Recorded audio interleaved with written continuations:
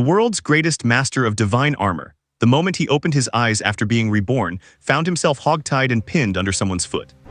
What is worse, the one who tied him up was not some sworn enemy, but the ex-girlfriend his current body had just dumped. Your parents ran off with 38 billion in debt, so they sold you to us to pay it off. Seems fair, right? A brute slapped his broadsword against Su Nuoze's face with a lecherous grin, saying, "You are so scrawny and thin, I bet some big shot with a twisted hobby will love you in the black market." Su Nuoze felt like a million curse words were stampeding through his mind. In his past life, he was a top-tier powerhouse who fought a 9-headed dragon alone, the revered master of reincarnation. And now that he is finally reborn, not only is his body weak and useless, but his family is bankrupt too. Just as he was calculating how to pull off a counterkill with this pathetic body, a loud bang echoed as the iron door of the dark room was kicked off its hinges.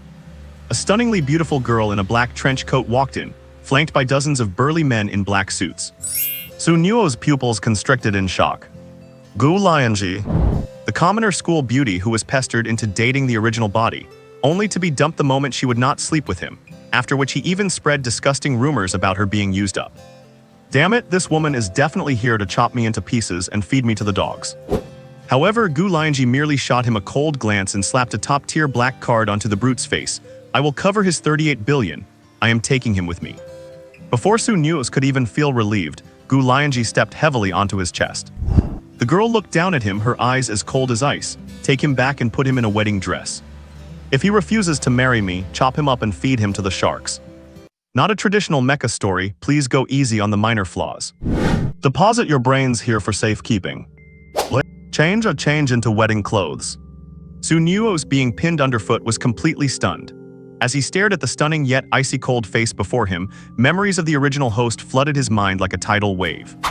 Gu Lianzhi, his ex-girlfriend from this life. The very ex-girlfriend who moved on to someone else immediately after he dumped her. 3 years ago, Gu Lianzhi was the aloof campus belle. Backed by his family's wealth and influence and spurred on by a bet from his rowdy friends, he had shamelessly pursued her for a year and a half. Gu Lianzhi was finally moved and agreed to be his girlfriend, a story that became a campus legend at the time. A golden couple, total nonsense. The moment he won her over, he started to regret it. They were a couple in name only, acting like mere acquaintances. Gu Lianzhi remained cold, and it took over a month of pestering before he could even hold her hand. Su Nuoze, the playboy, had chased her for 18 months, thinking he had succeeded, only to realize the progress bar had barely moved. Refusing to believe it, he kept trying to win her over with gifts and surprises. But Gu Lianzhi was a girl who sought a platonic love. Did he care about soul connection? No, he was just strictly after her body. After another 6 months of suffering, Gu Lianzhi finally showed some affection. They had done everything except the final step. But when it came to that critical moment, Gu Lianzhi adamantly refused. Chasing her for over 2 years and still could not get her into bed, young Master Su decided to cut his losses. "Damn it, I am done playing this game." He called Gu Lianzhi out to dump her, and as he left, he vented his frustration by spitting, "Stop acting all high and mighty. You really think you are so pure? You are just a hypocrite playing the innocent victim." After that, he blocked her on everything. He still remembers the look of pure disbelief on Gu Lianzhi's face that day. But that was not the end of it. The day after they broke up, Gu Lianzhi came to him begging to reconcile. With all his friends watching, he humiliated the proud campus belle in front of everyone just to save face. He immediately found a new girlfriend to show off across campus, and spread rumors that he had long grown tired of Gu Lianzhi. The whole school was in an uproar. Later, he heard that many wealthy men actually took her for a cheap, money-grubbing girl and kept harassing her with money. That rumor alone was enough for her to chop him into pieces and feed him to the dogs. So hearing that Gu Lianzhi not only paid off his 38 billion debt, but also wanted to take him back to get married, Su Nuoze felt a chill go down his spine. He knew he was in trouble. "Listen, sister, I had not recovered my past life memories when I toyed with your feelings back then. Can we cut some slack? This is not a proposal, it is a death warrant." Gu Lianzhi remained cold, silently retracting the foot that had been pinning his chest.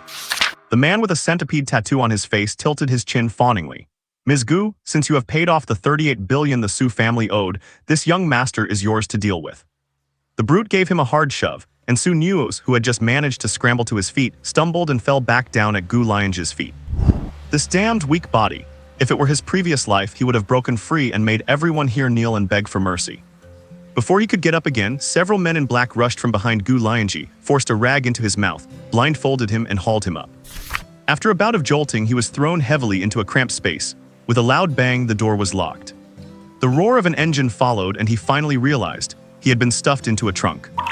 These men were way too professional. It was obvious this was not their first time. What kind of family does his ex-girlfriend come from anyway? Does a decent family have this level of proficiency in kidnapping? Blindfold, gag, stuff in the trunk, the whole operation was seamless. Judging by this setup, she is not really going to feed him to the sharks, is she? The thought of being dumped into the river terrified Su Nuoze. I finally got a second chance at life and have not even started my epic journey yet. So am I really going to end up at the bottom of a river because of some stupid stunt I pulled while I had amnesia? Come on, Campus Queen Gu, I just broke up with you. That does not deserve a death sentence. After some time, the car finally stopped. Su Nuoze was hoisted up like a roasted pig. He did not feel any sea breeze, so it probably was not by the river. He breathed a quiet sigh of relief. He was thrown into a small dark room. His clothes were roughly stripped off. His phone and smartwatch were taken away, and he was forced into a new set of clothes. The blindfold was finally removed. Su Nuoze looked around, then looked down at himself and was dumbfounded. He was actually wearing a red wedding outfit. Is Gu Lianzhi kidnapping him to marry her? Or is she planning to find some ugly woman to force him into marriage just to get back at him for dumping her? Listen up, you are getting married to our young miss tonight. A man remained in the room, crouching in front of Su Nuoze and saying coldly, remember, you are marrying into the Gu family. Behave yourself, and if you try to run, I will dismantle your limbs. Su Nuoze nodded frantically like a chick pecking at rice. He was being good now, please just let him go. Then his gaze locked onto the necklace around the man's neck. A Mecha neural link. This was an invention created 50 years after his death. With his memories of the last decade merged in, he recognized it at a glance. The world had been in constant war. 100 years ago, the demons launched a massive invasion of Blue Star. Just as humanity was on the brink of extinction, an eye of the gods split the sky and dropped 72 divine mechas. Each had a different sequence and unique power. At that time, 72 people were chosen by the divine mechas, sounding the horn for a counterattack. After the war, humanity kept their home, but 60 of the divine mechas left their original owners, leaving only 12 permanently bound to the 12 most selfless individuals. To keep defending against the demons, humans imitated the divine mechas to build ordinary mechas. Though they were far inferior to the originals, if a powerful pilot emerged, there was still a chance to be chosen by an unclaimed divine mecha. In his past life, Su Nuoze was the pilot of sequence number 3, the Samsara divine mecha. It was a pity that shortly after becoming a grandmaster of divine mechas, he sacrificed himself to take down a demon lord in order to save a city. 50 years ago, operating a mecha required the pilot to enter the cockpit, which meant if the mecha was destroyed, the pilot almost certainly would not survive. The death rate was extremely high. Now with the Mecha neural link, pilots can operate remotely, drastically reducing casualties. But this tech has its flaws: low sensing rate, operational lag, and a significant loss in sensory experience. It is convenient to use though. You just need to buy a mecha on the Skynet, input the link, and you can connect remotely. Do you understand? The man's question interrupted Su Nuoze, reminiscing. Su Nuoze nodded, but his eyes swept over the neural link around the other man's neck. As a grandmaster from the old era, he could not help but be curious about this new invention. The man slammed the door as he left, locking Su Nuoze in the small dark room. Su Nuoze felt all over his body, but aside from the wedding clothes he was wearing, even his watch had been stripped from his wrist. He could only wait patiently until the sky outside grew dark. Krieger. The door was pushed open, and a girl in a red wedding dress walked in. The person who entered was none other than Gu Lianzhi. She was wearing a red dress but looked as cold as an iceberg. Her delicate features paired with that eternally icy expression were incredibly familiar to Su Nuoze. In the memories of this life, Gu Lianzhi had always been this way.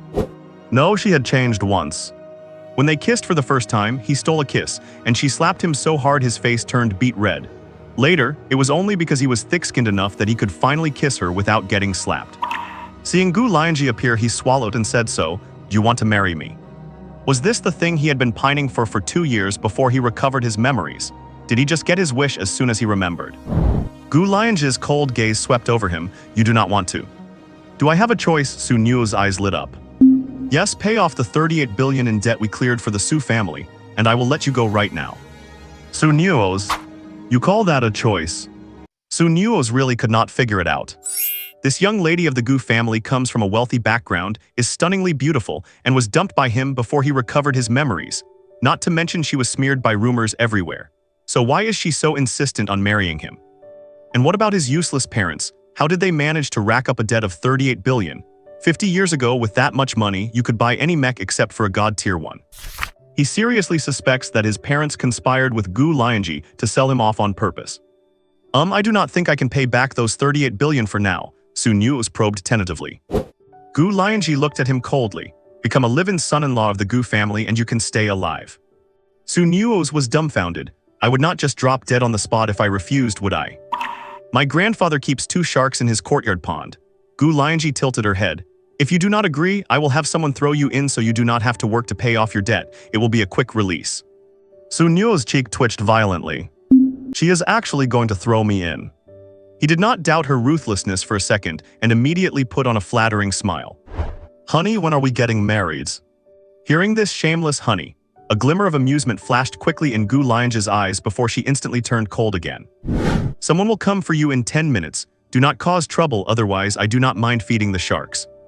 She delivered her ultimatum, tossed a token at Su Nuoze's feet and turned to leave. Bang! The door closed and the dark room plunged back into darkness. Su Nuoze picked up the token. The character Gu was engraved on it. The material felt cold to the touch, resembling jade but not quite. Even with his expertise as a grandmaster of god-tier mechs in his previous life, he could not tell what it was.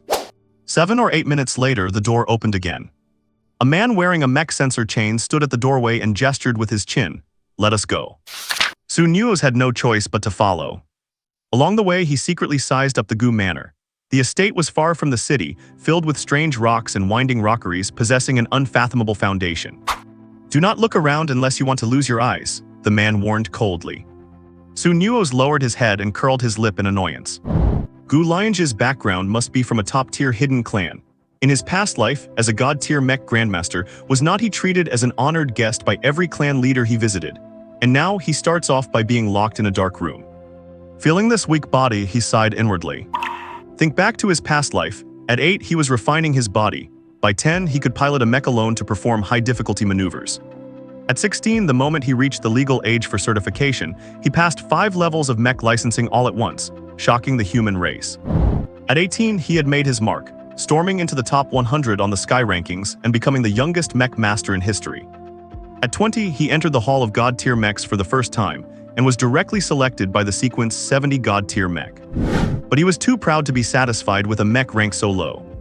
He went back to continue honing his skills, and at 22, he returned to the Hall of God-tier mechs. This time, he passed the assessment for the sequence 3 Samsara God-tier mech, becoming the youngest God-tier mech grandmaster ever. Because his experience was still shallow, he was ranked 21st on the Sky rankings. At 28, he fought his way to 6th on the Sky rankings, but died fighting in the battle to intercept the 9-headed demon dragon. In his past life, he was a grandmaster at 22, yet the body he is in now is still a loser at 22. With this current constitution, he cannot even pass the most basic physical exam for a mech pilot. Returning to his peak will be a long and difficult road. He wonders how many of his old friends are still alive. If he could get in touch with them, perhaps they could rescue him from the clutches of this Gu family lady. Pulling his thoughts back, he was being carried by 2 burly men into a courtyard decorated for a celebration. The courtyard looked retro on the outside, but it was filled with modern furniture on the inside. Standing directly in front was a graceful woman in a bright red wedding dress, covered by a red veil. Su Nuoze recognized her immediately. It was Gu Lianzhi. Quite a few members of the Gu family were sitting on both sides. A middle-aged man in a suit asked first. You are Su Nuoze. Grandfather is here. Yes. Su Nuoze nodded honestly, acting like a well-behaved child. You attended the same school as Lianzhi, and your physical rating was an E a month ago. Unless something miraculous happens, you will never be a mech pilot in this lifetime. With his background exposed, Su Nuoze looked up at the middle-aged man. At that sight, a flash of surprise crossed his eyes. He recognized this face. There was information about this big shot in the original owner's memories. Gu Riolu, a tier 5 mech pilot in the top 10 of Jiangcheng, a hero often featured in the Jiangcheng news. Gu Lianzhi is actually related to him. If only Gu Riolu were here. Su Nuoze cast his gaze toward the elderly man sitting in the center of the courtyard, surrounded by the crowd in a fine, precious wooden chair. The old man was in his 70s. His aged face was calm as water, possessing an inherent authority. His cloudy eyes were fixed silently upon him as if appraising him. This old man. Su Nuoze recognized him. Gu Yeking, the greatest warlord in Jiangcheng and the current head of the Gu family, a clan known for their god-tier mechs. He was a true top-tier mech master.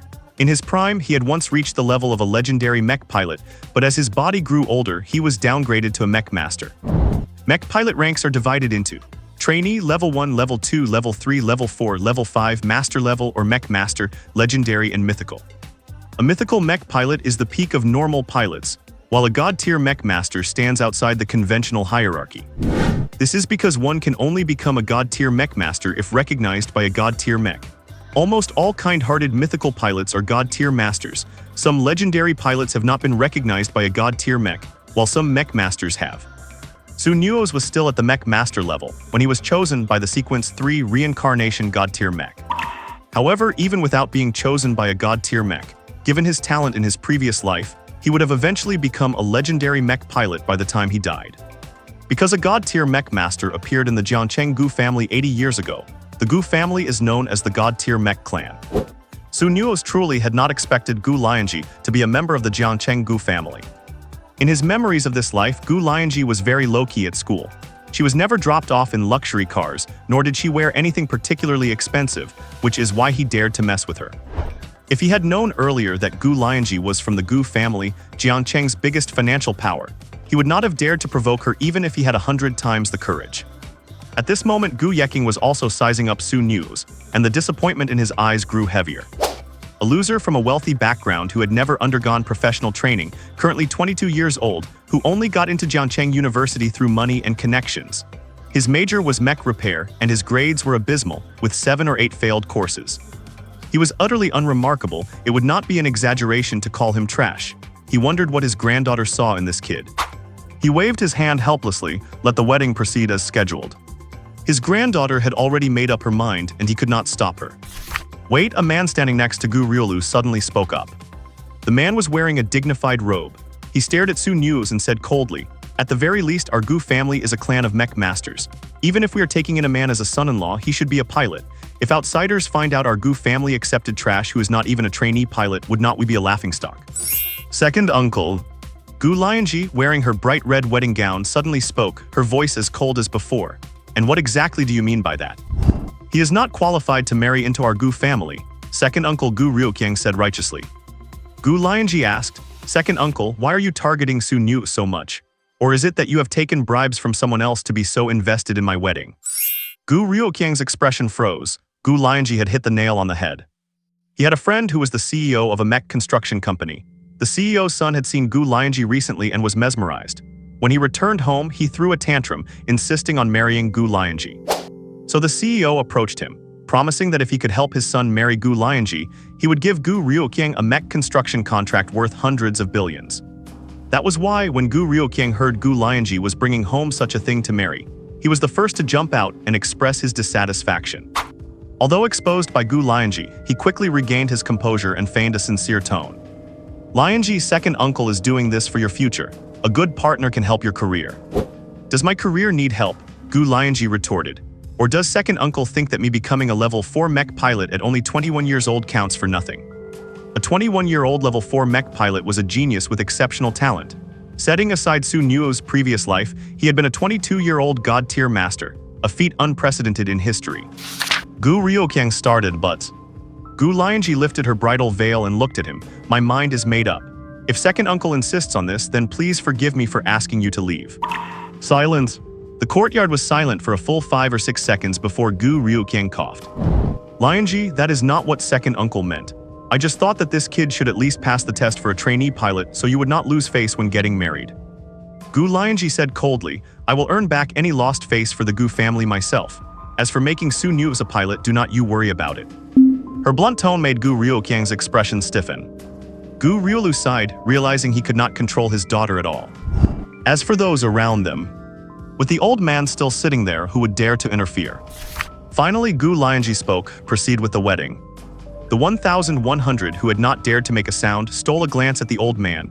Seeing him remain silent, he began, "The wedding continues," for the first part. And just like that, after performing the traditional rites, Nuoze was dizzily sent to the bridal chamber. There were no lights on in the bridal chamber. When he was pushed in, the room was pitch black. If he had not felt the soft bed, he would have suspected he was being thrown into a dark cell again. He did not know how long he waited, but the lights suddenly came on, and the interior of the room appeared before Su Nuo's eyes. It was a young girl's bedroom, with a color scheme dominated by off-white and touches of wine red, creating a soothing atmosphere. At the edge of the room was a large, comfortable bed with padded headrests. There were cabinets and small cartoon lamps on both sides, a love seat, and a giant Pikachu doll next to the sofa. Seeing this, Su Nuo's eyes twitched, and memories came flooding back. "What? Babe, when we have our own little home, I will set it up just the way you like. I will put a big cushion on the bed so we can cuddle and watch movies, then a love seat with a huge doll beside it." In this life, he had gestured as he described their future little home. Beside him, Gu Lianzhi's eyes had not been cold then. They were full of longing and a touch of heartbeat. "What?" The memories faded. Looking at this familiar yet strange room, Su Nuo's eye twitched violently. This little home was a fantasy of a beautiful future he had constructed to lure Gu Lianzhi, purely to trick her into sleeping with him. To put it bluntly, he had not planned on preparing any of these things at all.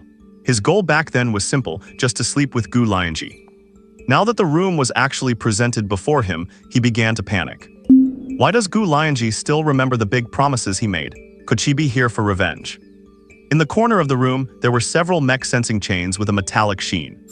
Seeing them, Su Nuo's could not help but exclaim. As expected of the Gu family, these sensing chains are just lying there like they are worthless. A single mech sensing chain can only be bound to one mech. Only after a mech is destroyed can the chain be reassigned. One needs to input a new ID and password to use it for a new mech. Since Gu Lianzhi has so many, it means she already owns a lot of mechs. If only she could give him two. Su Nuo's has not piloted a mech in 50 years and his hands were itching. "What are you looking at?" Gu Lianzhi's voice came from behind. She had entered the room still in her wedding gown. Her face was no longer hidden by the veil, and perhaps softened by the lights, her beautiful features did not look as cold as before. Without waiting for an answer, she noticed where he was looking, and her tone carried a hint of surprise. "Do you want to become a mech pilot?" Su Nuo's eyes lit up. "Is it possible?" Gu Lianzhi looked at him suspiciously. "I remember you were not very interested in mech piloting before." "That was before," Su Nuo's quickly explained. "Now that you are my creditor, I am thinking if I become a pilot, I can make money faster and pay off my debts to you sooner so I can leave." Upon hearing this, Gu Lianzhi's expression instantly turned cold. "Hess, you might be overthinking it. Why would I ever want you to become a mech pilot?" With that, she turned around and walked to the bed to start taking off her wedding dress. Su Nuo's, why is this girl faster at changing faces than flipping a book? Wait, an idea flashed in his mind. She only got angry when he mentioned paying off his debts. Could it be that she still likes him, and the only reason she had him pay off the debt was to keep him in the Gu family as a live-in son-in-law? Is that why she got angry when he talked about leaving? Su Nuo's had never dated in his previous life. All his experience came from the scumbag memories of this body before he recovered his own. He really was not sure why she changed her attitude so suddenly. Thinking of this, he tentatively said, "Actually, if you are willing to support me for the rest of my life, I would be more than happy. But becoming a pilot would at least give me some self-defense ability and not embarrass the Gu family, right?" What? Gu Lianzhi took off her wedding dress, her tone softening slightly as she said, "With me here, who dares to say you are an embarrassment to the Gu family? If you really want to become a mech pilot, I will have the butler speak to the school administration tomorrow to switch your major to mech pilot." Su Nuo's current major is mech maintenance. Seeing Gu Lianzhi relent, Su Nuo's was slightly stunned. No way does this girl really still like him. Good grief, they say deep love never lasts, only bad boys are truly captivating. He treated her so poorly, yet she still misses him and loves him. Are you kidding me, sister? Have you been cursed by a bad boy? Watching Gu Lianzhi undress down to her lingerie, revealing a large expanse of skin, he coughed lightly and turned his head away. Noticing his reaction, Gu Lianzhi said with a hint of mockery, "You have already seen it so many times. Are you putting on an act of being a gentleman now?" Su Nuo's, in the memories of this life, he really had seen it many times. "It is just that the current gap in our status makes me feel a bit ashamed," he said with a sheepish smile. "Haha, since when did you become so sensible?" Gu Lianzhi sneered, ignored him, put on her pajamas, picked up a mech sensor chain from the table, put it around her neck, and lay back on the bed. Perhaps due to the effect of the mech sensor chain itself, she was quickly enveloped in a gentle glow. It seemed she was already using it. Where am I supposed to sleep?" Su Nuo's was dumbfounded. How could Gu Lianzhi start using the mech sensor chain just like that? Gu Lianzhi, while using the mech sensor chain, seemed unable to hear his voice, her eyes tightly closed. So this is what it looks like when using a mech sensor chain. Knowing she could not hear him, Nuoze boldly moved a bit closer to her. Tusk, is this the power of technology? He clicked his tongue, as this old-timer was not really familiar with these newfangled things. Before recovering his memories, he had only heard of the mech sensor chain. It is said that once worn, one can remotely control mechs on the front lines. Killing demons with mechs earns contribution points, which can be exchanged for many treasures in the Mech Alliance, including mechs themselves. He was confident that if he were given the most basic entry-level mech, he could use his skills to earn a massive amount of contribution points. Of course, his current physical condition is still too poor, and he is quite far from reaching E grade. Physical fitness for mech pilots is categorized into S, A, B, C, D, and E grades, with E being the most basic requirement for a trainee mech pilot. Only after reaching E grade could Nuoze become a trainee mech pilot. If you compare physical fitness to hardware and piloting technique to software, Nuoze's software is top tier, but his hardware is far too lacking. And hardware is his fatal weakness. Nuoze was also thinking about the hardware issue. If he started working out now, it would probably take a year or two to reach E grade. If he had precious herbs to strengthen his physique, he could recover to E grade much faster. But he is currently penniless and cannot afford such expensive herbs. Watching Gu Lianzhi in her remote piloting state, Nuoze looked around. Now the question is, where should he sleep? He glanced at the soft, large bed, gritted his teeth, and simply lay down on it. He wondered if Gu Lianzhi really still liked him, and if she would kick him off once she woke up. He did not fully undress, and not long after lying down, he felt a wave of drowsiness and soon fell into a deep sleep. Who knows how much time passed? The glow around Gu Lianzhi gradually faded, and the first thing she did upon opening her eyes was to purchase a mech from the Skynet platform on her phone and input the new mech's ID and password into the sensor chain. Clearly, while she was using the sensor chain just now, she had managed to wreck a mech on the front lines. After doing this, she cast her gaze towards Nuoze at her side. Noticing that Nuoze was still wearing his wedding clothes without a blanket, she pursed her lips, lifted a corner of the quilt, and covered him with it. The night passed in silence. Early the next morning, when Nuoze woke up, he saw that Gu Lianzhi had already changed into a simple, low-key athletic outfit. This outfit was similar to what she usually wore at school. According to the memories of this life, they are still students, having just finished a short holiday, and it was during that holiday that the Su family went bankrupt. Otherwise, who knows which girl he would be partying with at a bar or hotel right now. Give yourself 10 minutes to get ready, then have the butler take us to school together, Gu Lianzhi said while tying up her hair. At this moment, she had none of the overbearing aura of the Gu family heiress from yesterday, appearing instead like a modest girl next door.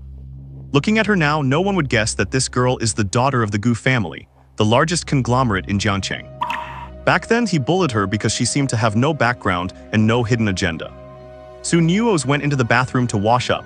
There was a set of men's toiletries inside, which Gu Lianzhi must have had prepared. He got ready in 5 minutes, and as he left the room with Gu Lianzhi, he noticed there were actually many other buildings in the courtyard.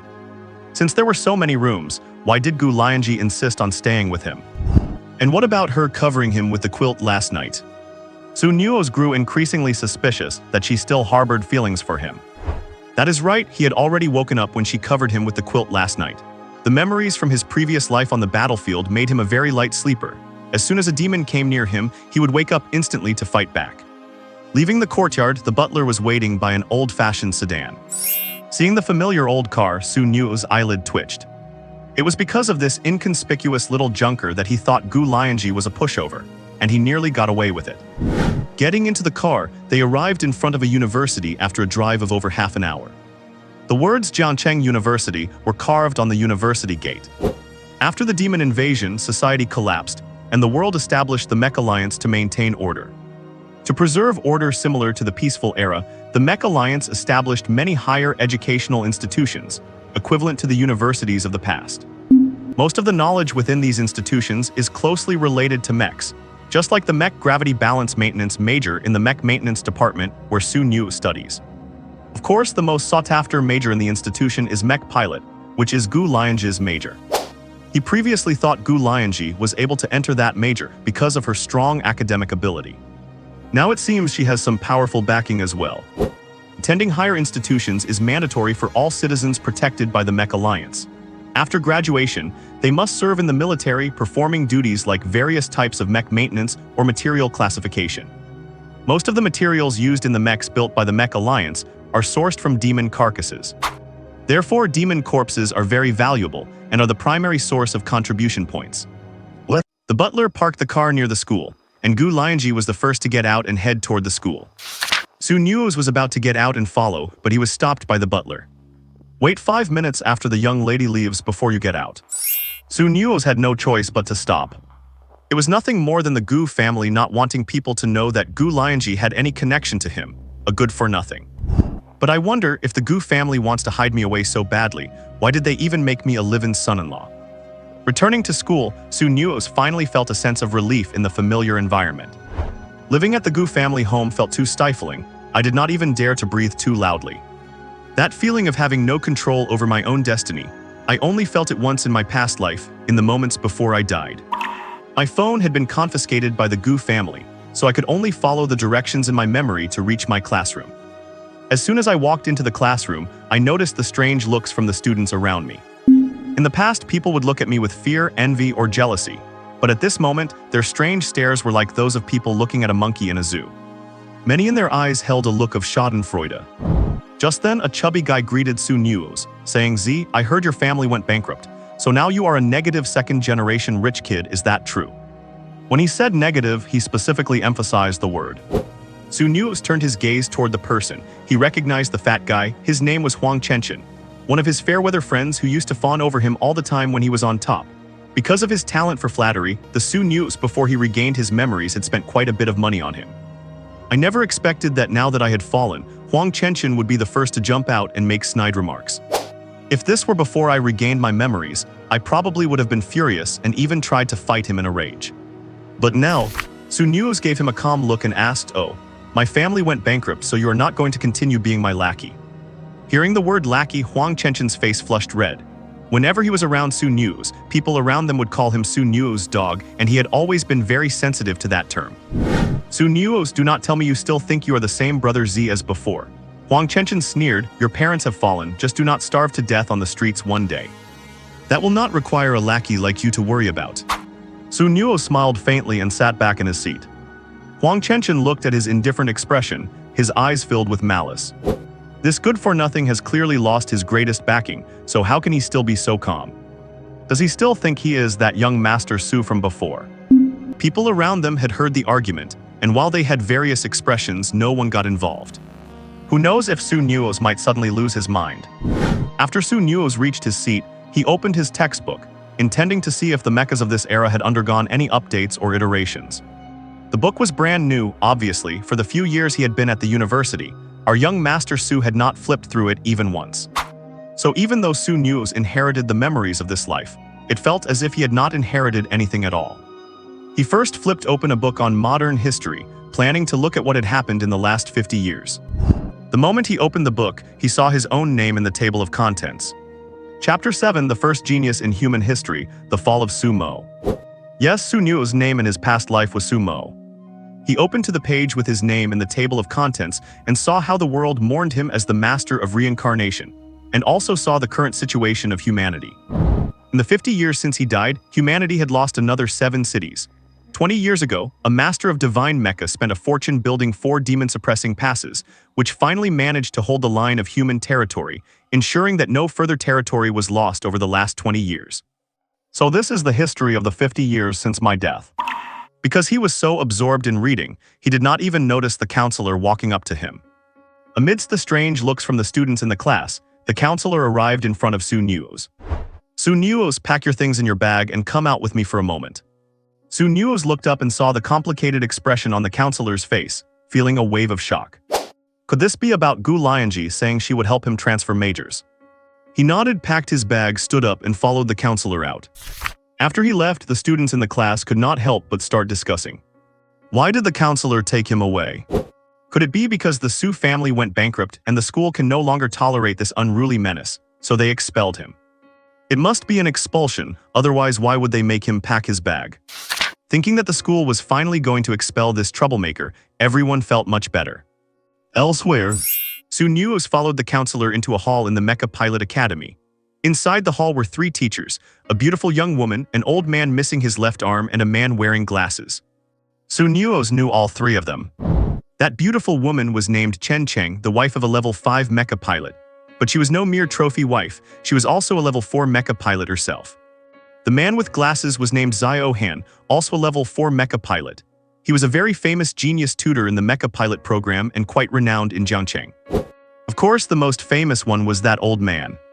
The old man's name was Tao Wenyu, and he was a genius from Su Nuoze's past era. He was once a top mecha master, and it was said he was only one step away from breaking through to become a legendary mecha pilot. However, during a war, his mecha was severely damaged and he almost lost his life. By sheer luck, he got stuck in the mecha's protective barrier and survived, but he lost an arm.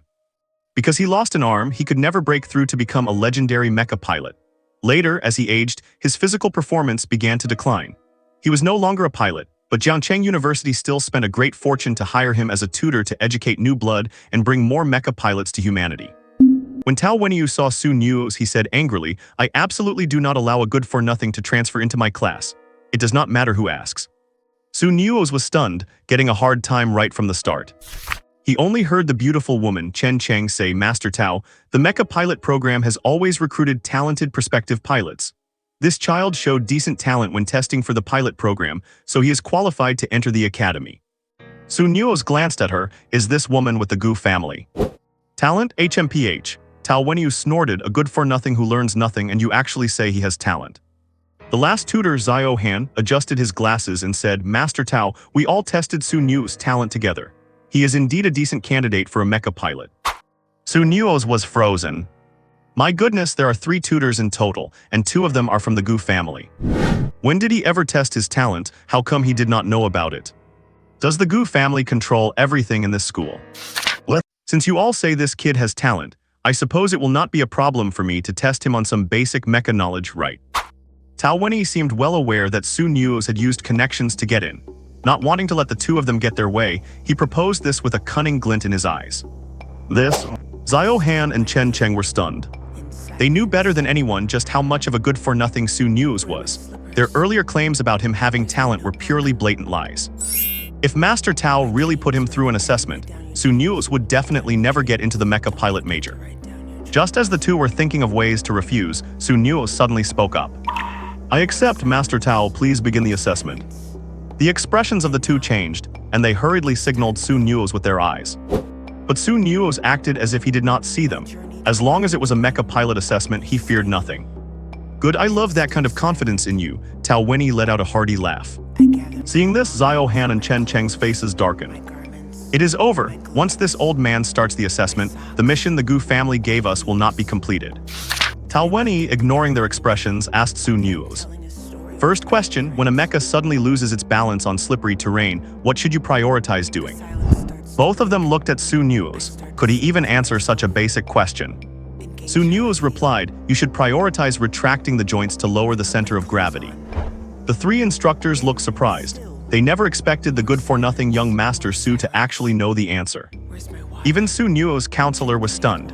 He knew better than anyone else just how useless Su Nuoze was. Not listening in class was a minor issue.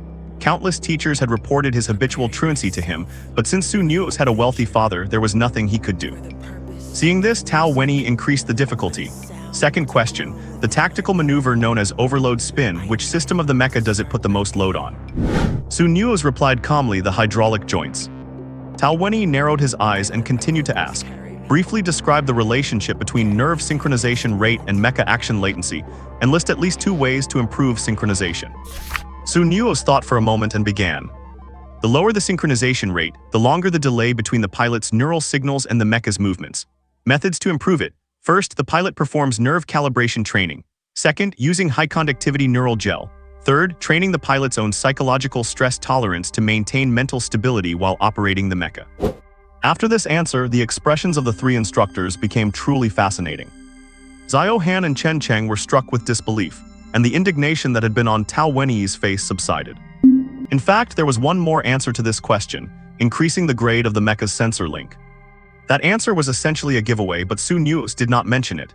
It was not that he was pretending not to know, he really did not. His experience was still stuck 50 years in the past.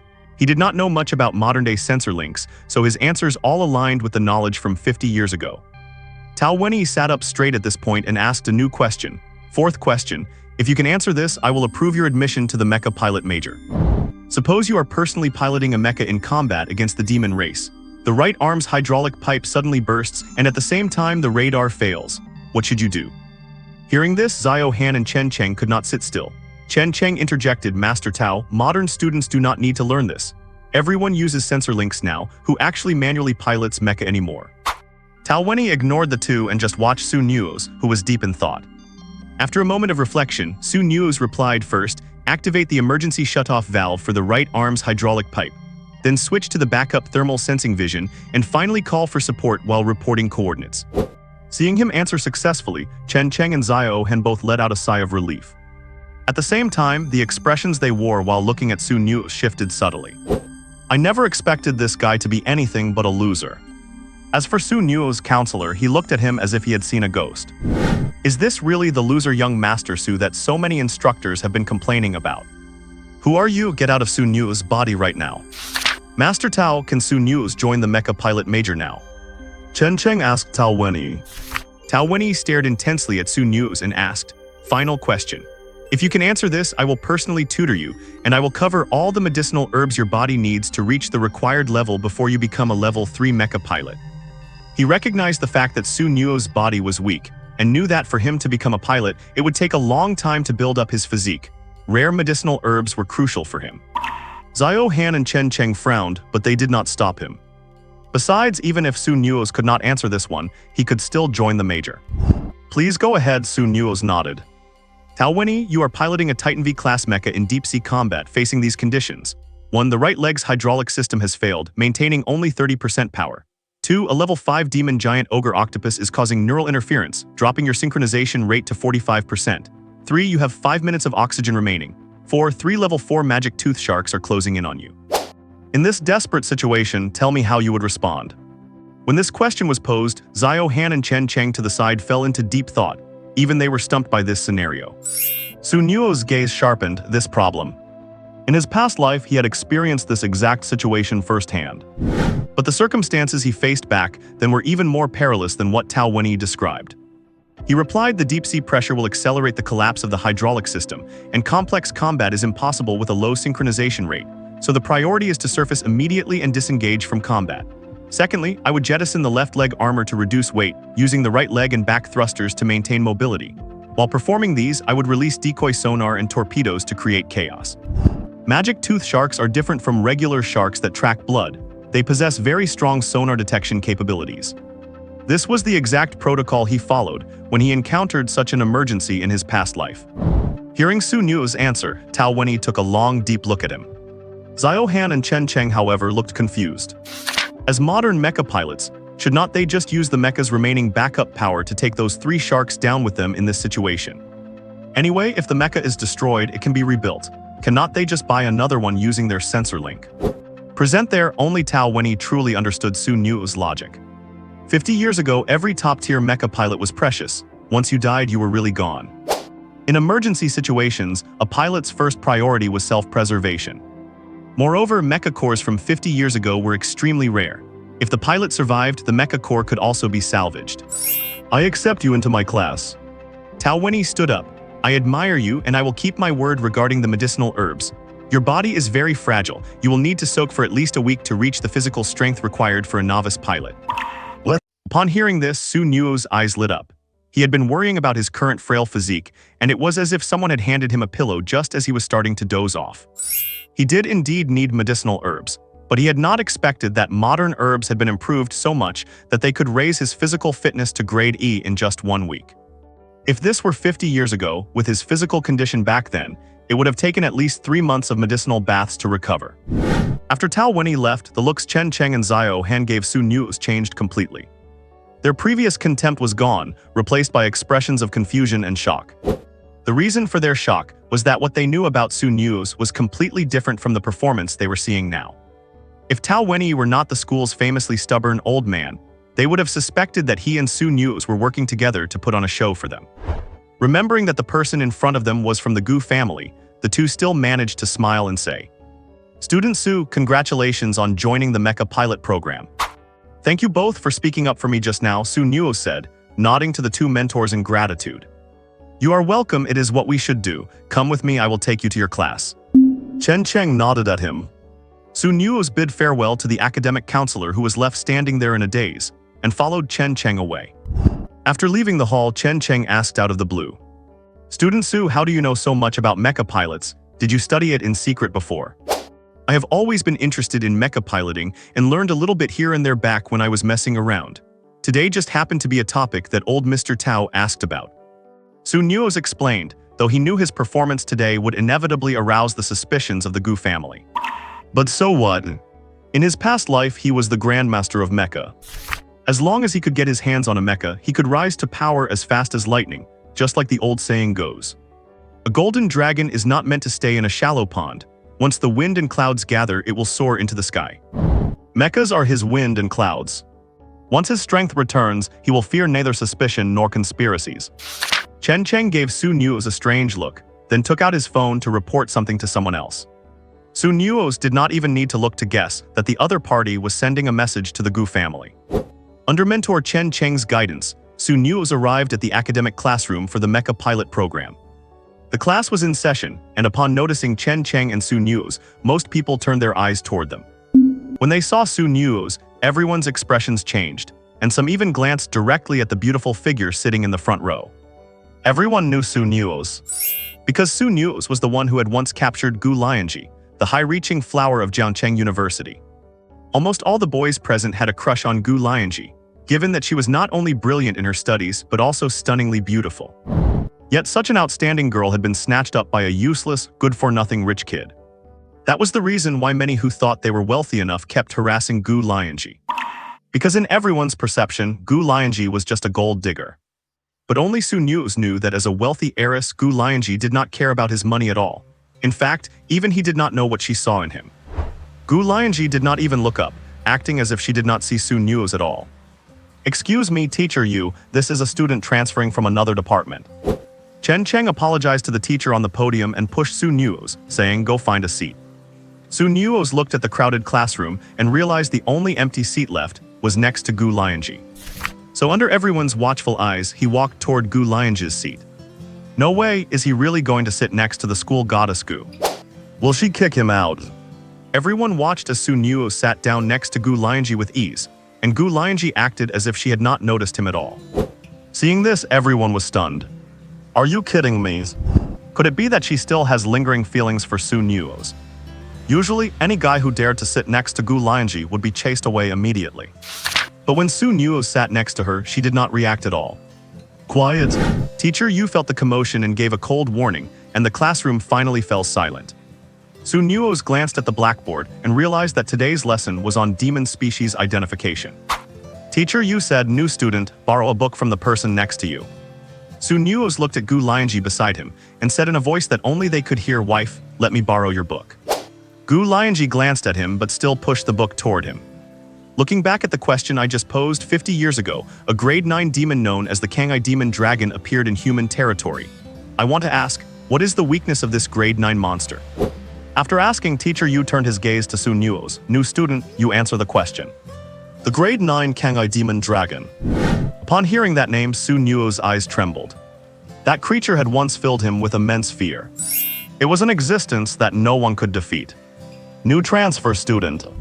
Seeing him unresponsive, Teacher Yu could not help but ask, "Did you hear my question?"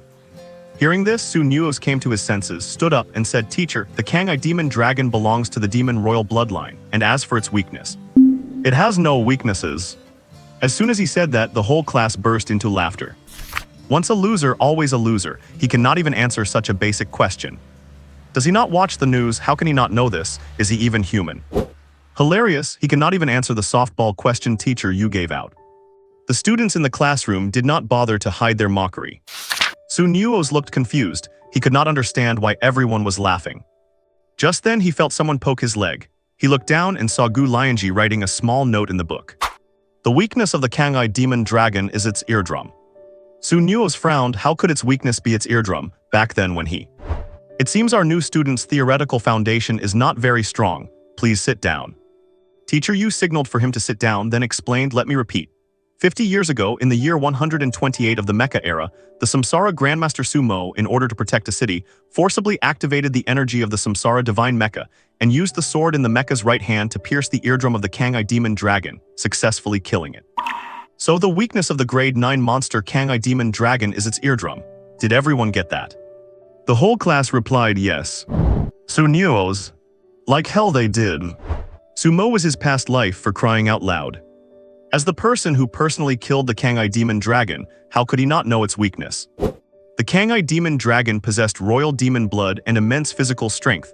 Plus, it was a Grade 9 monster. How could it possibly have a weakness like that? Back then, to kill the monster, he had to push the Samsara Divine Mecha to 100% capacity, which caused his own body to burn out completely from the overload. And the reason his final strike pierced its eardrum was simply because it was a desperate life-or-death battle. Where would he have had the luxury to pick a specific spot? He just aimed for the head, and he ended up hitting the ear. And now, future generations think its weakness is its damn eardrum. Fine then, I reward all of you to go and fight a Kangai Demon Dragon yourself. With a soft sigh, Nuoze sat back down in his seat. When his gaze fell once again upon the textbook in front of Gu Lianzhi, he saw a new line of small text written just below her previous note. The weakness of the Azure Knight Demon Dragon is its eardrum. Do not you believe me? And it was written by Gu Lianzhi. I believe you, but this is a difficult thing to explain to you, Nuoze said with a bitter smile. Since the dawn of the Mecha era and the emergence of the demon race, the Azure Knight Demon Dragon has appeared only twice in total. And he killed it the second time. As the only Mecha pilot to have ever dueled the Azure Knight Demon Dragon one-on-one, no one in this world is more familiar with it than him. He still cannot forget the absolute despair he felt when facing the beast, the sense of powerlessness as if he were being swallowed by an endless ocean. The Azure Knight Demon Dragon is invincible. Only by risking one's life can it be defeated. Gu Lianzhi ignored him and continued to listen to the lecture with a serious expression. After Nuoze was mocked by the crowd during that class, the rest of the lesson finished without any further incidents. The next class was Mecha Technique Practice.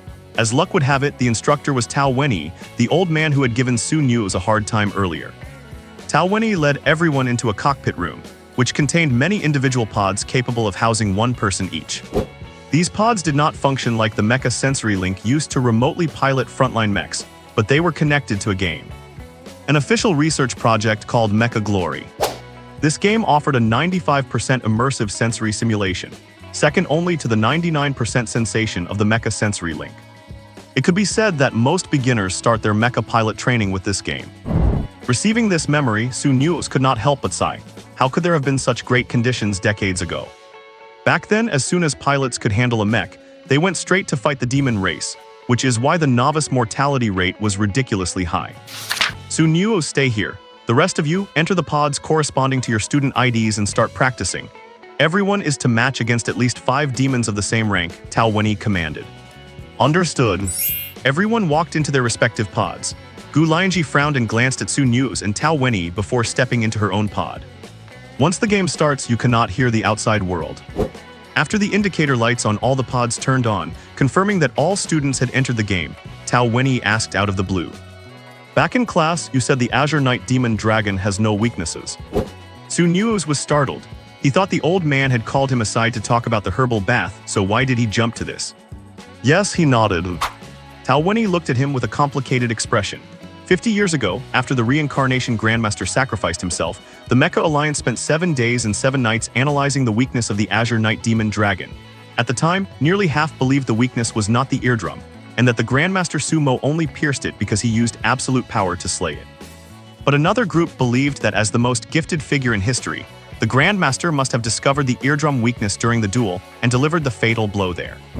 In the end, the second group won the debate, which is why textbooks state the weakness is the eardrum. Over these 50 years, fewer and fewer people know the reason behind it. Having said that, Tao Wenyi stared at him deeply. So how did you know that? Nuoze narrowed his eyes and said, in the face of absolute power, any spot becomes a weakness. When the reincarnation divine armor was powered up to 100%, that level 9 Azure Knight Demon Dragon was nothing but weaknesses from head to toe. Because he could break its defenses with a single casual strike. Tao Wenyi nodded, you are right. In the face of absolute power, any spot becomes a weakness. 100 years ago, I also believed the eardrum was not that dragon's true weakness. After saying this, he took several large bags of herbs from his pack and handed them to Su Nuoze. These are the herbs I promised you. When you get home tonight, soak these in a bathtub for about 15 minutes. I will give you the next portion tomorrow. Thank you, Teacher Tao. Su Nuoze took the herbs and put them in his school bag. Have you played Mecha Glory before? Tao Wenyi asked. No, I have not. Su Nuoze shook his head. Have you used a Mecha sensory link? No, neithers. Tao Wenyi was silent for a moment before taking a book titled Mecha Basic Operations Guide from his bag and handing it to Su Nuoze.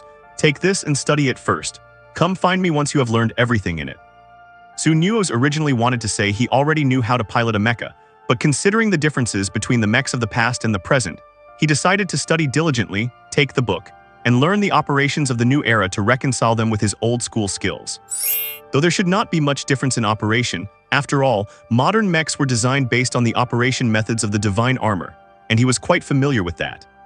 Seeing that Tao Wenyi did not intend for him to enter a pod to play, he simply sat on a chair in the classroom and opened the book. He flipped through it quickly. After all, modern mecha operations were not much different from 50 years ago, with the biggest difference being the significant simplification of controls. Modern mechs had consciousness sensing and AI assistance, making them much less complex to operate than the ones from the past. As Su Nuoze was about to finish the book, the pods in the classroom began to stop one by one, and the students started walking out. After coming out, Gu Lianzhi scanned the classroom, and upon seeing Su Nuoze was still there, she seemed to relax and pulled out her phone to check a new message. Her eyes flickered for a moment after reading the message, and then she fixed her gaze on Su Nuoze. Feeling Gu Lianzhi's gaze, Su Nuoze felt an inexplicable tightening in his chest. She must have found out that he passed Tao Wenyi's assessment. And as someone who knew him so well, she was likely very surprised that he had managed to pass. Gu Lianzhi did not come over to question him. Instead, she watched him with a peculiar look for a moment before lowering her head back to her phone. By the time Su Nuoze finished the Mecha Basic Operations Guide, the class had ended. It was now lunch break. Su Nuoze rubbed his stomach. It was time to head to the cafeteria for a meal. However, since all his belongings and his meal card had been confiscated by the Gu family, if he wanted to eat. He looked up at Gu Lianzhi. It seems he would have to mooch off her again. What? Su Nuoze sighed, feeling truly miserable being under someone else's thumb like this. To think that even getting a meal had become a problem. So he swallowed his pride and walked up to Gu Lianzhi. Honey, since you have confiscated my meal card, can I tag along with you to eat later? Gu Lianzhi glanced at him and gave a slight nod. Perfect, I have something to ask you anyway. Su Nuoze immediately followed behind Gu Lianzhi to the Jiangcheng University first canteen. The two walking together naturally drew a lot of attention. Everyone was extremely curious about this couple who had allegedly broken up. Su Nuoze and Gu Lianzhi were currently the hottest topics of conversation.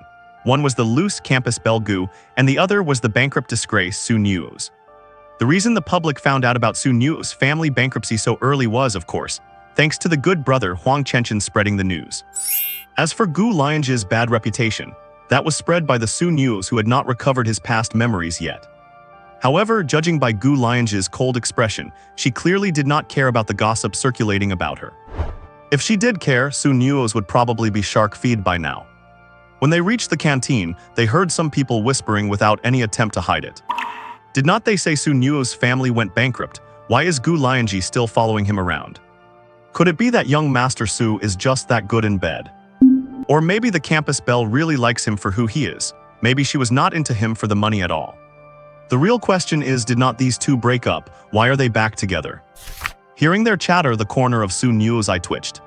Could Gu Lianzhi really be doing this to prove that she did not fall for him because of money? But would not that kind of proof be completely idiotic? Gu Lianzhi walked calmly to a serving window and ordered a meal like any other ordinary student. Seeming to remember Su Nuoze, she went ahead and ordered an extra serving. This down-to-earth behavior made it hard to associate her with the Gu family, the wealthiest conglomerate in Jiangcheng. Su Nuoze stepped forward to help her carry the food, and they walked to a secluded corner. Once in the corner, Gu Lianzhi gracefully picked up her utensils and began to eat slowly. Su Nuoze, meanwhile, picked up his chopsticks and began to wolf his food down. By the time Gu Lianzhi had taken only 2 bites and looked up to ask him a question, Su Nuoze was already finishing up and cleaning his tray. Gu Lianzhi. She looked at Su Nuoze with her beautiful eyes, her long lashes fluttering. Why are you staring at me like that? Do I have something on my face? Su Nuoze touched his face. Seeing her remain silent, he picked up his tray and went to the window, They offer free rice refills here, so I am going to grab a bit more. In a moment, he returned with a massive plate of rice, and without any side dishes, started eating it mouthful by mouthful. Seeing this, Gu Lianzhi could not help but ask, "You did not have such a big appetite before, did you?" Su Nuoze replied while chewing, "Miss Gu, after you took me away last night, you did not give me a single bite to eat, and I did not have anything this morning either. I was literally starving to death." Hearing this, Gu Lianzhi frowned. "They did not bring you food." Su Nuoze nodded and kept eating. In truth, he always had a large appetite, and after recovering his memories from his past life, it seemed his hunger had reverted to that scale. Gu Lianzhi pondered for a moment before asking, "They told me you passed Teacher Tao's assessment." Su Nuoze had already guessed she would ask this, so he explained. Yeah, the questions he asked were pretty simple. He must have asked a few difficult ones too, right? Those questions happened to fall within my knowledge base, so I just answered them directly, Su Nuoze said. Gu Lianzhi lowered her gaze and continued eating, her face unreadable as to whether she believed him. But a moment later, she spoke again. "Did Teacher Tao give you a body-tempering herbal pack?" A body-tempering herbal pack? Su Nuoze thought of the herbs Tao Wenyi had given him and nodded. "Yeah, he told me to go back and soak in them." Gu Lianzhi lowered her head again, then looked up after a while. "I do not like being called Miss Gu." She does not like being called Miss Gu. Su Nuoze was stunned for a moment, only then realizing he had just called her Miss Gu. If she does not like that title then honey, he tested out. Gu Lianzhi did not respond, perhaps that was her silent approval. After they finished eating, Su Nuoze took the initiative to help return both their trays to the collection area. There is very little break time at noon in Jiangcheng University, so most people do not bother with a nap. Gu Lianzhi was one of those people. Su Nuoze had no idea where else to go, his phone was confiscated, and he had nothing but his school bag full of books, so he had no choice but to follow her. Gu Lianzhi went straight to the training ground for her afternoon class. Inside were some dilapidated first-generation mechs. It was where all students in the Mech Master program held their classes. The training ground resembled a playground from 50 years ago, though back then those were mostly for running and exercise, and it is said they were used for playing soccer even further back. But the current training ground had been modified with various terrains to assist in mech combat. There were dozens piled up in the warehouse. Su Nuoze noticed that all of these mechs were from his era. Each one stood 3 or 4 meters tall. These were all light-duty mechs. These mechs are used for mastering basic operations. While the controls are complex, once you have mastered these, any other type of mech is easy to operate, Gu Lianzhi explained. Su Nuoze knew this too. These were the hardest to operate and were the base models he had used to train back in the day. If one were to compare them, these basic mechs were like driving a manual transmission car, while modern new mechs were automatic. The difficulty had been greatly reduced. He walked up to a mech and knocked on the rear hatch, but the next moment, the machine let out an alarm. "Warning, warning, your physical fitness does not meet the minimum requirements for mech operation. Unable to use." Su Nuoze, is it that advanced now? Back in the day, forget about warnings. When the demon clan attacked, many people did not care if their physical strength was up to par. As long as you had some theoretical knowledge of mech operation, you would just jump in and start piloting. After the battles, many were left physically mangled, crippled for life, and quite a few died right there in their cockpits. Where would there be such restrictions on mech usage back then? You really want to use a mech, Gu Lianzhi watched him. Just wanted to give it a try since I have never had the chance before. Su Nuoze rubbed his hands together and smiled. What if I am a mech genius? Hearing his words, Gu Lianzhi's expression paused, and she seemed to be lost in thought. What? Gu Lianzhi told Su Nuoze to rest on the side, while she picked out a mecha and began her training. As the class time drew near, more and more students arrived. Upon seeing Su Nuoze sitting to the side reading a book, a flicker of disdain flashed in everyone's eyes. They all looked down upon this young master Su, who came from a wealthy background and had been pampered since childhood. They could not figure out what on earth their outstanding school beauty, Gu, saw in him. Not long after, the instructor Xiao Han arrived. He glanced at Su Nuoze reading on the side with a look of surprise and shook his head. He wondered why the eldest lady had insisted on transferring this good-for-nothing to this major. They were already in the second semester of their junior year. What could Su Nuoze possibly accomplish now? The others were training to a level almost ready for the battlefield, with an average strength of Tier 2 mecha pilots. Geniuses like the eldest lady were already at Tier 4, while this wastrel Su Nuoze was barely a novice even in mecha maintenance. Forget maintenance, Xiao Han even suspected that Su Nuoze could not recognize all the different types of mechas. Now that Su Nuoze was in this major, with his frail physique and zero experience with mechas, his presence was nothing more than a burden. Beyond needing to find a way to help him pass the final exams, Xiao Han did not see the point of him being here. Was he supposed to join the military after graduation and just go to the front lines to die? But things were not like the old days anymore.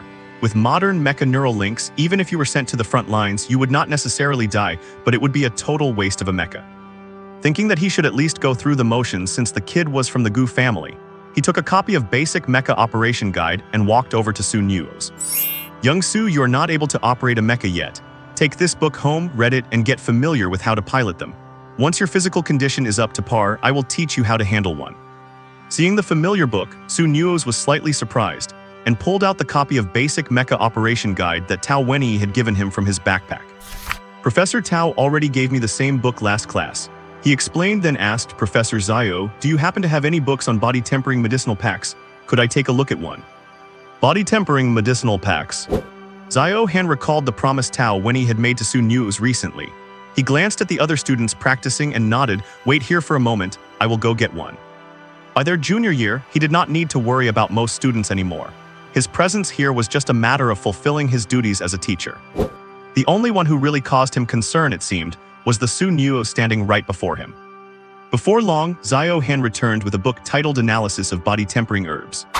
And so, Su Nuoze began reading his new book. He no longer had any use for the Basic Mecha Operation Guide. While the other students were clumsily practicing with basic mechas, Su Nuoze found their technique so painful to watch that he chose to focus on his reading instead. Throughout the afternoon, while the other students moved from older mecha models to newer ones, Su Nuoze finished reading the analysis of body tempering herbs and gained a solid grasp of how modern herbal strengthening worked. It turned out that the medicinal formulas had been updated 3 or 4 times. In the past, people had very low absorption rates, so they had to soak in herbal baths for a long time to see any improvement. If 50 years ago the absorption rate was only around 20%, now people were absorbing about 80% of the medicine. The improvement was immense. Su Nuoze glanced at the medicinal pack Tao Wenyi had given him in his bag, thinking that in a week, his physique would reach E grade. As the school day came to an end, a rather exhausted Gu Lianzhi walked up to Su Nuoze and said, "Let us go." Su Nuoze packed his books into his bag, shouldered it, and followed behind Gu Lianzhi.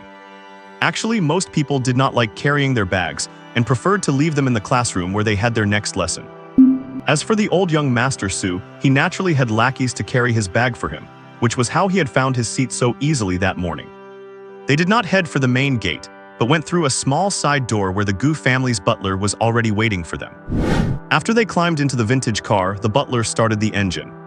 The journey was silent, and after more than half an hour, they arrived at the Gu family estate.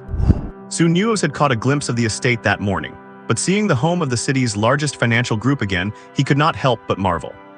Even his old villa from when he was a grandmaster was not as luxurious as this, and he spent less than a week a year there, usually busy rushing between various front lines. After entering the estate, he followed Gu Lianzhi back to their courtyard. Once Gu Lianzhi finished her shower, the servants brought out dinner. Looking at the sumptuous meal, Su Nuoze felt his appetite stirred, and once Gu Lianzhi started eating, he quickly dug in as well. The portion was generous, and after finishing it, he went back for several more bowls of rice. Gu Lianzhi had a small appetite and watched him eat after she was done. Once he finished, she handed him a tablet.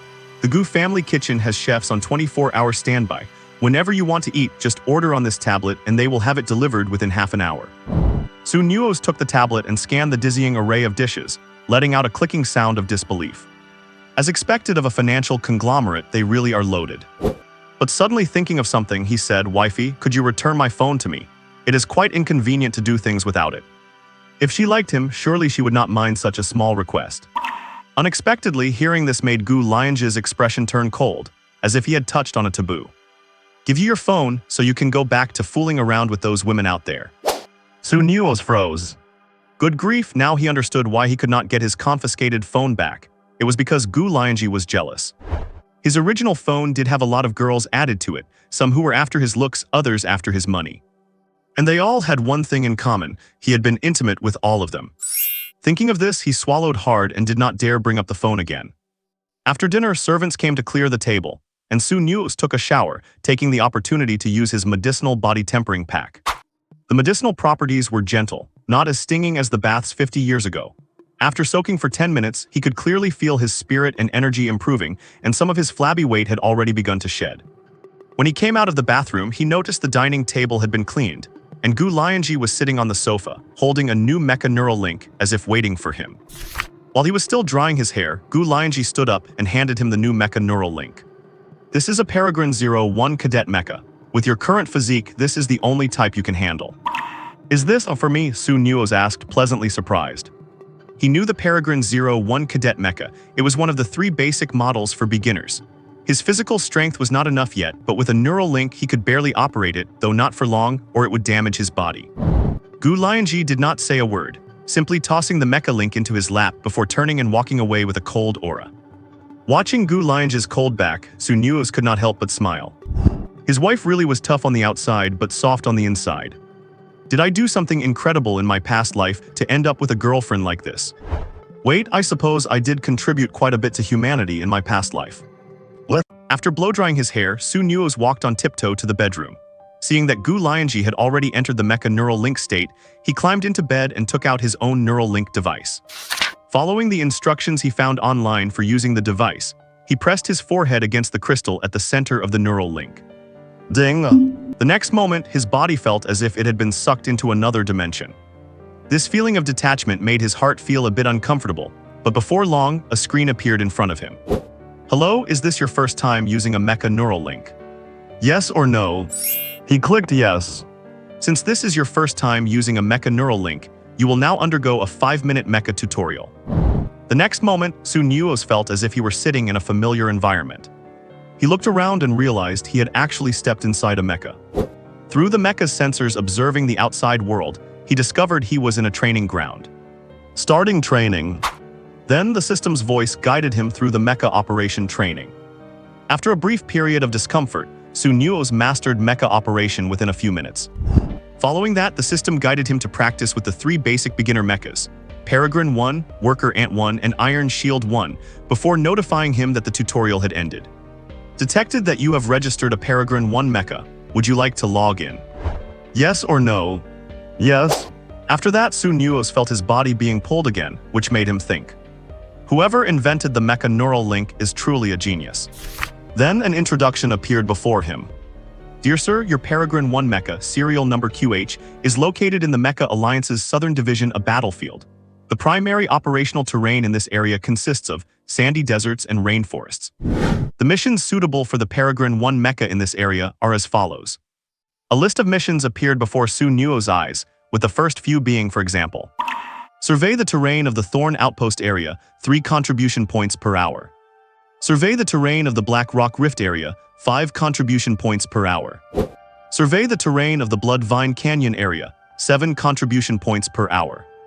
The more dangerous the area to be surveyed, the higher the contribution points earned. Nuoze took a look at the contribution mall, and seeing how expensive the items were, he decisively abandoned these low-reward missions. He scrolled almost to the bottom, and when he reached the very end, the system gave a prompt. Prompt: the following missions involve increased danger levels and are not suitable for your current mecha. Do you wish to continue searching? Yes. Nuoze acted as if he had not seen the warning. After his confirmation, the mission list expanded further down.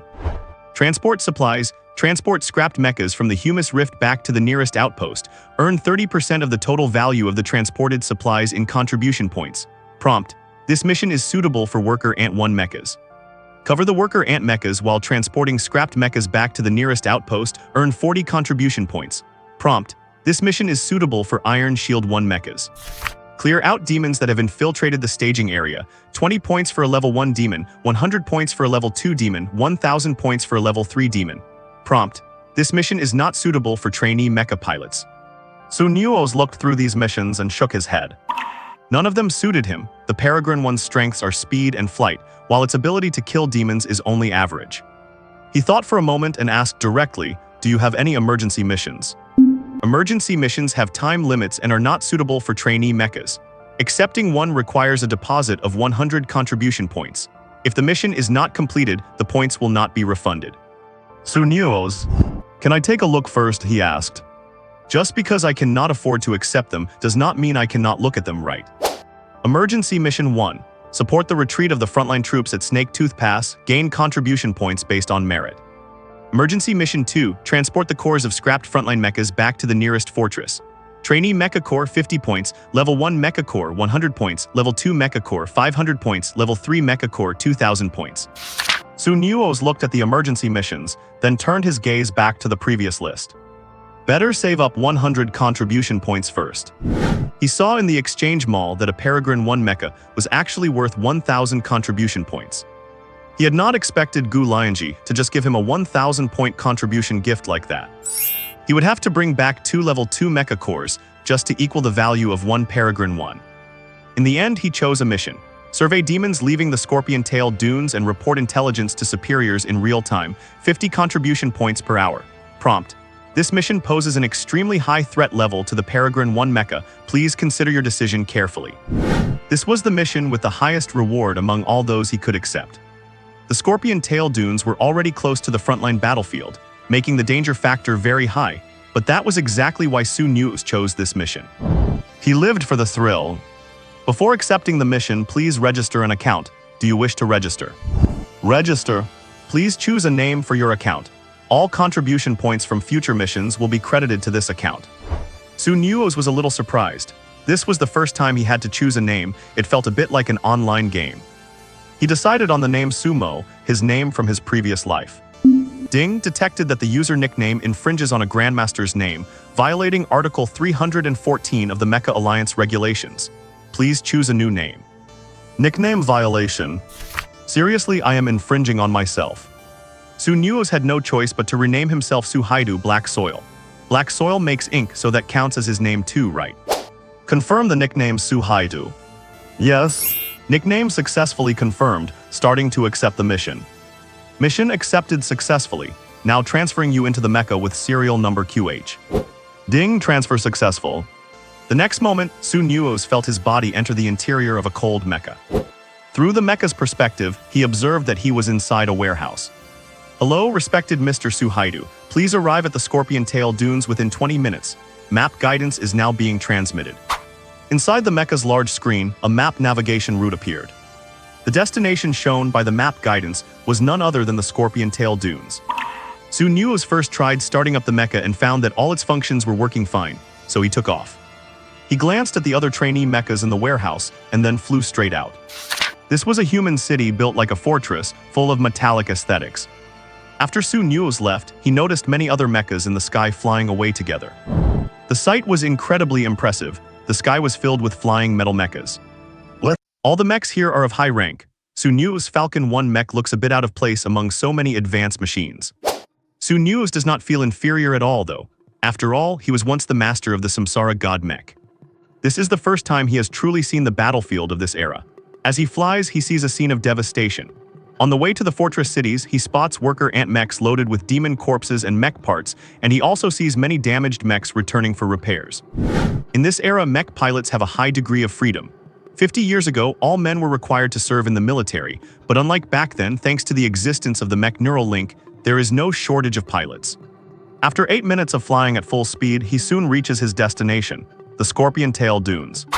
This is a vast desert, but only 10 kilometers away lies the front line of the regular army, the main battlefield for resisting the demons. As soon as Nuoze arrives at the location, his mech displays the task status. Started time 001. Has the mission already begun? The Scorpion Tail dunes cover a large area, and he is only responsible for monitoring one section. He notices on his radar map that there are many other mechs of the same type in this area. However, those are like the Tier 1 Falcon 2 mechs. Clearly, this mission is better suited for Tier 1 pilots. I wonder if other pilots will be very surprised when they see his trainee mech. Nuoze's task is to monitor this area. As long as he stays for 2 hours, he can earn 100 contribution points, enough to accept emergency missions. He scans the area below, and as soon as he sees any sand scorpion demons leaving the dunes, he reports the intelligence immediately. However, there is risk in this approach. Although sand scorpions are ground-based demons without flight capabilities, their tails can shoot highly piercing spikes. If an ordinary mech is hit, parts could be directly punctured, leading to the disablement of that section. But Nuoze feels no psychological pressure regarding this trivial technique. Facing the spike attacks from the sand scorpions, he dodges with ease, his body twisting in midair. Perhaps because of his flashy maneuvers, he draws more and more scorpions to come after him. Many scorpions crawl out from the dunes, aiming their tails at Nuoze in the sky. Nuoze keeps an eye on the group of scorpions below, and considering the need to save energy for his cannons, decides not to use thermal weapons against them. Blasting the group with thermal weapons might ease his pressure, but it would not kill these sand scorpions. It would be too much of an energy waste, and Nuoze does not like that. Countless sharp spikes shoot into the air. He uses the Mecha's holographic sensor to maneuver in midair with a peculiar grace. As his movements become more pronounced, the nearby Tier 1 Falcon 2 mechs take notice. When they see the trainee mech dodging so many attacks with such agility, the nearby pilots' eyes nearly pop out of their heads. Holy moly, what on earth is that? Which big shot is using a Smurf account to practice their movement? Not only that, but a small battlefield reporter robot activates its photography mode and starts snapping photos of Nuoze in the sky like crazy. Battlefield reporters are small robots used specifically to record footage from the front lines. They have zero combat capability, with all their attributes invested in evasion and defense. These reporters usually do not pay attention to low-rank mechs, but Nuoze's machine is just too unique. Those flashy maneuvers and that leisurely, unhurried posture interpret a beauty of movement, as if it were a work of art. The battlefield reporter robot cannot get too close to the combat, but it captures every frame of these picturesque maneuvers. Meanwhile, in a city district, inside a room in a building, a sweet-looking girl is sitting in a cockpit, surprisingly streaming live. If you could see her screen, you would notice that the locked-in perspective is exactly the site of Nuoze's Falcon 1 trainee mech, dodging those scorpion spikes. The biggest feature of a battlefield reporter mech compared to a regular combat mech is that it can be controlled from a combat cockpit, allowing the pilot to stream on a platform while operating it. The girl is the operator of the reporter mech. She says to the screen, "Guys, we can basically confirm now that this Falcon 1 trainee mech is some big shot using a side account to practice movement and reaction speed. But this big shot is really wealthy. Why not practice movement in the game Mech Glory instead of buying a beginner trainee mech for it? Honestly, this big shot's movement is truly impressive. I feel like even some mech masters could not pull off maneuvers at this level."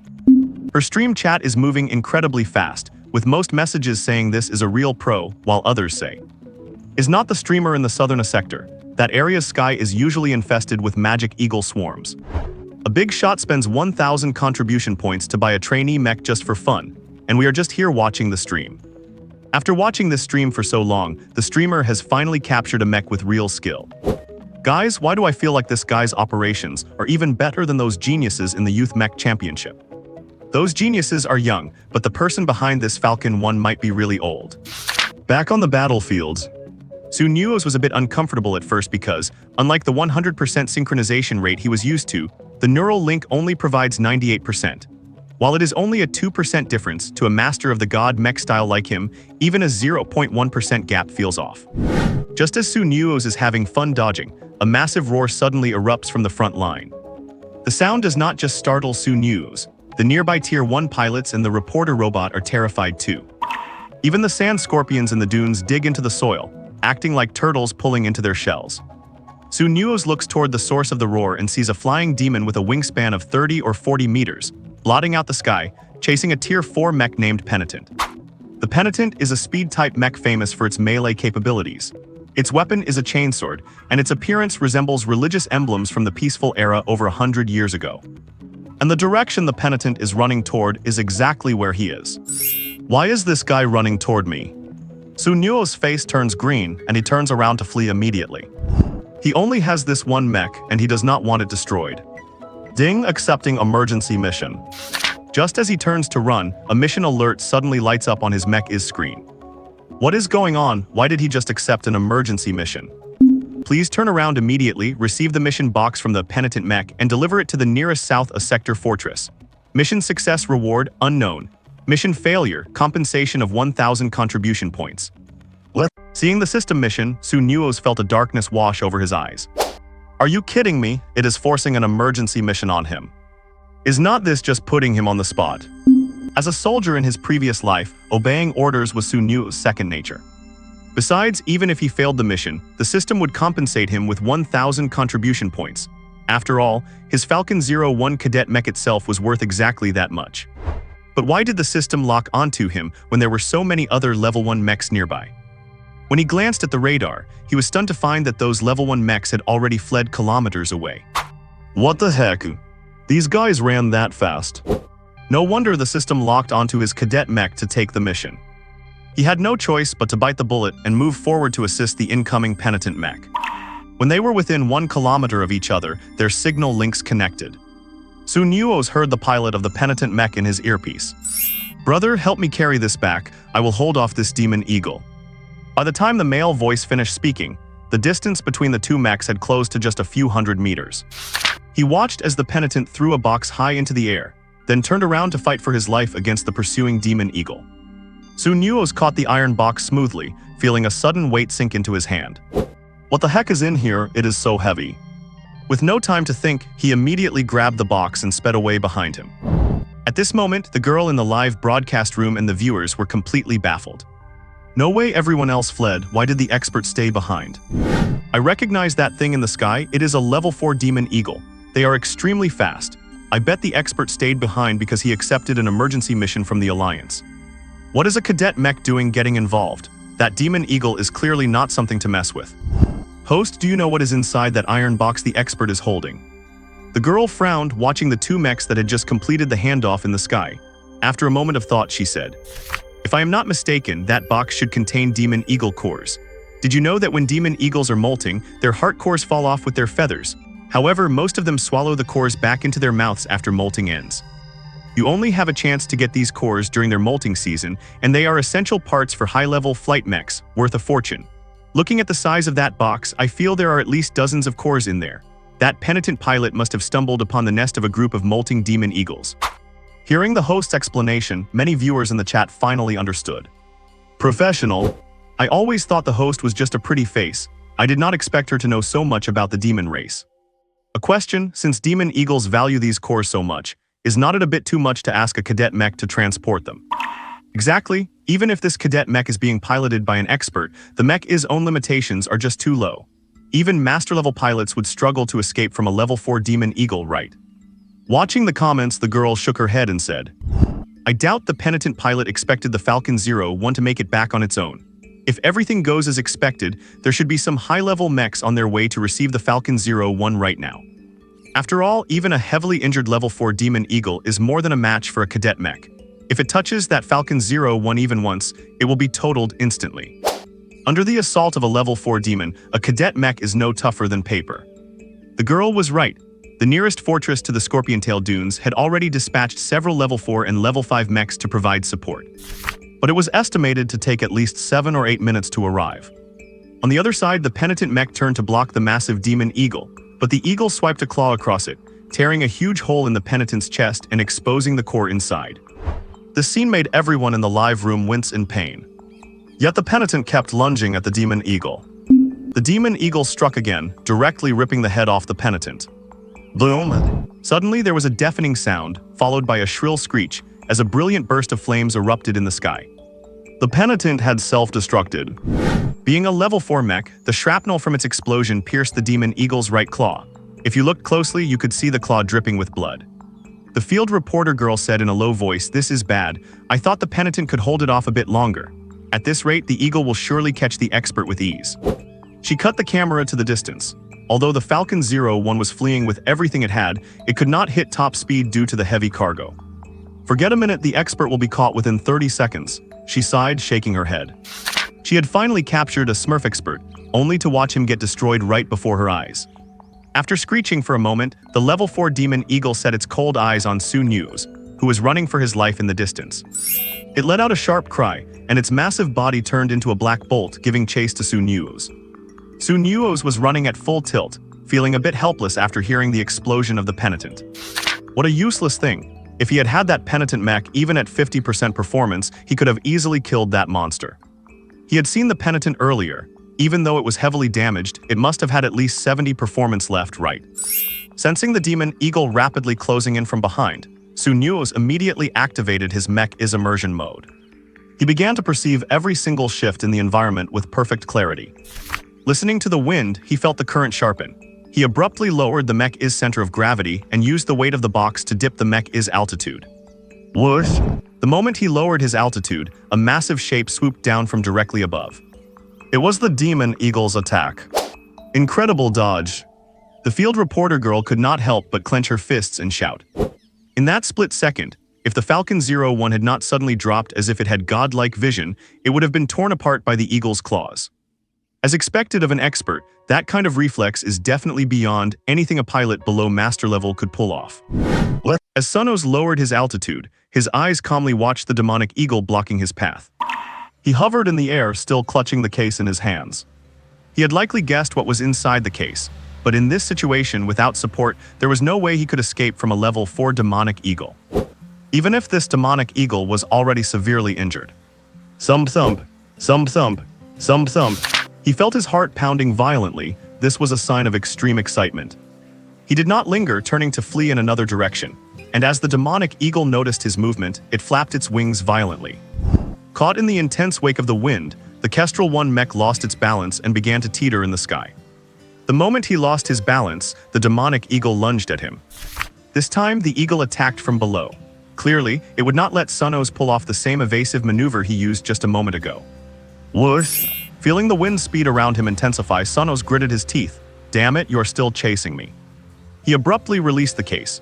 Freed from the heavy load, the Kestrel mech's speed spiked instantly as he threw the case toward the ground while the mech soared into the high sky. The demonic eagle dove straight between the Kestrel mech and the falling case. Seeing Sunoze ditch the case, the war reporter girl looked puzzled. Is the big shot throwing away the case to run for it? But Sunoze simply shifted his trajectory, executed a 180-degree spin to dodge the eagle's attack, and once again hovered before it. The eagle's eyes were fixed on the case on the ground, but it also knew that before retrieving the core, it had to finish off this piece of trash mech that looked as fragile as thin ice. Sunoze did not run. He slowly drew a short sword from his back, the only melee weapon the Kestrel 1 mech was equipped with. The live-streaming girl was stunned. Why is not the big shot running? Is he actually trying to go head-to-head against a level 4 demon with this rookie-grade mech? The live chat room exploded. Why does the silhouette of this Kestrel 1 suddenly look so cool? No way, man. With that opening stance, is he really about to duel a level 4 demon? Hey, big shot, why do not you log into your main account and let us wait for you here? The way he drew his blade is so cool. I am recording this to learn later. Why is not he using the energy cannon built into the Kestrel mech? Sunoze had no idea his actions were being watched live by a room of tens of thousands. But he had nowhere left to run. The emergency mission required him to bring the case back to the south of Sector Fortress, but this demonic eagle was blocking his way home, and he could not escape it. Then there was only one choice left. If he killed it, would not there be no one left to stop him from completing the mission? A rookie mech taking down a level 4 demon. It is difficult but not entirely impossible. He took a deep breath, his mind flashing through every attack pattern of the demonic eagle. Just assume that his real self was sitting in this rookie mech. If he were caught by the enemy, he would die. In that moment, Sunoze seemed to forget he was using a mech neural link, and that his physical constitution could not handle the strain of piloting even the weakest rookie mech. He snapped his eyes open. The demonic eagle reflected in his pupils as it appeared right before him. The eagle was enormous, its right claw still bleeding. Clang! The eagle's massive size made it appear remarkably clumsy at this moment. As they collided, Sunoze shifted his body, dodging the attack while driving his short sword directly into the wound on the eagle's right claw, then pulling it out in one swift motion. Screech! The demonic eagle let out a pained shriek as Sunoze lowered his center of gravity, engaged his turbochargers, and dove toward the ground like a falling meteorite. After its shriek, the eagle dove down to hunt down this annoying little thing. Even without looking, Sunoze could roughly sense the eagle's position, and he kept his body in high-speed motion. The rookie mecha's core had limited energy. He could not afford a single energy shot, as he needed every drop for the turbocharger acceleration. Boom! Just as he was about to hit the ground, Sunoze decelerated and utilized a spin to shed the momentum from his inertia, breaking free of the eagle's attack range. The eagle crashed straight into the ground with a thunderous impact.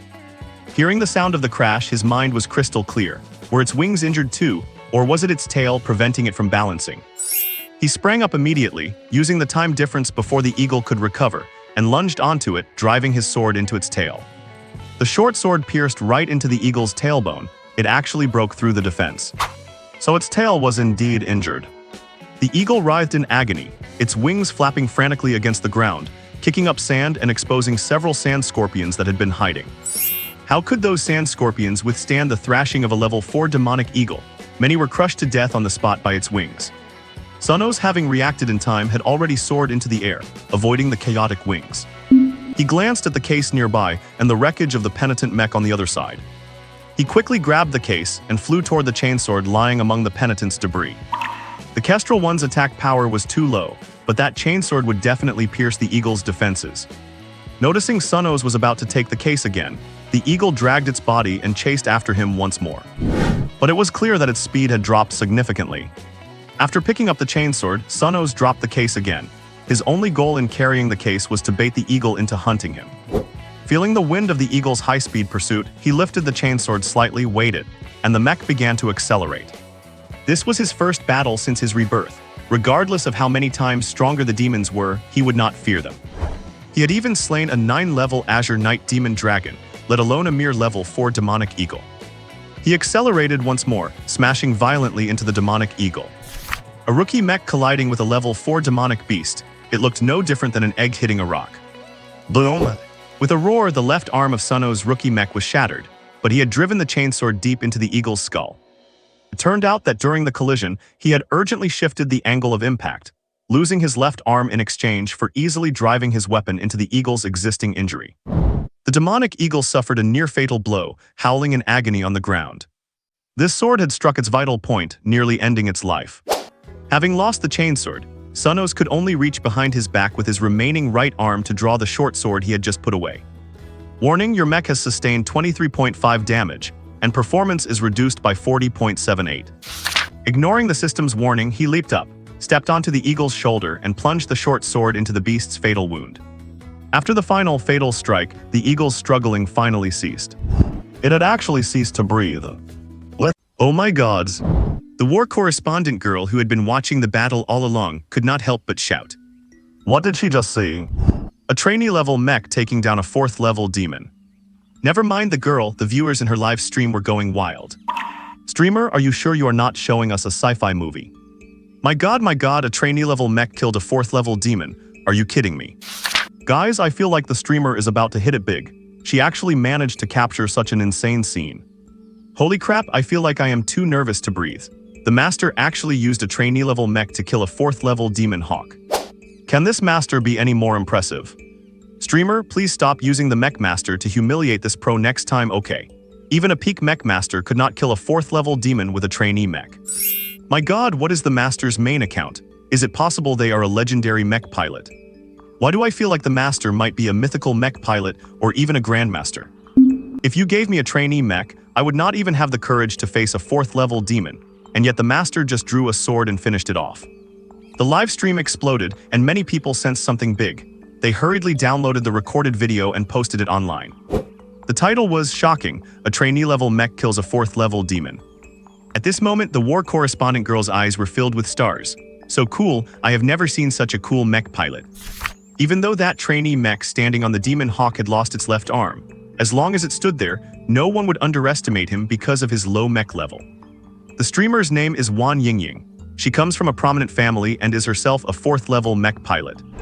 Her usual hobby is operating a war correspondent mech to live stream from the front lines for her viewers. But her hobby remained just a hobby. She had not captured any truly compelling battles until now. That is why her channel had always been lukewarm, and she knew many of her viewers were only here for her looks. But today, she really captured an extraordinary video. A trainee mech killing a 4th-level demon. This is simply unprecedented, top-tier content. That Peregrine 1 mech in the frame was all skill, no stats. Just after Nuoze killed the demon hawk, several 4th and 5th-level mechs appeared on the horizon to provide backup. The supporting mechs were all stunned when they saw a trainee mech standing motionless on the body of a 4th-level demon. What happened? The lead 5th-level mech approached Nuoze and connected to his comms. Hello, Mr. Suhaidu, please hand over the mission cargo box to us. At this moment, Nuoze remained completely still. He was not posing to look cool. It was just that right after the combat ended, he suddenly realized his body was in excruciating pain. It was his real body that was hurting. It hurt so much that he could not even move the mech. They only heard Nuoze's voice sounding helpless on the other end of the comms. I cannot move my body anymore. Can you help me take this Peregrine 1 back for repairs? Just deduct the contribution points from my mission rewards. I have to log off. After saying this, he logged off immediately, and the Peregrine 1 trainee mech collapsed with a thud, showing an offline status. Seeing this, the rescue team was bewildered. The lead 5th level mech checked the radar and soon discovered a war correspondent mech not far away. So he approached the war correspondent mech. "Hello, could you please provide the footage you just recorded?" Generally, when the military needs footage from the battlefield, they have the right to request it from war correspondents, and it is the correspondent's duty to comply. "Okay, I will send it to you." Wan Yingying quickly gave the recorded footage to them. The 5th level pilot was stunned in place after watching the entire video. Seeing him finish the video, Wan Yingying could not help but ask, Excuse me, may I ask for the nickname of the master?" The senior who was just there. The 5th level pilot glanced at her and said, "The senior's nickname is Su Haidu." There was no need to hide that. Su Haidu? A look of surprise flashed in Wan Yingying's eyes. What a strange name. Perhaps it is really just a secondary account of a senior. Jiang City Gu Manor in one of Gu Lianzhi's rooms. After Su Nuoze disconnected from the neural link, he felt his skin oozing blood. Many areas had split open, leaving him covered in bloodstains. This was the consequence of overloading the mech. He had no choice but to overload it to kill that demon hawk today, and now there was not a single part of him that did not hurt. He desperately wanted to call for help, but Gu Lianzhi next to him was still enveloped in a soft halo, clearly still in the state of a neural link and unable to help him. He looked around in despair and finally fainted from the pain. A dozen minutes later, Gu Lianzhi finally came out of the neural link. As soon as she returned, she caught the scent of blood in the air.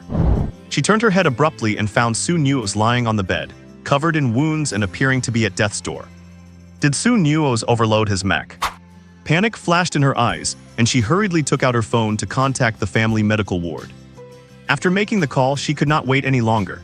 Regardless of whether she would get blood on herself, she quickly picked up the blood-covered Su Nuoze. Looking at Su Nuoze's pale face, her expression was a mix of panic and self-reproach, completely different from her usual cold demeanor. Without even caring to put on slippers, she held Su Nuoze and ran toward the medical ward. It was as if his body was falling into an endless abyss, about to plummet to the bottom at any moment. Su Nuoze's consciousness was blurred. He could feel himself being held in a very, very warm embrace, and he did not know how long had passed. Suddenly, he felt the pain in his body ease up quite a bit. Then he felt his body gradually recovering. When Su Nuoze regained consciousness and woke up, he saw a white ceiling above him. And on him, an oxygen tank. He looked around and heard a girl in a nurse's uniform exclaim in surprise, "He is awake." "Where is this?" he asked. "This is the Gu family's medical ward. The eldest lady brought you here." The girl talked to him while calling for others. "How long have I been unconscious?" Su Nuoze felt a lingering fear. He had not expected to survive. After such heavy injuries, he thought he was going to die again. "Sir, you have been asleep for 3 days. Today is the 4th day." Hearing this, Su Nuoze did not have much of an emotional fluctuation. It was good enough to be alive, and a few days of sleep did not matter. "Rest for a while longer. I will go make some porridge for you." The young nurse covered him with a quilt. "Sorry to trouble you." Su Nuoze still felt a bit sore all over. About half an hour later, the nurse girl arrived in front of Su Nuoze carrying a small pot and a bowl. She first helped Su Nuoze take off the oxygen tank and supported him as he sat up. The nurse girl's attitude toward Su Nuoze was actually quite good. She did not look down on him because of his status. Su Nuoze roughly knew the reason why. The attitude of these servants in the Gu family toward him, in one way, reflected the attitude of the eldest young lady of the Gu family toward him. Only when Gu Lianzhi respected him would others respect him, and vice versa. Just as the nurse had fed him a spoonful of porridge, a commotion arose outside the room. The next moment, a figure rushed into the medical room. Su Nuoze turned his head and saw that Gu Lianzhi had returned wearing simple sportswear. Noticing Gu Lianzhi's slightly messy hair, he knew she had rushed back from school. Thinking that if she had not saved him, he might have died again. Su Nuoze's gaze softened and his heart was somewhat moved. "Wife, thank you." In his previous life, he avoided women and was entirely devoted to mechs. The Mech Alliance even arranged many blind dates for him, involving almost all kinds of beauties. But Su Nuoze did not take a fancy to any of them. His heart was entirely on mechs.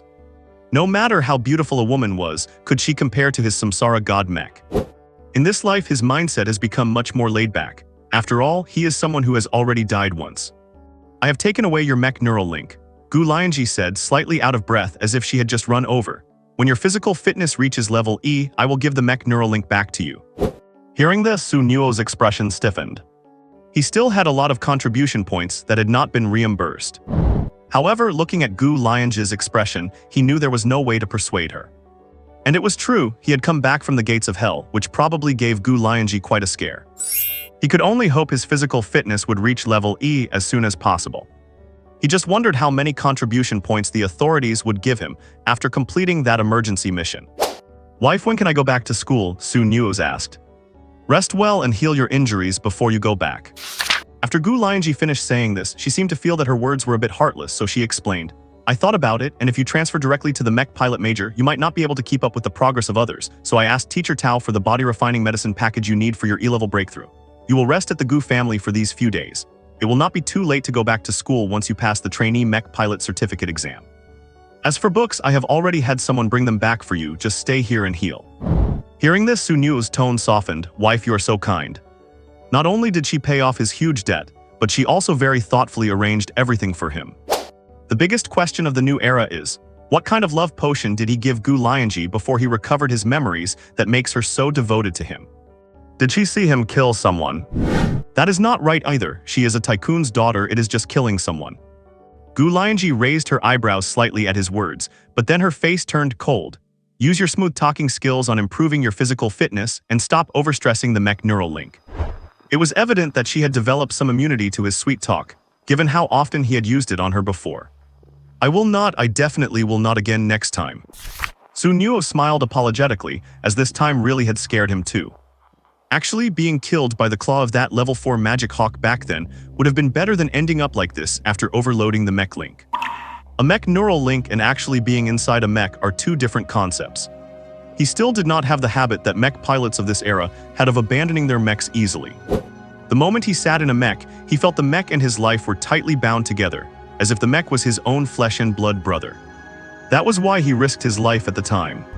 The result of risking his life, though, was that the mech could perhaps be repaired, but he himself was stuck in the medical room.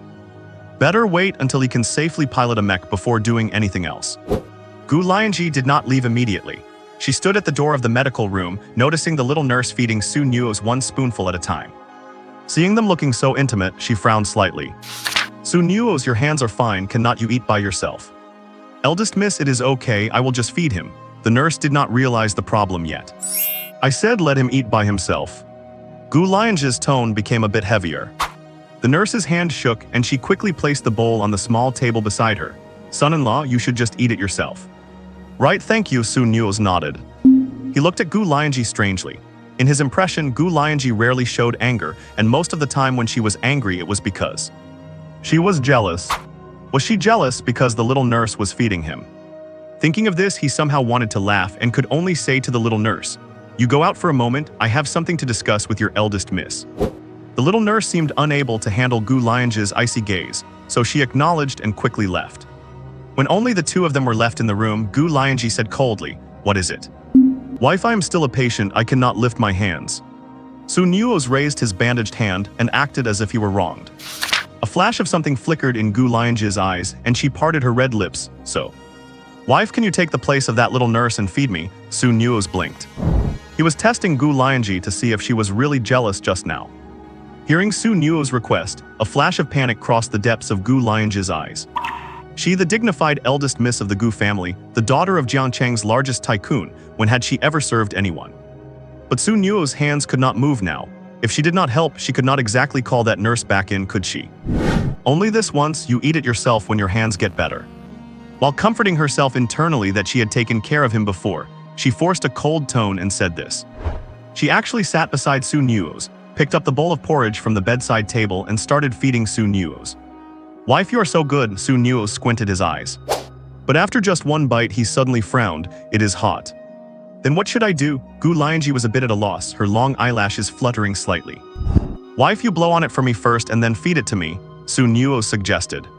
"Blow on it for him first." Gu Lianzhi's expression suddenly changed. "Cannot you fill your brain with something healthy?" Su Nuoze was stunned. What on earth? What? Memories of his past with Gu Lianzhi suddenly flooded back into Su Nuoze's mind.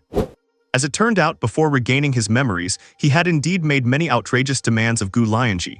But whenever he crossed the line, her only answer was always, "Let us wait until after we are married." On top of that, he was the kind of scumbag who liked to talk big, often harassing Gu Lianzhi verbally. But that was really just the tip of the iceberg compared to other things. So when he said those words just now, Gu Lianzhi's first reaction was to think something inappropriate. He quickly gave a wry smile and said, "Honey, I meant for you to blow on the porridge and feed it to me because it is too hot." The porridge is too hot. So she was the one who had misunderstood. Gu Lianzhi froze, her face turning bright red in an instant. She stood up in a hurry and said, stuttering slightly, "I have something else to do. I will go find the nurse to feed you." With that, she did not even dare to look at Su Nuoze, and fled the infirmary as if she were running away. Watching Gu Lianzhi's fleeing back, Su Nuoze's eyelid twitched. You could only say that this really was not Gu Lianzhi's fault. It was all the sins he had committed before his memories returned. To think that in his past life he was a master of Mecha who never looked at women, only to be reborn as a playboy. Sure enough, a moment later, the nurse returned. "Did you make the young miss angry just now? She looked like she was blushing when she left," the nurse said curiously while picking up the porridge. "What is your name?" Su Nuoze asked in return. "My name is Kai Xiaoxiao. You can just call me Xiaoxiao, sir," Kai Xiaoxiao said quickly. "You have never been in a relationship, have you?" "How did you know, sir?" Kai Xiaoxiao's eyes widened. "Once you have dated someone, you will know that your young miss was not angry." Su Nuoze leaned against the head of the bed and smiled gently. Could he be ill that he was actually becoming interested in dating? In this life, he inherited not only his memories from the past, but also the memories of this life. Sometimes, he might not just be the Mecha Master Sumo, but also the hedonistic Su Nuoze. Kai Xiaoxiao pouted. "I would better just focus on working for the Gu family and save some money before I think about enjoying a sweet romance." It is not good for young people to focus too much on their careers, Su Nuoze thought for a moment and said, "You should see more of the scenery you can experience at your age, rather than living to regret it when you are older." Kai Xiaoxiao's eyes twitched. "Sir, I am a child from a poor family, not like a young master like you." "A young master?" Su Nuoze lowered his eyes. He was an orphan in his past life too. He had even scoured for food and lived as a wanderer. If his master had not seen his potential and acted as his mentor, he probably would not have become a master of reincarnation. Seeing that Su Nuoze's mood was not great, Kai Xiaoxiao quickly changed the subject. "By the way, sir, is it because you used your mecha too much a few days ago that you ended up like this?" "Yeah," Su Nuoze nodded. "Do you really want to become a mecha pilot?" "Yes, why else would I study mecha piloting?" Su Nuoze said naturally. Of course he had to study mecha piloting, that was his strongest suit. "But I heard that being a mecha pilot is very expensive, and you often spend more than you earn in the beginning," Kai Xiaoxiao said. "I am a genius, I can earn contribution points even in the early stages," Su Nuoze said. Kai Xiaoxiao covered her mouth and laughed. Then, as if remembering something, she said to him, "By the way, sir, while you were unconscious these past 2 days, there was huge news from the front lines." "What news?" Su Nuoze asked curiously. "Someone using the same trainee mecha as you managed to kill a level 4 demon." "That impressive?" Su Nuoze was surprised.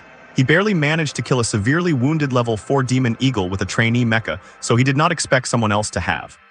"Wait." His expression shifted. Could this person who killed a level 4 demon with a trainee mecha be him? "What is the ID of this trainee mecha pilot?" he asked tentatively. "This expert must be using an alt account. The ID is very strange, called Suhaidu. I mean, who would use a name like that?" Kai Xiaoxiao muttered. "Suhaidu? Is not that just himself?" Su Nuoze's expression stiffened. Had he really become famous so easily? "How did they become famous? Is there a video I can watch?" he asked quickly. "This video has been very popular lately. It pops up as soon as you search for it." Kai Xiaoxiao pulled out her phone, clicked on one of the videos and handed it to Su Nuoze. Su Nuoze took the phone and saw the camera angle was a bit far off, but he could confirm that the footage was indeed the Peregrine 01 mecha he had piloted. In the video, this trainee mecha successfully killed that level 4 demon eagle after a series of thrilling maneuvers. Even as he watched the playback now, Su Nuoze felt a lingering fear. There were many comments on the video. "I watched this match live on the streamer's channel, and at the time I thought the expert was done for. The expert is too fierce. Killing a level 4 with a trainee mecha is something I would not even dare to imagine." Friendly reminder, there is another video of the expert practicing his positioning in front of many sand scorpions. A mecha master once said that the skill level of this trainee mecha operator is far above his own, and he estimates that this expert is a legendary mecha pilot. Good lord, are we watching a highlight reel of a legendary mecha pilot? Su Nuoze watched these comments, his eyelid twitching. If he was this famous, would not Gu Lianzhi be able to figure out he was Suhaidu? How would he explain that? His background and life story had been dug up thoroughly by Gu Lianzhi. If she found out he was so proficient at operating a mecha, would she mistake him for a human possessed by a demon? Demons are the most troublesome type of enemy to humans, and they only have one purpose: to possess and control a human body. Humans have an extremely high level of hatred for demons, because no one wants their family or close friends taken over by them. Nuoze's current state was no different from being possessed by a demon. He could not exactly say he was Master Sumo, who died 50 years ago, could he? Would Gu Lianzhi believe him? Would anyone else in the Gu family believe him? So if he wants to use a mecha reasonably, he must construct an identity. The identity of a genius mecha pilot. Only then could he reasonably justify using his past life techniques while piloting a mecha. Thinking of this, he got a headache. Once his constitution reached E level, Gu Lianzhi would probably return his mecha sensor chain. When she asked for his ID and mecha serial number then, what would he answer? If he told the truth, would not she discover that he was the internet-famous Suhaidu? Could he only pray that Gu Lianzhi did not know about the Suhaidu situation? Or perhaps hope she would not ask for his ID? Nuoze immediately asked Kai Xiaoxiao, "Has the young mistress seen this video?" Kai Xiaoxiao thought for a moment and said, "She probably knows. After all, the expert Suhaidu is on the battlefield in southern sector A, and the Gu family's main assets are located there. It is practically having an expert's alternate account appear on their own home turf. There is no way the young mistress would not know. The Gu family's main assets are in southern sector A." Nuoze felt as if he had been struck by lightning. It is no wonder the mech Gu Lianzhi gave him was in southern sector A. It turns out the Gu family's businesses are right there. The reason she gave him a mech there was also to make it convenient for them to be together later. Thinking of this, he broke out in a cold sweat. Does this mean Gu Lianzhi might already know that he is Suhaidu? No, that is not right. She might not necessarily know yet. If she did, her attitude when she came in and spoke to him just now would not have been like that. Kai Xiaoxiao continued. Coincidentally, this expert Suhaidu accepted a mission posted by the Gu family. It is said the Gu family brought back a lot of magic eagle cores this time and earned quite a few contribution points. They are just waiting for Suhaidu to appear again so they can thank him personally. Nuoze wiped the sweat from his forehead. Looking at it this way, the Gu family does not know yet that he was the one piloting the Peregrine 01 mech. But after he gets the neural linkage, how should he explain his ID? He no longer had the heart to listen to Kai Xiaoxiao's chatter. Kai Xiaoxiao also noticed he was in a bad mood, so she left quietly after feeding him his porridge. Over the next 2 days, Nuoze stayed to recover. Gu Lianzhi came to see him once every day but left shortly after. Neither of them brought up the matter from before again. Kai Xiaoxiao, fearing he would be bored, brought him a few books to read. On the third day, Nuoze saw a newspaper about a Mech Glory game tournament. It turned out that Mech Glory recently had a tournament, which was basically a teen mech piloting competition. Initially, Nuoze was not interested in a kids' competition, but when he saw that the prize for the top 100 was a neural linkage, he could not sit still. He seemed to have found a way to deal with the problem of his ID not being changeable. If he had 2 neural linkages, these problems would be easily solved. So on the third day when Gu Lianzhi came to visit him again, he brought up his request for a Mech Glory game pod, calling her Honey sweetly. He discovered that whenever he called her Honey, Gu Lianzhi would likely agree to any of his not too excessive requests. Sure enough, after considering his request, Gu Lianzhi agreed. Because the biggest difference between Mech Glory and a real neural linkage is that one does not prioritize physical fitness, while the other does. In the Mech Glory game, a player's only input is visual. There is not the immersive feeling of piloting a real mech with a neural linkage. As long as your level is high enough, you can even pilot legendary mechs. The next day, a game pod was delivered. Coincidentally, Nuoze had also been discharged. He had Kai Xiaoxiao help him move the pod into Gu Lianzhi's room. For the next week, he had to soak in body-tempering medicinal packs. Barring any accidents, he would break through to E rank within a week. By then, Gu Lianzhi would give him the neural linkage and might also ask about his ID. He only had a week, and he had to obtain a neural linkage from the Mech Glory game within these 7 days. After Gu Lianzhi left for school, Nuoze immediately followed the pod's tutorial to enter the Mech Glory game interface. The game's opening had a very sci-fi aesthetic. Please log in or register an account. After getting in, Nuoze registered an account and verified his personal information. Personal verification is mandatory because joining the tournament requires it, and face verification is needed during the competition to prevent people from hiring others to compete for them. The age limit for that teen tournament is 15 to 25. Those outside this range cannot participate. Su Nuoze's current age is 22, which is just right for the competition. Of course, regardless of how you look at it, his participation is a dimension reduction strike. Even in his past life at 22, he would have dominated a competition like this. As Su Nuoze was signing up for the tournament. Inside the Jiangcheng University campus. For once, Gu Lianzhi was not training in the practice field. Instead, she was walking around campus with another sweet-looking girl. Yingying, how come you have time to visit Jiangcheng today? Lianzhi, I only found out in the last 2 days that you got married in secret. If I had not come to Jiangcheng, were you planning to keep it from me forever? Wan Yingying asked with her hands on her hips, looking angry. Exactly, the girl walking with Gu Lianzhi was none other than Wan Yingying, the streamer who had used the battlefield reporter persona to film Su Nuoze's Peregrine 01 mech.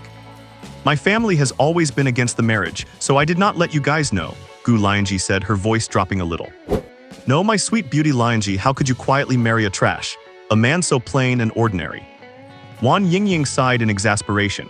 She had originally wanted to say trash, but considering he was Gu Lianzhi's husband, she swallowed the second half of the word. Gu Lianzhi looked down at the ground. Well, she could not see her toes. A woman who looks down and cannot see her toes is truly a peerless beauty. Seeing her remain unmoved, Wan Yingying could not help but turn her face up and said seriously, "Be honest with me, did that guy use some kind of love charm on you? You are usually so rational about everything, yet you seem to have lost all reason when it comes to this relationship." It is different, Gu Lianzhi shook her head. How is it different? What exactly are you thinking? Wan Yingying asked urgently. He is my lifesaver, Gu Lianzhi said softly. Your lifesaver? Wan Yingying raised her voice, then realized she was too loud and quickly lowered it. When did this happen? Do you remember that Noble Academy incident that shocked the whole country over a decade ago? That time, Wan Yingying's eyes widened. No wonder you suddenly transferred to Jiangcheng and did not stay in the capital anymore. Yeah, if it were not for Su Nuoze, how could I be standing here in front of you completely unharmed? Gu Lianzhi said. Wan Yingying swallowed but still sounded somewhat unwilling. Even if he saved your life, you did not have to give yourself to him, did you? Gu Lianzhi shook her head, looking serious. From the moment I recognized him, I had already made up my mind. Leaving the subject of Su Nuoze behind, Wan Yingying changed the topic. By the way, that master pilot Su Haidu I filmed a week ago, have you Gu family found out which legendary mecha pilot he is? Gu Lianzhi shook her head. No investigation. Our Gu family does not have any legendary mecha pilots currently, and it would not be worth the risk to offend a master who might be one. However, that master disappeared right after helping us secure the crate of magic eagle cores, and has not shown up since, so we have not had a chance to express our gratitude. Wan Yingying sighed regretfully. Perhaps such a master does not care for that little bit of contribution points. Then she seemed somewhat unwilling to give up. It is a pity there is no way to film Master Haidu again. Lianzhi, Southern District A is your family's territory. If the master appears again, could you please tell me his location? I am begging you. Gu Lianzhi looked at her with a strange expression. It is true that the Gu family's interests are in Southern District A, but it is not like the Gu family covers the sky there. Besides, how could we dare to investigate someone of that master's level so casually? As she spoke, her brows suddenly furrowed. Come to think of it, the mecha she gave Su Nuoze was the Peregrine one, was not it? The day Su Nuoze got injured was exactly when that Su Haidu appeared. At this thought, a possibility suddenly crossed her mind. But she immediately shook her head. She must be going crazy to link that master Su Haidu with Su Nuoze. However, this incident reminded her to ask Su Nuoze what nickname he chose when she gets home. It is such a pity. If I could get on the good side of this master who might be a legendary mecha pilot, I would never have to worry about low views on my live streams again. Wan Yingying pouted, looking sad. These past 2 days, every time she went live, her fans would ask why Master Su Haidu was not there. Where on earth was she supposed to find him? Hearing this, Gu Lianzhi frowned. If you ask me, this live streaming business of yours is just not taking your proper work seriously. It is not like you are short on money. Wan Yingying hugged her arm and acted coquettishly. Oh, you know me, my lifelong dream has always been to be the best war correspondent in the whole Federation, to film the most classic battles. Fighting and killing were never my favorite things. Gu Lianzhi was speechless. The two beautiful women walking together were truly a stunning sight, drawing glances from many on campus. Mecha Glory Game Interface. Reach Gold rank to register for the youth tournament. Would you like to start a ranked match? Oh yes. Su Nuoze, this old man, spent quite a while finally figuring out the rules of this game. It turns out this game has a ranking system: bronze, silver, gold, platinum, diamond, and grandmaster. Only by reaching gold can you unlock access to tier 3 mechas. Because in the youth tournament, it is a strict requirement that everyone uses Tier 3 mechas. It is the level that most geniuses at this age have reached. A Tier 3 mecha pilot. Su Nuoze's physical fitness certainly does not reach that of a Tier 3 pilot, but the game does not test physical fitness, only proficiency in operating the mecha. The registration deadline for the tournament is tomorrow. That means Su Nuoze must go from an unranked novice account to gold rank today to register. It is going to be tough, no time to waste, need to speed this up. Su Nuoze started the first ranked match directly. Unranked players can only choose trainee mechas. Please select your trainee mecha. Iron Shield 1. The only trainee mechas with decent combat power are the Iron Shield 1 and the Peregrine 1. Compared to the Peregrine 1, the Iron Shield 1 does not have flight capabilities and is much clunkier, but it excels in defense, and its offensive power is stronger than the Peregrine 1. The reason Su Nuoze chose this mecha was, of course, to save time. Soon the system indicated a match was found. Little Black versus Universe's Greatest Mecha Pilot. Looking at the Peregrine 1 mecha opposite him with the name Universe's Greatest Mecha Pilot, Su Nuoze scanned his surroundings. This was a virtual arena with a background that was mostly pure white. This is the placement match venue. It is said that after reaching bronze, every ranked match will randomly generate a different battlefield. Hey. Just then, a somewhat childish voice came from the Universe's Greatest Mecha Pilot opposite him. This little brat cannot be very old. Su Nuoze silently raised his muzzle. Boom, boom, boom. 3 rounds of cannon fire poured out, directly blocking all possible escape routes for Universe's Greatest Mecha Pilot. Before the fire even settled, the virtual battle space in front of him disappeared.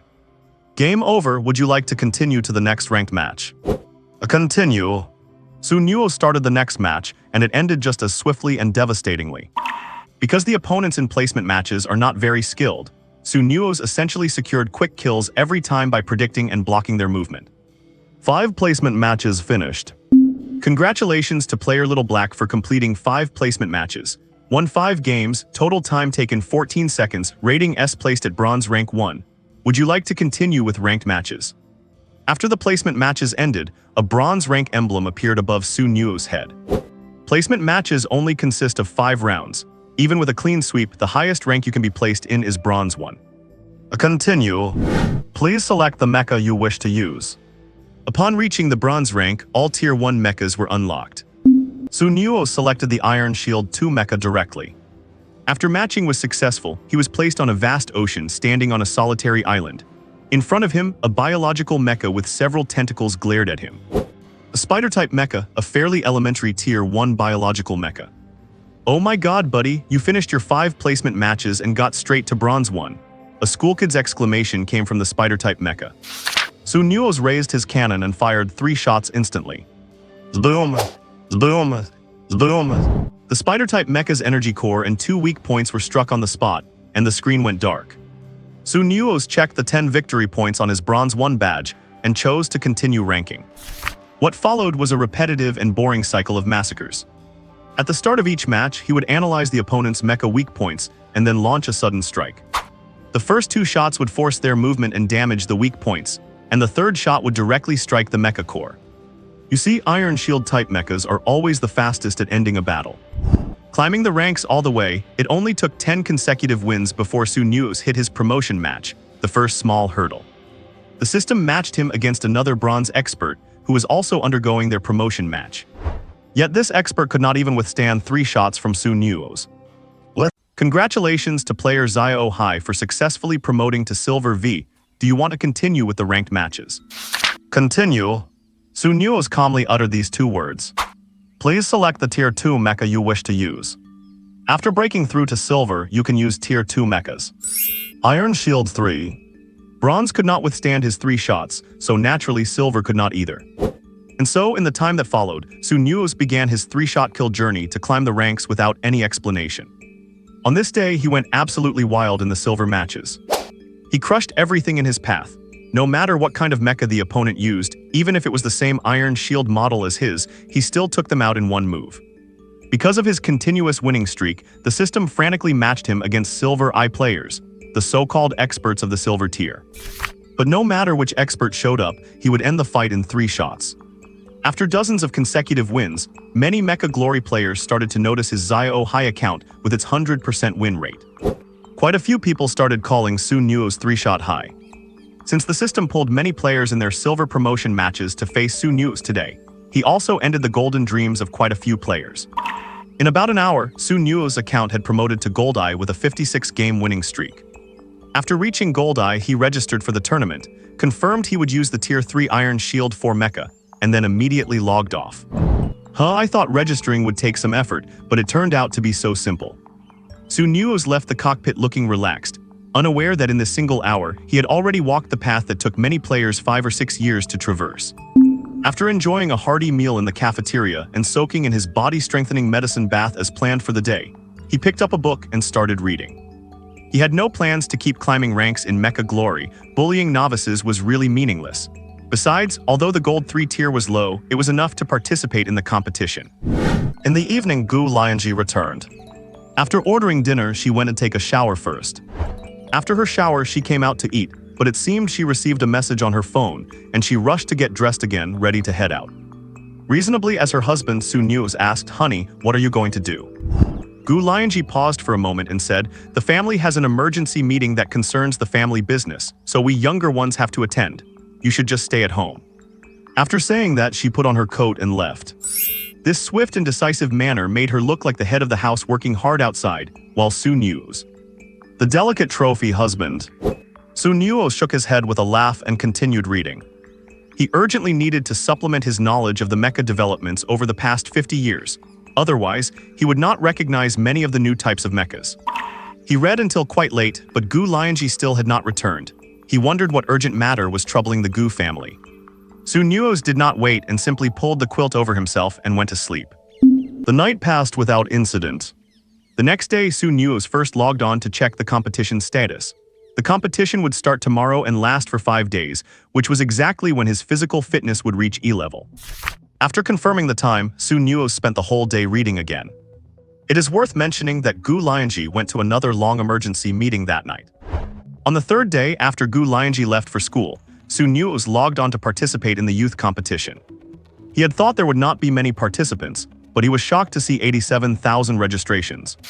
Is not this number of participants a bit too exaggerated? It felt like every mecha pilot in this age group had signed up. It seems getting into the top 100 really is quite difficult. Su Nuo's only wanted to reach the top 100. Any higher, like the top 10, the officials would gift a tier 3 mecha, but he did not need it. He just needed a clean mecha sensor chain, and then he could spend 1,000 contribution points to buy a cadet mecha. The format was that everyone needed to play 10 qualification matches, evaluated based on total wins, winning time, and other comprehensive metrics.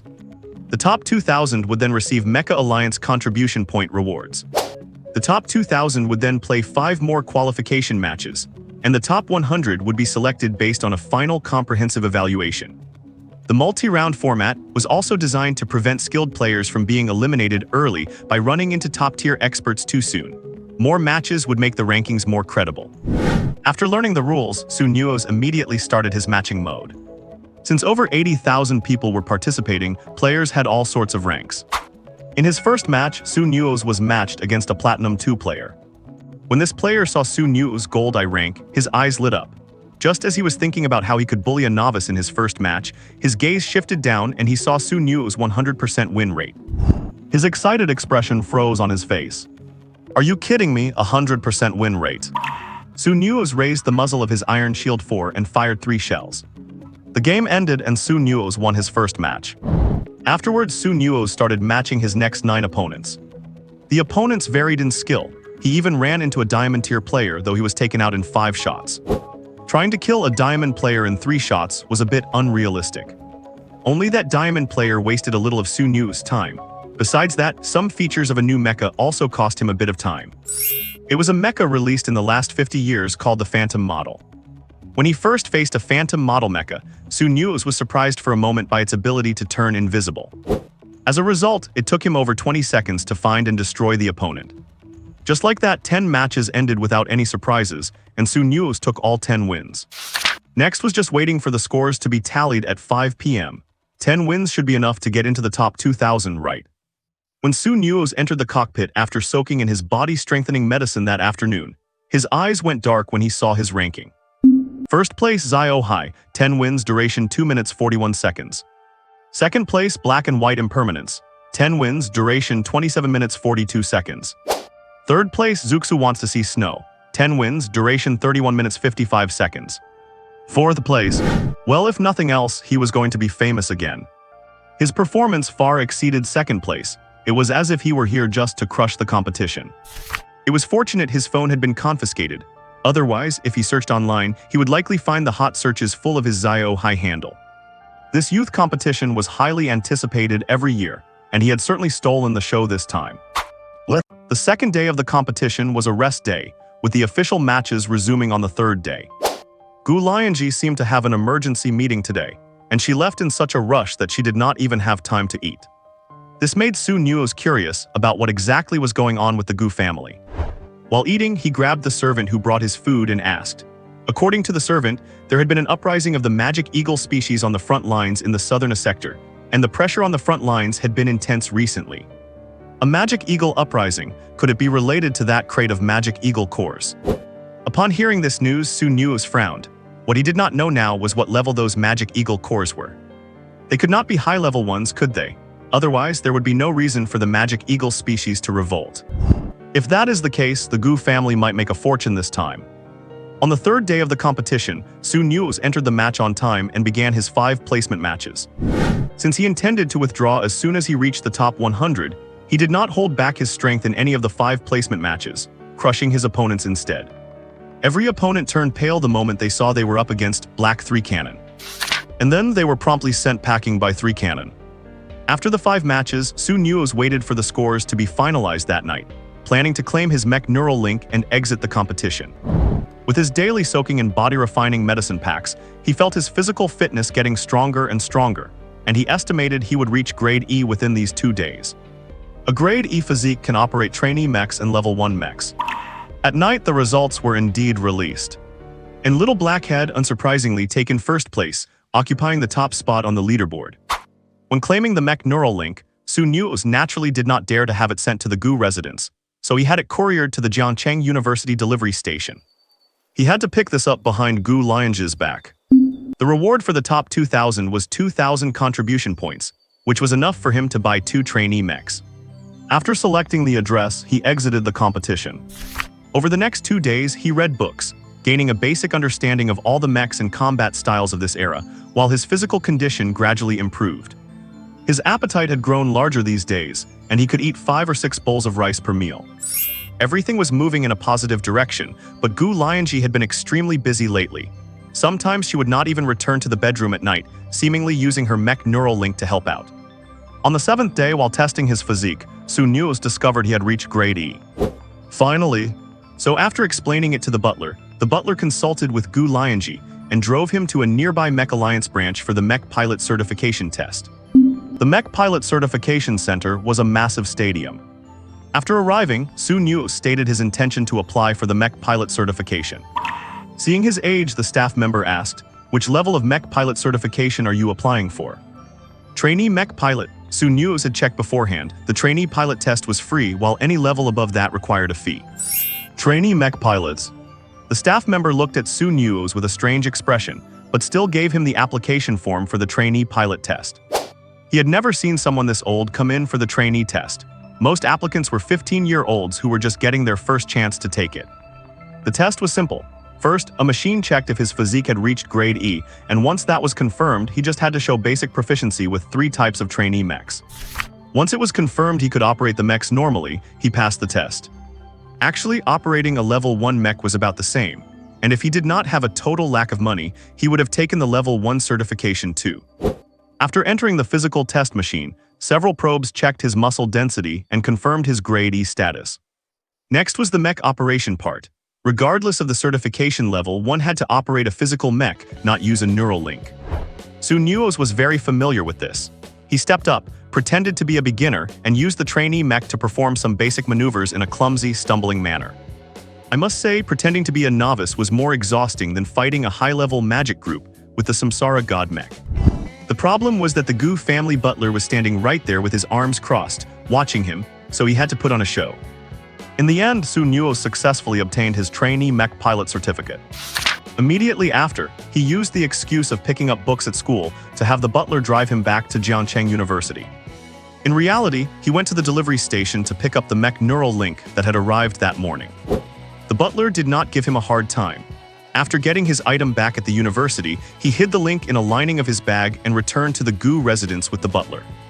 As soon as he got back to his room, he could not wait to take out the link and register an account. His account ID was Gu Lianzhi. Well, the ID might be a bit of a suck-up to Gu Lianzhi, but if he kept his wealthy wife happy, maybe she would upgrade his mech. Using the 2,000 contribution points it came with, he bought a Peregrine 01 mech in the southern sector and immediately logged out.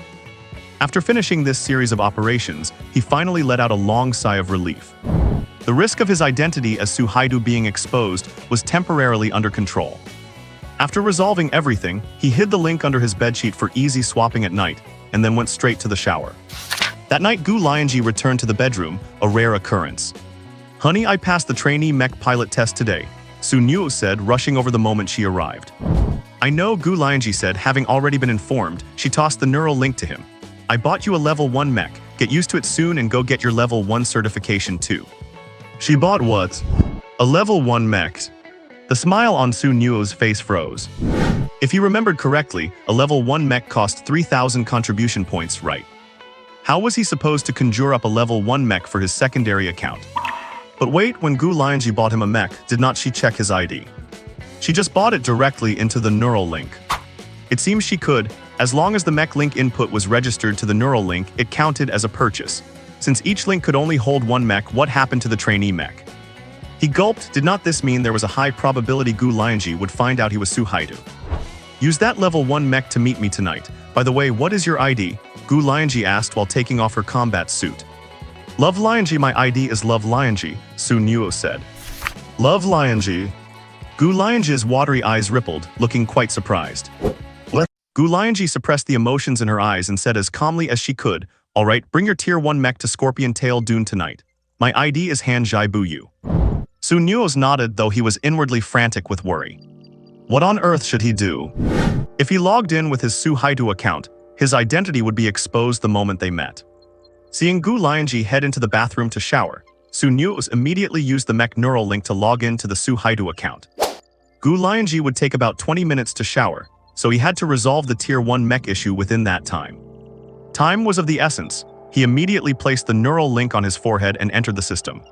"What? Mr. Su Haidu, welcome back. Your current total contribution points are 5,000. Mech, Peregrine 2 Tier 1 Mech." Seeing that he had 5,000 contribution points, the worry on Su Nuoze's face vanished instantly. He guessed this must be a reward for completing that emergency mission, or perhaps a gift and expression of gratitude from the Gu family. These points arrived just in time to save him. He immediately entered the ID Lianzhi and transferred 2,000 points over. Then he disconnected from the neural link. Seeing that Gu Lianzhi was still in the bathroom, he quickly switched to the other neural link hidden in the bedsheets. And logged in. Sure enough, as soon as he logged on, he saw, "Player Su Haidu has transferred 2,000 contribution points to you." He immediately purchased a Peregrine 2 mech, then turned around to sell the apprentice mech he had bought shortly before. Fortunately, there were plenty of tier 1 mechs in the southern A-zone, so a new mech was added to his account very quickly. Before long, the 500 contribution points from selling the apprentice mech arrived. That was the tricky part about the official system. The buyback price was only 50% of the original cost. Having done all this, he let out a sigh of relief and disconnected from the neural link. Shortly after disconnecting, he saw Gu Lianzhi emerge from the bathroom, wiping her hair. "Help me dry my hair." Gu Lianzhi sat down at the vanity and called out to him. Su Nuoze walked behind her. Before regaining his memories, he had often used the excuse of drying Gu Lianzhi's hair to take liberties with her. Gently lifting her beautiful locks, he picked up the hairdryer and began to blow-dry her hair with the gentleness he remembered. Looking at her exquisite and beautiful face in the mirror, Su Nuoze asked curiously, "Honey, what kind of mission are we doing tonight?" "Taking you to earn some contribution points. You just need to follow us. While you are at it, get familiar with your mech compatibility so you can pass the Tier 1 mech pilot exam soon." "All right, honey, you are so good to me." Su Nuoze let the sweet words slip out naturally, though he was not sure if it was his original memories playing a trick on him or something else. Gu Lianzhi rolled her eyes at him in the mirror. Seeing that even her eye roll was so charming, he felt a bit dazed. as if they were still back in the days of their relationship. "Honey, why do you look so pretty even when you roll your eyes?" he said sincerely. Gu Lianzhi's eyes flashed, and she suddenly asked, "Then why did you break up with me before?" Silence. The air suddenly fell into a heavy silence. Nuoze did not know what to say, but he certainly could not tell the truth. After all, the reason he broke up with her back then was simply because he could not sleep with her. "PH." Gu Lianzhi's face turned cold, and she folded her arms, ignoring him. But in this state, she did not look angry at all. Rather, she seemed to be acting spoiled. Watching her, Nuoze thought for a moment, then let go of her now dry hair and hugged her from behind. The moment he touched her soft skin, Nuoze clearly felt Gu Lianzhi tremble. This was an intimate gesture they used to do all the time, but doing it again now felt distinctly different. A moment later, Gu Lianzhi spoke coldly, "Have you hugged enough?" "Not quite enough," Nuoze said with a cheeky grin. "Let go." Nuoze let go immediately and stood aside obediently. Gu Lianzhi took a deep breath, picked up the mech neural link from the table and returned to the bed. "Come on, remember to add me as a friend first, I will send you the location." Nuoze nodded, climbed up, and activated the neural link alongside her. Upon entering the neural link, Nuoze's consciousness plunged once again into that system interface. Naturally, he was logged into the Lianzhi alt account. After entering the system, he searched for Gu Lianzhi's username and sent her a friend request. Within 2 seconds, Gu Lianzhi accepted his request and sent him a location share. At the same time, she sent him a link. Under the link was a message from Gu Lianzhi. "Accept the mission, then follow the location share to find me." Nuoze opened the link and saw an official mission notice. Emergency mission: collect all demonic materials left on the battlefield. You will receive 5% of the total contribution value collected. Wow, this is quite a lucrative gig. Nuoze was surprised. He had not expected Gu Lianzhi to secure such a backdoor for him. Collecting demonic materials meant going through the battlefield ruins, gathering all the valuable scraps to hand in to the officials. There was even a chance to encounter dying demons. As long as one finishes off those dying demons, the contribution points go to the one who lands the final blow. It was a great deal, no wonder Gu Lianzhi asked him to tag along for some points. Gu Lianzhi sent him another message: "Go exchange for an engineer Ant 2 mech. This mission is better suited for an engineer Ant mech." Basic mechs like the Peregrine 2 could temporarily exchange for Tier 1 mechs of similar value, but any damage or energy loss to the new mech would be deducted from the user's contribution points. Nuoze readily agreed, of course. He went to the front line, exchanged for an engineer Ant 2, and quickly got familiar with it. This mech had many practical functions, but its combat capabilities were very limited. Aside from a defensive energy shield, all it had was a shovel attached to its hand. But for Nuoze, the engineer Ant actually had more attack options than the Peregrine 2, because it came with many tools for dissecting demons. These tools could not only dissect corpses, but could also kill demons. It was just that the Peregrine series had the extra ability to fly, so all things considered, if he had to fight, he would prefer the higher ceiling Peregrine 2. After accepting the mission and exchanging the mech, he piloted the engineer Ant 2 toward the shared location. Since he could not fly, it took him 40 minutes to reach the destination. There were only 3 mechs at the site. One of them was a Silver Moon Tier 4 mech, featuring a pure white electronic warfare composite body with a surface like flowing silver. The Silver Moon mech used bionics and featured liquid metal buffer layers at the joints. Nuoze did not actually recognize this mech, but he had just used the internal network of his own mech to look it up and found the information. This is a Silver Moon mech, leaning towards the tactical assassin type, possessing extremely strong evasion capabilities, with an appearance partially inspired by felines. It mainly uses 2 types of weapons: high-frequency vibrating daggers and a shoulder-mounted stealth field. There are many tiny openings under the wings on its back, which can be used to launch tracking missiles. This mech is very expensive to produce. It can be called the top-tier existence among Tier 4 mechs. Many Tier 5 mechs are not even as valuable as this one. As expected of a wealthy heiress, her financial power is simply beyond Nuoze's imagination. Even in his past life, before Nuoze became a mech master, he used integrated mechs that were more cost-effective. However, integrated mechs have one advantage. When he changes mechs, he can quickly adapt to any other type of mech at the same level, such as speed types, defense types, power types, and all other types of mechs. The Samsara God mech that Nuoze used in his past life was a strategic mech with wide area lethality. Its one-on-one combat ability was inferior to other God mechs in the top 10 sequences. Otherwise, the Demon Race's Azure Knight Demon Dragon would not have needed to use a decapitation strike plan to force Nuoze into making a move and killing him.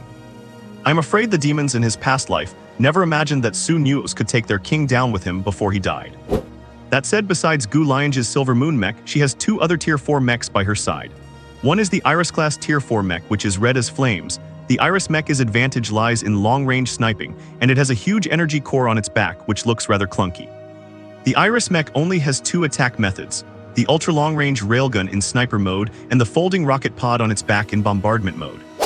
The second attack method consumes a lot of energy, but it is an area of effect strike.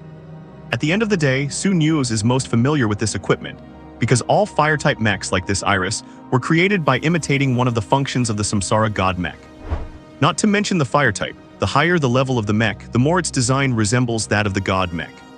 If the Iris mech were given to Su Nuoze to pilot, with downward compatibility, he could exert the mech's effectiveness to the maximum in the shortest amount of time. The last mech is quite ordinary, or rather, not exactly ordinary, just a bit more common, the Phantom 1 Tier 3 mech that Su Nuoze saw in the Mech Glory competition before. Actually, Su Nuoze only learned later that as one of the new types of mechs, the Phantom-type mechs are also very expensive to produce. These 3 people, except for the Silver Moon mech whose ID is Cold Iris Silent, proving that its pilot is Gu Lianzhi, Su Nuoze does not know the other 2 mech pilots. Soon, Gu Lianzhi sent him a voice invitation, which he naturally accepted to join. After joining the voice chat, he heard a male voice coming from the Phantom 1 mech. "Sister, why did you bring this loser here? He is even wearing a worker ant mech." "I am taking him to earn contribution points. Do you have a problem with that?" Gu Lianzhi replied in a cold, icy voice. Hearing the voice from the Phantom 1 mech, Su Nuoze recognized the owner of this mech. It was Yang Li, a member of Gu Lianzhi's mother's family, who could be considered her cousin.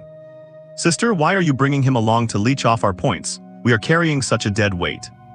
In my opinion, your Tier 3 mech and his Tier 1 mech are both dead weight, so why do not you just leave the team yourself?" Gu Lianzhi's fierce defense of her husband surprised everyone present.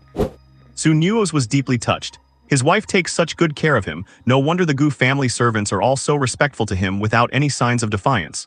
With Gu Lianzhi protecting him like this, who would dare to be insincere? Yang Li was rendered speechless, but the girl in the Iris mech spoke up. "Alright Lianzhi, let us just take him with us. Hello Su Nuoze, my name is Wan Yingying." "Hello." Su Nuoze's tone was calm. He did not know Wan Yingying at all. He only knew Yang Li because after marrying Gu Lianzhi, he had investigated some of her relatives. After all, he did not know how many people were watching him in the shadows and trying to trip him up because of his marriage to Gu Lianzhi, like the second uncle Gu Ryukying who caused trouble at their wedding. Su Nuoze did not want to be sabotaged one day and not even know who was behind it.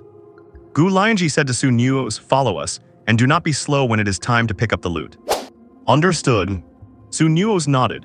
He had practiced with worker ants in his past life too, because mechs were so scarce at the time that top talents like them needed to be able to use any mech under any extreme conditions. He had even practiced with the worker ant for a while, and had even killed quite a few demons using this type of mech. And so the 4 of them set off. They were already close to the Scorpion Tail sand dunes, and they soon ran into sand scorpions crawling out of the dunes. Seeing the swarm of sand scorpions, the Iris and Silver Moon had not made a move yet, but the Phantom mech suddenly turned into a shadow and rushed up. 2 long swords reflected a silver light. The Phantom charged directly, cutting them down with swift strikes. Countless sand scorpion carcasses fell like rain, dyeing the Phantom mech's flashy exterior red. I have to admit, the Phantom mech is truly beautiful, and its exterior is so carefully designed that it actually possesses a bizarre sense of aesthetic beauty when stained with blood. After Yang Li killed a group of sand scorpions, he maintained his sword-sheathing pose, and after finally sheathing his blades, he signaled to Su Nuoze's worker ant. "Clean up the battlefield." "Idiot." Su Nuoze looked at the mess on the ground and did not even want to acknowledge the guy. "A bunch of Tier 1 demon trash. Does he really think I am here to scavenge for scrap?" Hearing his voice in the chat, the pilot of the Iris mech let out a snicker. And Yang Li seemed to get agitated, his neck turning red. "Who are you calling a name?" Su Nuoze could not be bothered. The way the guy just operated the Phantom mech was purely for showing off, wasting energy for no reason. 50 years ago, he would have been a fool looking for death. This is a weakling raised by modern mech sensory chains. The mech sensory chain really gives these young masters and princesses too comfortable an environment to pilot mechs in. If his ID did not have Su Black Earth displayed, he really would have liked to clash with him and see if his Tier 1 mech could kill this loser using a Tier 3 mech. "Speak, you bastard, who were you swearing at just now?" Seeing that Su Nuoze ignored him, Yang Li became clearly anxious, directly manipulating the phantom mech to pick up its twin blades and point them at Su Nuo's worker ant mech. Enough, Gu Lianzhi finally spoke up. Let us get through the Scorpion Tail dunes quickly. Our main battlefield is in the Black Rock Rift, there is no need to waste time here. With his cousin having spoken, Yang Li had no choice but to retract his glowing dual blades. In truth, he would not have dared to actually attack anyway. The Mecha Alliance strictly forbids infighting unless both parties have signed a contract agreeing to a no-holds-barred spar, otherwise the Alliance would never intervene. He had intended to intimidate Su Nuoze, but Su Nuoze had not paid him any mind at all.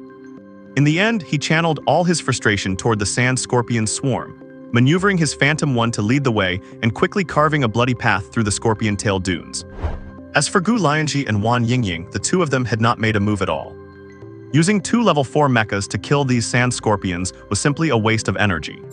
Soon the path was cleared, and from his mecha's radar, Su Nuoze could see that the number of surrounding mechas was increasing. They would reach the Black Rock Rift soon. Technically, the Black Rock Rift was not originally a frontline battlefield, but because of the frenzied retaliations by the Demon Eagle population lately, the front lines had been constantly pushed back. Now the fighting had reached all the way to the Black Rock Rift. Before even reaching the front lines, Su Nuoze noticed many worker ant mechas carrying mecha cores or other useful debris back toward the rear fortress.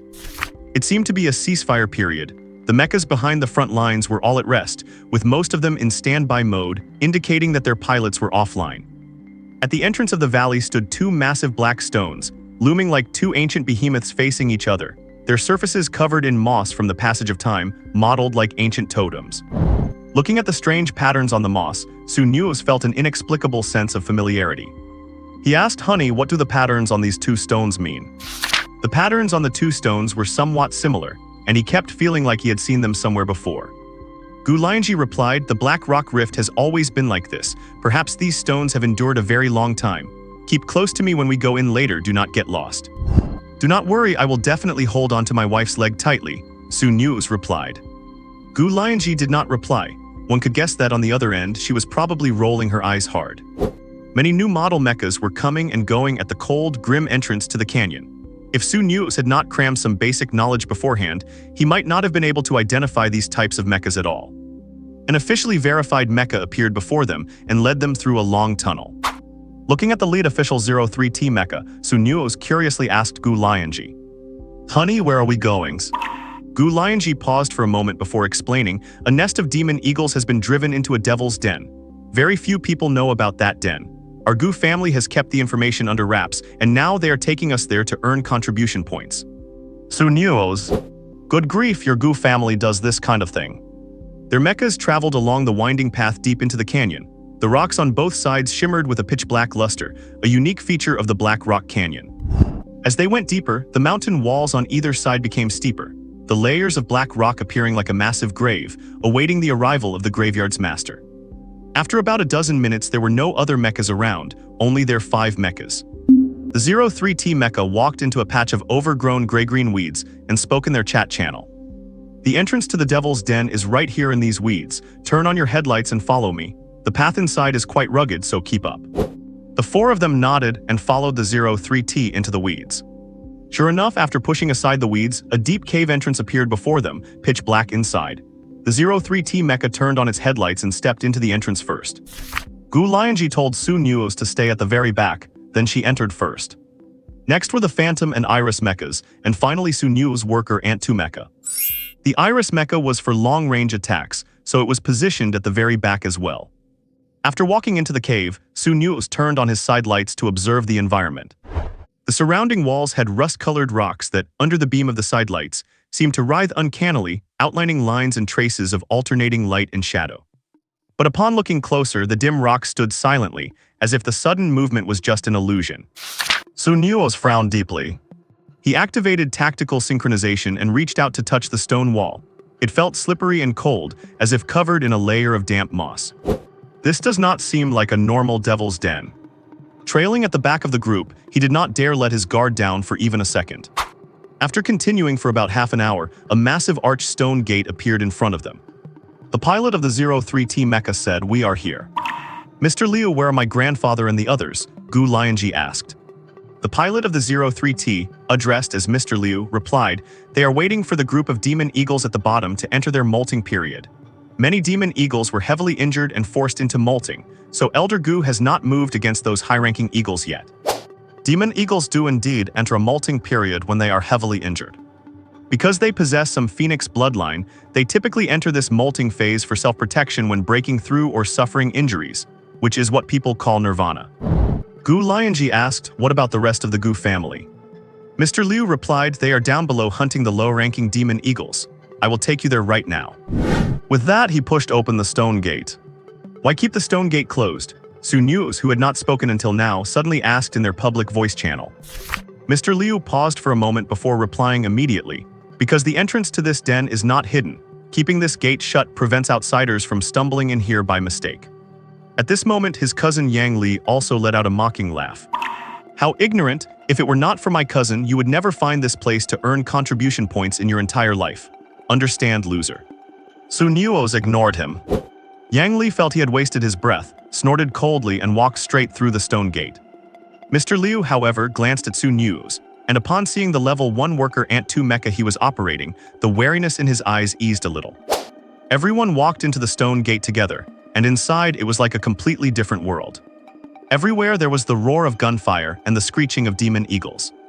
Quite a few mechas were there, locked in combat with the low-ranking demon eagles. Yang Li could not wait to pilot his phantom mecha and charge right in, eager to rack up some contribution points. Gu Lianzhi scanned her surroundings briefly before asking Mr. Liu, "Are my grandfather and the others down there?" "That is correct, they are at that location," Mr. Liu said, pointing toward a small creek in the distance. "The high-level magic eagles are molting under that stream, and all the Gu family's mechas above level 5 are lying in ambush down there." The battlefield was chaotic. Gu Lianzhi slashed a magic eagle that rushed at her, then turned her head to look toward the stone gate. "Where is Su Nuoze?" "Wifey, I am coming." At this moment, a clumsy worker Ant 2 mecha finally ran over from the stone gate. "Do not run around, just follow behind the main group and pick up items later. If the fighting gets intense, I will not be able to look after you." Gu Lianzhi arranged earnestly, "Yingying, can you please keep an eye on him for me?" Wan Yingying replied, "Sure, I will watch over him for you." Gu Lianzhi's mecha was an assassin type, intended for charging into the demon horde, so she definitely would not have time to watch Su Nuoze. Wan Yingying's iris mecha, however, was positioned in the rear to provide artillery fire, making her capable of keeping an eye on him.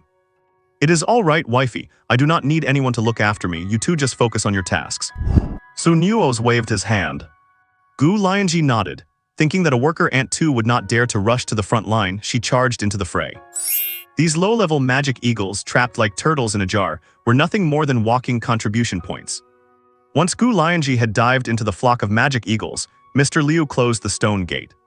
Wan Yingying looked at Su Nuoze with a hint of disdain and sent a private message, "Just stay near me and pick up the loot. Do not run around, do you hear me? No need to worry about me, just do your thing." Su Nuoze's voice was flat. Wan Yingying snorted coldly and floated up into the air. Numerous cannons opened up behind her iris mecha, unleashing a brilliant barrage of fire. Every blast sprayed blood everywhere, extinguishing the lives of the low-level magic eagles. I must say there really are a lot of low-level magic eagles here. No wonder the Gu family kept it quiet. They wanted to hoard all these contribution points for themselves. The battlefield was ever-changing, and the thick stench of blood permeated this pocket dimension, heavy with the aura of slaughter. Seeing that Wan Yingying had turned her attention away from him, a cold glint flashed in Su Nuoze's eyes. Rewind to 1 minute ago. Outside the stone gate.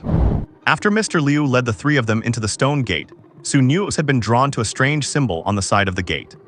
When he focused his gaze on the symbol, he felt it begin to twist and warp. The longer he looked, the more dizzy and nauseous he became, and an inexplicable sense of dread welled up from within him. However, this feeling of dread could not impose any negative status effects on Su Nuoze. "Resurrection Rite Demon Thrall." Su Nuoze muttered these words to himself. Suddenly, it hit him. He realized why the symbols on those jagged rocks outside Black Rock Canyon felt so familiar, and why he felt like the rock walls were writhing strangely when he first entered the demon lair. The existence of demons always involved humans who had turned traitor, a group known as demon thralls. Demon thralls claimed to be servants of the demon gods. They were traitors to their own kind who disguised themselves as ordinary humans to carry out malicious acts from within. They were the people the Mecha Alliance loathed the most. And the resurrection rite was tied to something else entirely. On Blue Star, there existed many peculiar giant beasts. These beasts had all fallen into a deep slumber, turning into stone. It was said they were products of the ancient era, long since lost to the rivers of history. But the demon thralls had mastered a resurrection rite capable of bringing these dead giants back to life. Nuoze had witnessed this rite twice in his past life. Hearing Gu Lianzhi calling him, he immediately walked into the stone gate and surveyed the battlefield inside. He narrowed his eyes as he looked around at the demons. No, there are far too few demons here. This is nowhere near enough to meet the conditions to start the resurrection rite. If this pocket dimension was an altar, then the offerings within it were far too sparse. Therefore, another batch of offerings must be elsewhere. He had heard Mr. Liu mention the high-level magic eagles under the creek, but even accounting for them, the number of offerings was still insufficient. So as for the remaining offerings, he took a deep breath. He absolutely could not let all the offerings die in this altar. Once the altar was successfully activated, the ancient giants at the entrance of Black Rock Canyon would be resurrected. He had seen the power of these ancient giants. They were unstoppable by anyone who was not a legendary mecha pilot. If those two giants at the mouth of the canyon were to wake up, the consequences would be unimaginable. With this realization, he prepared to sound the alarm and report the incident to the Mecha Alliance. He did not care if his identity was exposed. The resurrection of ancient giants was not a minor matter. Every mecha was equipped with an emergency alarm for reporting severe situations to higher authorities, but these were not to be used lightly. False alarms would incur severe penalties, while urgent and significant reports would be rewarded with contribution points. But just as he pulled the alarm lever, he discovered that there was no signal in this dimension. The emergency alarm was useless. Damn it! Nuoze's eyes turned cold as he surveyed the environment. This is a pocket dimension and the stone gate is locked tight. He took out the worker ant's seismic sensor and placed it on the ground. It was designed to locate corpses, but Nuoze was using it to find demons. Looking at the signal from the sensor, Nuoze automatically ignored the vibrations caused by the combat in the dimension and turned his focus in another direction. In that direction, there were some unknown seismic tremors. It was already too late to go back out and use his Black Earth mecha to report it, and Gu Lianzhi, the only person who might believe him, had already dived into the demon horde.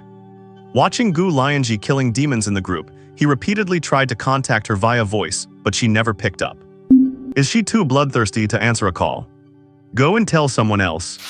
As the useless son-in-law, his word carried no weight with the Gu family. None of the others would likely believe him. Then there is only one way. He piloted the level 1 worker Ant 2 mecha and raced toward the source of the seismic tremors at top speed. Above the dimension, Wan Yingying caught a glimpse of the worker Ant 2 heading into the distance. She frowned slightly and fired a small probe from the sleeve of her Iris mecha, embedding it into the back of Nuoze's machine. Then she paid him no further mind and focused on dealing with the wave of magic eagles before her. The surrounding noise grew quieter and quieter until it vanished completely. Nuoze felt the light around him grow increasingly dim, the only source being the headlight on his worker ant mecha. The darkness all around surged like a tidal wave, and shadows crept across the corners of the stone walls in weird, grotesque shapes, as if they would pounce on him at any moment. In this darkness, the poor level 1 mecha was like a small boat in a violent, raging river.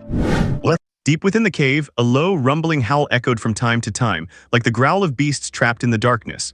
The sound bounced off the cave walls, making it impossible to pinpoint its source. Nuoze could only rely on the signals from his seismic wave detector, carefully making his way toward the source of the vibrations. Suddenly, he heard a rustling sound in his ears. Demon rats. Nuoze's voice was filled with surprise, and he was now absolutely certain that the cavern he had just found was the altar where the resurrection ritual was being held. Demon rats are said to be born from absorbing the spiritual energy of heaven and earth. They are a species of demon with extremely vigorous blood energy, making them a premium choice for offerings in resurrection rituals. This is the Black Rock Canyon. I have no idea where those demon slaves managed to find so many demon rats. He threw a small, disposable reconnaissance robot in the direction of the sound. Watching through the small robot's feed, he moved quickly toward the source of the noise. Under his control, the robot nimbly navigated through the rugged terrain. As the commotion inside grew louder, a huge red head suddenly appeared right in front of him. The owner of that big head gulped his little robot down in one bite. The robot went offline, and Nuoze's vision returned to the view from his work Ant 2 mech. About 1,300 meters away, he muttered to himself, the path here is narrow, but there are many tunnels. Even if I block one of them, these demon rats can still get through the others. If he were to defend this alone, he would have to find a single opening that could bottle up all the demon rats. He closed his eyes, mentally retracing the path the little robot had just taken. There actually seems to be a spot. He moved the clumsy legs of the work ant mech. Because they are designed to carry heavy loads, work ant-type mechs are built to be quite sluggish. Reaching a fork in the path, he raised his multi-purpose mechanical arm and used a shovel to smash the rocks above the adjacent tunnel, bringing them crashing down to the ground. Countless rocks fell, barely enough to block off one of the paths. These rocks will not hold them forever, but if he positions himself at the other path, the demon rats will surely try to break through where he stands. Demon rats are generally level 1 or 2 demons with low intelligence.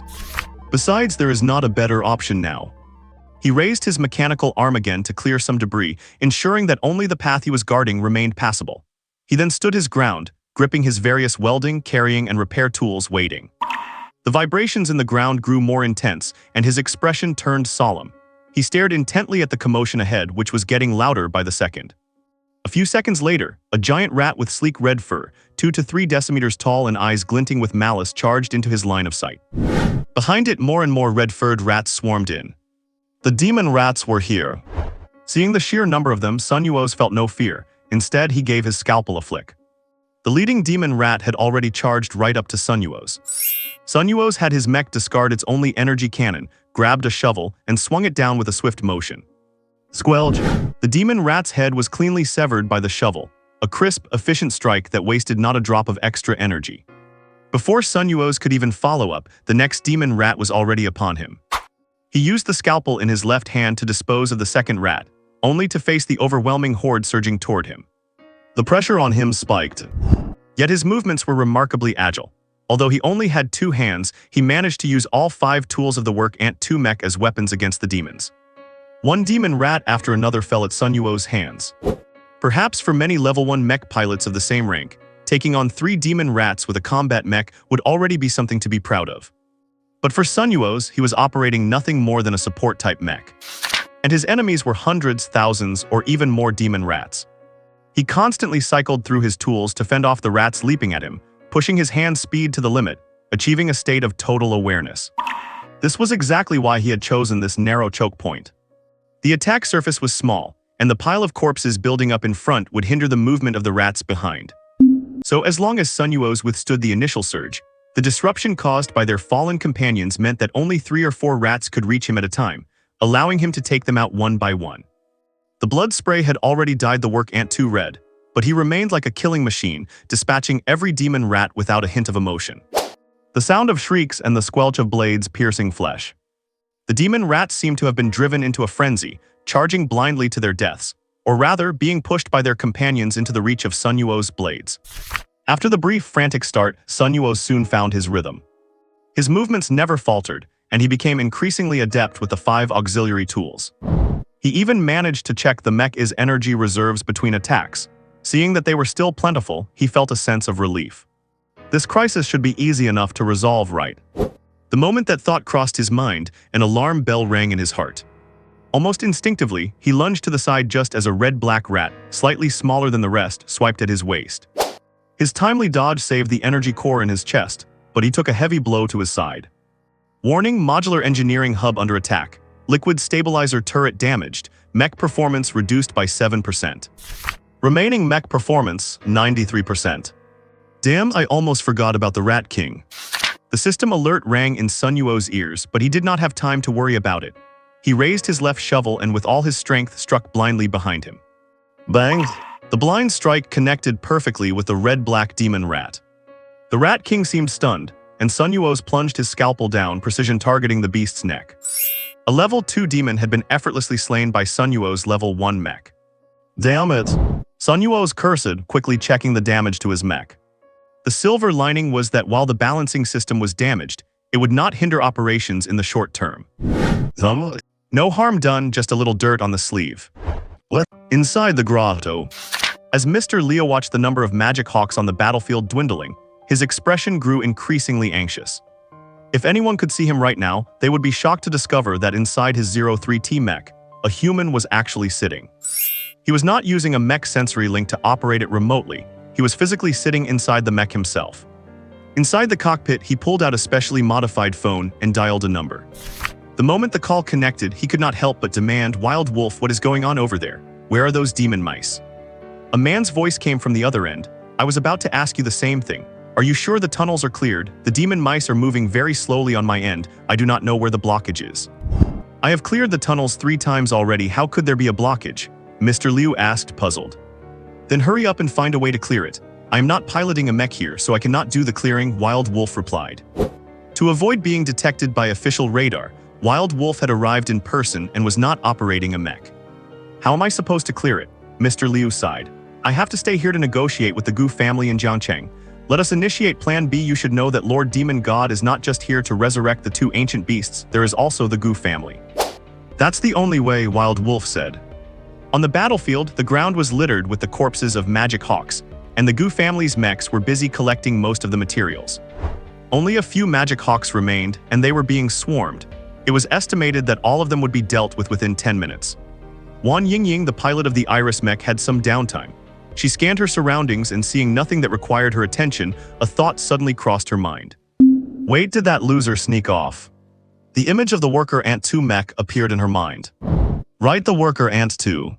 She glanced at the tracking missile she had just fired. To ensure Su Nuoze would not get lost, she had specifically attached a tracking tag to that level 1 mech.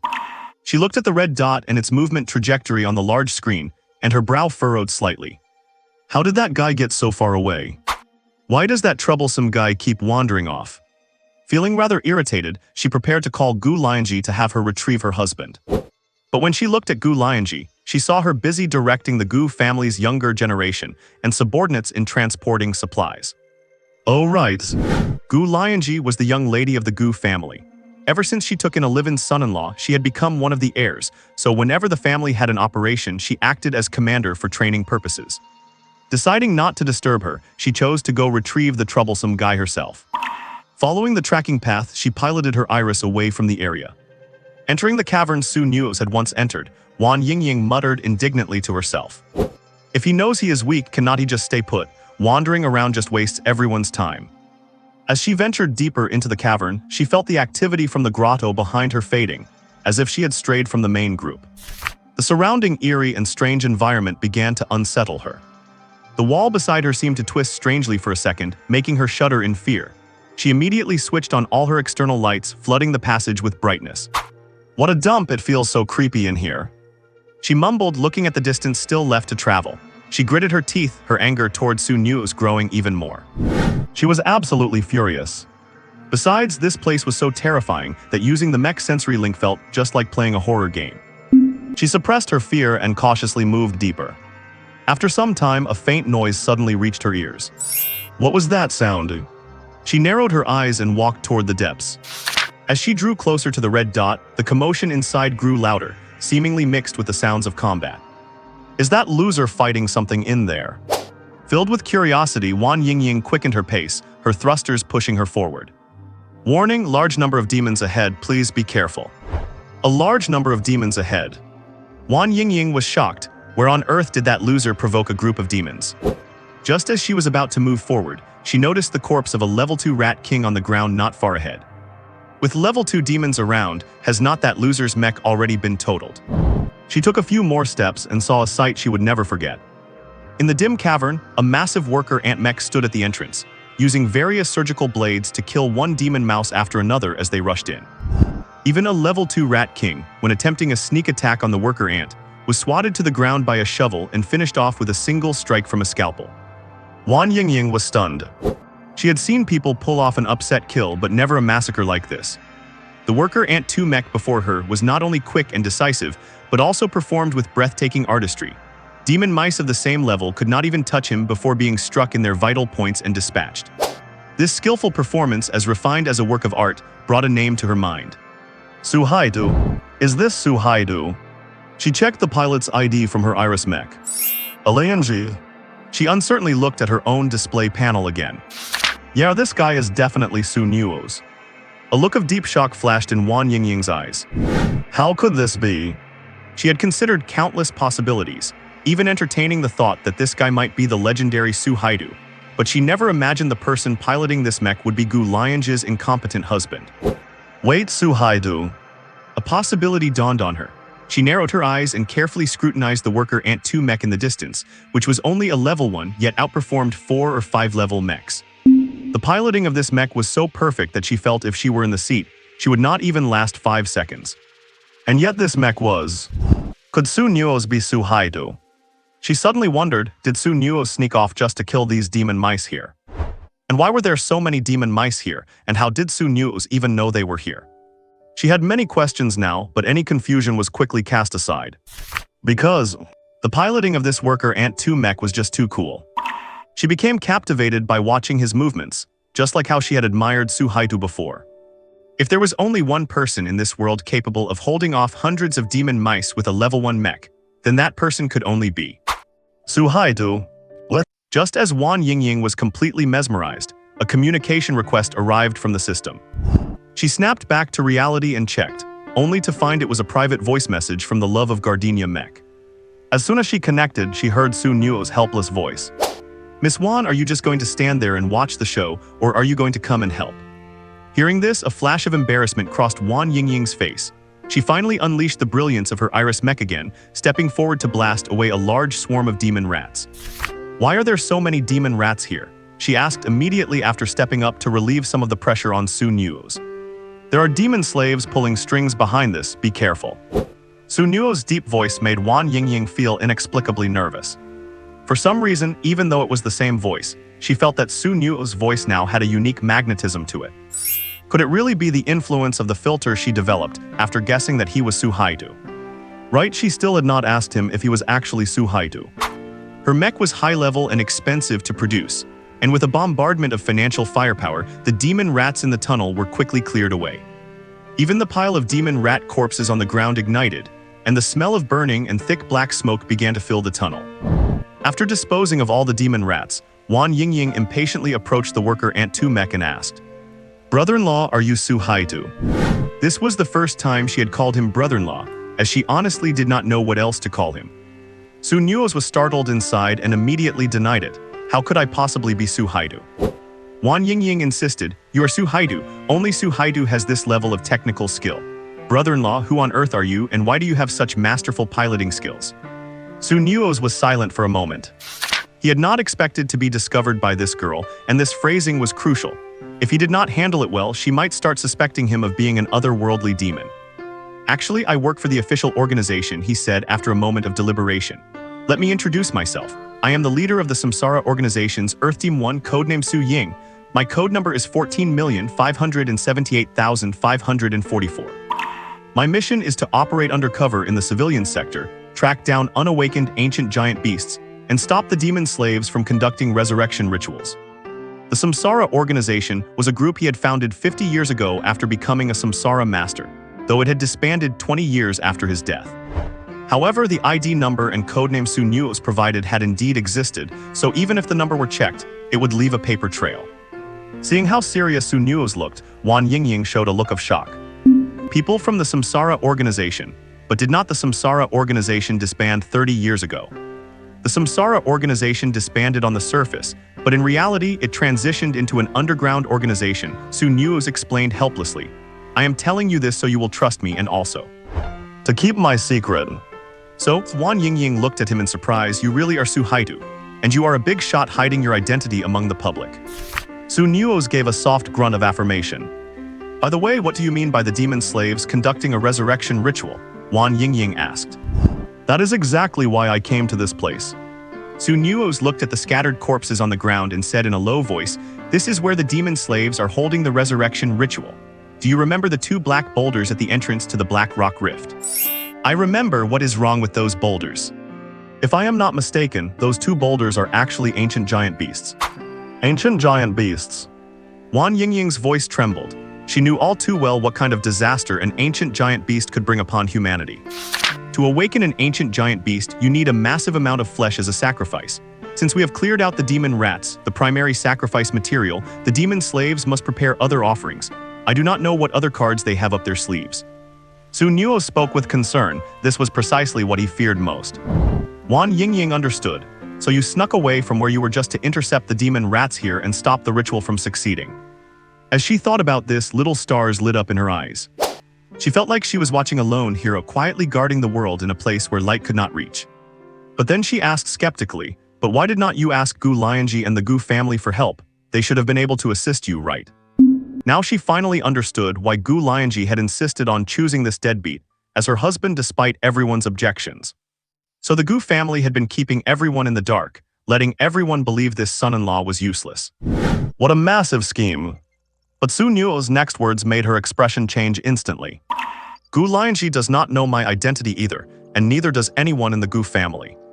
What Wang Yingying's face shifted. Even Gu Lianzhi does not know who you really are. Then why did Gu Lianzhi choose Su Nuo's, and how does that explain him being her life-saving benefactor? Exactly, that is why I am asking you to keep it a secret, Su Nuo said, feeling a headache trying to explain. Wang Yingying fell silent too. She was not a fool. She was now starting to question the authenticity of Su Nuo's claim of being a member of the Samsara organization. Since you are with the Samsara organization, why did not you call them for help instead of coming here to deal with these demon rats alone? A Tier 1 mech must have a hard time handling so many demon rats, right? She asked, testing the waters. The signal here is being blocked, Su Nuo said. Do not you find it strange? The signal is jammed here, but none of the people from the Gu family noticed anything unusual. Wang Yingying suddenly realized the truth. She immediately tried to contact the outside world, and sure enough, there was no signal at all. She could only contact people within the cave. What is going on? She panicked. There is a mole within the Gu family. Su Nuo raised his foot and started walking out of the cave, including that official who brought us in, the one surnamed Liu. You mean Mr. Liu? His name is Liu Zhilan. What is wrong with him? Wang Yingying said immediately. He is a demon slave, Su Nuo said, sending shivers down Wang Yingying's spine as he walked. Impossible. Mr. Liu is a member of the official Southern A Division headquarters. He is a pillar of the military in the A Division. He could never be a demon slave, Wang Yingying shouted in disbelief. If even Mr. Liu was a demon slave, then how many other traitors were hidden within the Southern A Division headquarters? Wang Yingying could not imagine it, or rather she dared not.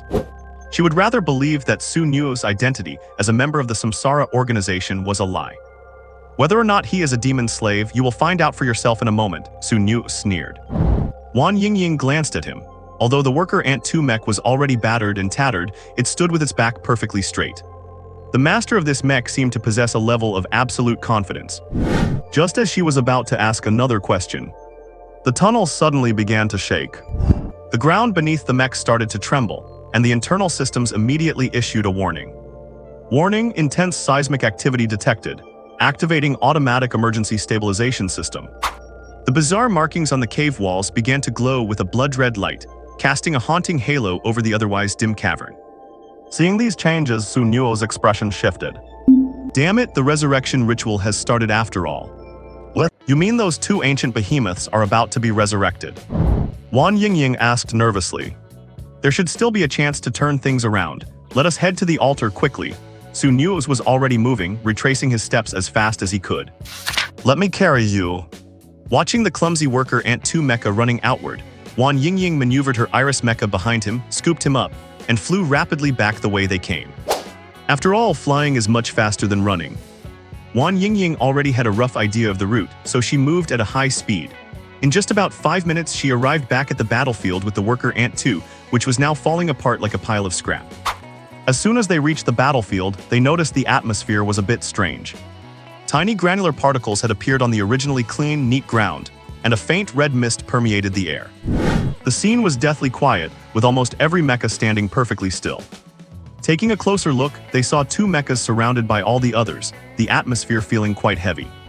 Their arrival drew everyone's attention, but after a quick glance, everyone turned their heads back to stare intently at the 2 in the center. Su Nuo looked toward the center and saw that one of the surrounded mechas was indeed the 03T belonging to Mr. Liu Zhilan.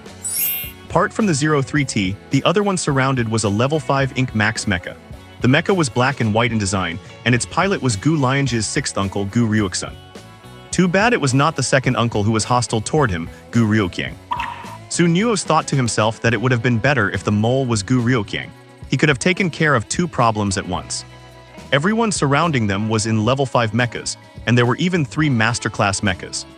The leader of the masterclass mechas was the Thousand Blades mecha belonging to the head of the Gu family, the old man Gu Yeking. Wang Yingying also noticed the situation and hurriedly sent him a private message. Could this Liu Zhilin really be a traitor to humanity? Do you understand what is going on here? The moles should be that Ink Mecha and Liu Zhilin. Su Nux thought for a moment and said, the people around have not made a move yet, which means the ones in the middle must be in a small private chat room negotiating. Also, the fact that this region has had no signal for so long without the news getting out suggests that the moles are definitely not just the two of them. There are more moles. Wang Yingying's expression changed slightly as she looked at the surrounding mechas, feeling like she could not trust anyone. Su Nuoze did not reply, instead surveying his surroundings. He was looking for the source of the other sacrifice after losing the demon Rat Queen. Gu Lianzhi had noticed them too, but since she was participating in the chat room with the mechas in the center, she did not reach out to them. Right after the battle ended, she had noticed the voice invitations Su Nuoze and Wang Yingying sent her. However, by the time she looked for them again, both of them were gone. Su Nuoze, you just told me that Lianzhi does not know your identity either. Since she had nothing better to do, Wang Yingying could not help but ask the question she had not said out loud earlier. Yeah, my identity is absolutely confidential. As they traveled, Su Nuoze had already prepared his excuses. Then why should I keep your secret? Wang Yingying tilted her head and asked, Lianzhi and I are best friends who grew up together. Why would I help an outsider like you keep things hidden from her? Su Nuoze was silent for a moment, then asked, tell me your conditions. His fake identity would not hold up under scrutiny. He knew that even if Wang Yingying believed him, that did not mean Gu Lianzhi or the Gu family would. My condition is very simple. Inside the Iris Mecha, a smug smile appeared on Wang Yingying's face. In the future, when you use your Su Haidu account, you must remember to call me to be your exclusive battlefield reporter. Exclusive battlefield reporter. Su Nuoze immediately thought of the time someone secretly filmed his battle and retorted, was that battlefield reporter you? Yeah, it was me, Wang Yingying admitted generously. She was already imagining the massive amount of traffic she would get once Su Nuoze agreed to let her film him. She would become a famous reporter in no time. Su Nuoze, on the other hand, felt his teeth ache in frustration. If this girl had not exposed his video, how could he have suddenly become so viral, making the Su Haidu account impossible to use freely? Fine, he gritted his teeth and said, having no choice but to agree. It is a deal then, do not forget to contact me next time you log on. Wang Yingying said, her scheme successful. I am adding the Su Haidu account as a friend now, remember to accept it when you switch accounts. Su Nuoze took a deep breath and gave a muffled agreement. Just then, swish, the mechas in the center suddenly moved. It was the old man Gu Yeking's mecha that moved first, slicing off the right arm of the 03T mecha with one clean stroke. In front of a masterclass mecha, this level 3 mecha had no power to resist and was swiftly disarmed. Old man Gu, you better think carefully. Liu Zhilin's sinister laugh echoed through the mecha's broadcast for everyone to hear. Your Gu family only needs to give up one direct granddaughter to avoid the crisis of annihilation. Your current behavior is just playing with fire. What is going on? At this moment, everyone at the scene who was not part of the previous voice chat was dumbfounded. However, everyone became alert, watching the two mechas in the middle cautiously. My Gu family will answer to the authorities above ourselves. We do not need a traitor to humanity like you to tell us what to do. Gu Yeking's voice also sounded. The dialogue between the two left everyone at the scene in shock. Su Nuoze immediately asked Wang Yingying, how many direct granddaughters does the Gu family have? He was a bit confused now. He had investigated the Gu family, but in the information he had gathered, the family only had 2 direct granddaughters.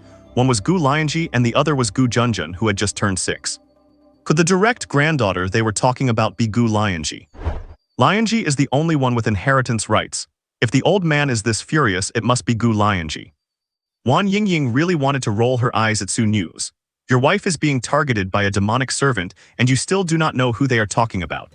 What? So you are saying the Gu family intends to break ties with us? Liu Zhilin roared with a twisted expression. Dad, just agree to them. Do you want to see the family destroyed? Gu Lianzhi's 6th uncle, the demon thrall Gu Ruixun, also spoke up. Ungrateful wretch, Gu Yeking looked at him in disappointment. I entrusted the signal tower to your care, never imagining you would one day become a demon thrall. You have disappointed me too much. Gu Ruixun remained indifferent. Old man, the demon god is invincible. Humanity is just clinging to life now. Have not you noticed that hardly any god-armored masters have emerged in the last few decades? Why do not you just take the Gu family and join the demon tribe? That way, when the demons win, we will be the founding heroes of the new era. Fool, Gu Yeking said coldly. When the cunning rabbit dies, the hunting dog is cooked. You do not actually believe the demons will spare you thralls after humanity falls, do you? You are calling me a fool again. Gu Ruoxun's voice suddenly turned furious and high-pitched. Ever since I was young, you have always called me a fool and given all your affection to my older brothers. What am I lacking compared to them? Why is it that I have nothing? Even now, as a level 5 mech master, I can only pilot this piece of junk, the ink mech. I am a direct descendant of the Gu family too, damn it. Why cannot I receive the treatment a direct descendant deserves? His roaring voice echoed throughout the entire cave, causing many who were not part of the Gu family to look at each other in confusion. So is this the reason you chose the path of evil? Gu Yeking asked. Old man, you do not understand. Gu Ruoxun laughed like a madman. You do not understand. I felt respected in front of the demon god, a kind of respect I never received in the Gu family. Even. The ink mech he piloted raised its hand and pointed sharply at Gu Lianzhi's silver moon mech.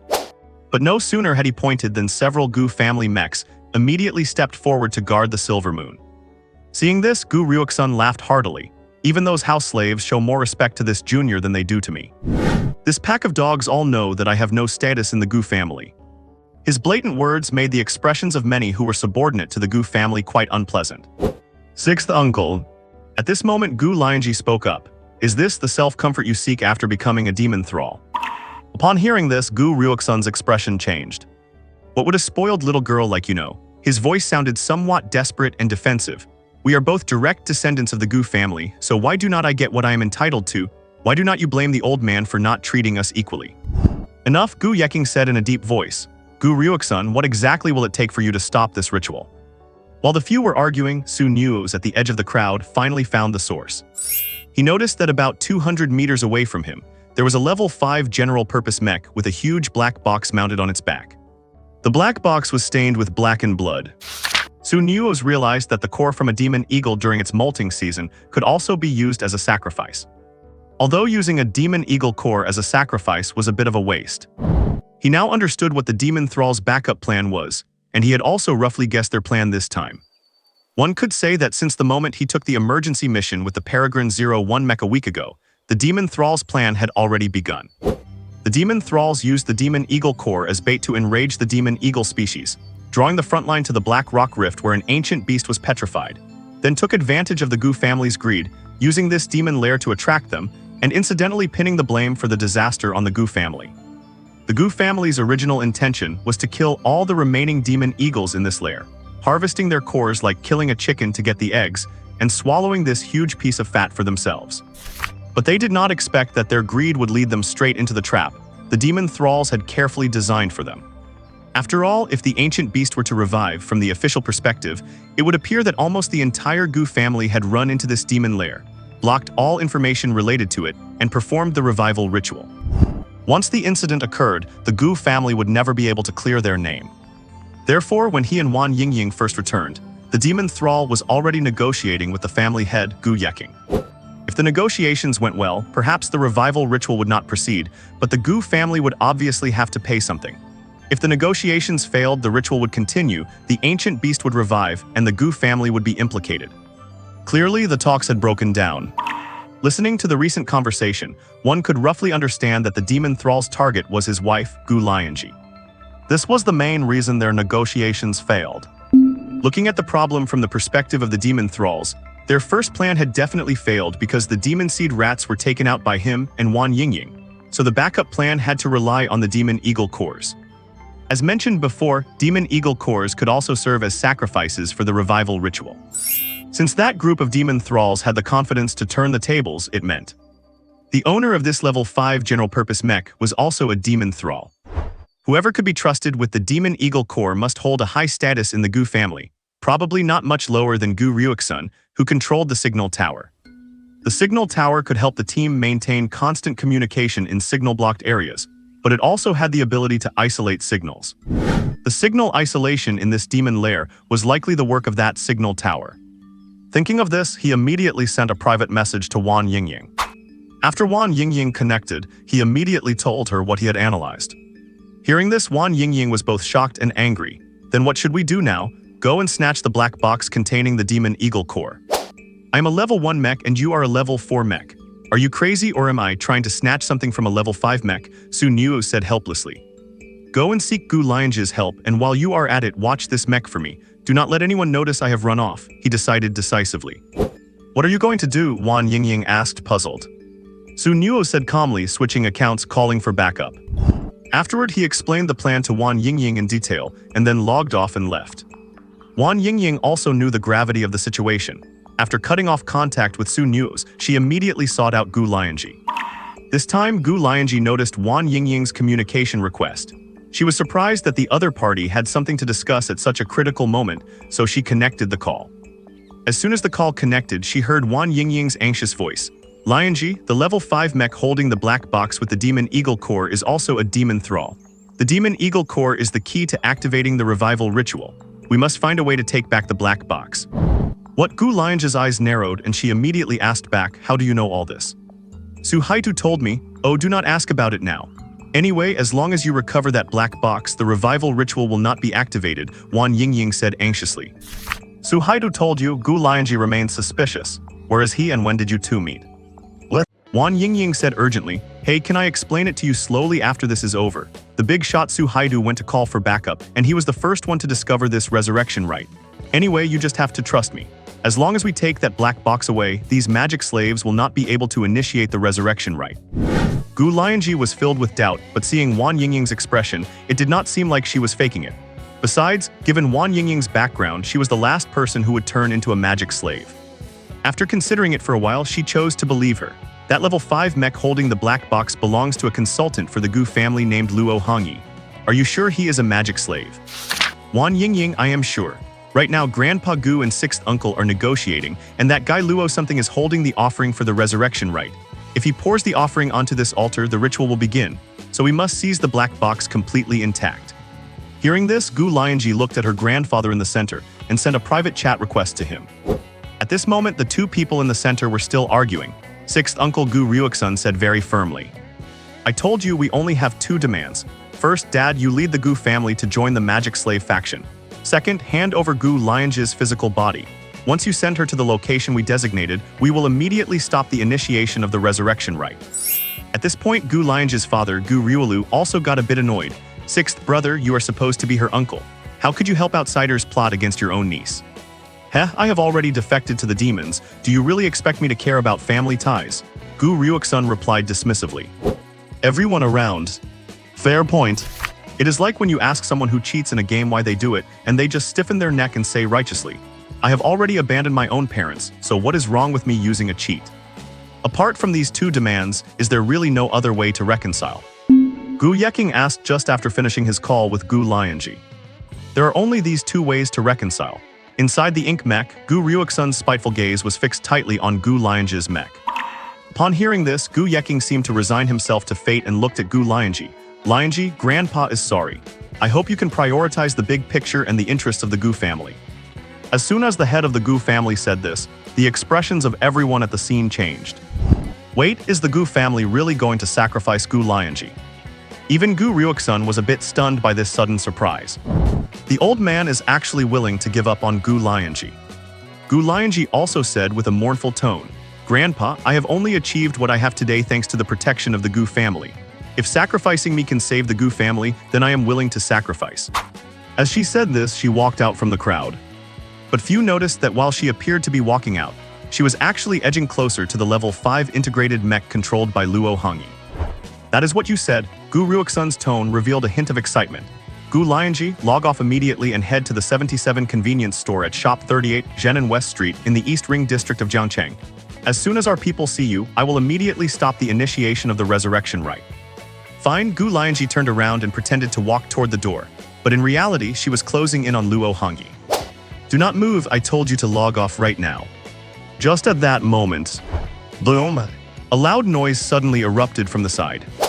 Everyone's eyes shifted to the source of the noise, just in time to see a ball of red flame knock a level 5 integrated mech back several steps, causing it to stumble and temporarily lose its balance. The crowd looked at the mech that launched the attack. It was unmistakably Wan Yingying's Iris mech. Seeing this, everyone was dumbfounded. What is going on? Did the eldest daughter of the Wan family, Wan Yingying, defect too? But the next moment, Grandpa Gu's Kainran mech and Gu Lianzhi's Silver Moon mech struck at the same time. Since Grandpa Gu was further away, he directly threw several throwing knives. severing the rope holding the black box in both arms of the level 5 integrated mech. Gu Lianzhi charged directly in front of the target and snatched the black box containing the magic eagle core. After snatching the box, she immediately flew high into the air. By the time Luo Hongyi reacted, his mech was already kneeling on the ground, with the system constantly sending him warnings that the mech had sustained over 50% damage. "You rebellious child, what do you have to say for yourself now?" Gu Yeking shielded Gu Lianzhi's mech behind him, his cold eyes fixed on Gu Ryuksun and Liu Jilin. The two were completely bewildered at this point. Gu Ryuksun said in disbelief, "No, how could you have known, how could you have discovered?" Gu Yeking gave a direct order, "Drag those three out of their mechs. I want to see what they have to say for themselves." The surrounding Gu family mechs, not expecting the situation to turn around so quickly, rushed to control the three mechs and drag the three people out. Watching Luo Hongyi being dragged out of his mech with a pale face, Gu Yeking felt a lingering fear. This guy really had defected. Otherwise, why would a normal person choose to physically pilot the mech, instead of using a neural linkage chain? Gu Lianzhi cast a glance at Wan Yingying. Through Sixth Uncle's reaction, she completely trusted Wan Yingying's words. But how did she know the big shot Su Haidu? This made her endlessly curious. If the situation were not so critical, she would have wanted to get to the bottom of it. As for Wan Yingying, she was now completely convinced by Su Nuoze, and fully believed that he was indeed a member of the Samsara organization. Perhaps only someone from the Samsara organization could have gathered so much intelligence. If it were before this, she would not have even recognized the resurrection rite. Resolved. At this moment, a voice sounded in her ear. She turned her head and saw the worker Ant 2 mech, which had already stood back up. "It seems you do not need to go look for reinforcements anymore. We have already taken care of it here," Wan Yingying said with a relaxed smile. "No worries. Since we have confirmed the two stones at the canyon entrance are fossils of ancient giant beasts, destroying them in advance also counts as eliminating a future threat," Su Nuoze said. Wan Yingying asked curiously, "By the way, what kind of reinforcements did you call for? Usually, reinforcements cannot handle ancient giant beasts, can they?" Wan Yingying was quite curious. If Su Nuoze had just called the police, he probably would not have brought in very strong reinforcements, would he? "That is none of your concern," Su Nuoze said calmly, his gaze fixed on the three people kneeling in front. "With the masterminds taken care of, there should not be any slip-ups left in this incident, right?" "You unfilial son, when did you become a demon slave?" Gu Yeking roared in anger. "Dad, I was momentarily blinded by greed and boarded this bastard's ship. If it was not for his constant brainwashing, I would never have betrayed you or the Gu family." Gu Ryuksun was no longer his usual defiant self, having completely turned into a coward afraid of death. He pointed at Liu Jilin, dumping all the blame onto him. Liu Jilin, standing next to him, looked as if he were completely unfazed. "Even if you kill me, Lord Demon God will avenge me." Gu Yeking laughed out of anger. "Fine, I would like to see if this Lord Demon God of yours will come to save you." "Spare me, head of the family, please," Luo Hongyi cried, snot and tears streaming down his face. "I am not a demon slave, it was the sixth master, Gu Ryuksun. He captured my family and threatened to kill them all if I did not work for him. I had no idea the sixth master was a demon slave." Gu Yeking felt a vein throbbing in his temple and raised his hand, preparing to finish off the noisy Luo Hongyi. But before he could act, a sudden change occurred. Liu Jilin and Gu Ryuksun, who were in the middle, suddenly spat out a mouthful of blood, their bodies beginning to tremble. The sudden turn of events made the surrounding mechs take a few steps back. Blood was seeping through their skin, and their eyes bulged as if they were about to pop out of their sockets. "Dad, save me, save me." Gu Ryuksun struggled to reach out toward Gu Yeking's Kainran mech. Gu Yeking rushed forward to check on him, but before he could reach Gu Ryuksun, several bloody, red tentacles burst out from the skin on Gu Ryuksun's body. The red tentacles looked hideous, and rather than being part of Gu Ryuksun's body, they resembled parasites frantically tearing at his flesh. The same was happening to Liu Jilin, and both of them let out painful screams. Those around could only watch helplessly as the two were torn into pieces by the blood-red tentacles emerging from their bodies. Their corpses splattered blood everywhere, a truly bloody and brutal sight. Seeing this, Su Nuoze shouted fiercely, "Do not let their blood spill on the ground." But it was too late. The blood of the two men soaked into the ground and was quickly absorbed by the swirling red mist. The shaking inside the demon cave intensified. The ground began to shake violently, and all the mech systems issued warnings of tectonic tremors. "This is bad." Su Nuoze's face turned pale. This is the sign that the resurrection ritual has officially begun. What a vicious tactic. The demons really have some tricks up their sleeves. They actually planted bloodworms inside these two demon slaves. Bloodworms are a rare type of parasite. While they are a deadly poison to humans, they are a powerful tonic for demon beasts. Many demon beasts can greatly increase their chances of breaking through to a higher rank by consuming them. The host of a bloodworm can also serve as a sacrifice, but they are so rare that Su Nuoze never imagined the demons would waste two of them on these mere 4th or 5th level mech pilots. You have to realize, these two bloodworms could have allowed two 6th level demon beasts to break through to the 7th level. However, thinking about it, it made sense. Once an ancient behemoth is resurrected, it has the combat power of at least a 7th level demon beast, and often even an 8th level one. Gu Lianzhi also realized the severity of the situation and shouted sternly, "Everyone, immediately pilot your mechs and leave this place." At his command, everyone maneuvered their mechs and headed out. The mechs everyone piloted were not cheap, and since this place was no longer safe, their primary goal was to get their mechs to safety. Everyone had the ability to escape, except for one mech. Su Nuoze watched everyone escape with their own methods, but he could only clumsily run on foot. Since his mech was damaged, he was not moving very fast. Wan Yingying asked first, "Brother-in-law, do you need me to take you out? You can barely escape yourself, let alone carry me a dead weight." Su Nuoze refused, "Hurry up and go, I will just swap accounts once you have all left." As Wan Yingying wondered whether she should take him, Gu Lianzhi arrived by his side and said flatly, "Just abandon this mech. I will buy you a new one later." After saying that, she left immediately, without a hint of hesitation. Su Nuoze, "My wife really is wealthy and generous."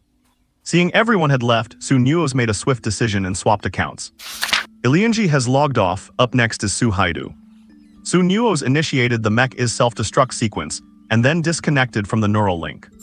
Upon opening his eyes, he was back in his familiar bedroom, and Gu Lianzhi, who had just piloted her mech away from his side, was now lying beside him with her eyes closed. He immediately took off the neural link chain from his neck, stuffed it into the mattress, and put on a different one. "Welcome back, Mr. Su Haidu. Log into Falcon 2 Level 1 mech," Su Nuoze whispered. The next moment, his consciousness appeared inside the mech. Without a moment to lose, he immediately added Wan Yingying as a friend, and after receiving her location, he left the military fortress and headed straight for the Black Rock Rift. Wan Yingying sent him a video feed, showing that the moss on the two giant boulders at the entrance of the Black Rock Rift was starting to flake off. The black stones were gradually revealing a brownish red color, looking like living skin, trembling with the rhythm of breathing as if a giant beast was about to wake up. Seeing this, Su Nuoze knew that the two ancient behemoths had been resurrected. They had just been resurrected and had not yet started moving. The spectacle of the behemoth's resurrection attracted many mech pilots. Apart from the Gu family members who had just come out of the demon cave, others were unaware of what had happened. The sky was crowded with mechs, and it seemed everyone had come to watch the show. Quite a few battlefield reporters were also holding cameras, filming the scene. "Everyone back off a bit further. The behemoth is expected to fully awaken in about 10 minutes, Su Nuoze observed and stated. Seeing more and more people gathering around, Wan Yingying asked with concern, "Brother-in-law, can the people you called really handle two ancient behemoths at the same time?" "I think so," Su Nuoze said with hesitation, because he was not sure what level his old friend was at now. But 50 years have passed, surely he must be a legendary mech pilot by now, right? "You think so?" Wan Yingying's eye twitched uncontrollably. What? When Su Nuoze arrived at the Black Rock Rift, the two giants, standing 70 or 80 meters tall, had taken on an entirely new look. The mottled totems on the boulders had transformed into streamlined patterns, resembling cracked skin or the lines on a palm, radiating the vitality of life. The heads of the giant beasts had also emerged into their true forms. Both had a horn dangling from the top of their heads. They were shaped like horses, but their faces were ferocious, looking like evil dragons or horses wearing masks. The most eye-catching part was the fur on their bodies, which was as thick and luxuriant as that of a lion. Suddenly, both giant beasts opened their eyes at the same time. Their eyeballs were a sickly snow-white color, and without looking closely, one would not even notice they had eyes at all. Looking at their pupils from afar, Su Nuoze felt an inexplicable, visceral sense of fear. He remembered. In his previous life, when he was still called Sumo, he had read a book from the era of peace, though the book was old, with faded text and an illegible title. The book recorded many bizarre and strange creatures, and those two resurrected ancient giant beasts he encountered in his past life had appeared in it as well. And the two monsters before him matched the description of the one-horned smoke beasts from that book. The characteristics of a one-horned smoke beast were. At this thought, his expression shifted drastically, and he immediately messaged Wan Yingying, "Take Gu Lianzhi and fall back." With that said, he retreated several kilometers away. As he left, more and more mecha pilots arrived at the scene, leaving Su Nuoze feeling utterly helpless. Relying on their mecha sensor links while not even being inside their mechs, these people really would risk anything to watch the spectacle. The two one-horned smoke beasts glanced at the dense crowd of mechs around them, then, in perfect sync like twins, simultaneously opened their mouths and spewed thick gray smoke in every direction. The dozens of mechs closest to them did not have time to retreat and were instantly engulfed by the gray smoke. The moment they touched the smoke, the Tier 5 mechs could hold out for a few seconds, but anything below Tier 5 melted almost instantly, and the air was filled with the scent of scorched rust. This sudden scene terrified the onlookers. Everyone scrambled to retreat, fearful of being caught in the crossfire of the two giants. Yet the one-horned smoke beasts were filled with malice, continuously spitting out gray smoke to hunt down the fleeing pilots. They had an intense desire to kill. From the moment they were resurrected, they harbored deep hostility toward everything around them. It was fortunate that Su Nuoze ran fast, or he would have really been trapped inside. Wan Yingying did not come to find him either, seemingly to help keep his identity a secret. Just as everyone else was fleeing, a sharp-looking mech went against the flow, braving the pressure of the two giants to engage them in combat. Su Nuoze recognized the pilot. It was the Kyanrin, the masterclass mech belonging to Gu family head Gu Yeking. Gu Yeking was a peak mecha master. He truly had the power to put up a fight. The Kyanrin mech was a high-mobility, close-quarters specialized model, sharing similarities with Gu Lianzhi's Silver Moon. Or perhaps it was because of her grandfather that Gu Lianzhi chose an assassin-style, high-capability solo combat mech. The Kyanrin reached one of the one-horned smoke beasts, the thousands of ultralight alloy scales on its back vibrating vividly. This was the Kyanrin's unique cicadoing layered armor, sacrificing some defense for extreme flexibility. Gu Yeking drew his weapon, the single-edged high-frequency ship-slaying blade Lone Crane, and struck. The blade sank into the beast's skin, forcing it to let out a shriek as it spewed thick fog from its mouth. Gu Yeking's speed was immense, the cicadoing scales shifting with his movements to reduce air resistance. Like a shadow, he circled the beast, the Lone Crane continuously carving through its skin, and the beast's red blood stained the blade in an instant. Seeing them locked in combat, the surrounding mechs actually stopped running and stayed behind to record the event. This was a duel between a peak mecha master and an ancient giant beast. To everyone else, it looked like the mecha master was overpowering and pummeling the beast. But only Su Nuoze could see that the old man could not actually break the beast's defense at all. The Lone Crane was finding it too difficult to leave a fatal wound on the creature. What a shame. If the old man were a few years younger, he might have been able to use that move, Su Nuoze thought, shaking his head. The Kyanrin was an older model, but it possessed a combo move far beyond its stated capabilities, one that could even allow it to defeat stronger opponents. One move involved activating the superconducting engine built into the Lone Crane to overload and release Steelbreaker mode, increasing its cutting power by 300%. The other involved overclocking the thrusters in a near-suicidal maneuver that carried a high risk of shattering the mech's joints. The first move was manageable, but the second required the pilot to endure high-load neural synchronization, needing a reaction latency of less than 0.03 seconds. Gu Yeking definitely would have had the reaction time when he was young, but at his current age, he likely could not pull it off. Even so, if Gu Yeking operated skillfully, he still had a chance to use Steelbreaker mode to kill one of the beasts. Gu Yeking was thinking the same thing. He held back his ultimate move because if he could kill one of the ancient beasts, he might mitigate the crimes of the Gu family. He darted around the beast's body, slowly wearing it down with the Lone Crane while searching for an opening to deliver a lethal blow. The beast grew furious, and both giants threw their heads back and roared, unleashing a wave of immense pressure. The Kyanrin was instantly rooted to the spot, as if its feet were stuck in thick mud, unable to move. This was the true terror of the ancient beasts. They could release a domain, the most difficult aspect of fighting them. Even Su Nuoze had been left in a sorry state by such a domain before. The Kyanrin struggled in place as the beast he had been attacking lifted its hoof and stomped down hard. One could easily imagine that if that iron hoof landed on the Kyanrin, it would crush the mech to pieces in an instant. In that split second, clang! The Kyanrin suddenly seemed to teleport, shifting a great distance to the side. The hilt of the Lone Crane fired an interference smoke grenade, while the mech lunged toward the corner of the beast's eye. Gu Yeking was forcing an overload of his exclusive combo move. The Steelbreaker Lone Crane stabbed fiercely into the temple of the one-horned smoke beast, burying deep inside. Cutting power increased by 300% for 3 seconds. Squelch! The Kyanrin mech pierced through the smoke screen, and the Lone Crane dove into the temple of the unicorn smoke beast, successfully breaking its defenses. Roar! The unicorn smoke beast crashed to the ground in pain, rolling over and over. Following its recent burst of power, the Kainrin mech lost part of its mobility and was unable to pull away in time. The next moment, the Kainrin mech was crushed beneath the giant beast and its iron hooves. The mech suffered massive damage and its performance plummeted. The light flowing across the surface of the Kainrin mech began to glow a scorching red, as if the skin were being subjected to extreme heat. Gu Lianzhi was actually initiating the Kainrin mech's self-destruct sequence.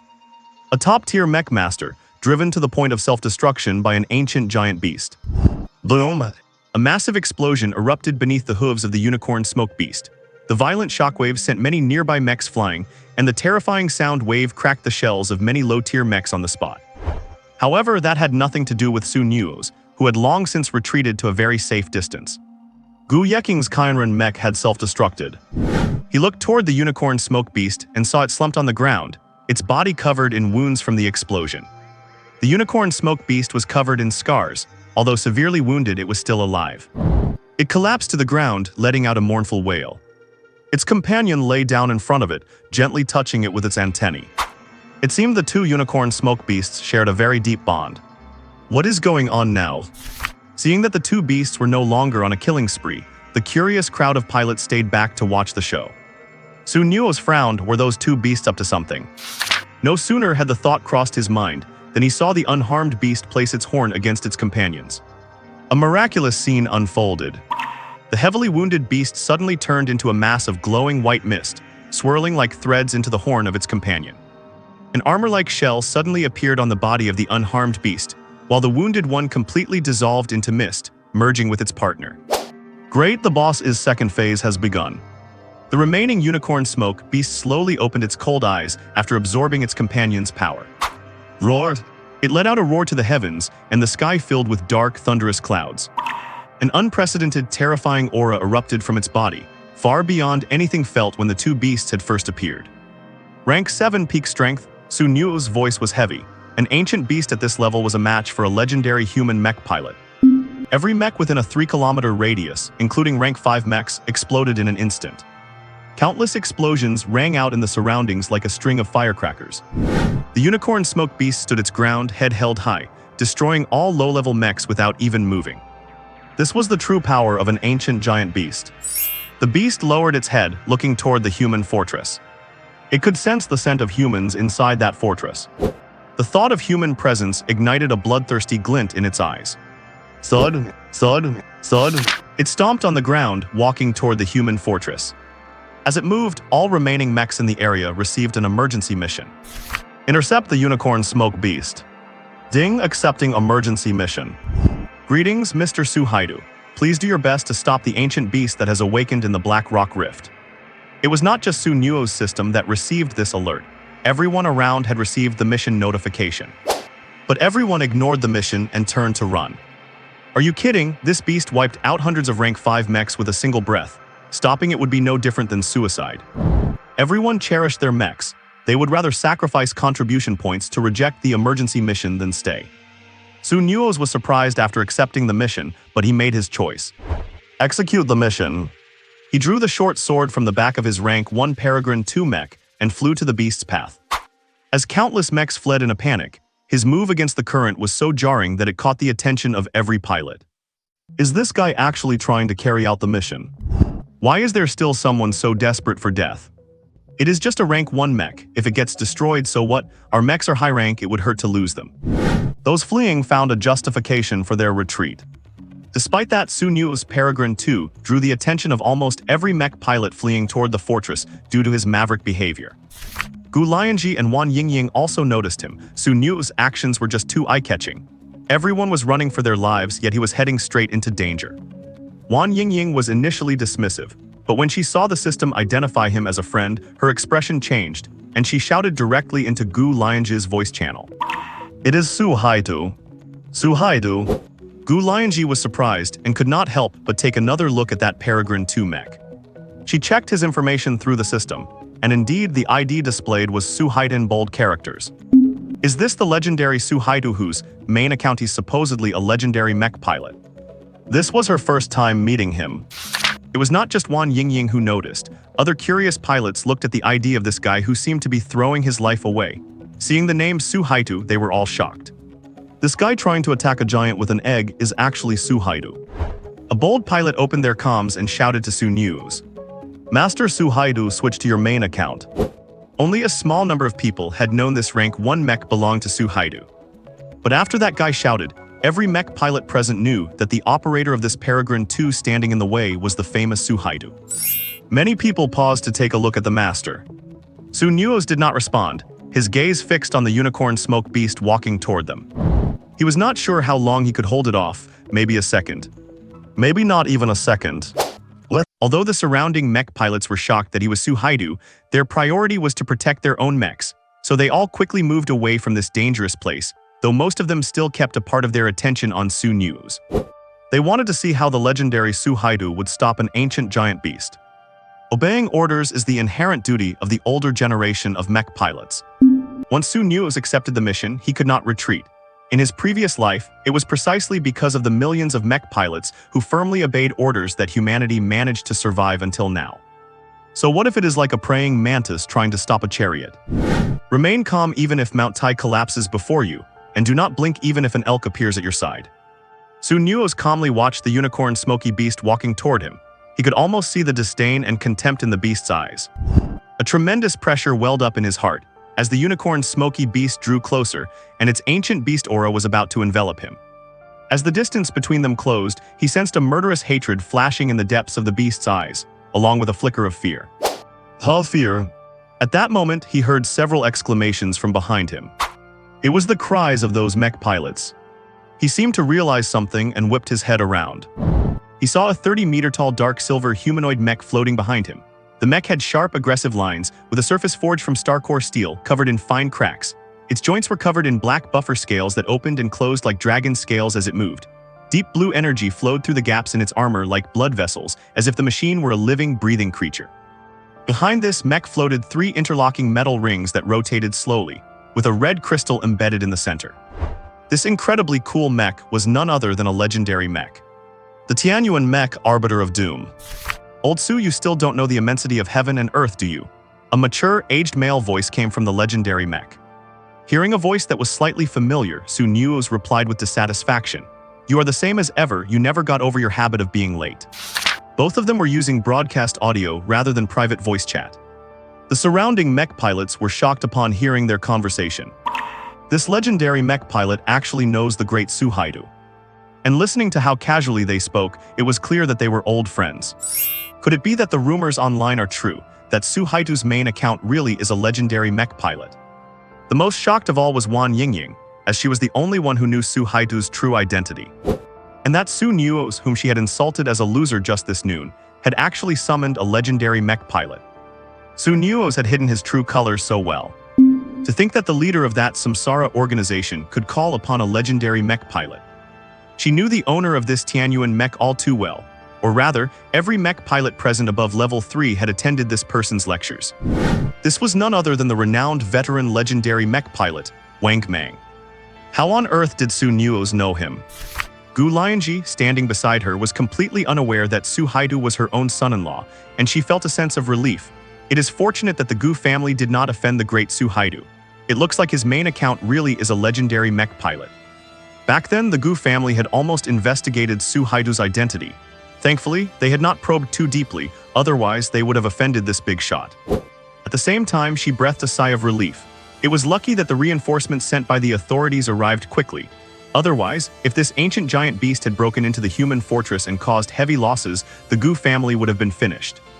When it came to this Devil's Cave incident, the Gu family definitely could not shirk the blame. However, even greater doubts began to arise. She looked suspiciously at Wan Yingying. According to what Wan Yingying said, the awakening of the revival ritual had been stopped entirely thanks to the great Su Haidu. So, when did Wan Yingying get to know Su Haidu? Once all this was over, she would definitely have to ask for a clear explanation. Meanwhile, the legendary mech pilot Wang Mang, who was the center of everyone's attention, said to Su Nuoze, "I will deal with this guy first, then we can catch up." With that, he bypassed Su Nuoze's Peregrine 1 mech and charged toward the unicorn smoky beast. A blood-red moon appeared in the sky. The Tianyuan mech raised its hand, and the blood moon fell to the earth, shrouding both him and the unicorn smoky beast in a red barrier. With the barrier sealed, no one could see the scene inside anymore. However, the screams of the unicorn smoky beast and the sounds of combat could still be heard echoing from within the barrier. Just by listening to the sounds, one could tell that the unicorn smoky beast was being severely beaten. Nuoze floated outside the barrier and took a deep breath. Good thing that Guy Wang Ergu, though prone to being late, still arrived just in time. Just then, he noticed a peak level 5 mech approaching him and sending a private chat request. He rejected it immediately. The mech paused for a moment before broadcasting. Greetings, Senior Su Haidu, I am Gu Ryokyang from the Gu family. Gu Ryokyang. Upon hearing the name, Nuoze's gaze became playful. This Gu Ryokyang was his wife's second uncle, and he had been the one who caused trouble when he married Gu Lianzhi. He did not expect this guy to come and find him with such a low profile. What do you want? He asked coldly. The emergency mission you took a week ago was issued by our Gu family. Thank you, Senior, for helping us keep the black box safe. We have never had the opportunity to thank you properly, Gu Ryokyang said carefully. Nuoze raised his hand and cut him off. No need for thanks, it was just a mission. Even if you do not care, Senior, our Gu family must know how to show gratitude. Why do not you add me as a friend? Gu Ryokyang continued, trying to say something more. Your Gu family? Nuoze sneered. We have not even settled the account with your Gu family regarding this ancient giant beast's revival, and you come running to me to butter me up. True to expectation, Gu Ryokyang was terrified by his words. Senior, this ancient giant beast incident has nothing to do with our Gu family. Whether it has to do with you or not, that is not for you to tell me. Nuoze said flatly. Realizing that staying any longer would only be self-defeating, Gu Ryokyang could only humbly retreat. Watching Gu Ryokyang's retreating figure, Nuoze turned his eyes back to the red barrier. As long as Gu Ryokyang behaves himself, that is fine, but if he dares to lay a hand on him, he will make him regret ever having been born. After leaving, Gu Ryokyang told the members of the Gu family and elder Gu Yeking, who had just switched out of his mech, about his exchange with Su Haidu. Upon learning this news, Gu Yeking frowned. How did Su Haidu know about this? He asked this in the family group chat. After seeing the message, Gu Lianzhi instinctively glanced at Wan Yingying, who was beside her. What? The giant beast's shrieks made every mech pilot present feel a chill in their hearts, yet they all held deep respect for that legendary pilot Wang Mang. Is this what a legendary mech pilot is like? As for Nuoze, many people had come looking for him during this time, claiming they wanted to get to know him and add him as a friend, but he turned them all down. He did not want to expose his identity for the time being, and once Wang Ergu finished off that one-horned smoky beast, he would have a good talk with him. If possible, he would probably leave the Gu family, return to the military, and resume the life he lived in his previous existence. Thinking about returning to the military, the image of Gu Lianzhi's charming appearance suddenly surfaced in his mind. Why do I suddenly feel reluctant to leave this girl? While he was lost in thought, the blood moon in the sky vanished, and the red barrier that had shrouded the Tianyuan mech and the one-horned smoky beast disappeared as well.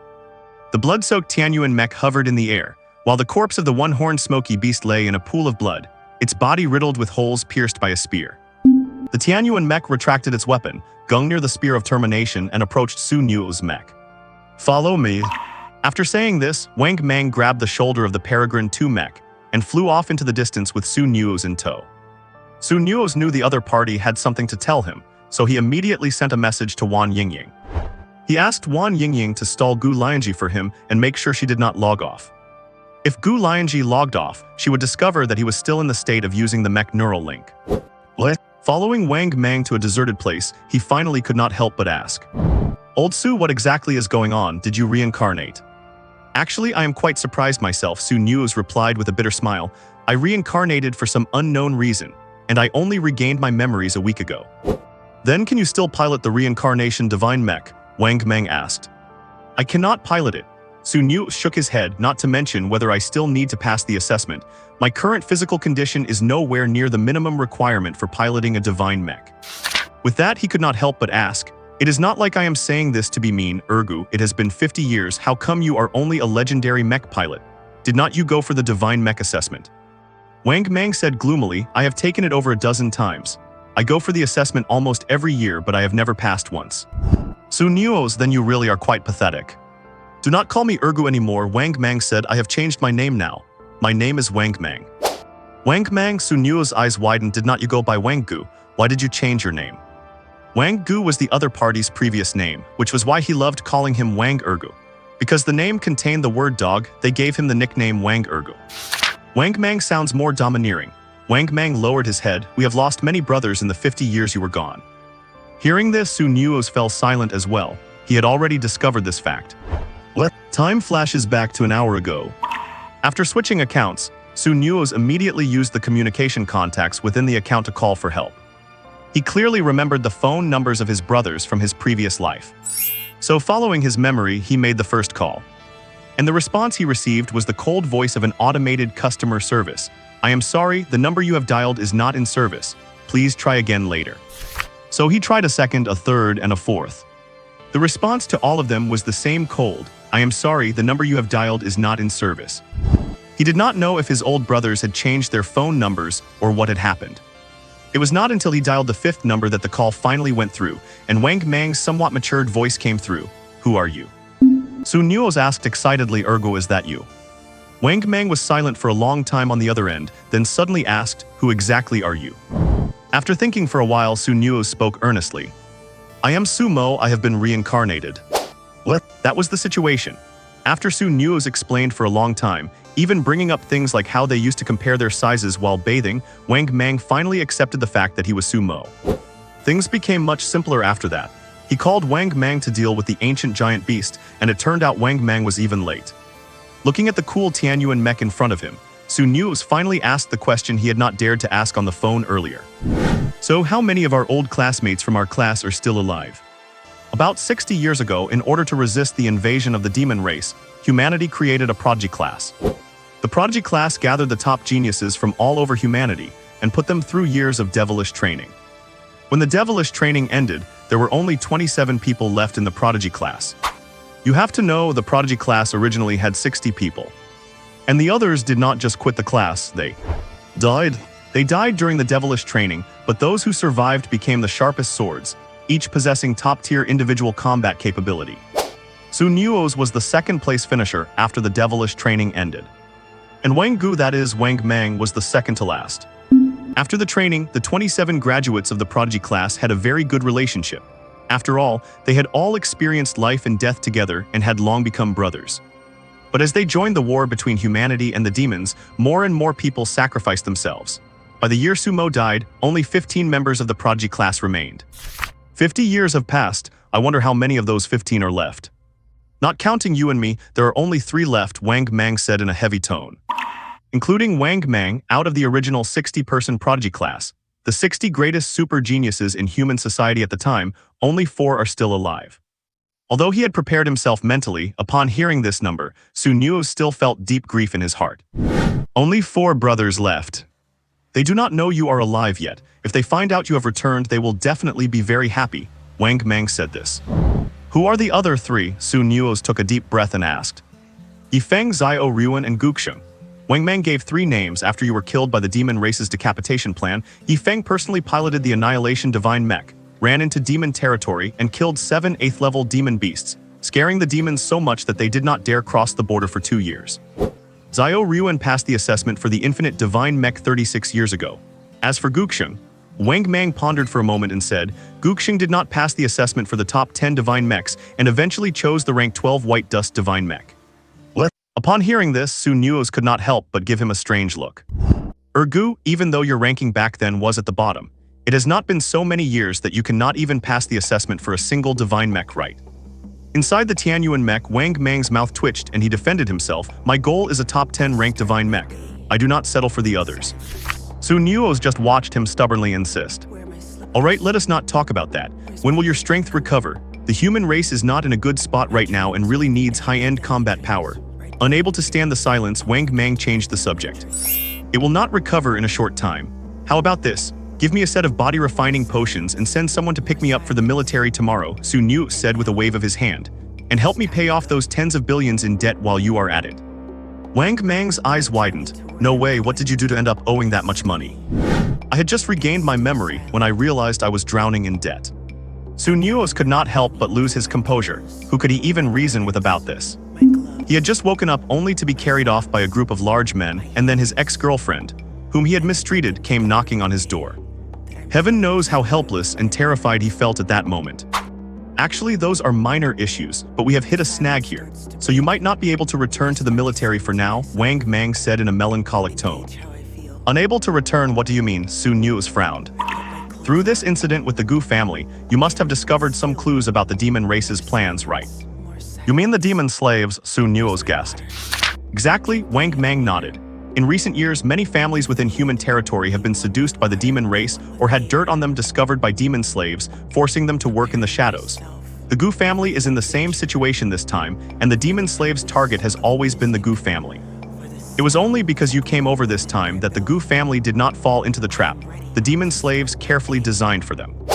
Hearing Wang Mang say this, Su Nuoze could not help but ask, do you mean the demon race has changed its strategy and is now trying to disintegrate the human race from within? Exactly, Wang Mang said in a low voice, and Yifeng suspects that some members of the human upper echelons have already become demon slaves. We had hoped that if you recovered your strength even to just 1/10 of your peak, we could announce your return. But now, your strength is only at that of a level 1 mech pilot. If you return to the military, once the demon race finds out Sumo is alive, who knows what plans they will cook up to target you. You should remember how much the demon race sacrificed to kill you back when they found out you had passed the assessment for the Reincarnation Divine Mech. The Reincarnation Divine Mech is the most unique of the top 10 series because its area of effect damage is top tier among all mechs. That is precisely why the demon race feared it so much and launched a decapitation strike against it. Therefore, once Su Nuoze reveals his identity as the reincarnated Sumo, the demon race will treat his threat level as the highest, regardless of whether he can still pilot the Reincarnation Divine Mech, and they will launch a decapitation strike against him. Thinking of this, Su Nuoze fell silent. Does not that mean he has to keep acting like that useless son-in-law in the Gu family? How infuriating. He was reincarnated, yet he could not even reveal his own identity. It is for your own safety, Wang Mang said gravely. From now on, do not tell anyone you are Sumo. Only the remaining 4 of us from the Prodigy class know about this. Because only the 4 of them could absolutely trust one another, and would never betray humanity to become demon slaves. Alright, Su Nuoze agreed. If you ever encounter something you cannot handle, remember to contact us. You have the phone numbers for Yifeng, Xiao Ryuan, and Guxian. Let us not add each other on the mech sensory link to avoid any accidents. Saying this, Wang Mang added, I have other missions, so let me send you back. He reached out and picked up Su Nuoze's Peregrine 2 mech again. What? So Senior Su Haidu had long discovered the demon slave's plan, and sent you over to help us deal with the traitor inside the Gu family, after he finished off the rest of the demon seed rats in the magic cavern. Gu Lianzhi's tone still held a hint of disbelief. Wan Yingying said firmly, Lianzhi, we are best sisters, when have I ever lied to you? Besides, the big boss Su Haidu even added me as a friend. As Wan Yingying said this, she felt a secret sense of guilt. I am sorry, Lianzhi. The background behind your husband is just too deep. I really do not dare to reveal his identity. Then did Senior Su Haidu tell you how he plans to deal with the Gu family this time? Let me ask Senior Su Haidu, Wan Yingying could only say awkwardly. Just as she was wondering how to keep stalling, she suddenly received a message from Su Haidu. Okay, you can log off now. Seeing Su Nuoze's message, Wan Yingying finally breathed a long sigh of relief and immediately said, Lianzhi, let us log off first. This whole thing is too complicated. I really just want to go home, take a nice bath, and get some sleep. Yeah, let us log off. Because of the situation with the Gu family, Gu Lianzhi was feeling quite irritable, and after saying that to Wan Yingying, she logged off directly. The surrounding light slowly faded, and a moment later, a much gentler light illuminated the space in front of her. Gu Lianzhi felt dizzy for a split second, then opened her eyes to find she was back in her bedroom in Jiangcheng. Wife, you are awake. Su Nuoze, wearing pajamas, walked toward her and set a plate of sliced fruit in front of her. I figured you might be a bit hungry when you came out, so I asked the kitchen for some fruit in advance. Gu Lianzhi looked at Su Nuoze, suddenly pushed the fruit plate away and threw herself into his arms. What she did not notice was the sweat beading on Su Nuoze's forehead. With the soft woman in his arms, Su Nuoze froze for a moment. He looked down at Gu Lianzhi, who had curled up in his embrace like a delicate wife, and raised his hands in a state of confusion. Gu Lianzhi hugged him for a full 5 minutes before pulling away with a cold expression. I am going to the conference room, get some sleep early. With that, she put on her coat and left the room. Watching Gu Lianzhi change her attitude faster than flipping a book, Su Nuoze shook his head with a wry smile. Going to the conference room at this hour, she is probably dealing with the ancient beast revival event triggered by the Gu family, right? But I really did not expect the 6th member of the Gu family to have betrayed them. That is a real backstabber. It is clear from the defection of Gu Ryuksun, the sixth of the Gu family, that the demon slave's infiltration and subversion of the human race has reached a serious level. For Su Nuoze, the appearance of Wang Mang was like a dream. Now that the dream is over, he has to continue being a live-in son-in-law for the Gu family. He fell asleep again at night without waiting for Gu Lianzhi to return. The next morning, when he got up for his workout, he saw Gu Lianzhi returning home with a haggard look on her delicate face. "Honey, did you stay up all night?" Su Nuoze was shocked. Yes, Gu Lianzhi nodded, dragged her exhausted body back to her room, and fell asleep immediately without even bothering to wash up. Seeing her like this, Su Nuoze felt a twinge of pity. This girl has a sharp tongue but a soft heart. Could she be this busy because of the Gu family and the ancient giant beast incident? Thinking of this, he was also curious about how the authorities would deal with the Gu family this time. But soon he shook his head and stopped overthinking it. What do these matters have to do with a useless live-in son-in-law like him? He got up to exercise and took his medicinal bath. His strength is closely linked to his physical fitness, so improving his physique is his top priority right now. Gu Lianzhi slept until 3 in the afternoon, and shortly after she woke up, Wan Yingying came knocking. This was the first time Su Nuoze had ever met Wan Yingying. He was exercising in the courtyard, absorbing the effects of his medicinal bath, when Wan Yingying burst in and their eyes met. "Are you Su Nuoze?" Wan Yingying looked at him and asked with some uncertainty. Hearing a familiar voice, Su Nuoze was also a bit surprised. "Are you Wan Yingying?" This Wan Yingying was actually quite cute, with a baby face that made her look like a child. Standing next to a gorgeous, mature woman like Gu Lianzhi, no one would ever guess that they were the same age. People might mistake them for a college-age sister, leading her middle school sister around. Big shot, Wan Yingying was about to say something when she suddenly heard the door creak. Gu Lianzhi, having just woken up, pushed the door open. Seeing Wan Yingying, she revealed a smile. "Yingying, you are here." Wan Yingying had to suppress her desire to converse with Su Nuoze and nodded, saying, "Lianzhi, has your family reached a conclusion on how to handle the ancient giant beast resurrection incident?" She was also saying this for the benefit of the big shot Su Haidu, who was standing to the side. Grandpa took the initiative to report the entire sequence of events to the superiors, hoping for a lenient punishment. Gu Lianzhi sighed and invited Wan Yingying into the room. Before entering the room, Wan Yingying took a special look at Su Nuoze. Gu Lianzhi noticed her gaze and felt a bit puzzled. So as soon as the door closed, she asked, "Yingying, did you know Su Nuoze before?" At these words, Wan Yingying immediately felt guilty. "Lianzhi, today is the first time I have met Su Nuoze. How could I have known him before?" Because of her guilt, she did not even dare to meet Gu Lianzhi's eyes. Seeing how guilty Wan Yingying looked, Gu Lianzhi became even more confused and furrowed her brows. However, she did not press the matter further. It was obvious Wan Yingying did not intend to tell the truth, and forcing her would be meaningless. So she turned the conversation. "Has the big shot Su Haidu replied to you yet? How do the authorities plan to deal with our Gu family?" This was the issue she was most worried about at the moment. Wan Yingying paused, her mouth opening slightly. "She was just about to ask that when you called me into the room." She could only comfort her. "Big shot Su Haidu has not logged on yet. I assume he will reply once he does. Although the Gu family committed a major error, did not that legendary mech pilot step in and resolve the ancient giant beast beforehand? The authorities did not suffer huge losses, so they probably will not punish the Gu family too severely." Gu Lianzhi nodded, her eyes filled with worry. "I hope so." Watching Gu Lianzhi's troubled appearance, Wan Yingying wanted to say something but held herself back.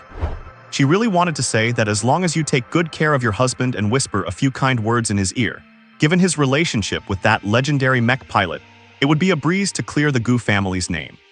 But Su Nuoze's true status was hidden, and she had investigated the code 14,578,544 he gave her this morning. She actually managed to find the personnel file associated with that code, and it was classified. Because of this, she was even more afraid to casually reveal his true identity to Gu Lianzhi. "We will cross that bridge when we come to it. Grandpa has already petitioned the superiors, so there is no use in worrying so much now." Gu Lianzhi waved her hand, deciding not to think about it anymore. Afterward, the two women chatted about other topics. "By the way, Lianzhi, has your internship location for the mech pilot major been decided yet?" Wan Yingying asked. According to the regulations of the Mech Alliance, all college students are required to complete a 2-year frontline internship after graduation. To put it bluntly, this internship is essentially a different form of military service. Military service is something all citizens must fulfill. Of course, compared to decades ago, the mortality rate is quite low now, at less than 5%. Everyone serving must go to the front lines and face the demons in person. Rather than staying behind the battlefield using mech neural links to earn contribution points and battle merits in the safest way possible. The location has been confirmed. It is in the southern sector A, protected by our Gu family. Su Nuoze will be going with me when the time comes, Gu Lianzhi said honestly. As for Su Nuoze coming along, she certainly had her own personal motives. From the moment she helped Su Nuoze switch majors, she had pulled strings to ensure his internship position was locked in. Actually, they had safer options, but Southern Sector A was Gu family territory, and with our own people protecting us, it makes many things more convenient. Oh, that is definitely much safer, Wan Yingying nodded. Being with Su Nuoze would surely be safe from danger. But to Gu Lianzhi, it sounded like they were safe because they were on Gu family land under the family's protection. The two were completely on different wavelengths. By the way, Lianzhi, you mentioned a while ago that you were preparing to take the level 5 mech pilot exam. When do you plan to take it? Wan Yingying asked. Gu Lianzhi was the top talent among the third generation of the Gu family. Her aptitude far exceeded that of the second generation, which was exactly why Grandpa Gu Yeking wanted her to succeed him as head of the family. The biggest problem for the Gu family right now was that no one was ready to take over for the old man. Apart from Grandpa Gu Yeking, who was a peak mech master, the family only had 2 other guests who were mech masters, and only at the introductory level. The most talented individual with actual Gu family blood was her father, Gu Riolu, a peak level 5 mech pilot. But how old is Gu Riolu now? In a little while, he will pass his physical prime. Even if he manages to break through to become a mech master, he would only have a few years of his peak left. Therefore, all the hopes of the Gu family were pinned on Gu Lianzhi, a 21-year-old peak level 4 mech pilot. What? Because Gu Lianzhi's physical fitness has not reached its peak yet. If she can break through to a level 5 mecha master before the age of 25, there is a high probability she will reach the level of a grandmaster mecha pilot before turning 30. A 30-year-old grandmaster mecha pilot would have every opportunity to challenge the rank of legendary mecha pilot, or even reach the level of a divine mecha master before age 50. If she could become a legendary mecha pilot at 50, she would be in her prime, capable of maintaining her peak state for a very long time.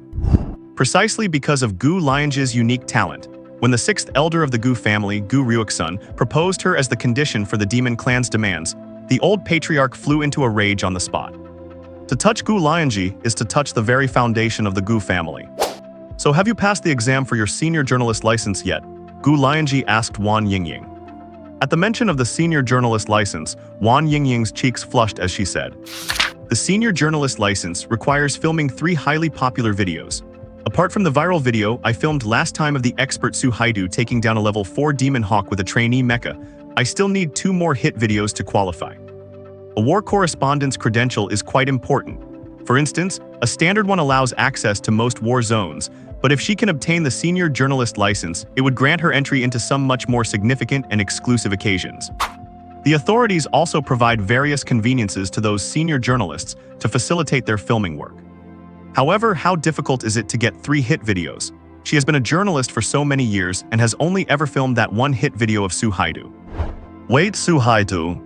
Her eyes lit up. That is right, how could she have forgotten about Su Nuoze? Su Nuoze had promised her that he would cooperate with her in filming videos. With the help of Su Haidu, would not filming 2 more hit videos be a walk in the park? Thinking of this, she suddenly felt confident. "Lianzhi, I should be able to become a senior journalist before you take your level 5 mecha exam." Gu Lianzhi was surprised, so confident. Of course, Wan Yingying puffed out her chest and said confidently, "Su Haidu himself promised to help me film. With his help, becoming a senior journalist will be a breeze." The expert Su Haidu. Gu Lianzhi narrowed her eyes, the confusion in her heart deepening. Wan Yingying had been asking her about Su Haidu's whereabouts earlier. So how did that single ancient beast awakening incident result in such a close relationship between Wan Yingying and him? She pondered for a moment and asked, "Yingying, when did you and Su Haidu meet? I remember you disappeared for a while that day." In truth, there was one more thing she did not mention. When Wan Yingying reappeared, she had been standing with Su Nuoze. Wan Yingying's iris mecha was too conspicuous to just disappear from the battlefield, whereas Su Nuoze's worker Ant 2 mecha was common enough that if it went missing, she would not have noticed. Wan Yingying had long since prepared her excuse with Su Nuoze, so she said immediately, "Yesterday I sensed some strange vibrations from the ground, so I used my radar to scan the area. It is a good thing I did, because I discovered a large number of demon rats deep in the demon cave. Out of curiosity, I headed over there and just happened to find Su Haidu dealing with them. Gu Lianzhi listened patiently, though she did not entirely believe it. If a person is lying, they can often construct a very seamless story. She really wanted to know what exactly was being hidden in this lie that Wan Yingying had so carefully crafted. Could it be Su Haidu's true identity? She listened closely to Wan Yingying's story. It was quite complete, and it sounded like there were no loopholes at all.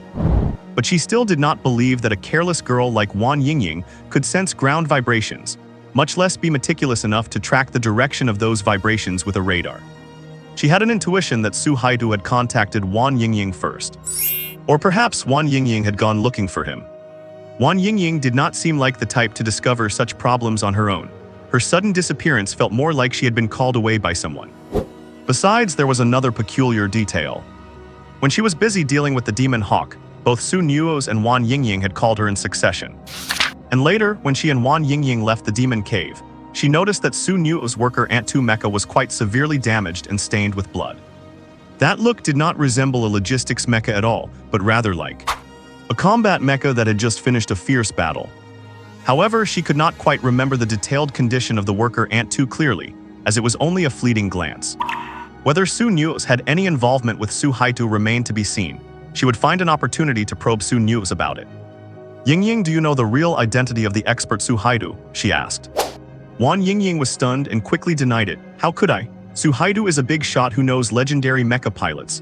I am lucky enough to just have his contact info if I were to pry into his real identity." She laughed bashfully as she finished. "That would not be very polite, right? Do not you agree, Lianzhi?" Gu Lianzhi nodded. "It certainly would not be polite. However, Yingying, since the expert Su Haidu has agreed to let you film, could I watch from the sidelines? I would also like to meet this expert." Hearing this, Wan Yingying's expression stiffened. If she let Su Nuoze and Gu Lianzhi talk face-to-face, would his identity be exposed? They are a married couple who live together every single day. But it would not be good to refuse directly, so she could only say sheepishly, "Let me ask the expert Su Haidu. If he does not agree, then there is nothing I can do." Would Su Nuoze agree? If Su Nuoze still wanted to hide his identity, there is no way he would use his Su Haidu account to have any contact with Gu Lianzhi. Logically and emotionally, our Gu family should thank Su Haidu for his help. If he had not appeared, our family would have made a huge mistake this time, Gu Lianzhi sighed. "I will relay that to him," Wan Yingying said immediately. And so, the two girls ended the conversation in a somewhat strange atmosphere. When Wan Yingying left, she glanced at Su Nuoze, who was exercising in the courtyard. Fearing his identity might be exposed, she only gave a quick greeting before hurrying off. Once Wan Yingying was completely gone, Gu Lianzhi appeared before Su Nuoze. "Come inside, I have something to ask you." Su Nuoze's heart sank as he observed Gu Lianzhi's expression. I cannot read anything from it. He could only hope that girl Wan Yingying had not sold him out. Back in the room, Su Nuoze pretended to be clueless and asked curiously, "Wifey, what did you want to ask me?" To his surprise, Gu Lianzhi was very direct. "Su Nuoze, do you know Su Haidu?" What? Su Nuoze looked puzzled. "Honey, are you talking about Su Haidu, that trainee mecha pilot who went viral online recently for killing a level 4 demon?" Gu Lianzhi nodded. Su Nuoze said, "How could I possibly know him? Honey, do you know this big shot?" His acting was much more polished than Wan Yingying's, which was full of holes. Gu Lianzhi studied him for a long time without being able to tell if he was lying. "I do not know him," Gu Lianzhi shook her head. Su Nuoze blinked and did not say anything more. He knew very well that saying too much leads to mistakes. Gu Lianzhi waited for a moment and then spoke again. "You should know that joining the Mecha Corps means serving on the front lines. I have arranged for you to be stationed where I am. You do not have any objections, do you?" "Of course I have no objections, honey. I am happy anywhere as long as I am with you." Su Nuoze's sweet talk came easily to him. After saying that, even Su Nuoze himself was stunned for a second. He now felt absolutely no psychological burden when spitting out such cheesy lines. It must be the memories from this lifetime influencing him. Gu Lianzhi seemed satisfied with his answer, a smile appearing in her eyes. "Come to school with me tomorrow. I promised you before that if you earned your trainee mecha pilot certificate, you could return to school." "All right, honey." Su Nuoze just happened to want to ask Tao Wenyu to reimburse him for the body-refining herbs he needed for the future, as his current stash was almost running out. At night, Gu Lianzhi continued using the Mecha neural link, and while she was logged on, Su Nuoze took the opportunity to log into his main account, Su Haidu. Seeing Wan Yingying asking him how the authorities were going to deal with the Gu family this time, Su Nuoze gave Wang Mang a call. Wang Mang told him. The authorities originally wanted to punish the Gu family severely, but out of respect for your wife's family, Yifeng personally approved the handling of this incident, deciding on just a light fine to finish it off. However, the authorities planned to give the Gu family the cold shoulder for a while, because they almost caused a catastrophe this time. Su Nuoze thought for a moment and said, "Do not scare the Gu family anymore. My wife has not been sleeping well. Get the authorities to inform them of the final punishment results immediately. One has to take care of one's own wife." Gu Lianzhi had been looking haggard all day, and it broke his heart to see her like that. Fine, Wang Meng had no objections to that. Afterwards, Su Nuoze called Yifeng, Guxing, and Xia Oryuan. Only these four remained from the original elite class, so upon hearing the news of Su Mo's resurrection, the three of them were both emotional and overjoyed. Guxing told him that he would come to drink with him once the city he was guarding had some downtime. Xia Oryuan was the only girl in the group. She did not tear up when she heard his voice. In Su Nuoze's memory, Xia Oryuan was a girl who cried very easily, but she was an adult now and had grown out of that habit. Xia Oryuan told him that she would come to Jiangcheng to visit him in the next few days, once she finished her work. Finally, there was Yifeng, with whom Su Nuoze spoke the most. Yifeng was 10 years his senior. Back in the elite class, Yifeng was the boss who had snatched the top spot from him. However, because Su Mo was so young in his past life, even though Yifeng took first place, the authorities still officially recognized Su Mo as the greatest genius in human history. The only 22-year-old divine mecha grandmaster. If he had not chosen a high-sequence divine mecha, Su Mo could have become a divine mecha grandmaster at the age of 20. Yifeng chatted with him about his reincarnation. Yifeng suspected that Su Nuoze's rebirth might have something to do with the Samsara divine mecha. Because of the word Samsara in the mecha's name, was his rebirth related to it. Among all divine mechas, only the top 10 had strange names that carried a hint of natural laws, and they all possessed some unscientific powers. For example, Yifeng's Annihilation divine mecha. All its weapons possessed an almost invincible cutting ability, giving him incredible solo combat strength, but that extreme power came at the cost of his ability to dominate the battlefield. Then there was Xia Oryuan's Infinite Divine Mecha, whose unscientific trait was its infinite energy. Xia Oryuan could unleash energy without restraint. Theoretically, as long as the pilot's physical state held up, the Infinite Divine Mecha could fight forever. Yifeng told him that since Xia Oryuan became eligible for the Infinite Divine Mecha, many government energy stations had been drawing power from it. The authorities were basically using the Infinite Divine Mecha as a giant battery. Su Mo's Samsara Divine Mecha had never shown any unscientific traits before, so they had reason to suspect that its trait might be related to Su Nuoze's rebirth. However, no one knew if there was any correlation. Strictly speaking, Su Mo was the first pilot to become the master of the Samsara Divine Mecha after the first-generation Grandmaster. After the first-generation Master's battle ended, they were stripped of the qualification to operate the mecha. Su Mo was the only one who died in battle while using the Samsara Divine Mecha.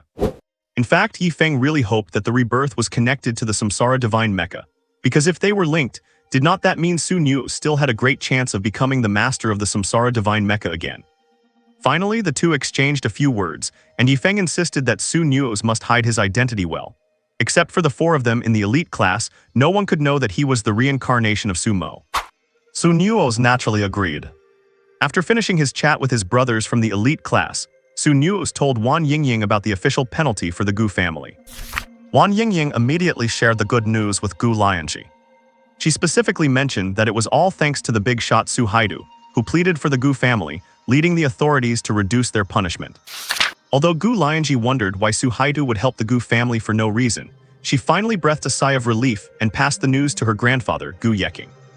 And so, when Su Nuoze woke up the next day, he felt as if the stifling atmosphere of the Gu family from yesterday had cleared like rain passing to reveal a sunny sky. Even the servants looked cheerful. Most visibly, Gu Lianzhi was in a great mood. When she woke up, she snuggled in his arms for 5 or 6 minutes before getting up to wash. Feeling his wife's happiness, Su Nuoze smiled too. Just as Wang Mang said, the authorities released the punishment results for the Gu family early in the morning. Sure enough, it was only a symbolic fine, and the amount was so small that it did not even scratch the surface of the wealthy Gu family's resources. The news came just before Su Nuoze and Gu Lianzhi headed to school.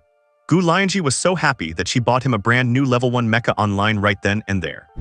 Because Su Nuoze had previously totaled the official worker Ant 2 mecha, his original level 1 mecha had been used to settle his debt. After arriving at Jiangcheng University, the first thing Su Nuoze did was go to see his old teacher, Tao Wenyi. Tao Wenyi tested him on the coursework he had fallen behind on during his leave. Su Nuoze answered every question regarding Mecha operation brilliantly, which comforted Tao Wenyi so much that he promised on the spot to cover the cost of all the body-refining medicinal packs needed for Su Nuoze to reach a B-level physique. Su Nuoze was genuinely shocked. This was a B-level physique we are talking about. Physiques are divided into 6 levels. S, A, B, C, D, and E. S level corresponds to a mythical Mecha Master, A level to a legendary Mecha Master, and B level to a Master level Mecha Master. C level corresponds to level 5 and 4 Mecha Masters, D level to level 3 and 2, and E level to level 1 and trainee Mecha Masters. Su Nuoze currently has an E level physique. So even though he has not passed the level 1 Mecha Master certification, he is still a level 1 Mecha Master. Once his physique breaks through to D level, he will skip level 2 and directly become a level 3 Mecha Master. By the same logic, when his physique breaks through to C level, he will skip level 4 and become a level 5 Mecha Master. Not only that, when his physique breaks through to B level, he will become a peak Mecha Master directly. Mecha Masters are also divided into 4 tiers: Junior, Intermediate, Advanced, and Peak. He will be able to skip the first 3. This can be considered one of the advantages of his rebirth. In his previous life, his physique had just hit the S level at age 28, and before he could even adapt to it, the demons launched an assassination plan against him. They probably realized that if he fully adapted to an S-level physique, the lethality of his Samsara God Mecha would be too great. Tao Wenyi promising to cover the cost of his body refining packs up to B level is a massive expense, even for a retired peak Mecha Master. But he and Tao Wenyi are complete strangers. Why would this man treat him so well? It is practically treating him like a personal disciple. Teacher Tao, why are you being so good to me? You are not some backup plan left behind by my cheap parents, are you? Su Nuoze could not help but ask. What cheap parents? Tao Wenyi said, confused. I treat you well simply because I think you are worth it. You are different from those Mecha Masters who grew up relying solely on Mecha sensor links. But I am already so old. Other Mecha Masters my age have already reached level 4, Su Nuoze wondered. In this life, because he had only just started, he had long been left far behind by his peers. What made Tao Wenyi think he was different from the others? Is it because he is old? Age has never been an issue. History is full of late bloomers. Tao Wenyi shook his head. You do not need to belittle yourself. Take the current chairman of the Mecha Alliance, Grandmaster Yi, for example. Although he was born into a prestigious Mecha family, he was like a hopeless case when it came to using mechas before he turned 20. But at 24, it was as if he suddenly had an epiphany. His proficiency with mechas began to skyrocket, and later on he became the Annihilation God Mecha Grandmaster, creating a legendary story. Chairman Grandmaster Yi. Su Nuoze's eye twitched. They could not be talking about that old brat Yifeng, could they? Great, just great. I was reborn after 50 years, and while all my old buddies have become world-famous big shots, I am the only one who became a live-in son-in-law. And a live-in son-in-law buried in debt at that. So Teacher Tao, do you believe I am also a late-blooming genius like Chairman Yi? He asked. Tao Wenyi nodded. That is exactly what he believed. Honestly, I do not expect you to repay me later. As long as you can protect humanity and kill more demons once you grow up, I will be content. Perhaps fearing that Su Nuoze felt pressured, Tao Wenyi added this. This had been his approach all along. Since his retirement due to injury, he had changed his mindset to focus on cultivating talented Mecha Masters to serve humanity. He saw the shadow of those top-tier Mecha Masters in Su Nuoze, so he chose to invest in him. That was all. If Su Nuoze knew what Tao Wenyi was thinking, he would surely say, you have a great eye for people. Even a reborn God Mecha Grandmaster like himself had been spotted by the man's sharp, insightful eyes. Carrying the body refining packs, Su Nuoze left Tao Wenyi's office and returned to his class. In the Mecha Major classroom, when the students saw Su Nuoze return, they all looked surprised and began whispering among themselves. Su Nuoze ignored their chatter. He scanned the room, spotted Gu Lianzhi, and sat right down next to her. Gu Lianzhi was already used to Su Nuoze sitting beside her. After he sat down, she sensibly nudged her book toward him so he could see it. The instructor on the podium did not think much of it and continued lecturing normally. This class was about the weaknesses of different demon types, and Su Nuoze did not need to listen, so he lazily flipped through Gu Lianzhi's book. Once the 2-hour class time was up, and before the instructor had even left, Su Nuoze heard a loud commotion coming from the students behind him. Those in the front rows curiously turned around and saw many students in the back taking out their phones to look at something. Then a girl in the back shouted. The school website just posted an update saying that the infinite goddess Kai Ryushuang is coming to Jiangcheng University for a lecture in a week. As soon as she shouted that, it triggered gasps of excitement from many students. Even Gu Lianzhi took out her phone and opened the Jiangcheng University official website. Su Nuoze was curious too and leaned over to look. Sure enough, he saw an official announcement from Jiangcheng University. God Mecha Grandmaster Kai Ryushuang will hold a lecture at the Jiangcheng University Gymnasium in 1 week. All students are welcome to attend. Su Nuoze glanced at the poster, and when he saw the woman on it, his pupils shrank slightly. Is not this a Xiao Ryuan? Right, the students just called her the Infinite Goddess. Is not Xiao Ryuan the owner of the Infinite God Mecha? Also, was not Xiao Ryuan's original name Kai Xiao Ryuan? How did it become Kai Ryushuang? Did Xiao Ryuan change her name too? He thought of Wang Gu, who had changed his name to Wang Mang. He did not expect Kai Xiao Ryuan to have changed her name to Kai Ryushuang as well. What did that dog bear change his name to? The dog bear's original name was Chengsheng. Wonder if he changed it. Wait, why is Kai Xiao Ryuan suddenly coming to Jiangcheng University to give a lecture? Wait a minute. Su Nuoze suddenly thought of a possibility. Xiao Ryuan had said she would come to Jiangcheng to find him once she finished her work these past few days. Could this lecture be a cover just to come find him? What? The students in class were extremely excited. They had only ever seen master-level mech pilots on TV or in videos. When would they ever see one in real life? And Kai Ryushuang is a master-level mech pilot ranked in the top 10. To put it bluntly, Kai Ryushuang is one of the top-ranked pilots in the entire Mecha Alliance. For someone like her to come to a place like Jiangcheng, it is like a phoenix gracing a flock of crows. Even the Jiangcheng authorities issued an announcement. The goddess of infinity has descended upon Jiangcheng. Describing it as descending upon Jiangcheng is the highest form of respect for Kai Ryushuang. Su Nuoze noticed that Gu Lianzhi also had a look of pleasant surprise on her face. Do not tell me my wife is also a fan of that little girl Xiao Ryuan. Sigh, they have all grown up. In his memory, Xiao Ryuan was still that little crybaby from 50 years ago. Even though she was a super genius from the demon class, she loved hiding in her brother's arms. Su Nuoze felt a bit emotional. He had not expected that the first old friend he would meet after his rebirth would be Xiao Ryuan. Although he had also met Wang Ergu, that did not count as a formal meeting since he was using the Mecha sensor link. When Su Nuoze and Gu Lianzhi were eating in the cafeteria, they could hear everyone talking about the news of Kai Ryushuang coming to Jiangcheng. During the afternoon practical class, Su Nuoze noticed something rather strange. Many people had changed the mechs they were practicing with, switching to the Iron Shield type. The Iron Shield is one of the 3 basic trainee mechs and a standard mech type that most people are quite familiar with. Among basic mechs, the Iron Shield is famous for having maxed out stats in both offense and defense. But that extreme offense and defense come with a fatal weakness.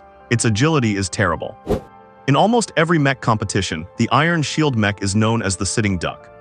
It seems like every other mech can bully the Iron Shield, so very few people choose it for competitions. It is one of the least popular mechs among young people. When Su Nuoze was at school before, he never saw anyone piloting an Iron Shield. Who would have thought that nearly half the class would be using them today? He even saw that Gu Lianzhi had been playing around with an Iron Shield for a while. Everyone else was using level 2 or level 3 mechs, while only Su Nuoze was stuck using a trainee mech in the freshman training field just to blend in. The helplessness of being a transfer student was on full display. After the test training class ended, it was finally time for the Mecha Glory trial. The instructor was still Tao Wenyi. After assigning tasks to everyone, he gave Su Nuoze a separate assessment, which required him to use the Peregrine 1 mech to test his extreme aerial combat reaction speed and tactical adaptability. He knew Su Nuoze had passed the trainee mech pilot exam, and now he wanted to test his real combat capabilities. Because Su Nuoze's theoretical skills were outstanding, he had passed all of Tao's theory tests with perfect scores. But theoretical scores were far from enough. He still needed to be tested on his practical combat abilities. Thus, he gave Su Nuoze 2 tasks and asked him to send screenshots of the completed tasks. Su Nuoze looked at the tasks Tao Wenyi had set for him. One was to cross Storm Canyon, and the other was the Swarm Deathmatch. One tested agility and reaction time, while the other tested on-the-spot adaptability. It was simple enough. He used the gaming pod to log into his account Little Black. He found the task Tao Wenyi assigned and located the Storm Canyon trial. This trial was simple. Use the Peregrine 1 to cross a canyon less than 15 meters wide within 30 seconds. Along the way, you would encounter randomly generated electromagnetic storms that would interfere with the mech's radar and balance, plus there were pulse cannons hidden on both sides of the canyon. The goal was to get through the canyon successfully while minimizing damage to the mech. For Su Nuoze, this electromagnetic storm was a non-issue, but for the pilots of this era, it was a major disruption. The mechs of this era include a new tool called Smart Assistance, which helps pilots make the most rational choices in many situations. However, during an electromagnetic storm, the smart assistance tool fails, and you have to rely entirely on the pilot's own observational skills and 100% mastery of the mech. Because there is no smart assistance to help control the mech, it is like the difference between electronic generation and manual control. But for Nuoze, who had always been a pilot of the manual control era, this assessment was child's play. After entering the assessment, he took a quick look at the canyon environment and started right away. Warning: a severe electromagnetic storm is ahead. Smart assistance disabled, radar disabled. Nuoze ignored the system prompt and charged the Peregrine 1 directly into the canyon. The violent storm affected his mecha's balance, but he was in his element, responding with ease to the hidden pulse cannons firing at him. And he never once stopped moving forward. To use gaming terms, he had the W key held down the whole time. At extreme speed, he crossed the Storm Canyon in 12.03 seconds. Congratulations to player Little Black for clearing Storm Canyon. Mech damage, 0%, energy consumption, 0.12%, wall collisions, 0, time taken, 12.03 seconds, rating, SSS. He cropped out his name, printed the remaining screenshots, and moved on to the Swarm Deathmatch assessment. Reminder: the maximum tier for this assessment is a level 1 mech. Would you like to switch to the Peregrine 2? Nuoze immediately selected no. Player Little Black insists on using the trainee mech Peregrine 1. Difficulty automatically increased to hard. The Swarm Deathmatch takes place on a floating platform at high altitude where you must fight off 50 suicide drones simultaneously. To pass, you must eliminate every single one of them. The assessment criteria include energy consumption, time taken, and mech damage. The lower the energy consumption and damage, and the faster the completion time, the higher the rating. Nuoze had a plan in mind once he saw the requirements. The Peregrine 1 comes with its own weapons, but while using energy cannons would make quick work of the drones, the high energy consumption would surely result in a lower rating. With that thought, he dove into the assessment. A moment later, a massive circular platform enclosed him. He looked around and saw 50 suicide drones approaching from all directions, ready to crash into him and explode upon contact. The platform had barriers around it, meaning he could only dodge above the stage and could not leave. The next moment, the suicide drones surrounding him began to move. These drones began a hurtle toward the Peregrine 01 mecha piloted by Nuoze. Nuoze did not use his energy cannon. After retracting it, he did not even bother to draw the combat knife equipped on the Peregrine 01, opting instead to show off his maneuvering skills. The 50 suicide drones were like 50 bees, their speed as fast as real Peregrine falcons, appearing like tiny streaks of white light. If you did not watch closely, you really might not be able to see them clearly. The speed of Nuoze's Peregrine 01 cadet mecha was just slightly ahead of these drones. Perhaps that was why the system prompted from the beginning that this assessment mode was set to hard. This was originally meant to be an assessment for the Peregrine 02 mecha, yet he came to take it with a Peregrine 01. Under normal circumstances, the speed of a Peregrine 02 mecha should be twice that of these B-type drones, and its energy reserves in cannon mode should be more than double that of the Peregrine 01. This level of challenge was still a bit too easy for Nuoze, if only. System increased the speed of the B-type drones by 1.5 times. Nuoze said to the system, "Warning, increasing the B-type drone's speed elevates this trial difficulty to purgatory level. Do you wish to proceed?" "Yes." The next moment, Nuoze suddenly felt the speed of the surrounding B-type drones increase several times over. At times, he could hardly even track their movement trajectories. Now in this situation, the speed of the B-type drones was finally faster than his own. A serious look flashed in Nuoze's eyes. Only this level of assessment was worth him taking seriously. He maneuvered the Peregrine 01 mecha to dodge sharply downward, barely evading the impact of two B-type drones. The two drones collided with each other and exploded. Nuoze did not stop his movements, weaving through the gaps between countless B-type drones. Every time he dodged, several drones would collide, explode, and fall beneath the circular platform. The Peregrine 01 mecha was highly agile, but it was also very difficult to operate. Nuoze's focus was almost entirely concentrated on controlling the mecha in front of him. Because he had adjusted the suicide drones to such extreme speeds, combined with their sheer numbers, Nuoze sometimes could not even clearly see their movements. But he could still rely on his instincts and experience to narrowly dodge the drones time and again, luring them into colliding with each other and exploding. Under his nimble maneuvering, the number of drones began to plummet. The 50 drones dwindled rapidly under his control, and before long, only a few remained. Although the number of drones had decreased, this was actually when Su Nuoze felt the most pressure, because the margin for error with the drones had shrunk. When there were many drones, he just had to move slightly and several would collide due to momentum. Now that the count was low, even if he dodged one drone's attack, it would not necessarily crash into another. So he had to find a way to lure two drones to collide at the same spot, to make them both explode instantly. Furthermore, he had to calculate the number of drones present, trying his best to make the final two collide so as not to end up in the awkward situation of having only one left. If only one remained, he would have to use his energy cannon, and consuming extra energy would certainly lower his score. He became more cautious, quickly identified the movement patterns of the drones, and began to pick them off one by exploiting those patterns. The last few drones fell into the trap Su Nuoze had meticulously set, all exploding and falling shortly after. Until the final two exploded. Congratulations to player Zio High for clearing Swarm Deathmatch Purgatory level. Mecha damage, 0% Mecha energy consumption, 1.49% Mecha used, Peregrine 01 time taken, 7 minutes 21 seconds rating, SSS. Su Nuoze took a screenshot of the clearance rating and immediately exited the Mecha Glory competition. After coming out of the gaming pod, he noticed his classmates were still busy with the task set by Tao Wenyi and had not left their pods, so he took the screenshot and went to find Tao Wenyi. Task finished. Seeing Su Nuoze come out so early, Tao Wenyi frowned slightly. In his estimation, Su Nuoze would at least need to practice for the entire afternoon before bringing him screenshots of his best results. Yet Su Nuoze came out in just over 10 minutes had he just gone in for a joyride.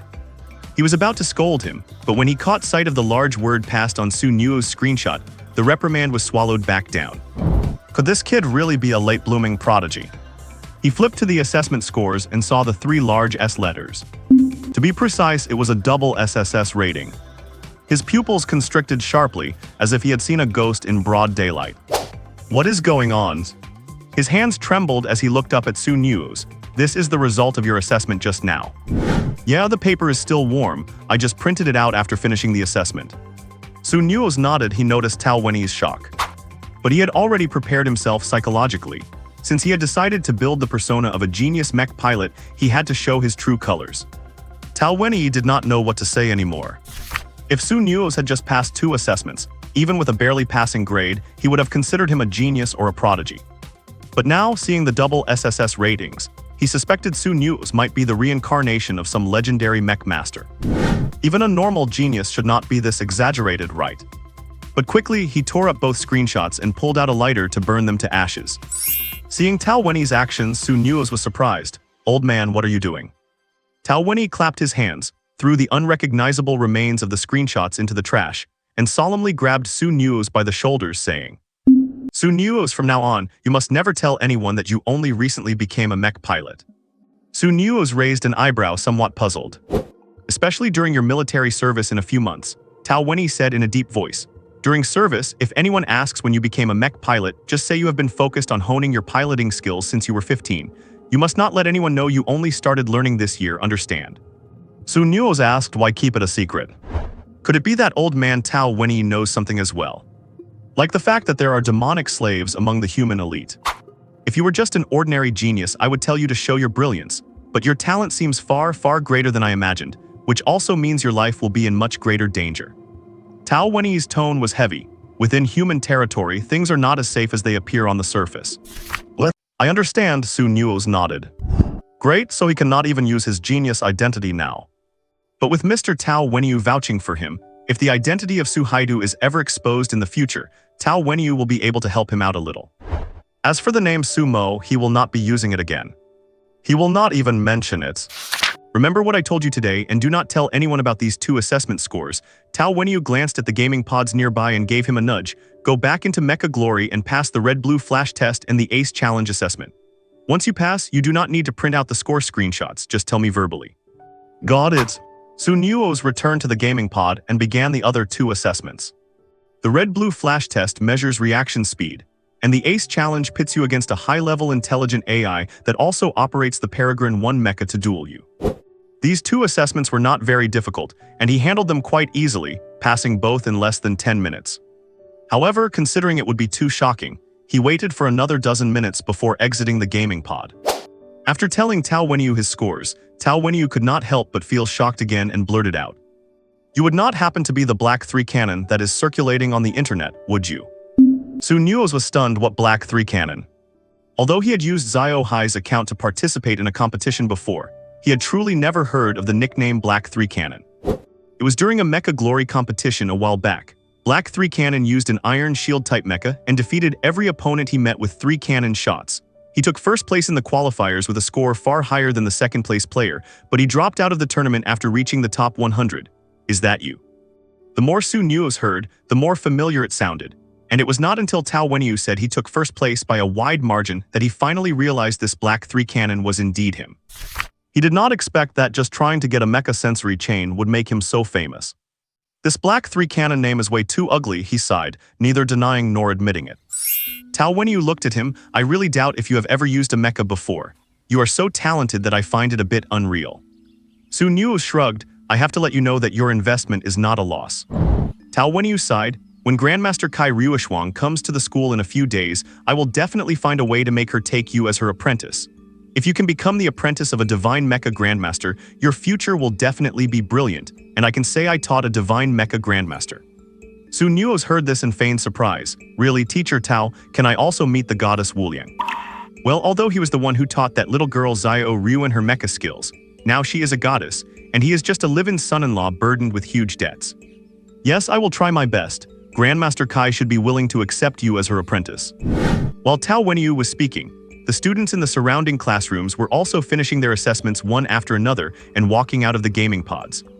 Everyone printed their report cards and handed them to Tao Wenyu. After giving Nuoze a look, Tao Wenyu took the students' report cards and began to comment on them. Nuoze sat on the side, waiting for everyone to finish their reviews. They waited until Gu Lianzhi came out of the gaming pod. Everyone noticed her and subconsciously moved aside to give her the chance to cut the line. Gu Lianzhi did not stand on ceremony and handed her report card directly to Tao Wenyu. Tao Wenyu looked at her scores and nodded. Not bad, the basic trials for the level 5 mecha have all been done perfectly. However, there is still some room for improvement in reaction speed. You have a very good chance of passing the level 5 mecha pilot assessment within 2 months. When everyone heard Tao Wenyu's evaluation, they all gasped. Such a young level 5 mecha pilot has a very high probability of breaking through to become a legendary mecha pilot in the future. Let alone a legendary mecha pilot, even a mythical mecha pilot or the legendary divine mecha grandmaster is not out of the question. Tao Wenyu knew that Gu Lianzhi was from the Gu family, and the environment she had grown up in was far more affluent than anyone else's present. But even so, Gu Lianzhi's talent was already very good. Tao Wenyu smiled. Your talent is excellent. Try your best to obtain the level 5 mecha pilot certificate before your military service. Passing the level 5 mecha pilot certification grants direct driving rights for level 5 mechas. If you can pilot a level 5 mecha, you can earn more contribution points and military honors during your service. After all, once you enter military service, there will not be opportunities for such assessments anytime. At that time, if you want to be assessed, you have to apply for the military's own exams, which only happen 3 times a year, so it becomes quite troublesome. Gu Lianzhi nodded, I will. Afterwards, she looked at Nuoze, asking him with her eyes. Nuoze nodded, indicating that Mr. Tao Wenyu had already seen his scores. Gu Lianzhi nodded, let us go. The Mecha Glory assessment was the last class, so school was basically over for them. Gu Lianzhi was asking Nuoze to go home. Their conversation was overheard by those around them, and hearing them leave together, many boys were filled with uncontrollable jealousy. Everyone still could not understand why someone as talented as Gu Lianzhi would fall for a waste of a transfer student. Tao Wenyu looked at Nuoze with a somewhat subtle expression. He only knew that Nuoze had been admitted to the school through the Gu family's connections, but he did not know what other relationship existed between this supposed super genius and the Gu family. But listening to the gossip from others at school, Nuoze seemed to be a rich kid, but lately it seems his family went bankrupt. Others also whispered about some relationship between Nuoze and Gu Lianzhi, but it was not clear what kind of relationship it was. Perhaps the Gu family had discovered Nuoze's talent as well. However, everyone has their own secrets, so he did not intend to ask further. Nuoze left with Gu Lianzhi under everyone's gaze. After coming back this time, Gu Lianzhi did not care if people knew about her and Nuoze anymore, or rather, she never really cared to begin with. Once they were in the car, Nuoze was also thinking about how to rationalize a meeting with Xiao Ryuan. So as soon as he got in the car, he said, Honey, Tao Wenyu said today that my talent as a mecha pilot is quite good, and if there is a chance, he would help me get introduced to Grandmaster Kai. Gu Lianzhi was surprised. Your talent as a mecha pilot is good, you. Nuoze was speechless. Honey, can you at least have a little faith in me?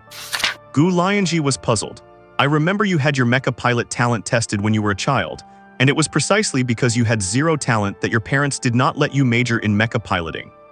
Nuoze raised an eyebrow. It seemed the Gu family had thoroughly investigated everything about him. Nuoze could only explain. Teacher Tao Wenyu said I am a late bloomer, so this situation is not entirely unexpected. A late bloomer, Gu Lianzhi agreed. That is true to some extent. I can feel your change.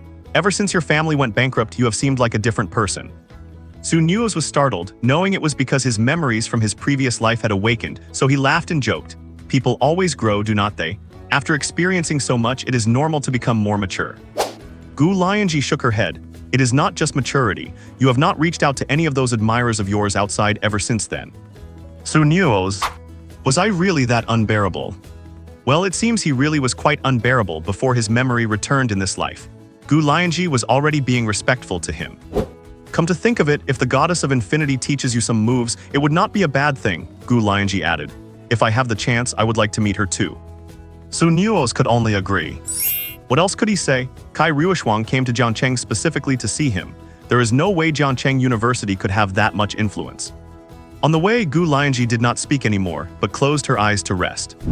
She needed to use the Mecha sensory link tonight, so she had to take the time to recharge. After returning to the Gu family manor and finishing dinner, Gu Lianzhi went straight online. Only after Gu Lianzhi went online did Nuoze secretly log in with his Su Haidu account. As soon as he logged into the Mecha sensory link, he received a message from Wan Yingying. What should I do? Gu Lianzhi said that when you are helping me with the filming, she also wants to watch from the sidelines. Let her watch, it is no loss to me, Nuoze replied. No, she said she wants to bring you along to watch, Wan Yingying said. Bring me along to watch. Nuoze was stunned for a moment, then suddenly realized that Gu Lianzhi wanted to take him, Nuoze, to watch the amazing maneuvers of Su Haidu. Just tell her I only allow you and one other person to watch, and I do not like too many people coming to see me, Nuoze said quickly. Okay, she is online right now, I will go talk to her. There was no filming scheduled for today, so Nuoze immediately went offline to switch accounts. After switching to Gu Lianzhi, he indeed received a location share and mission link from Gu Lianzhi. Gu Lianzhi was going to help him earn some contribution points again. He immediately piloted the Peregrine 2 Level 1 mecha and headed to the destination she sent. When he arrived, he happened to see Wan Yingying's Iris mecha there as well. Honey, where are we going? He asked in the trio's public channel. A batch of high-quality ore has appeared in the scorched iron plains. These ores urgently need mechas capable of flight to transport them. The mission offers quite a few contribution points. You should accept the mission too, Gu Lianzhi said. And what about you, honey? Nuoze asked curiously. We are going to deal with the Iron Crusher demons in the plains, Gu Lianzhi said. They were chatting in the public channel, but just then, Nuoze received a private message from Wan Yingying. Big boss, Gu Lianzhi agreed. When do you think it would be appropriate for us to film the video? Nuoze glanced at Gu Lianzhi's Silver Moon mecha. Clearly, she had not noticed that Wan Yingying was messaging him privately. It is not about when I am free, it is about when my wife is free, Nuoze replied. Must say, even though his wife was right there, the fact that he was chatting privately with her best friend felt incredibly sneaky. Brother-in-law, so when is Gu Lianzhi free? Wan Yingying asked anxiously. You have to solve that. You arrange her schedule because I have to wait for her to use the Mecha sensory link before I can log on, Nuoze said. Hearing this, Wan Yingying understood. While the two were chatting privately, the three of them had already approached the Scorched Iron Plains. The Scorched Iron Plains was a rather peculiar area in this region, home to many creatures called Iron Crusher demons. Also known as Iron Eaters, they, as the name suggests, eat iron to increase their strength. The Iron Eaters looked like hippos and were relatively docile among demon races. This time, high-quality minerals had appeared in the Scorched Iron Plains, so the official strategy was to protect these ores, hire fast-flying mechas to transport them, and recruit a large number of combat mechas to deal with the Iron Crusher demons that were stealing the ore. Nuoze arrived at the designated mission site, picked up a box full of high-quality ore, and left directly with it. This mission was a high-income, low-risk one. Over the course of the night, Nuoze gained 2,200 contribution points, which basically earned enough to cover the cost of his mecha. This mission was really rewarding, and he did not encounter any danger like that level 4 demon eagle from last time. Nuoze and Gu Lianzhi worked until 2 in the morning before finishing. Nuoze was exhausted and went to sleep early. As for Gu Lianzhi, she woke him up after she finished her shower, letting him go to bed only after he had finished his own. In the following days, Nuoze continued to carry out missions with Gu Lianzhi, and his accumulated contribution points rose rapidly. Wan Yingying could not find a suitable time to arrange the video shoot with Nuoze, as he went to school during the day and carried out missions with Gu Lianzhi at night. Unable to find an opportunity, she eventually had to leave Jiangcheng and return to her own family. She had come purely to hang out with Gu Lianzhi. Just like that, a week passed quietly, and in a blink of an eye, the day of Kai Ruoxuang's visit to Jiangcheng arrived. On this day, Jiangcheng University was decked out as if hosting a major grand event. There were lanterns hanging even on the trees, and banners were everywhere, making the whole place look very festive. The banners read things like, "Welcome Goddess of Infinity to Jiangcheng University," and "Welcome Grandmaster Kai Ruoxuang," and the like. Even more extreme, the school strictly required each class to send 20 people to hold flowers at the school gate to welcome Kai Ruoxuang. As luck would have it, Nuoze was selected as one of those 20. He stood at the school gate early in the morning holding a flower, alongside many other students, waiting for Kai Ruoxuang's arrival. What made Nuoze feel a bit ashamed was that when Kai Ruoxuang arrived later, they would have to shout slogans like "Welcome, welcome, a warm welcome." "This damn school is treating us like extras in a parade." Nuoze stood at the gate with everyone else. As the sun slowly rose, they all started to feel the oppressive heat. He could not stand it anymore, so he used the excuse of going to the restroom, borrowed a classmate's phone, ran to the bathroom, and called Kai Ruoxuang. "Zio Ryuan, how much longer until you reach Jiangcheng University? I am about to get roasted to death out here." Nuoze's tone carried a hint of grievance, leaving Kai Ruoxuang on the other end of the phone completely stunned. After a moment of contemplation, Kai Ruoxuang asked, "I am still over an hour away from Jiangcheng. How could you possibly be dying of heat? Our school is just obsessed with formalities." Nuoze had not intended to complain, but the thought of having run over here first thing in the morning just to stand around really ticked him off. He poured out his frustrations, recounting every detail of what had happened there. "I am sorry, I did not expect this either," Kai Ruoxuang said, sounding apologetic. "It is fine, I just needed to vent. It is someone else's phone, so I am going to go return it now." Nuoze hung up and deleted the call log. Returning to his spot, he handed the phone back and continued standing there in the sun with his little plastic flower. He had not been standing there for long when he heard a sudden commotion behind him. He turned his head and noticed most people looking in one direction. He followed their gaze, and his eyes were instantly drawn to the sight. It was a path lined with green trees. Sunlight filtered through the canopy, casting dappled shadows on the stone ground as a girl holding a parasol walked toward them. She wore her hair in a fluffy bun, and her delicate face was framed by gold-rimmed glasses. A black hoodie covered her short white t-shirt, revealing a glimpse of her waist. Seeing this sweet girl next door look, Nuoze could not help but take a second glance. Has Gu Lianzhi tried a new style again? In her other hand, Gu Lianzhi carried a plastic bag containing a bottle of water and a bucket hat. The surrounding students were practically glued to her with their eyes. Under everyone's gaze, Gu Lianzhi walked right up to Nuoze and handed him the water and the hat. Nuoze reflexively took the water and the bucket hat. "Put the hat on, do not let your face get sunburned," Gu Lianzhi said, her long eyelashes fluttering beneath her gold-rimmed glasses. "My wife really knows how to care for me." Nuoze took the hat and smiled, "My wife is so kind." Hearing the words, "My wife is so kind," the expressions of everyone around Nuoze shifted.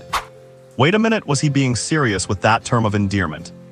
Gu Lianzhi rolled her eyes at him, shoved the bag into his arms, and turned to walk away. Nuoze watched her retreating figure, unable to keep the smile off his face. The commotion was not limited to the school gate. A crisis meeting had also been urgently called in the school leaders' conference room.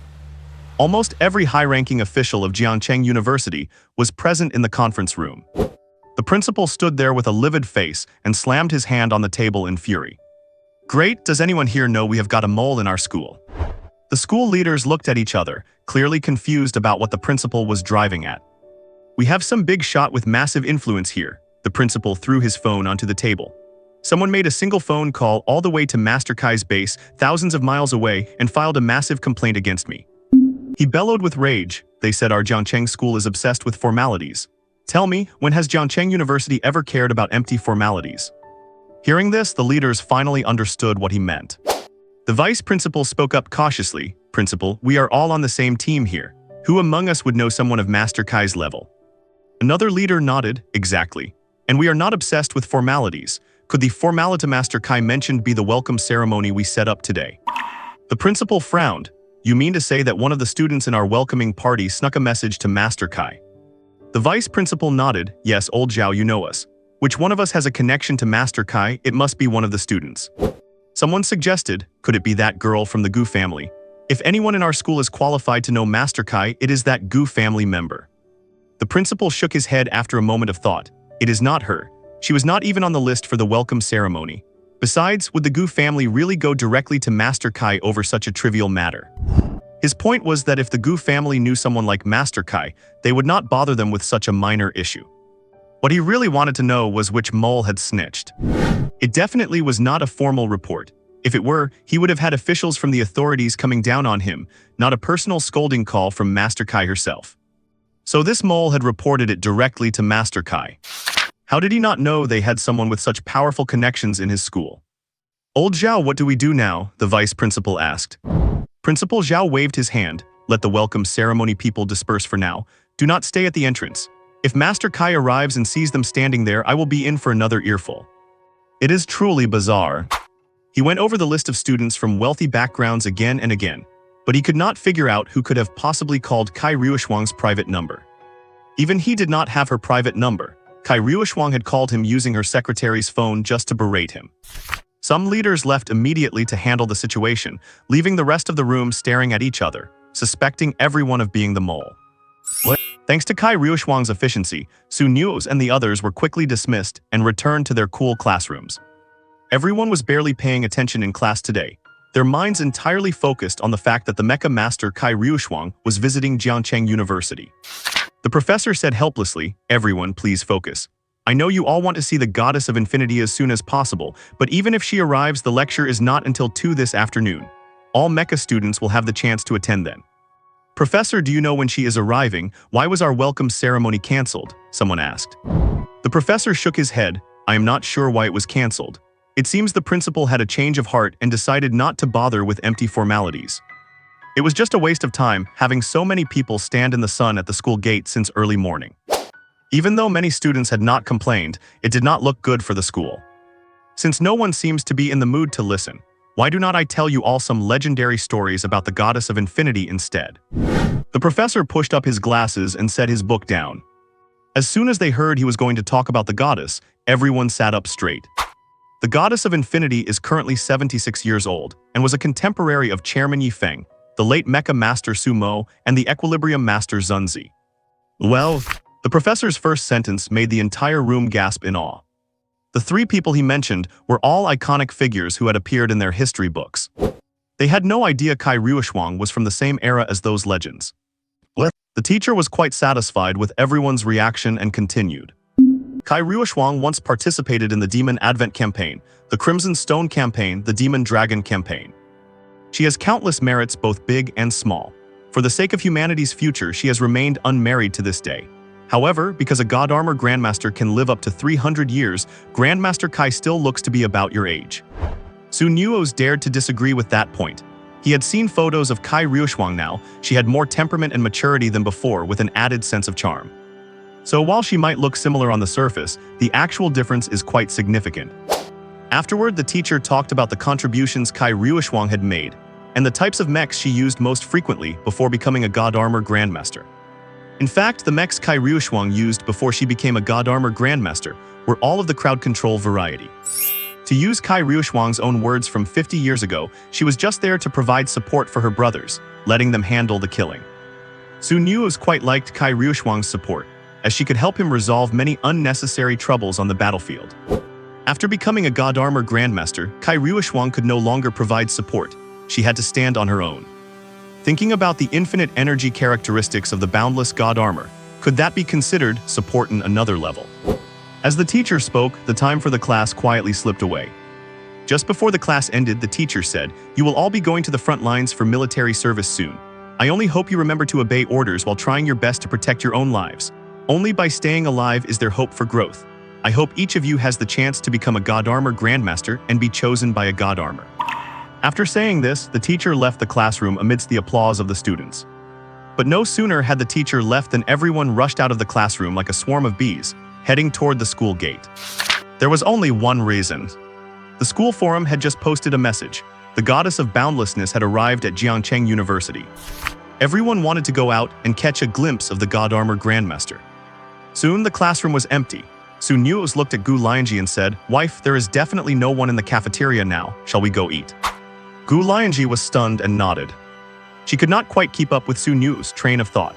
Everyone else was excitedly rushing to the school gate to see the goddess of boundlessness, while Nuoze's only concern was taking advantage of the empty cafeteria to grab a meal. Was food more tempting to Nuoze than seeing a God Armor Grandmaster? When they arrived at the cafeteria, they found it truly deserted, unlike its usual crowded state where you had to queue for several minutes to get a meal. Nuoze took Gu Lianzhi directly to the best stall in the cafeteria and ordered a large spread of delicious food.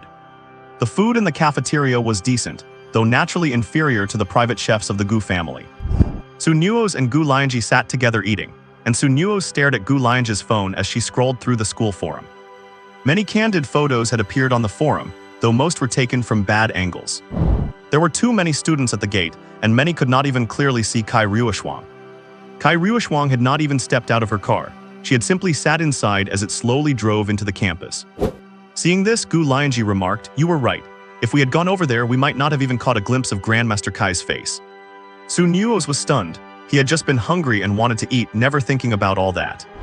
What was there to see about that girl Xiao Ryuan? He still had videos of Xiao Ryuan crying in his phone from his previous life. However, he just replied, "The whole school went, so it would have been just a crush of people with nothing to see. We will be able to see Grandmaster Kai during the lecture this afternoon anyway." Gu Lianzhi nodded in agreement. "You are very farsighted." While the two of them were eating, Nuoze was completely unaware that Kai Ruoxuang was frantically looking for him. After arriving at the school, Kai Ruoxuang had first looked into which class Nuoze was in. However, her schedule was already set. After having lunch hosted by the university leadership, she had to head to the gymnasium to give a lecture to the students in the mech pilot major. Her secretary had prepared her lecture notes a week in advance, so she could just read from them later. No one knew why she had come to Jiangcheng, not even her own boundless organization. And she could not exactly tell others. This was something only the 4 people from their genius class could know. At 2 o'clock in the afternoon, she arrived at the venue on time. The sound system was ready, and the entire hall was packed. When Kai Ruoxuang appeared, a roar of cheers erupted from the crowd. Kai Ruoxuang's gaze swept over the class Nuoze was in, and she accurately found him in the crowd, along with the person beside him. Gu Lianzhi. With her top-tier physical fitness, her vision was extraordinarily good, and she scrutinized Gu Lianzhi's delicate face. Her eyes narrowed after seeing Gu Lianzhi. She had already investigated information about Sumo after his rebirth, and naturally learned that in this life, Sumo had married young to the daughter of a financial conglomerate that did not even have a single legendary mech pilot. Her eyes lingered on the two of them for 2 seconds before she looked away, picked up the microphone and spoke. "Hello everyone, I am Kai Ruoxuang." Cheers erupted throughout the hall again. They were all at the most passionate age, and it was hard for them not to be excited to see their idol. Jiangcheng is a very safe city, and I am very happy to be here to give you this lecture. Kai Ruoxuang had already memorized the speech, so she did not even look at her notes as she continued. "The topic I will be speaking to you about today is war. I hope you can gain something from this lecture." Then she began to recount every war, large and small, that she had experienced. Like telling a story, she slowly explained the insidiousness and craftiness of the demon race, their strength, the cruelty of war, and spoke about her experiences over the past 50 years. The hall went quiet, with only Kai Ruoxuang's voice being amplified by the speakers. Nuoze also listened intently, hearing about Kai Ruoxuang's growth over these 50 years. Over the past 50 years, Kai Ruoxuang had come close to death many times, but she had persisted and become the God Armor Grandmaster she is today. It could be said that Kai Ruoxuang's journey was more like the life of a protagonist, rather than the cycle Grandmaster Sumo, who relied on his own talent to breeze through everything and become a God Armor Grandmaster at a young age. Kai Ruoxuang, on the other hand, had only become a God Armor Grandmaster in her 40s. Actually, a God Armor Grandmaster in her 40s is already very young. Sumo, who became one at 22, was a pure super-level monster. But as Kai Ruoxuang spoke, her tone suddenly changed. "The oldest students at Jiangcheng University are 23, right? But do you know that by the time I was 23, I was already a mech master, and my senior Sumo had already become a God Armor Grandmaster? So I am very curious, who is the most powerful student in your school? Kai Ryoshuang's words nearly made Su Nuoze jump right out of his seat. No, why did that girl Xiao Ryuan suddenly bring him up? And asking who the most powerful student in the school is, she might as well have just named Gu Lianzhi directly. He refused to believe that Xiao Ryuan had not already found out that Gu Lianzhi was his wife. At this moment, he and Gu Lianzhi could clearly sense that the surrounding students were already looking in their direction, intentionally or not. Yes, who is the #1 person at Jiangcheng University? That would naturally be Gu Lianzhi, who Elder Tao Wenyu said just yesterday afternoon would be able to break through to a level 5 Mecha Master before starting her military service. Was Xiao Ryuan doing this on purpose, or was it unintentional? Gu Lianzhi was a bit surprised at suddenly being named by the Master of Divine Mecha, but she did not read too much into it. Kai Ryoshuang just mentioned it in passing and continued her lecture. The lecture lasted for over an hour before it finally concluded. Afterward, the principal swarmed over. Master Kai, we have some gifted children here at Jiangcheng University. Would you consider giving them some personal guidance? Even a few pointers would surely benefit them for a lifetime. Kai Ryoshuang nodded, sure, bring them over. With that, she sat casually on a chair in the lounge, waiting for the principal to bring those talented students over. Tao Wenyu was among the teachers, and seeing this, he walked straight up to Kai Ryoshuang. Greetings, Master Kai, I am Tao Wenyu. I served with you during the Demon Dragon campaign. Back then, I desperately held off the demon army to protect the remains of the reincarnation master and managed to bring them out. Hearing this, Kai Ryoshuang stood up immediately. You are the Mecha Master who lost an arm trying to save Brother Su's remains. All divine mechas share a common feature. If the pilot dies inside, the mecha treats the body like trash and ejects it, then flies back to the divine mecha hall to return to an ownerless state. When the reincarnation master, Su Mo, died, his body was ejected by the reincarnation divine mecha. The demons hated Su Mo to the core and scrambled to seize his body, but Tao Wenyu and many of Su Mo's admirers fought the demons desperately to protect his remains, eventually successfully taking them back. But Tao Wenyu lost an arm in the process. That is why Kai Ryoshuang immediately stood up to show respect upon hearing it was the man before her. If it were not for you, Brother Su's body might not have been kept intact, and no one would know what the demons would have done to him. Kai Ryoshuang was deeply grateful and personally helped Tao Wenyu sit down. She and Tao Wenyu were roughly the same age, but because Tao Wenyu could not rank up due to his physical condition, his lifespan was not as long as hers, causing him to age rapidly. Master Kai, I did not mean to leverage my favor for gain. Tao Wenyu waved his hand. I have a request. I have a student with great talent. He is a late bloomer, much like Chairman Yi. He only became a Mecha Master recently, but he is exceptionally gifted. In less than a month, he has achieved SSS ratings in assessments like the Storm Gorge, Swarm Deathmatch, and the ACE trials. I would like to ask you to take a look at him. He spoke in a voice audible only to Kai Ryoshuang. Impossible, Kai Ryoshuang exclaimed in disbelief. Chairman Yi was a late bloomer, but even he did not reach that level within a month. What is this student's name? Tao Wenyu replied, his name is Su Nuoze. Shall I call him to meet you now? Upon hearing this name, Kai Ryoshuang immediately calmed down. She had originally thought Tao Wenyu was exaggerating, but the moment she heard the name Su Nuoze, she was relieved. Oh, so it is Brother Su Mo, that makes sense then. Then bring him to see me, Kai Ryoshuang said. Tao Wenyu bowed out, not noticing the flush on Kai Ryoshuang's cheeks from her overwhelming excitement. Not long after, the principal brought in the top 10 students among the Mecha Masters, and Gu Lianzhi was among them. Kai Ryoshuang's gaze landed instantly on Gu Lianzhi. Now that she was closer, she could observe this person more carefully. The wife of the reincarnation master. Gu Lianzhi noticed her gaze and began to feel a bit nervous. Master Kai, these are the 10 most outstanding students at our Jiangcheng University. What do you think? The principal asked with a fawning smile. Kai Ryoshuang nodded. If you encounter any problems in your training, feel free to ask me. Come one by one, starting with you. She gestured for Gu Lianzhi to speak first. Gu Lianzhi was called upon and immediately asked, Greetings, Master Kai. I would like to know, in actual combat, what should one do to regain combat effectiveness if the AI assistance system goes out of control?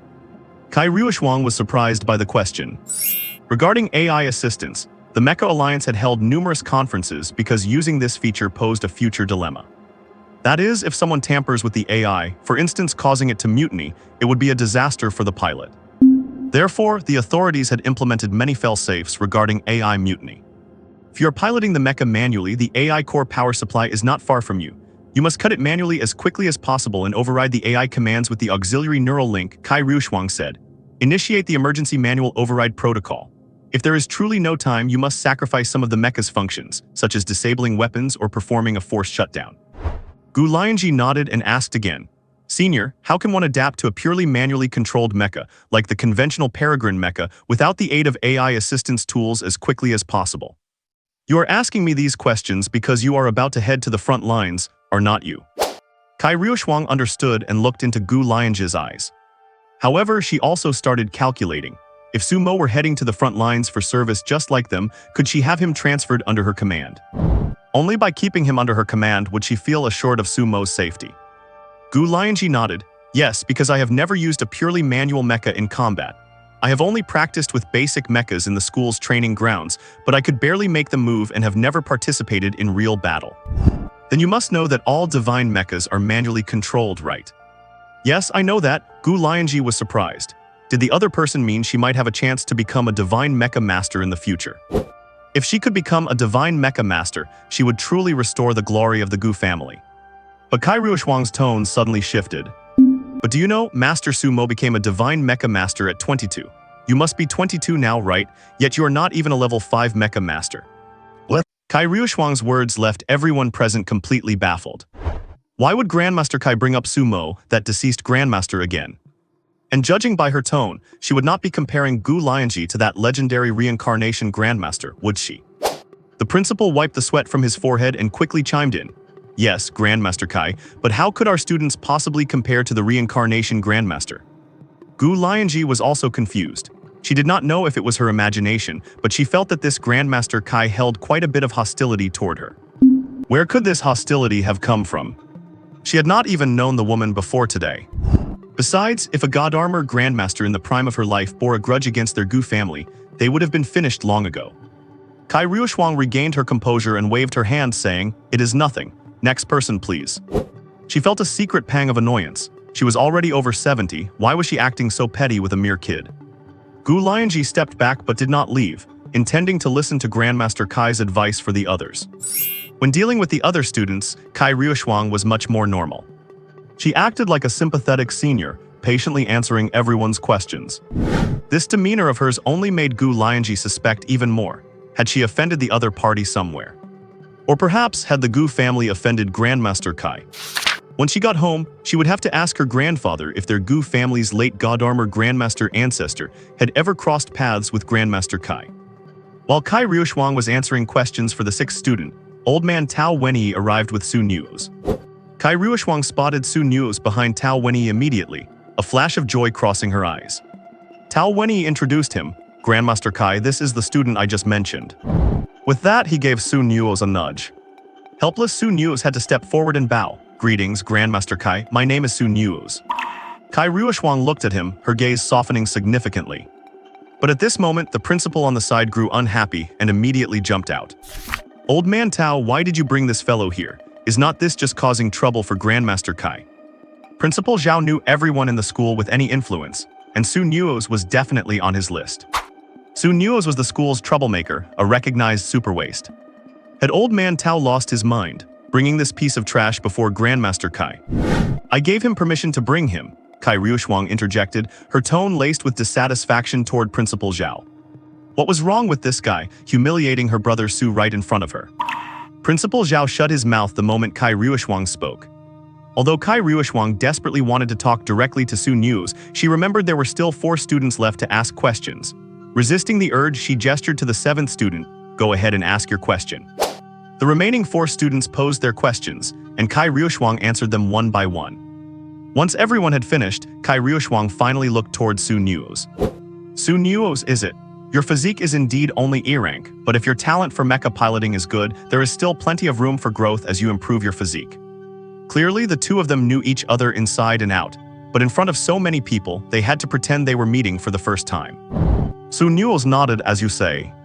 Gu Lianzhi was surprised. Could it be that her husband really was a late-blooming genius? Chairman Yi's physique was congenitally blocked at first, which is why he only began to shine later on. Perhaps your condition is the same as his. Kai Ryushuang pulled out a piece of white jade with an air of professional formality. This is a newly researched physique testing stone from the authorities. Follow me to the room, and I will check if your physique matches Chairman Yi's. Su Nuoze was stunned. Xiao Ryuan was flagrantly asking for a secret rendezvous. He could not refuse under these circumstances, so he could only say gratefully, "Thank you, Grandmaster Kai." Seeing Kai Ryushuang walk toward a small room inside the lounge, he glanced back at Gu Lianzhi. Gu Lianzhi gave him a nod, and he followed Kai Ryushuang into the small room. Bang! The door to the room closed. Tao Wenyi felt relieved. He had not expected Grandmaster Kai to think so highly of Su Nuoze that she would mentor him personally. Principal Zhao asked, puzzled, "Old man Tao, why did you bring that troublemaker here?" Tao Wenyi replied, "He is no longer the troublemaker he once was. He is a late-blooming super genius." Principal Zhao's head began to itch with confusion. "A super genius who?" "Old man Tao, you are a hero of humanity, so I respect you, but you cannot just spout nonsense because of your seniority, right?" He could not help but interject. Tao Wenyi grew furious. "Young Zhao, did you feed your brain to the dogs while serving as principal? If the kid was not smart, would I have recommended him to Grandmaster Kai?" Principal Zhao was scolded roundly and could only respond meekly, "Yes, yes, you are right." Just then, a student asked curiously, "When did the Mecha Alliance develop a physique testing stone?" This question instantly drew everyone's attention, and Principal Zhao also asked Tao Wenyi, "Old man Tao, has the government really developed this?" Tao Wenyi shook his head, "I have not heard of it. It must have been developed very recently, probably something only the top brass have access to." Principal Zhao looked at the tightly shut door inside. Grandmaster Kai truly devotes herself to humanity. Whenever she meets a student with talent, she does her utmost to help. After saying this, he glanced at Tao Wenyi and immediately added, "Of course, it is also thanks to you. Even a God Armor Grandmaster has to give you some face." Tao Wenyi cast him a sideways glance and said nothing. But at this moment, Principal Zhao was stealing a glance at him. Principal Zhao felt as though he had found the insider in the school who could contact Kai Ryushuang directly. How had he forgotten? In this school, other than the Gu family, the person most likely to have access to a God Armor Grandmaster was this old relic right in front of him. Although Tao Wenyi had been retired for many years, his connections in the military were still intact. Who knew which big shot the old man might still have contact information for? While everyone was imagining that inside the room, Grandmaster Kai Ryushuang was doing her absolute best to help Su Nuoze test his body. Inside the small room. All right, stop crying." Su Nuoze reached out to pat the woman's back in front of him, continuing to comfort her. "You are all grown up now, how are you still such a crybaby?" Kai Ryushuang, who had been full of majesty just moments ago in front of the principal and the others, was now sobbing in his arms, looking exactly like a child over 900 months old. So many people left. Kai Ryushuang sobbed, "I thought you were never coming back." "But I am back, or not I?" Su Nuoze cooed like he was soothing a child. "All right, Xiao Ryuan, do not cry anymore. What will they think if they see your eyes are all swollen later?" Let them look. Who dares to say anything about me?" Kai Ryushuang snorted. All right. Little Ryuan is a master mecha architect now, so everyone has to be respectful to little Ryuan," Su Nuoze said in a tone used for coaxing children. Noticing Su Nuoze's tone, Kai Ryushuang realized her behavior might be inappropriate and pulled away from his embrace, blushing. "A lot has happened in the Alliance during the time you were gone." "Yeah, except for the four of you, everyone else in the monster class sacrificed themselves," Su Nuoze said with a sigh. "Things change and people move on. Ever since he was reborn, he had been afraid to contact these old friends, fearing he would hear the worst news. But some things must be faced eventually." "Brother Su, will my coming to see you so abruptly affect your life?" Kai Ryushuang asked curiously. "A little bit," Su Nuoze replied. "I heard you got married. Do you like that, Gu Lianzhi? Why do not I take you away with me to my Wuliang organization?" "Do not." Su Nuoze felt ashamed and hurriedly refused. This is the difference between men and women. Women are more emotional. Guys like Yifeng, Wang Ergu, and Guxing would never suggest taking him away like that. Staying in the shadows is definitely safer for him than being in the spotlight. Once the demon race discovers that the reincarnation master is still alive, they will spare no cost to kill him, so following Kai Ryushuang would only end up harming her. "All right then," Kai Ryushuang said with a hint of regret. "By the way, what is that piece of white jade you were holding? A physical constitution test stone?" Su Nuoze asked curiously. "This is just an ordinary piece of jade." Kai Ryushuang handed the white jade to him. "There is no such thing as a physical constitution test stone. This is not a fantasy world. You need professional machines for a comprehensive physical checkup." Su Nuoze. Okay, so you just flat out lied in front of all those people, right? Just acting recklessly because you are a master mecha architect. "By the way, my military service is at the southern zone, a battlefield. Try to use your connections to get me a mobile phone," Su Nuoze said. It is way too inconvenient without a phone. His wife is great in every way, but she just refuses to give him a phone. By the way, you have not told me yet, what is the deal with your marriage? Kai Ruoxuang asked curiously.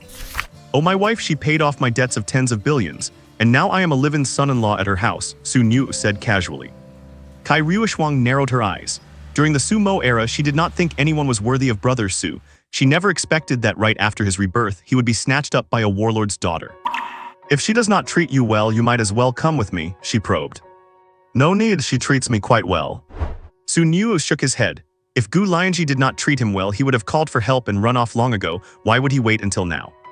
Even though he is a live-in son-in-law, both Gu Lianzhi's attitude toward him and the behavior of the Gu family servants toward him show that Gu Lianzhi is sincere. As long as he does not actively court disaster himself, Gu Lianzhi has a very high level of patience for him. She even forgives him when he makes small mistakes. Hearing Su Nu say this, Kai Ruoxuang felt relieved. I am leaving Jiang City soon. I will handle the thing you asked for. If there is any trouble, call me and I will try to get here as fast as possible to help you. Su Nuoz gave an okay gesture. Kai Ruoxuang had nothing else to discuss with him. After thinking for a moment, she took a ring out of her pocket and handed it to him. This is an exchange ring. It ignores mecha pilot levels and can be used to exchange for any master-level mecha from the military warehouse. Thanks a lot, Su Nuoz took the ring and put it on. Brother Su, call me anytime you need anything. By the way, when do you plan to visit the mecha hall to get tested? Kai Ruoxuang asked curiously. I will wait until I reach the master level. I could not handle it now anyway, and the reincarnation mecha might not even recognize me anymore, Su Nuoz joked. Kai Ruoxuang nodded. After thinking there was nothing else she could give Su Nuoz, she pulled out a small mirror to make sure her eyes were no longer puffy, then said, let us go. She pushed the door open and walked out. Su Nuoz followed her out in front of everyone. Kai Ruoxuang had returned to her cool and detached state. In front of the crowd, she said offhandedly. His talent is quite good, you can focus on cultivating him. It is just that he started too late and his physical condition is poor, so remember to prepare precious medicinal herbs for his baths. Tao Wenyu immediately replied, yes, I have prepared enough body-tempering medicinal herbs for him, and he needs to soak in the medicinal soup daily. Kai Ruoxuang nodded and said to Principal Zhao, I am quite busy, so I will take my leave now. Principal Zhao hurriedly replied, Master Kai, how about staying for dinner before you go? No time. Kai Ruoxuang left immediately. Her purpose for coming to Jiang City had been achieved, so there was no need for her to stay any longer. Principal Zhao went to see Kai Ruoxuang off personally, leaving the students in the lounge.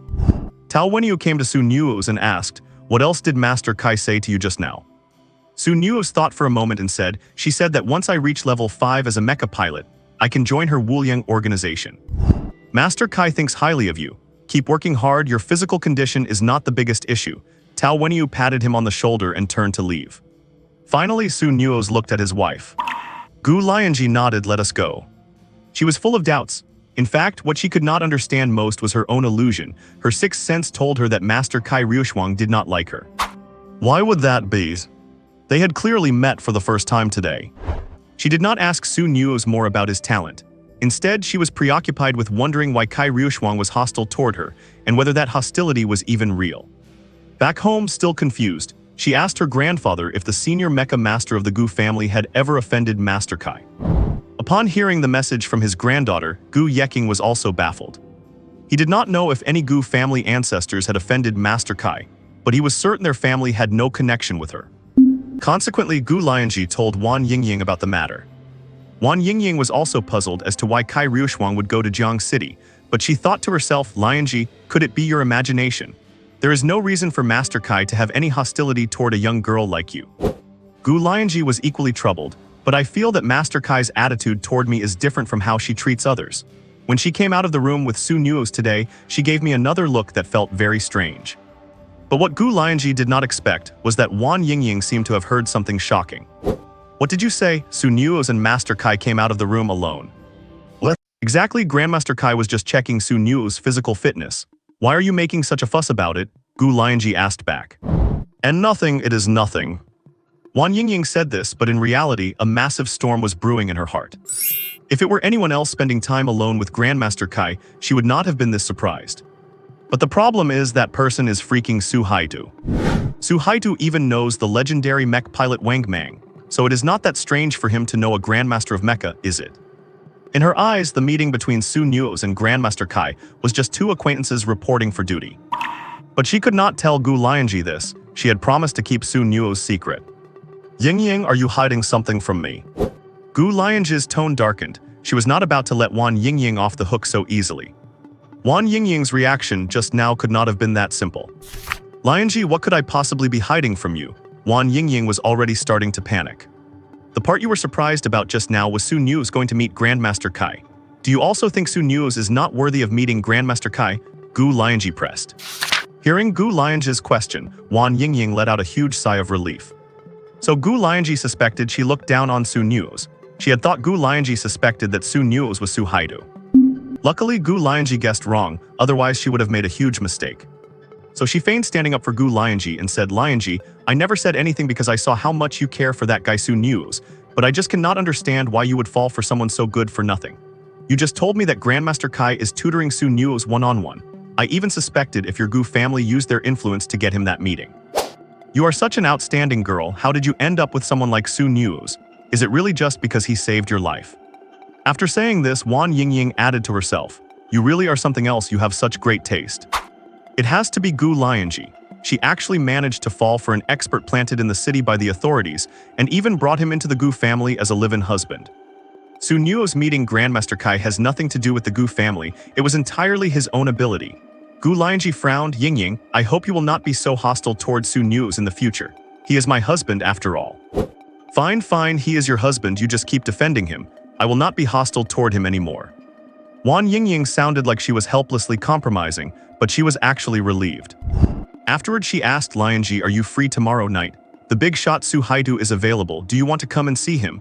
But he said I am only allowed to bring one spectator. He does not like being crowded by too many people." "Sure, I do not think there will be any urgent missions tomorrow afternoon." Gu Lianzhi agreed. She also wanted to observe the perfect operation of the big shot Su Haidu up close. She had watched his videos and was absolutely amazed at the time. She never imagined that the control of a mecha could be that perfect.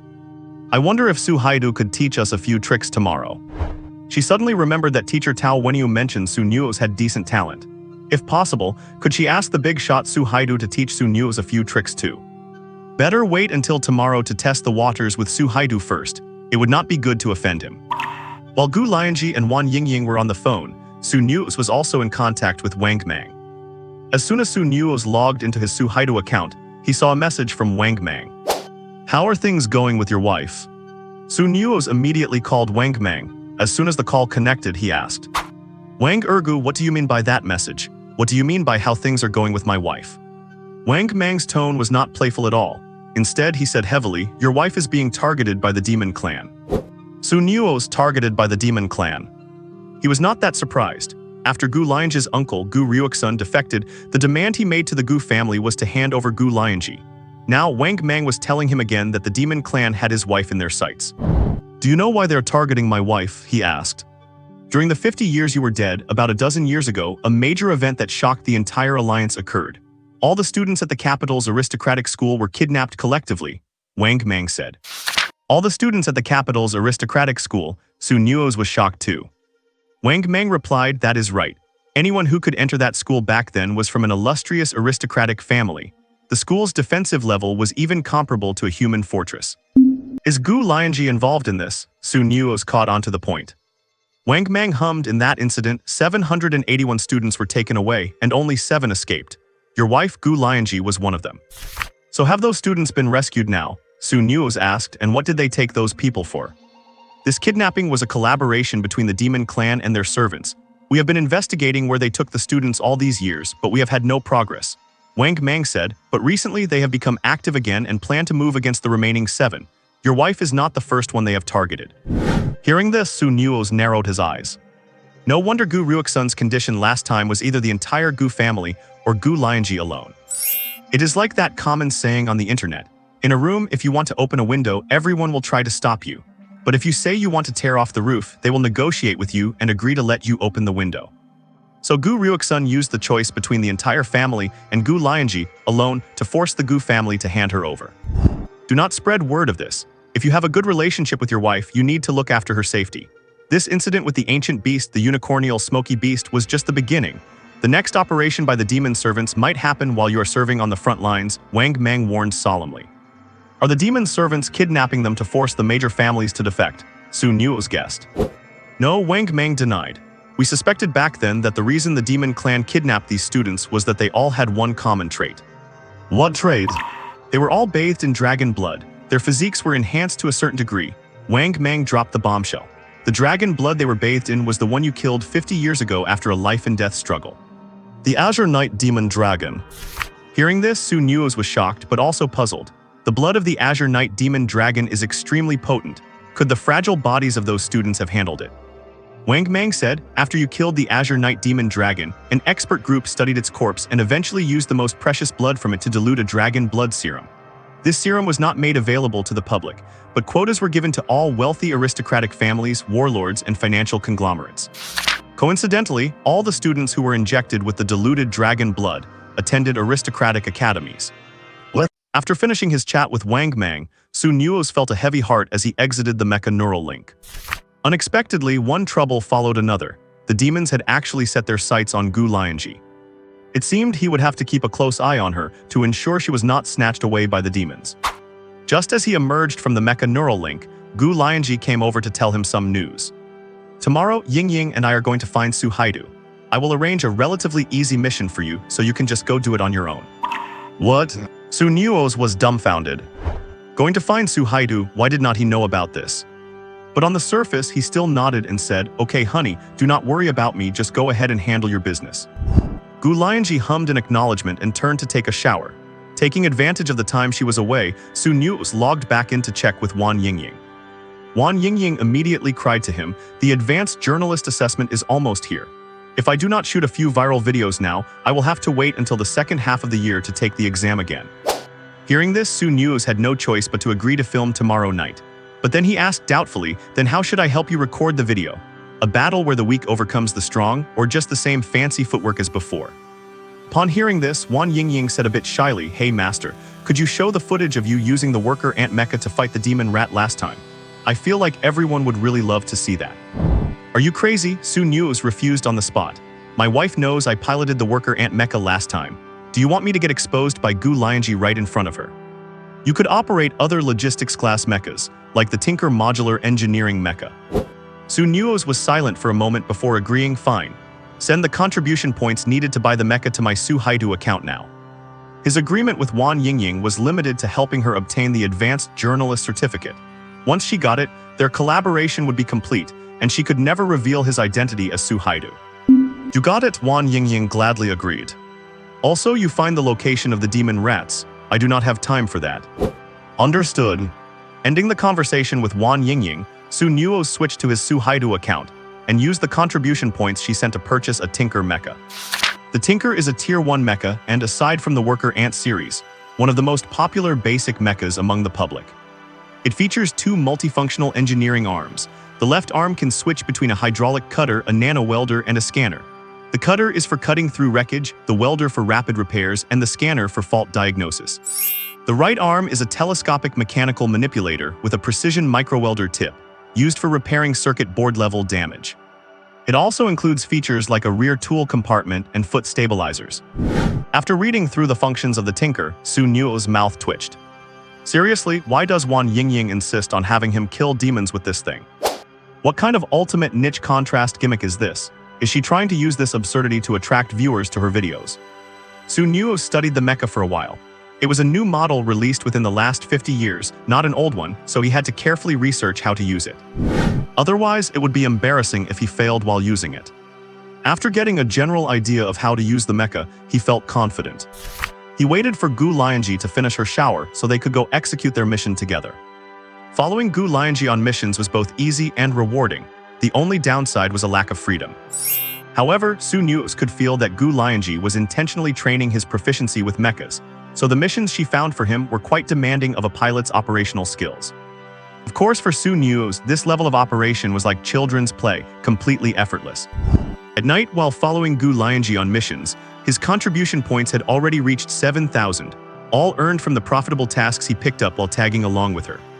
I'm afraid that if Su Nuoze were on his own, even with his top-tier piloting skills, he would not be able to accumulate points this quickly.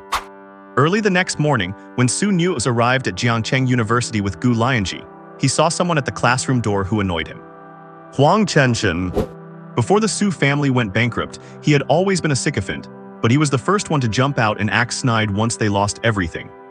Huang Chenchen was holding 2 lunch boxes and wore an ingratiating smile as he called out to him and Gu Lianzhi. Brother Z, sister-in-law, you have not had breakfast yet, right? I brought some food for you.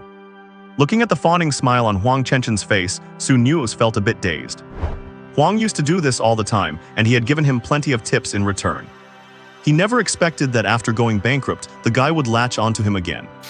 Could it be that Kai Zia Orion's praise for him yesterday had spread, and now the whole school knew he was a mecha piloting genius? And that Huang Chenchen had heard the news, which is why he was showing up as a sycophant again. Gu Lianzhi frowned slightly. Handle it yourself. With that, she walked past Huang Chenchen and straight into the classroom. Only after Gu Lianzhi left did Su Nuoze look at Huang Chenchen with an amused expression. What? I thought you hated being called a sycophant, so why are you playing the role again? Hearing Su Nuoze's sarcasm, Huang Chenchen smirked. Brother Z, you are joking. I have always been your underling. You cannot just forget the years we spent together. Who the hell spent years with you? Su Nuoze immediately changed his expression. I have turned over a new leaf. Bad kids like you will only lead me astray. Do not come looking for me in the future. I do not hang out with bad kids like you anymore. He had originally intended to keep being sarcastic for a bit longer, but just then, he caught a glimpse of a shadow at the classroom entrance. It was Gu Lianzhi eavesdropping. This girl, she told him to handle it himself and acted like she trusted him completely, only to turn around and hide at the door to eavesdrop. So Su Nuoze immediately changed his tune and started berating Huang Chenchen as if he had truly changed his ways. Hearing Su Nuoze's words, Huang Chenchen's eyes widened. Hey buddy, who led who astray? He just started to say, Brother Z, you. What do you mean you? Su Nuoze interrupted directly. I will not settle the score for you leading me astray before. Scram right now and I will act like you taking me to nightclubs, casinos, and hooking me up with women never happened. Huang Chenchen's eyes widened. Brother Z. What do you mean I? Su Nuoze interrupted rudely again. Do not even think about finding me any more women. I only love my wife now. And do not you dare try to give me their contact info either. I am keeping myself clean now. If you want to play, go play by yourself. I will not be setting foot in those filthy places ever again. What? Su Nuoze continued, don't let me see you again. If I do, I will beat the living daylights out of you in a heartbeat. Huang Chenchen was stunned. So many crimes, and they are all my fault for leading you astray. My brother, those are my lines. He felt as if a massive black pot had been slammed onto his back, weighing him down so heavily it made his spine curve. With that, Su Nuoze pushed him aside and walked toward the classroom, saying righteously as he went, I, Huang, have no tolerance for gambling or drugs. Under Huang Chenchen's gaze, he walked straight into the classroom and slammed the door shut. Gu Lianzhi had not expected Su Nuoze to burst in so suddenly, and unable to retreat in time, she fell right into his arms. Oh wifeys, why are you at the doors? Su Nuoze studied Gu Lianzhi and asked, feigning confusion. Gu Lianzhi asked with a strange tone, the places you used to go to, were they all places this Huang Chenchen took you to? Su Nuoze nodded, of course wifey, I have been a good kid since I was little. It was him who dragged me along and even spent my money while doing it, which is why I went astray for a while. But it does not matter, I have turned over a new leaf now and will not be doing bad things anymore. Gu Lianzhi nodded slightly. Su Nuoze had indeed been very well behaved lately. Could it be that Huang Chenchen really was the one who led him astray before? The two returned to their seats, unaware that many classmates were giving them strange looks as they sat huddled together. Now everyone was certain that the two of them had definitely gotten back together. Before there were rumors they had reconciled, but people did not want to believe it. Now that the fact was right before their eyes, they could only sigh. Forget it, Su Nuoze is now recognized by Master Kai as a genius, a late bloomer with immense talent. It is hard to say what he will achieve in the future. Just because of Master Kai's words, Su Nuoze had been transformed in everyone's eyes, no longer the loser he once was. The school day soon ended, and in the afternoon, Su Nuoze spent his time in the Mech Glory game, specifically piloting a Tinkerer mech. Unfortunately, the Tinkerer mech's evaluations are all for logistics and repairs, not combat, so Su Nuoze could only use it in random matchmaking duels for level 1 mechs. Heaven knows what kind of expressions his opponents made when they walked in and saw a logistics-based utility mech. And how those expressions changed when they saw Su Nuoze's 100% win rate and the ID Little Black. Their emotions would shift from surprise to shock, then to dread, and finally to excitement. The surprise came from seeing a logistics mech and thinking an easy win, the shock from seeing the 100% win rate, the dread from seeing the infamous little blackhead, and the excitement because they knew they were going to be on TV. He immediately started a third-person recording, picked up his blade, and charged at the opponent. And then he was finished in a second. As his field of view turned to darkness, he was completely stunned. So he immediately opened the third-person replay to see how he had lost the match. In the replay, he saw the Tinkerer mech lift its left arm, using a nano-spray gun to seal the joints of his legs, and the moment he lost his balance, the Tinkerer raised its heavy arm and smashed his cockpit to smithereens. Well, that was just a simple, unpretentious solo kill. Seeing this, he felt a bit of a toothache. Even if the opponent was Black 3 Gun, he should not be unable to beat a Tinkerer mech piloted by him, right? This was just a minor episode, and afterwards Su Nuoze started matchmaking again. However, because the Tinkerer has two fatal flaws, a lack of long-range attacks and poor mobility, he could not beat any opponent who flew into the sky to kite him. He lost many times later on, but fortunately this was just casual matchmaking and did not affect his ranked win rate. Of course, even if it did affect his win rate, Su Nuoze would not care. This game was just a tool for him to get familiar with mechs. After spending the afternoon getting used to the mechs, Su Nuoze prepared for the fierce battle ahead that night. At night, after returning to his room with Gu Lianzhi, Su Nuoze first took his daily body-refining herbal bath, then prepared to use the mech neural link. Breaking through from E-grade physique to D-grade would take several months, and Su Nuoze was not sure if he could break through before his military service. He had pushed his training time to the limit, exercising like a maniac every day to increase the absorption of the refining medicinal soup. The main reason was that this body was just too weak. It was hard enough to boost his physique to E-grade with medicinal soup. Now he had to build a solid foundation. But once his physique broke through to D-grade, he would skip being a second-tier mech pilot and become a third-tier one. That night, Su Nuoze waited until Gu Lianzhi activated her neural link before logging into his Su Haida account. After logging in, he switched to the newly acquired Tinkerer, opened the map Wan Yingying had sent him, and maneuvered the mech toward the target location. It was just a little bit slow. The Tinkerer's movement speed was very slow, and it took him a full 40 minutes of shuffling to reach the scorched bone desert shown on the map. Once he arrived, he saw two very cool-looking mechs floating in the sky, waiting for his arrival. Boss Su Haidu over here. Wan Yingying, the owner of the Iris mech, waved at him and pulled him into the voice channel. As soon as Su Nuoze entered the channel, he heard the familiar, cool voice of his wife. Senior Su Haidu, hello. Su Nuoze adjusted his voice and said, hello, I am not much older than you, just call me Haidu. Gu Lianzhi was a bit surprised to hear his voice. She did not expect the voice of the great Su Haidu to sound so young, but that tone, how was it a little bit familiar? Okay, brother Haidu, Wan Yingying said it quite naturally. She knew Su Nuoze was about their age. Su Nuoze nodded. Without further ado, let us begin. Where is the place? Begins. Gu Lianzhi looked curiously at the Tinkerer Su Haidu was piloting. If she remembered correctly, this mech was supposed to be a logistical support mech, right? Was Wan Yingying really counting on this mech to boost the popularity of her video? If it were not for the fact that she saw the ID in the voice channel was indeed Su Haidu, she would have suspected that Wan Yingying had been scammed. She only heard Wan Yingying call out, Brother Haidu, there is a passageway here, just as wide as the one you encountered last time. Wan Yingying led Su Nuoze to the entrance of a cave in the desert. There's a group of demon rats here. The number is a bit smaller than last time, but it is enough for me to shoot a 10-minute video. Su Nuoze yawned, sure, let us make it quick, I am in a hurry. He still had to switch accounts to do his tasks. Beside them, Gu Lianzhi of the Silver Moon mech watched the two curiously. Before she arrived, Wan Yingying had warned her to speak less and watch more, so she did not feel right asking questions. After Su Nuoze piloted the Tinker mech to the cave entrance, Wan Yingying pulled something that looked like mosquito incense from her toolbox. This is demon-seeking incense. It has a strong attraction to low-level demons. I will light it and place it behind you. Brother Haidu, you just need to guard this gap. Wan Yingying placed the incense about 20 meters behind the Tinker and gestured. Brother Haidu, shall I light it? Yeah, Su Nuoze replied concisely. Wan Yingying clicked the incense lit. A moment later, her Iris mech stood still with its head drooping, showing an offline status.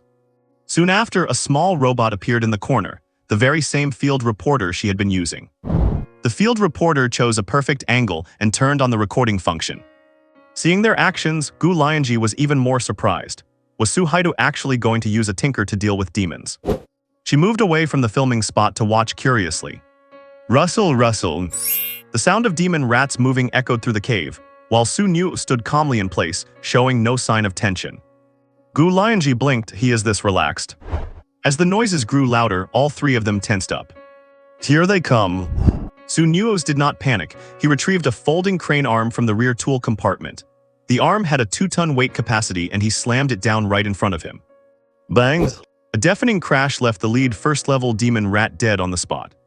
Seeing this, Wan Yingying felt a bit disappointed. The shock factor was not as high as when he used the Worker Ant 2 mech. There were too few demon rats, and because Nuoze was well prepared, the assessment seemed far too easy in his hands. Just as Wan Yingying thought, Nuoze was incredibly relaxed. Even the occasional second-level demon rats were swatted to death with ease. To him, fighting above his level was as simple as drinking water. Having seen Nuoze's maneuvers before, Wan Yingying felt this was nowhere near his limit. But for Gu Lianzhi, it was as if she were witnessing something inconceivable. Is this really a logistics mech?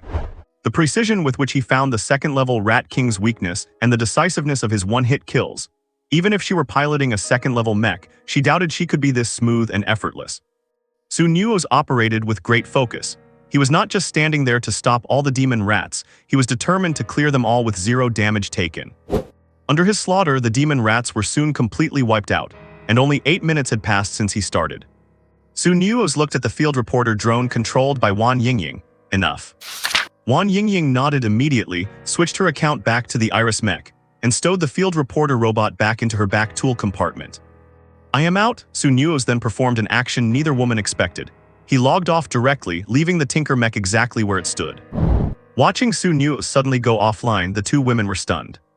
Wan Yingying knew that Nuoze definitely had to go attend to Gu Lianzhi on the other side, so he had to log off quickly to reach the task location before Gu Lianzhi left. So she said to Gu Lianzhi, "Lianzhi, before the expert logged off, he asked us to help take his mech to the nearest maintenance fortress. Come with me, it is a bit hard for me to haul this mech alone."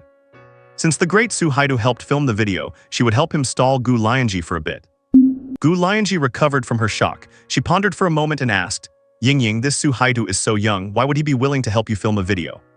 Wan Yingying paused, then immediately smiled. "Because I helped him out last time, he felt he owed me a favor, so he agreed to help me film a few videos." Gu Lianzhi nodded and helped Wan Yingying transport the Tinker mech to a nearby maintenance base. After delivering the mech, she immediately contacted Nuoze. Nuoze had just swapped accounts and arrived at the task location at top speed. Seeing Gu Lianzhi's message, he let out a sigh of relief and sent her his location. "I guess this clears me of suspicion, right?" Gu Lianzhi went to find Nuoze, while Wan Yingying logged off to start editing the video. Wan Yingying titled the video, "Is this really a support mech? Su Haidu shows you how." After 5 hours of editing, she added an intense soundtrack and posted it online. Because the title featured the name Su Haidu as a hook, the video attracted a lot of attention as soon as it went live. Did the streamer finally catch the expert Su Haidu again? And the streamer said she did not know the expert Haidu. Judging by the title, the expert Su Haidu is piloting a support mech. What is the point of that? Everyone chatted amongst themselves, clicking on the video with curiosity. But when they opened it, everyone was stunned. The opening scene showed the Tinker killing a second-level Rat King and swatting several demon rats like flies. After the scene ended, some text appeared on the screen. All footage in this video is performed by the expert Su Haidu. Then with the music, the video began. But by then, the comments section was already filled with question marks. The opening was just too shocking. It had grabbed everyone's attention instantly. What did I just see? A level 1 logistics mech, instant killing a second-level demon. Damn, that opening made me kneel. Is this gameplay? I only clicked because of the name Su Haidu, but that opening still scared me. The video officially started with the Tinker guarding the cave, killing every demon rat that came, constantly switching between the tools on its arms. 3 minutes in, the first second-level Rat King appeared. It was very clever, hiding among the pack of rats before launching a killer move. But the Tinker seemed to have anticipated it, grabbing the Rat King's right forelimb with its pliers, and the moment it lost its balance, immediately switched to a nanotech spray gun to pierce the Rat King's throat, killing it instantly despite the level gap. That scene sent the comments section wild with cheers. Just watching Su Haidu switch modes on that multifunctional engineering arm is worth a year of practice. The way expert Su Haidu instantly identifies the Rat King's opening, creates a flaw, and then strikes the neck with lightning speed for a clean kill. It is just a work of art, my god. If that were me, I would have logged off by the time the second rat charged. Is not the Tinker a logistics and support mech? Su Haidu is not using it for repairs, he is using it to kill demons. Everything can kill demons. That saying is perfectly embodied by expert Haidu. The live comments were flooded with shock, and in the latter part of the video, the Tinker Mech performed a move that took down 2 level 2 Rat Kings at once, leaving everyone stunned. Even after the video ended, people were still finding it hard to process what they had just seen.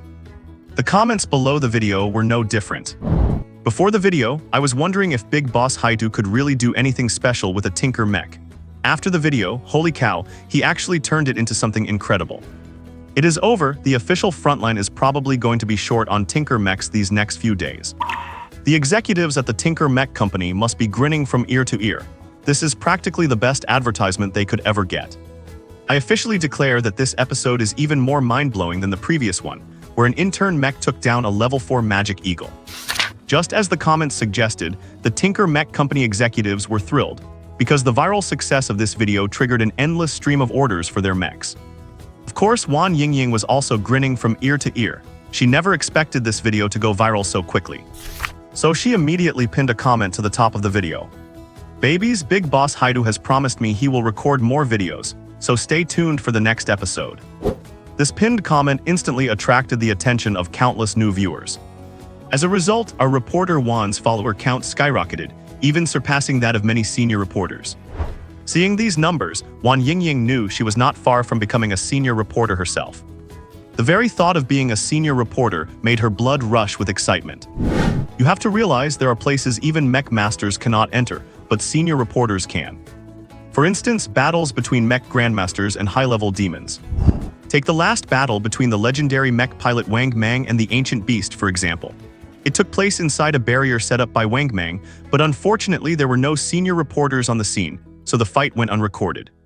But if she were a senior reporter, she could apply for access to the barrier, and Wang Mang would likely let her in once he realized who she was. Because the shockwaves from battles between senior mech pilots are too dangerous, they set up barriers to protect mechs outside. If she were a senior reporter, she would be fully capable of entering. That is why this saying about senior reporters is quite interesting. Places where top-tier mech masters cannot go, I can. With Su News around, Wan Yingying felt that becoming a senior reporter was just around the corner, and once she had that certification, she would get special treatment during her military service later. Because if people on the front lines knew she was a senior reporter, they would open many doors for her to help her better document life. Gu Lianzhi and Su News also watched the video. Su News does not have a phone, so he watched it together with Gu Lianzhi. Seeing his own tinker wreaking havoc in the video, Su News was shocked. My god, did they really make me look that cool? It is just that the Tinker Mecha's design is too hideous. Even though Wan Yingying used good filters, music, and angles, he still felt it hurt his image a bit. Su Nuo's eyes lit up as he looked at the comments, which were all praising him. Luckily, no one he knew saw him making that expression. If Wang Mang or Kai Ryushuang had, they would definitely have said. The old man who does not know how to use a smartphone suddenly finds out he is a viral sensation, so now he starts playing with his phone. That is exactly the situation Su News was in. 50 years ago, online mech videos were rare, and reporters were even rarer. Even though Sumo was incredibly strong, very little footage of his battles exists. That is why most of the praise for Grandmaster Sumo online today is just in written form. If there had been such advanced internet 50 years ago, I bet every modern teacher would be using Grandmaster Sumo's battle videos for their classes. No, that girl Wan Yingying must have made a lot of money. He needs to get his share. So while Gu Lianzhi was not looking, he snuck onto the Su Haidu account and sent Wan Yingying 2 words: split the loot. Wan Yingying was not short on money at all. Upon seeing Su Nuo's message, she was delighted rather than annoyed. She immediately replied to Su Nuo's, "As long as you let me film your fights from now on, we can split the earnings. How about 80-20, you get 80 and I get 20. After thinking about it, Su Nuo's agreed. And so Wan Yingying transferred his share of the earnings. Seeing 18,000 contribution points land in his account, Su Nuo's was dumbfounded. Holy cow, is this for real? That is a lot. Adding this to what he had saved before, he was almost able to buy a level 4 mech. He worked hard for weeks on missions, and it did not even pay as much as one video. According to Wan Yingying, this was just the beginning. The video was expected to reach a total of 50,000 contribution points, but much of that would come in slowly over time. Maybe they could even take on some advertisements later. Ads pay even more. Su Nuo's was not obsessed with money, but everything involving a mech costs money, like upgrading functions or customizing the appearance. It is just like an ordinary person buying a car. who would not want their baby to look sharp and be the coolest thing on the street. For example, Gu Lianzhi's Silver Moon mech. According to Wang Yingying, the total cost reached 200,000 contribution points. You know, the cheapest level 5 mech only costs 100,000 points. Gu Lianzhi's level 4 Silver Moon costs as much as 2 level 5 mechs. Of course, the highest level mech you can buy with contribution points is level 5, and buying anything above level 1 requires the corresponding pilot certification. For example, a level 4 pilot can only buy mechs of level 4 and below. But you do not need certifications for intern or level 1 mechs. You can buy those 2 levels as long as you have the contribution points. Su Nuoze had asked Wang Mang to help him upgrade the authorization level of his Su Haidu account before, and although Wang Mang agreed, he still has not done it. That Wang Ergu is such an unreliable guy, and he is always late too. Once his physical constitution breaks through to D rank, he would immediately buy himself a top-spec level 3 mech. That is why he needs contribution points. As for masterclass mechs, they are not something you can just buy with points. Buying a masterclass mech requires a mech master certification and a certain amount of military merit, and these mechs are kept under tight government control. That is why the ring Kai Ryushuang gave him is so important, because of its special feature. Unconditional redemption. That is the only feature it has, so he does not need military merit, contribution points, or even a mech master certification. He just needs to take the ring to the mech depot, and he can walk out with a masterclass mech. After Su Nuoze saw everyone's praise for him in the videos, he immediately urged Wang Yingying to film a new one. So a week later, Wang Yingying discussed new video content with him. At Su Nuoze's request, the mech used this time was not a logistics model, but a standard combat mech. To pursue visual impact, Su Nuoze specifically chose the Nightblade A, a light melee mech known as the hardest tier 1 mech to pilot.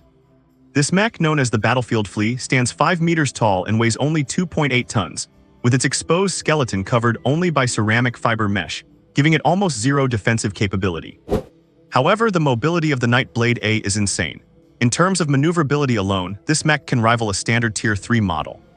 Its legs are equipped with ejection tendons for explosive jumping power, allowing for a vertical leap of up to 15 meters, and twin vector thrusters on its back enable rapid mid-air maneuvers. Its main weapons are 2 mantis blades, folding high-frequency vibrating blades. Its secondary weapon is a caltrip launcher, firing spiked metal balls that scatter on the ground to puncture anything, giving enemies a painful foot massage. The Nightblade A is a relic from 50 years ago, and back then, every student in the elite class had to use this very mech to pass the hellish assessment. In fact, during the assessment for this mech, someone even died on the battlefield due to an operational error. That just goes to show how difficult it is to pilot. However, few people use this model nowadays, preferring safer, more modern mechs. In filming this video, Su Nuoze also had the intention of proving the worth of this classic machine. And certainly not just to show off. That night, Su Nuoze bought a Nightblade A online and headed to the filming location at breakneck speed. As he piloted this machine, Su Nuoze felt his soul come alive. The difficulty of this mech allowed him to unleash 60% of his true strength. Unlike those previous mechs, where he felt his potential was capped by their operational limitations. The location for this video shoot was the Demon Bat Cavern. The cave is filled with tier 2 demon beasts resembling bats, and there is even a Bat King, which is a tier 3 demon. And Su Nuoze's challenge this time would take place right inside this Demon Bat Cavern. By the time he arrived, Gu Lianzhi and Wang Yingying were already there. However, the 2 women were not piloting their Silver Moon and Iris mechs today, but rather 2 tier 3 Phantom 1 units. The Phantom mech features stealth capabilities, so they plan to hide in a corner and use night vision to watch him in action. Normal bats rely on echolocation, but demon bats rely on their eyes. They are only called demon bats because they look like bats. After the women hid, Wang Yingying put on her war reporter gear and signaled Su Nuoze that he could begin. The recording started, and the Nightblade A charged into the cavern. The Nightblade A drew the attention of all the demon bats, like a shark charging into a pond, sending them into a panic. Almost all the demon bats lit up their eyes like countless lamps in the darkness, all fixed on the Nightblade A. Su Nuoze slowly drew his mantis blades, his gaze turning serious. He did not turn on night vision, but instead activated his immersion mode. This was his favorite feature, and the source of his talent as the greatest genius in his past life. It allowed him to mentally merge with the mech itself, making the most precise decisions in the heat of battle. Whoosh whoosh. The demon bats began to move, swarming toward him like a black tidal wave. He made his move. As the bats moved, the night blade suddenly dropped to all fours, scuttling across the ground like a cockroach, displaying the explosive power of its limbs. Several bats flew over his head, but Nuoze's target was the Bat King deep within the swarm. His incredible speed left many bats unable to react, scraping the ground as he moved. And as he neared the Bat King, he leaped up, pushing off several bats for extra momentum. As he approached the Bat King, Nuoze flicked out his mantis blades. The 1.8-meter blades swung from his forearms and slashed viciously at the Bat King. Capture the king to break the resistance. The Bat King raised its wings to block, but at that moment the vector thruster on the left back of the Night Blade fired, and he performed a complete mid-air turn, instantly appearing behind the Bat King. The roaring engine sounded like a high-pitched hum, so intense it made the two women watching cringe. The Night Blade's high-frequency vibrating blade sliced into the Bat King's body with a wet tear, blood spraying wildly behind it.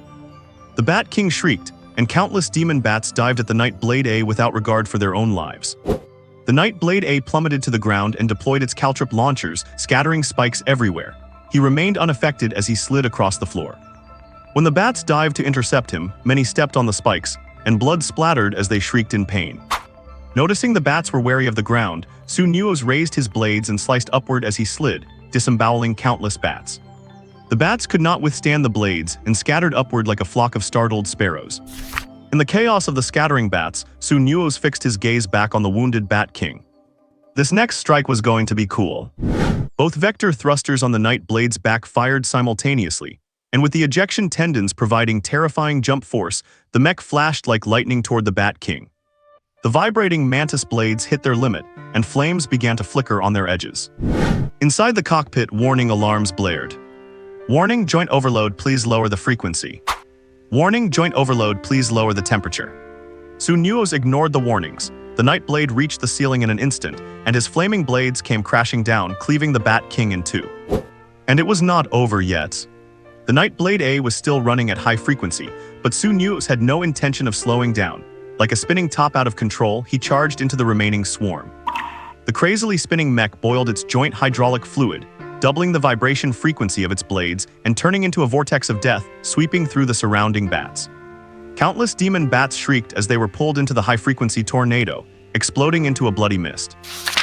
A rain of blood fell rapidly. The remaining magic bats were terrified and fled deep into the cavern, vanishing without a trace in just a few moments. The Nightblade A stopped spinning and landed on the ground with a thud, its pair of mantis blades trembling slightly. The tornado dissipated, and the two girls watching the battle were left dumbfounded. What just happened? Was that kind of power really unleashed by a Tier 1 mech? Gu Lianzhi and Wan Yingying both wore expressions of utter shock. The good news, they had prepared themselves mentally in advance. The bad news, not enough.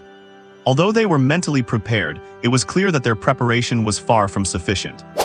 In their imagination, Su Haidu would use footwork and breakthroughs in this video, just like he did against the Tier 4 Magic Eagle, using extreme maneuvering to wear down all the magic bats bit by bit.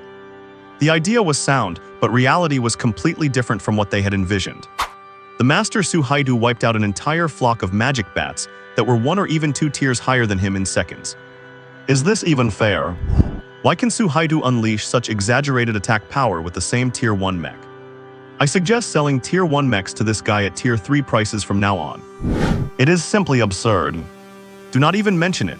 Even if a Tier 3 mech came, it would likely consume over 80% of its energy to wipe out such a large flock, right?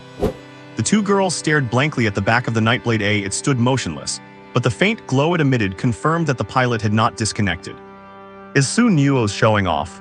No, his whole body is in so much pain that he cannot move. While the Nightblade A's move was cool, it required a much higher level of physical stamina. This is essentially an overload feature of the Nightblade A. A Tier 1 mech can unleash Tier 3 offensive power when pushed to the limit. But it demands quite a lot of physical fitness. Well, Su Nuoze admits he was showing off a bit, so now he is in too much pain to even log off. Fortunately, it will pass after a little more pain this time. He will not end up in the medical bay like last time. His that hurts. As soon as he felt he could move again, he immediately disconnected from the mech sensory link. Returning to his bed in the room, he glanced at Gu Lianzhi, who was still online and could not help but let out a moan of pain. Pain, too much pain, it felt like he was going to poop his pants. He almost threw up the food he ate this afternoon. His tornado move looked cool, but he did not have a stomach of steel and he nearly made himself sick. Thinking about the requirements the elite class had for them back then, it was simply insane. This move looked cool, but more than a dozen people in the elite class 50 years ago could pull it off. But that was not even the most difficult maneuver the instructors required. There was another one even harder than this. And that was peeling an apple with a high-frequency vibrating mantis blade. Peeling an apple is far more difficult than this move. But he was not feeling great right now either. His entire half of his body was numb. Time was tight, so he quickly switched to his Aliana account and rushed to the meeting spot he had arranged with Gu Lianzhi as fast as he could. Actually, Nuoze was overthinking it, because Gu Lianzhi and Wan Yingying were still immersed in the spectacle of that Tier 1 mech destroying all those bats. So Gu Lianzhi had not even logged off yet. Nuoze had no idea how much he had stunned the two girls, mainly because no one had operated like that in years. Everyone usually just played mechs suitable for their strength. Therefore, players of this era rarely master low-tier mechs to that extent. But it was not like that a few decades ago. Mechs were scarce, high-tier ones even more so, and many pilots might have to operate whatever mech was available in extreme situations. Thus, the requirement in the elite class was that everyone had to be able to use any mech of any tier, and bring out combat potential far exceeding the machine's rank. In other words, turning a Tier 1 mech into a force equivalent to a Tier 3-1 was something everyone in the elite class had to accomplish. As the second-ranked student of the elite class, Nuoze was the cream of the crop, and the first-ranked guy, Yifeng, was over a decade older than him. If they were the same age, he could have left Yifeng in the dust. It is just that there are only 4 members of the elite class left now. Nuoze was still a little dissatisfied with his recent performance. If his physical fitness were a bit stronger, he could have increased the frequency of the tornado and not let so many bats escape. He felt that too many magic bats had gotten away. When he switched accounts and reached the mission location Gu Lianzhi had sent, he found that she still had not contacted him. How strange is his wife being held up by Wan Yingying today? He did not think too much about it and proceeded with his mission as usual. As for Gu Lianzhi, there really was a slight delay because she and Wan Yingying were still together, repeatedly replaying the video of his ultimate move from the Nightblade A. The two girls watched for a long time, having no idea how he pulled that off. Gu Lianzhi even logged off to go to the game pod next to the room, logged into Mech Glory to try the Nightblade A herself. But no matter what she tried, she could not replicate Su Haidu's move. This move by Su Haidu completely refreshed her and Wan Yingying's understanding of Tier 1 mechs. It was even more shocking than a logistics mech stalling a horde of magic rats or a trainee mech killing a wounded Tier 4 magic eagle. This is why Gu Lianzhi had been slow to contact Nuoze. After finishing his mission and disconnecting from the sensory link, Nuoze found Gu Lianzhi holding a tablet, observing a video repeatedly. He leaned over curiously. "Wife, what are you watching? Why did not you come find me for the mission today?" He caught a glimpse of the video on her tablet. He instantly saw his own Nightblade A pulling off that stylish move. So cool, he could not help but give his own performance an honest assessment. Gu Lianzhi gave him a strange look and said, "This is not just about being cool. This person pushed the efficiency of a Tier 1 mech to 1000%, unleashing strength far beyond the machine's limits." "Yeah, I think it looks pretty cool," Nuoze said. "The Nightblade A is not even the strongest Tier 1 mech, but that move is definitely the coolest thing you can do with one." Well, it was the coolest 1 decade ago. He was not sure about the many new types of mechs out now. Gu Lianzhi rolled her eyes at him and used her slender fingers to swipe on the tablet, zooming in and slowing down the video, trying to observe the Nightblade A's operation carefully. Nuoze thought Gu Lianzhi would only watch for a little while, so he went into the bathroom to take a shower.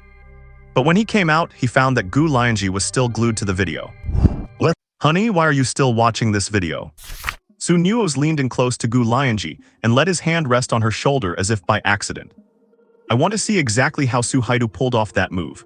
Gu Lianzhi did not seem to mind his familiarity, saying with some distress, "But I have been watching for ages and I still cannot figure out how he did it. I cannot even replicate it in the Mecha Glory game." Nuoze, his wife sure is an eager learner. He feigned interest while watching the video for a while, then asked with a look of confusion, "Honey, the vibration of that Nightblade Mecha's weapon seems really fast. Would not that kind of vibration lead to an energy overload?" "It is an overload," Gu Lianzhi nodded. "But if I remember correctly, the energy distribution for the Nightblade Mecha is quite counterintuitive, right? You cannot have the movement and weapons at full power simultaneously, otherwise, the mantis blades will stutter during acceleration." Nuoze pretended to be puzzled. Hearing this, Gu Lianzhi's eyes lit up. That is right, but he managed to move at high speed while the frequency of the mantis blades could also. Suddenly, as if something clicked, she could not wait any longer and used her phone to purchase a Nightblade A, swapped out a Mecha sensor link, and logged straight into the game. Before logging in, she told Nuoze, "Do not wait up for me, just go to sleep." Watching Gu Lianzhi enter the state of being linked to the Mecha, Nuoze sighed. It is exhausting. The problem is, even if he told her the answer, she might not be able to execute it. It is easy to say, but actually doing it is a completely different story. In his past life, even with all his natural talent, it took him 3 whole days to learn it, and he could not count how many times he had vomited in the process. After all, the human body simply cannot handle such high-speed rotation. At the very least, your stomach will not take it. It would be fine if Gu Lianzhi knew her own limits, but if she did not. Nuoze did not bother anymore and went to sleep. When he woke up the next morning and saw the faint dark circles under Gu Lianzhi's eyes and her extremely pale face, he knew she really did not know her limits. "Honey, did you stay up all night without sleeping?" Nuoze immediately got up to help Gu Lianzhi. Gu Lianzhi nodded gently. "I am taking a day off today. You can have the butler drive you to school." Hearing this, Nuoze shook his head. "I am not going either. I will stay home and keep you company."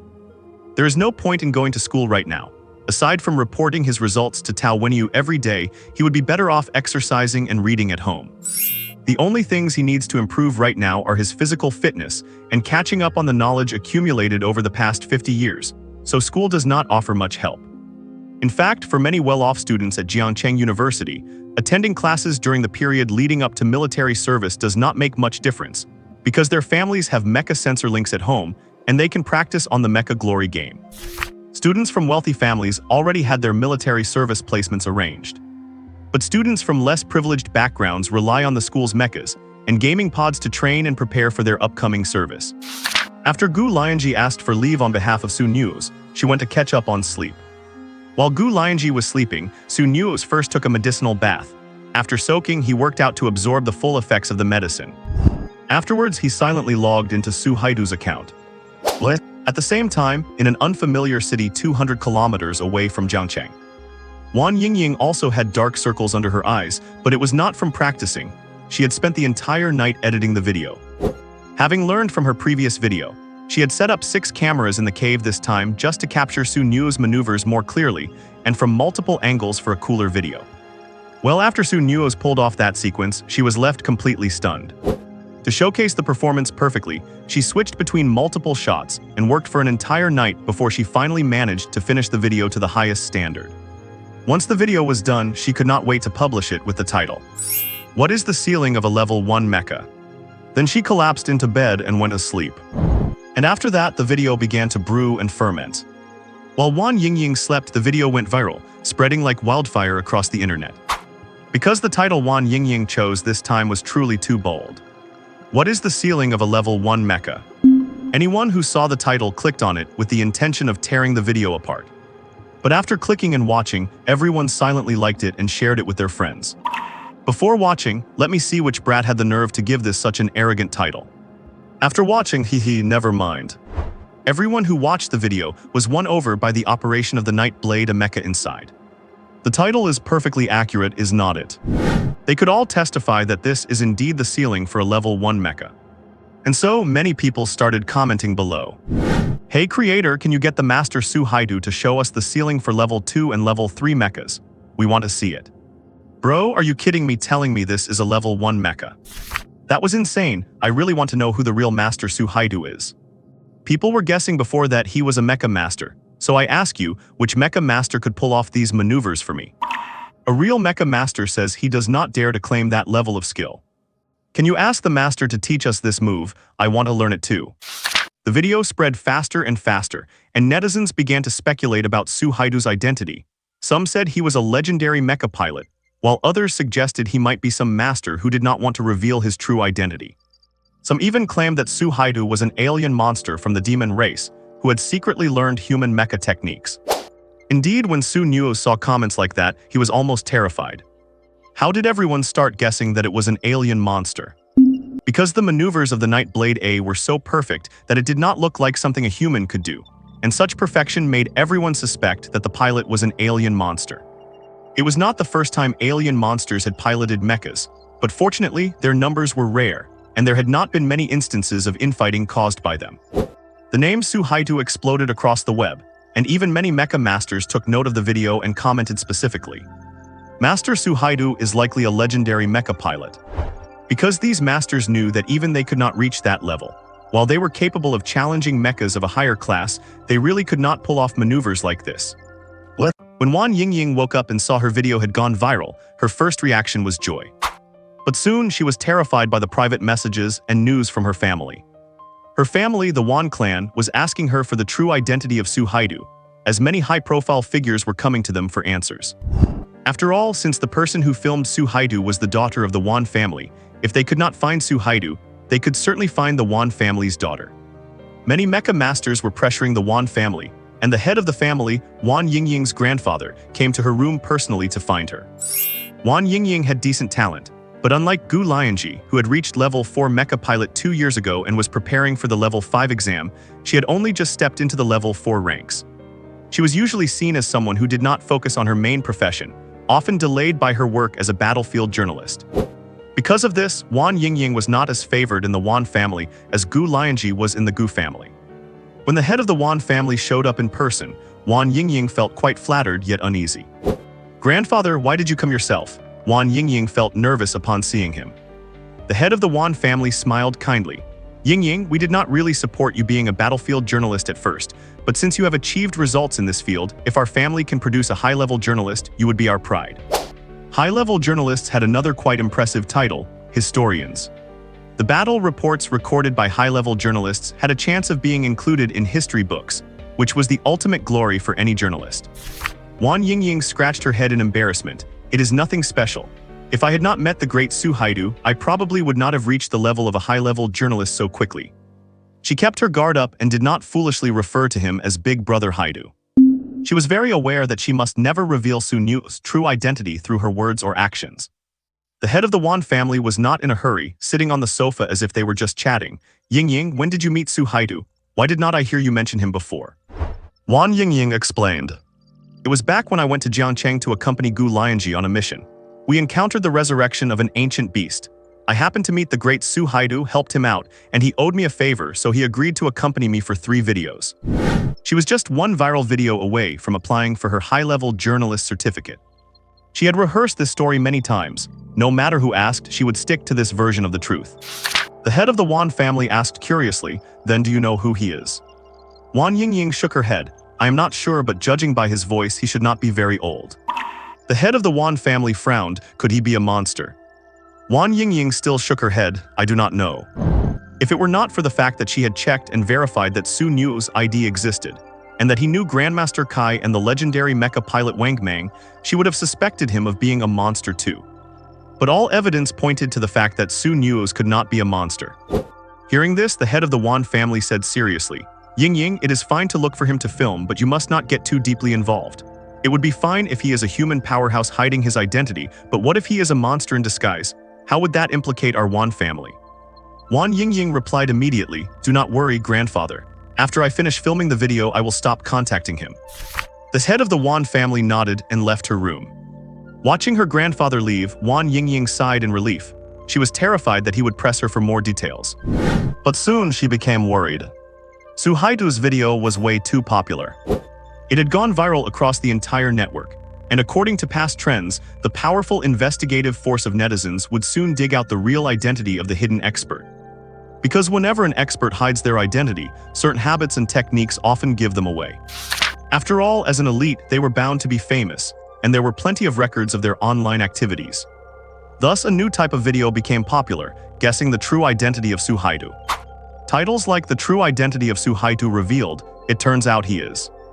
Many people were analyzing Su Haidu's actions in the 3 videos frame by frame to identify him. As a result, overnight, Su Haidu was exposed as a dozen different famous experts. Wan Yingying saw the most absurd analysis video, claiming that Su Haidu was actually the late Grandmaster Su Mo. The name matched perfectly. Black plus Earth equals Mo, so Su Haidu was the reincarnation of Grandmaster Su Mo. Is not that ridiculous? Wan Yingying watched it as a joke, but the video was surprisingly thorough, taking the few remaining battle videos of Grandmaster Su Mo and comparing them to Su Haidu's moves, noting quite a few similarities. However, when Wan Yingying saw the first comment under the video, she burst out laughing. The first comment read, "Blogger, you are truly a fool. Everyone else is guessing living experts, but you are using a deceased hero as a joke. The blogger was roasted so hard that they deleted the video and canceled their account. Wan Yingying found it amusing, as Su Nuoze really Su Mo.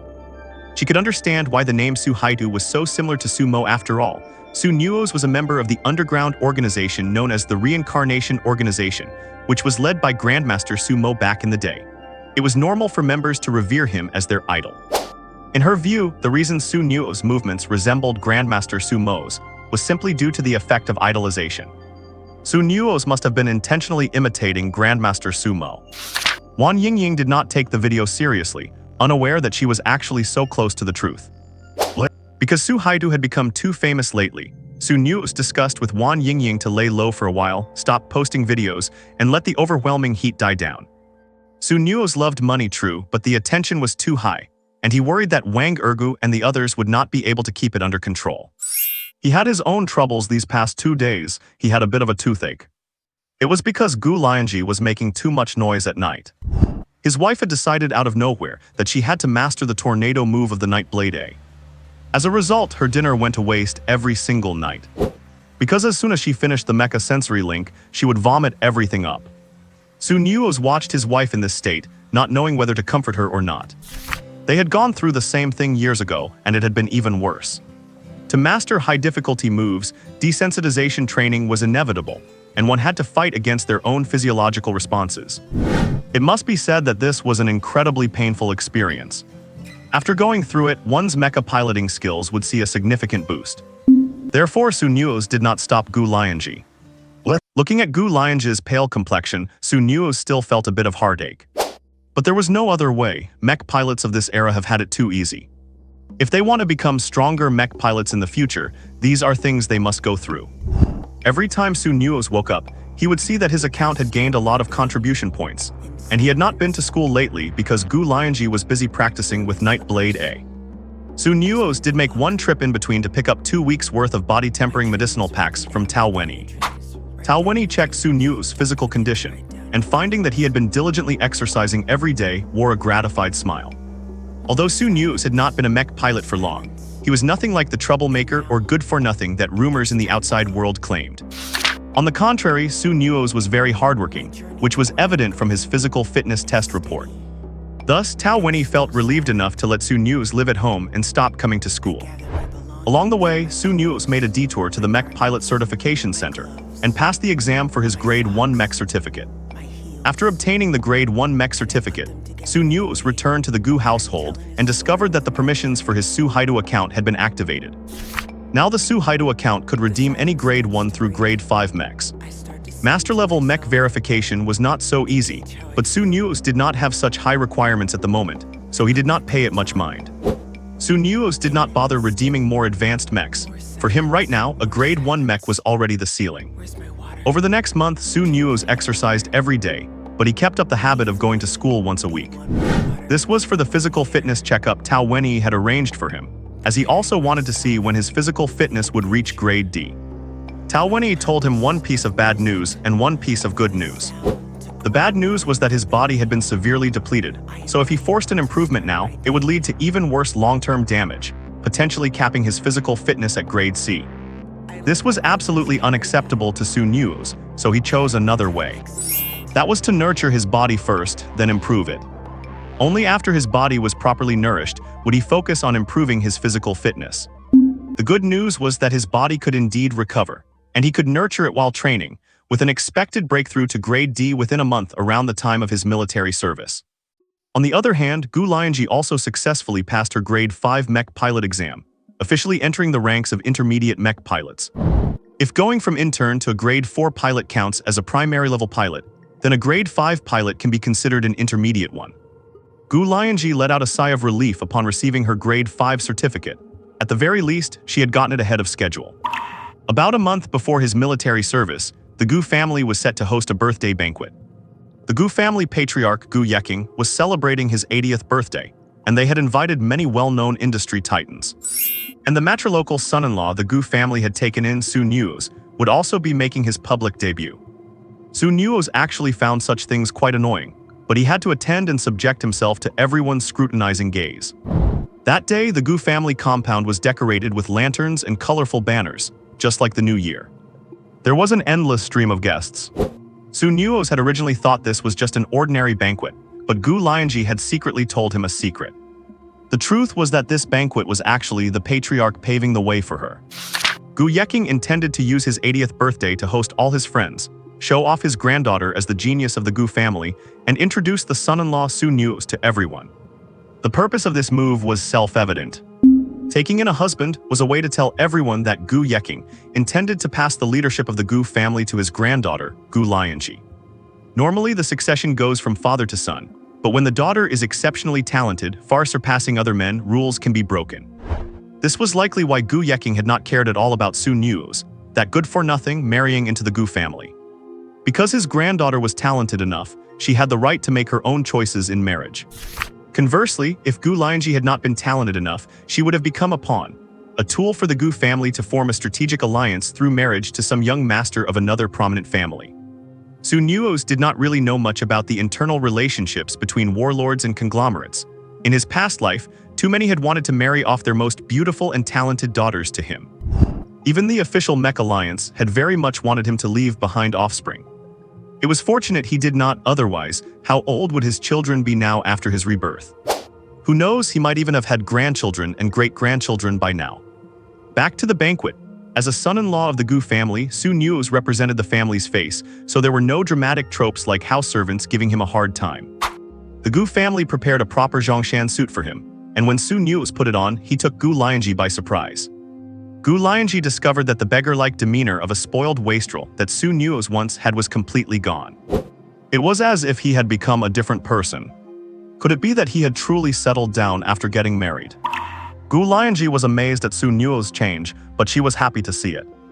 If Nuoze could change for the better, she would not have to worry so much in the future.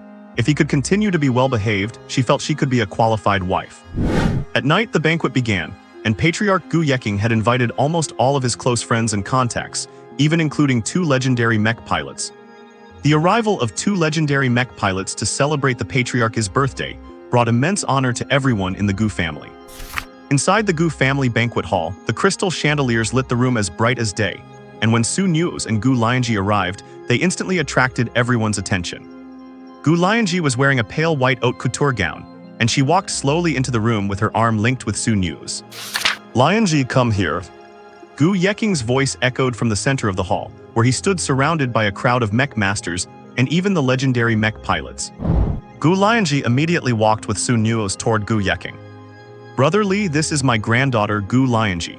She is currently 22 years old and has just earned her grade 5 mech pilot certificate." Gu Yeking introduced her while gently patting her back. "Lianzhi, this is the legendary mech pilot from the Li family in the capital. You should have seen him on television." "Grandpa Li, hello." Gu Lianzhi wore a graceful smile and bowed respectfully. It would be impolite for her to reach out first if the elder did not offer a hand. She recognized the legendary mech pilot before her, Li Kaicheng, an 82-year-old legend. Upon reaching the legendary rank, one's lifespan exceeds that of an ordinary person, so he looked just like a middle-aged man. But despite his youthful appearance, he was actually older than her grandfather. What? Li Kaicheng looked at Gu Lianzhi in front of him and reached out his hand, saying, "Not bad. It is just a pity that you are already married. Otherwise, I would have had to introduce you to my unfilial grandson." Gu Lianzhi then reached out to shake his hand. Gu Yeking glanced at Nuoze, who was standing beside Gu Lianzhi, and felt a slight ache in his teeth. Nuoze had followed along, and it would have been improper not to introduce him, so he had to bite the bullet and introduce him.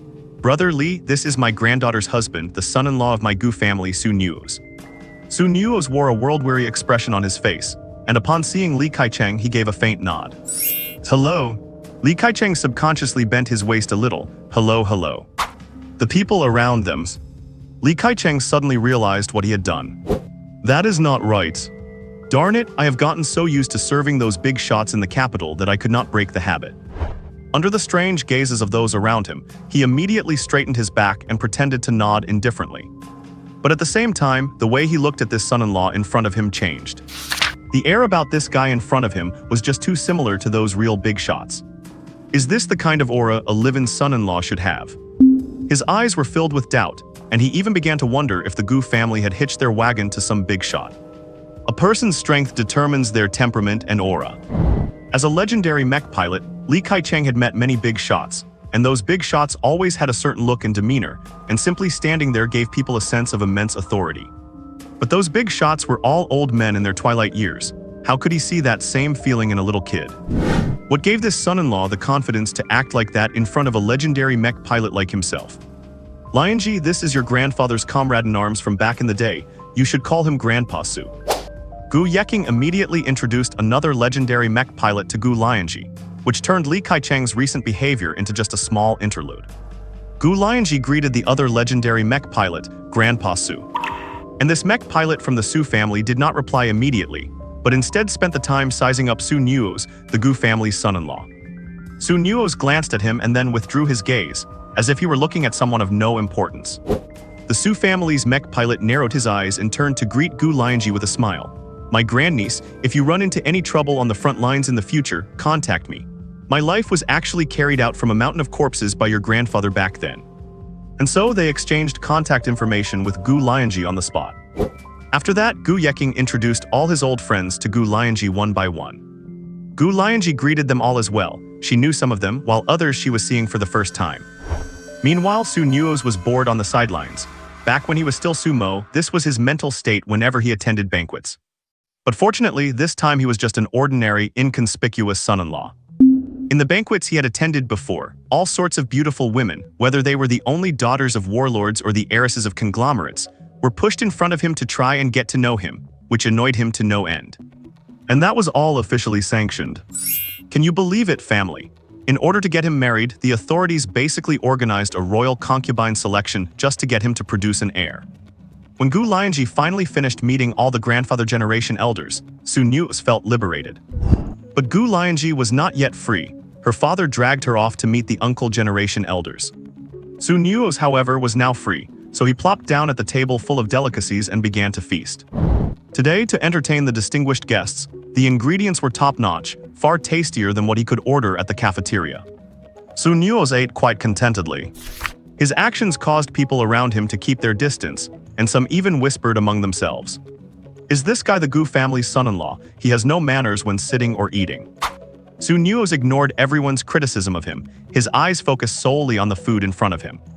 But what he did not notice was that a pair of eyes not far away was staring intensely at his position. The person peeking at Su Nuoze was none other than the legendary mech pilot Li Kai-cheng. Li Kai-cheng watched Su Nuoze eating as if no one else was there, and his mind drifted back to a party more than 50 years ago. That party had gathered countless top experts of that era.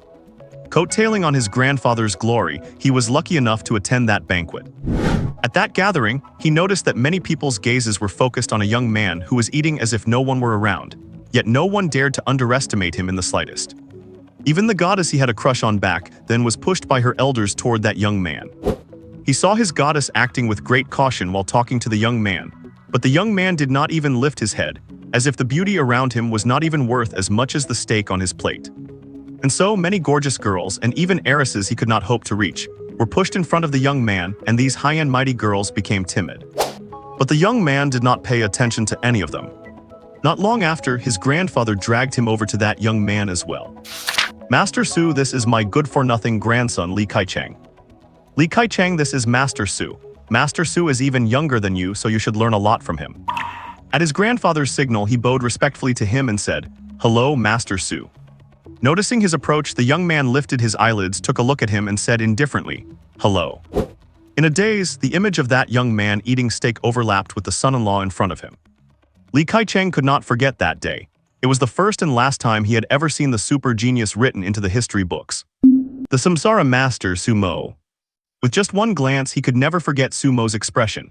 That world-weary face, that indifferent attitude that showed total disregard for his surroundings. He sat there all alone, and no matter what he did that felt out of sync with those around him, it was all seen as the style of a master. People would not say he had no manners. Instead, they would praise him. Look at that, he is someone who does not get bogged down by petty details. What is going on here? Li Kai-cheng was incredibly shocked. He was actually seeing the shadow of Master Sumo, who had been dead for 50 years, in this useless son-in-law whose physical condition was not even D rank. This was too bizarre, so bizarre that he could not help but want to find out the truth. He waved away the people around him who wanted to get to know him, picked up a wine glass and sat down beside Su Nuoze. Su Nuoze noticed someone coming, but did not look closely to see who it was. Li Kaicheng pushed the wine glass towards Su Nuoze. Little brother Su, how about a drink? The people around noticed the legendary mech pilot approaching. Their expressions changed slightly, and they dared not speak any further. Su Nuoze picked up his glass casually, clinked it with his, and took a sip, though he did not actually drink. Li Kaicheng watched this scene, and the corner of his eye twitched violently. Even more alike. Li Kaicheng's expression stiffened. This scene made him seriously wonder if this Su Nuoze could be Su Mo's illegitimate child. No, wait, based on his age, maybe an illegitimate grandson. The son of an illegitimate child. They both share the surname Su, and aside from not looking that much alike, their mannerisms and habits are exactly the same. Back at that banquet, Grandmaster Su Mo would only take a tiny sip when clinking glasses, and by the end of the night, his glass was still just as full. Li Kaicheng felt that this young man had a bright future, so he took out his phone and said, "Little brother Su, let us exchange contact information. If you run into any trouble, you can come find me." His actions were so proactive that to everyone around them, it seemed absolutely shocking. Are you kidding? A legendary mech pilot is taking the initiative to add this kept man to his contacts. Su Nuoze turned to look at the person speaking to him, and upon seeing that it was Li Kaicheng, he subconsciously frowned. What is going on here? Why did this guy come over to find him? After a subtle change in his expression, he immediately put on an appearance of anxiety and trepidation. "Senior, I do not have a phone, so I am afraid I cannot exchange contact information with you." Li Kaicheng, is not your mood swing a bit too fast? And you did not even transition through surprise, you went straight to panicking. I admit your acting has some flair, but it is so realistic that it feels a bit hypocritical. But the next moment he could not help but ask, how can you not have a phone? Who in modern society does not have a phone?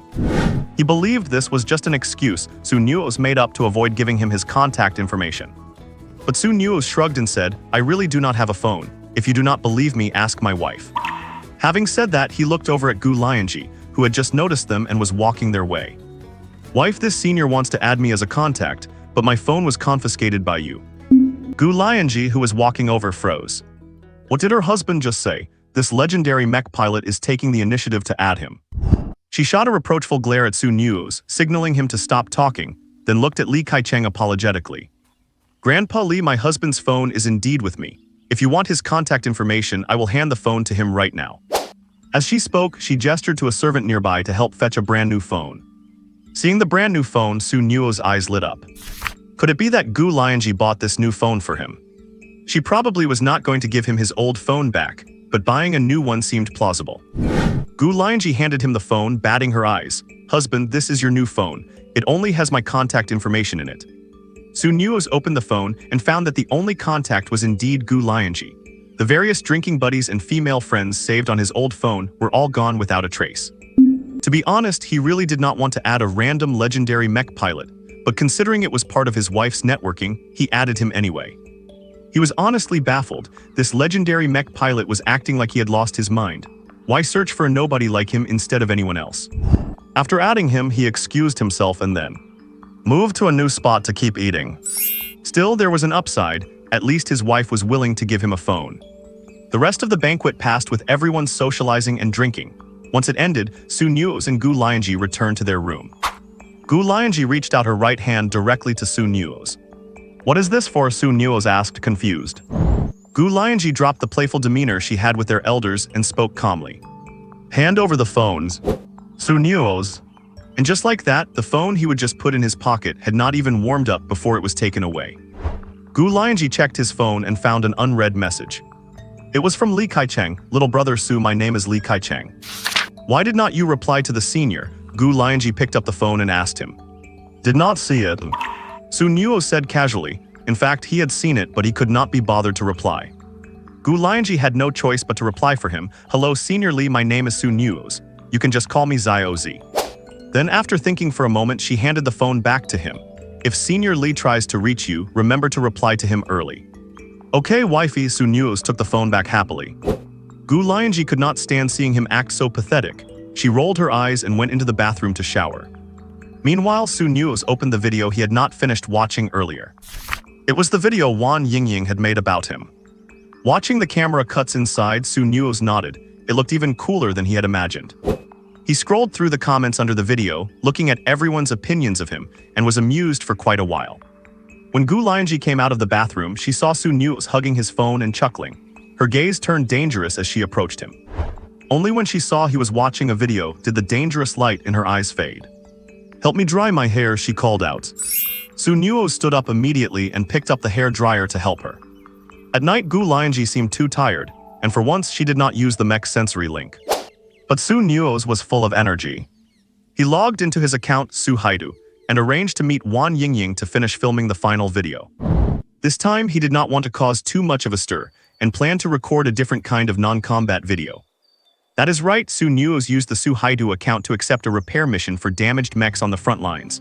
At first, Wan Yingying was a bit confused when she heard his request, because non-combat videos get very low views. Usually the ones that blow up are the battle clips. If Su Nuoze wanted to use his repairman mech to kill demons, she could understand, but Su Nuoze told her he was just there to play support. If it were not for the fact that this man had brought her 3 viral videos, Wan Yingying really would not have wanted to go to the front lines late at night to film a support player. So she did not even pilot her Iris mech. She just operated a small battlefield reporter robot to reach Su Nuoze's side. Su Nuoze was piloting his repairman mech and had just arrived at the front lines today as well. "Brother Haidu, why did you suddenly decide to play support? Let me tell you, support does not attract any viewers at all, and only pilots from very poor families use support mechs on the front lines." Wan Yingying voiced her confusion. Gu Lianzhi was not around today, so Su Nuoze did not need to disguise his voice. He spoke in his natural tone. "You will see in a moment. Current support mechs are just too inefficient. I am going to show you something different." After disconnecting the voice chat with Wan Yingying, Su Nuoze arrived at the front and displayed the mission he had accepted. Seeing that his mind was made up, Wan Yingying could only hide and secretly film the repairman mech that Su Nuoze was operating.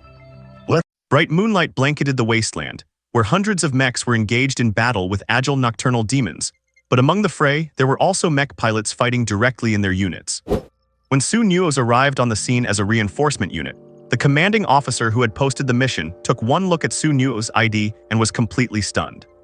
"What the heck, Su Haidu? Did this guy really drive a Tinkerer mech all the way here just to kill enemies and film a video?" But he quickly noticed the mission the other party had accepted, mech repair. Wait, can this combat mech pilot actually do the job of repairing mechs?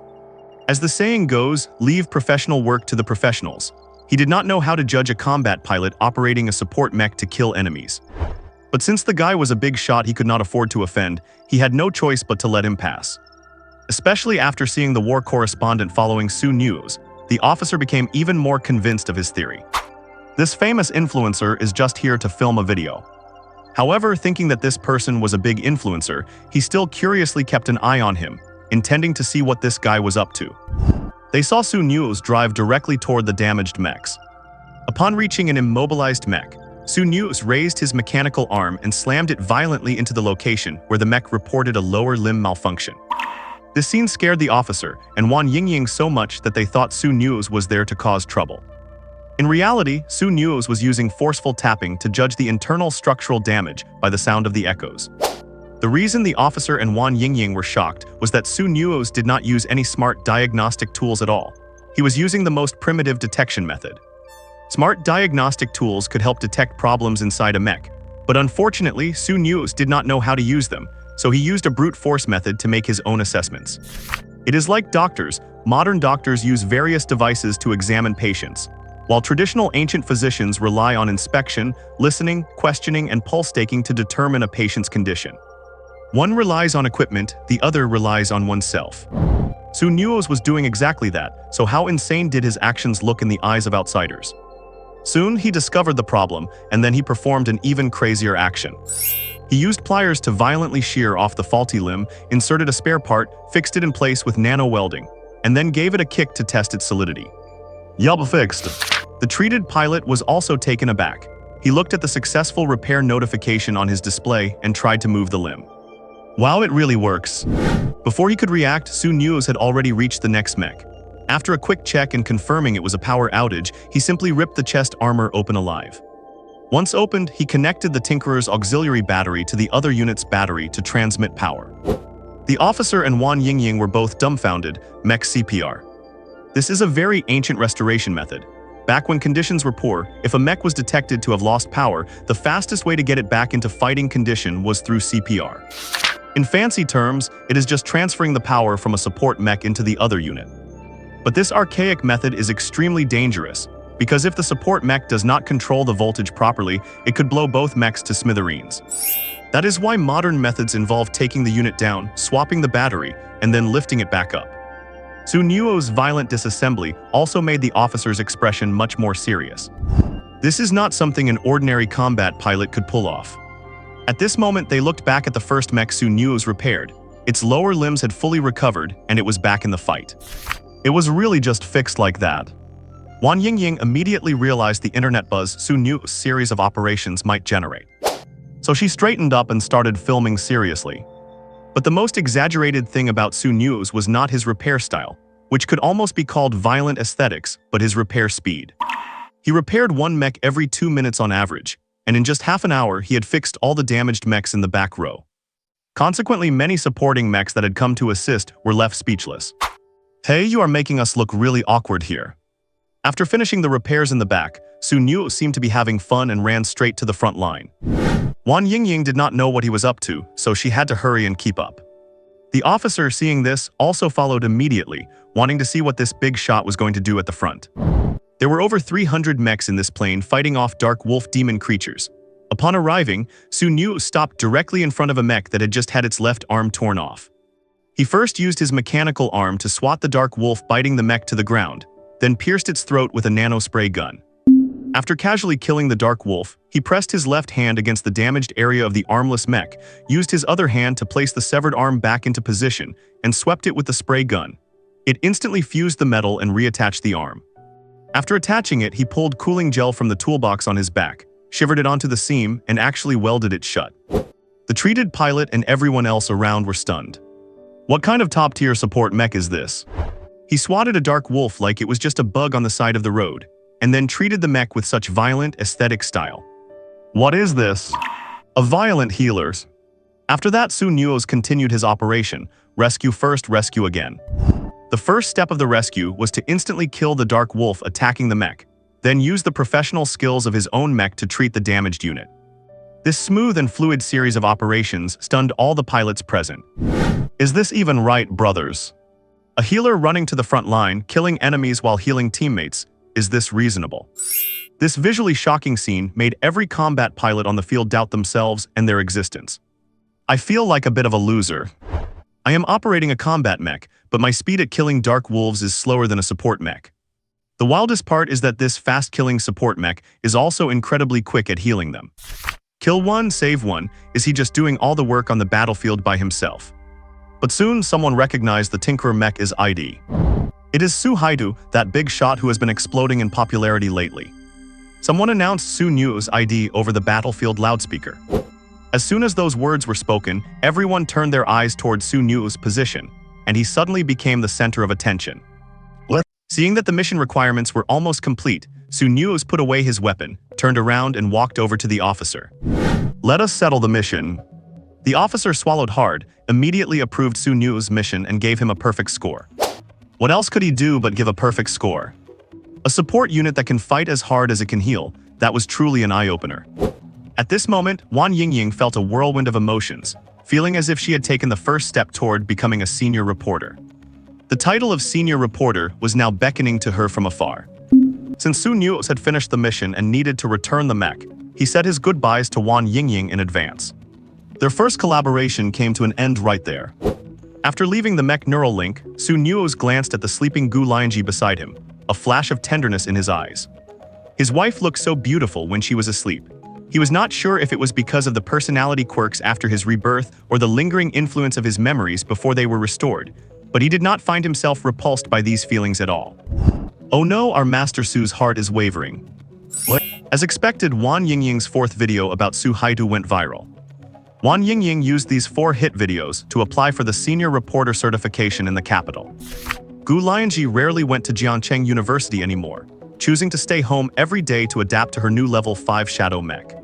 The Shadow is an upgraded version of the Silver Moon mech and is one of the most resource-intensive level 5 mechs. The basic liquid metal of the Silver Moon fluid armor has been upgraded to memory nanobots, which can harden locally to form temporary blades. The main weapon, the vibration dagger, has been upgraded to a pair of detachable blades called twin moon edges, which can be thrown and then remotely recalled. It also has an extra sub-weapon called the ghost curtain. When activated, it functions similarly to the phantom mech's stealth effect, but this one can provide group stealth. Any mech units within a radius of a dozen meters can be cloaked under this curtain and enter stealth mode. There have been significant breakthroughs in other areas as well, such as the mobility and combat techniques exclusive to assassin-class mechs. Gu Lianzhi has been frequently hunting level 4 demons these days to improve her affinity with the mech. Su Nuoze's physical condition is also improving day by day. He is working hard on his fitness, trying to break through to D rank before he starts his military service. As time passed, the date for military service drew closer. Before military service, to help all graduates adapt to the perils of the front line, the authorities decided to conduct an advance evaluation. And this evaluation has a mortality rate. The pre-service evaluation is the biggest trial outside of the college entrance exam, with a death rate as high as 1%. In other words, 1 in every 100 candidates will die for various reasons. This is simply because all candidates are required to personally pilot a mech to compete. Every candidate can choose any mech corresponding to their mech pilot certificate, but they must use a mech that matches their official pilot level. This is a bit tricky for Su Nuoze, as he cannot choose his usual Nightblade mech. After all, Gu Lianzhi is lurking right next to him. So he has no choice but to pick one from the level 1 mechs that Su Haidu does not use often. He does have the Master's Ring that Kai Ryushuang gave him, but using a Master-level mech for such an assessment would be too flashy. He would better keep a low profile. Brother-in-law, I heard that the demons killed during this assessment count toward contribution points, which can be used even after reaching the front lines. So many people want to use this evaluation to lay a solid foundation for their upcoming military service. This was what Wan Yingying, now a certified senior reporter, said to Su Nuoze. However, I am a bit of an exception. I am participating in this evaluation as a senior reporter. After saying that, she sent Su Nuoze a screenshot of the official invitation she had received. That is how Su Nuoze learned a lot of insider information about this evaluation from her. However, this evaluation probably has nothing to do with him. He can only pilot a level 1 mech. He would be lucky just to survive in a level 1 mech. How could he expect to earn many contribution points? If he just clings tight to his wife, he should be able to complete this evaluation quite smoothly. As the day of the evaluation approached, the previously quiet school became much livelier. Many students who were on long-term leave returned to school, including Gu Lianzhi and Su Nuoze. They returned to ask the teachers about the location of the evaluation. It is said that every evaluation site is assigned by province, one site. Coincidentally, Wan Yingying was in the same provincial capital as Jiangcheng and would be at the same testing site. The teachers at Jiangcheng University told everyone that there were currently 7 level 5 mech pilots in their assigned area, and Gu Lianzhi was among them, the pride of Jiangcheng University. There were as many as 172 level 4 mech pilots. Most students were level 3, and as for level 1 mech pilots, there was only one. And that, of course, was our great master Su. Of course, there was even more impressive data. There were only 2 senior reporters and 76 registered ordinary reporters at this site. Among the 2 senior reporters, Wan Yingying was a special invitee and could earn contribution points without even taking the assessment. That is because Wan Yingying was the only candidate at the site who held a senior reporter certificate. This was just one site in a provincial capital. Data for all 13 provincial capitals nationwide had not been fully tallied yet. Rumor has it that there were candidates at the master mech pilot level at the capital's testing site. What a gathering of geniuses! Su Nuoze was quite surprised to hear this. He did not expect such a burst of talent in this era, with geniuses reaching master level at just 21 or 22. How old was he when he got his master's certificate? 18, he thought. He was not sure. Anyway, he remembered being chosen by a god-tier mech at 20, but he turned it down because he felt the sequence was too low. If he were taking this modern evaluation, he might be the only god-tier master in the whole thing right. As the evaluation date neared, someone at Jiangcheng University exposed Gu Lianzhi's true identity. The daughter of the Gu family, the greatest warlord family in Jiangcheng and the future heir. When the news broke, the whole school was in an uproar. The icy beauty rumored to be obsessed with money was actually the daughter of the Gu family. This revelation was just as shocking as the rumors Su Nuoze had spread earlier about Gu Lianzhi being tired of him. What kind of existence is the Gu family? Let us put it this way. Almost half of the mechs in the Jiangcheng University training hall were donated by the Gu family. Shortly after learning Gu Lianzhi's identity, the entire faculty and student body shifted their focus to Su Nuoze, who was always clinging to her. No wonder Su Nuoze, the sole heir of the bankrupt Su family, was doing just fine. It turns out this brat was living off a rich girl.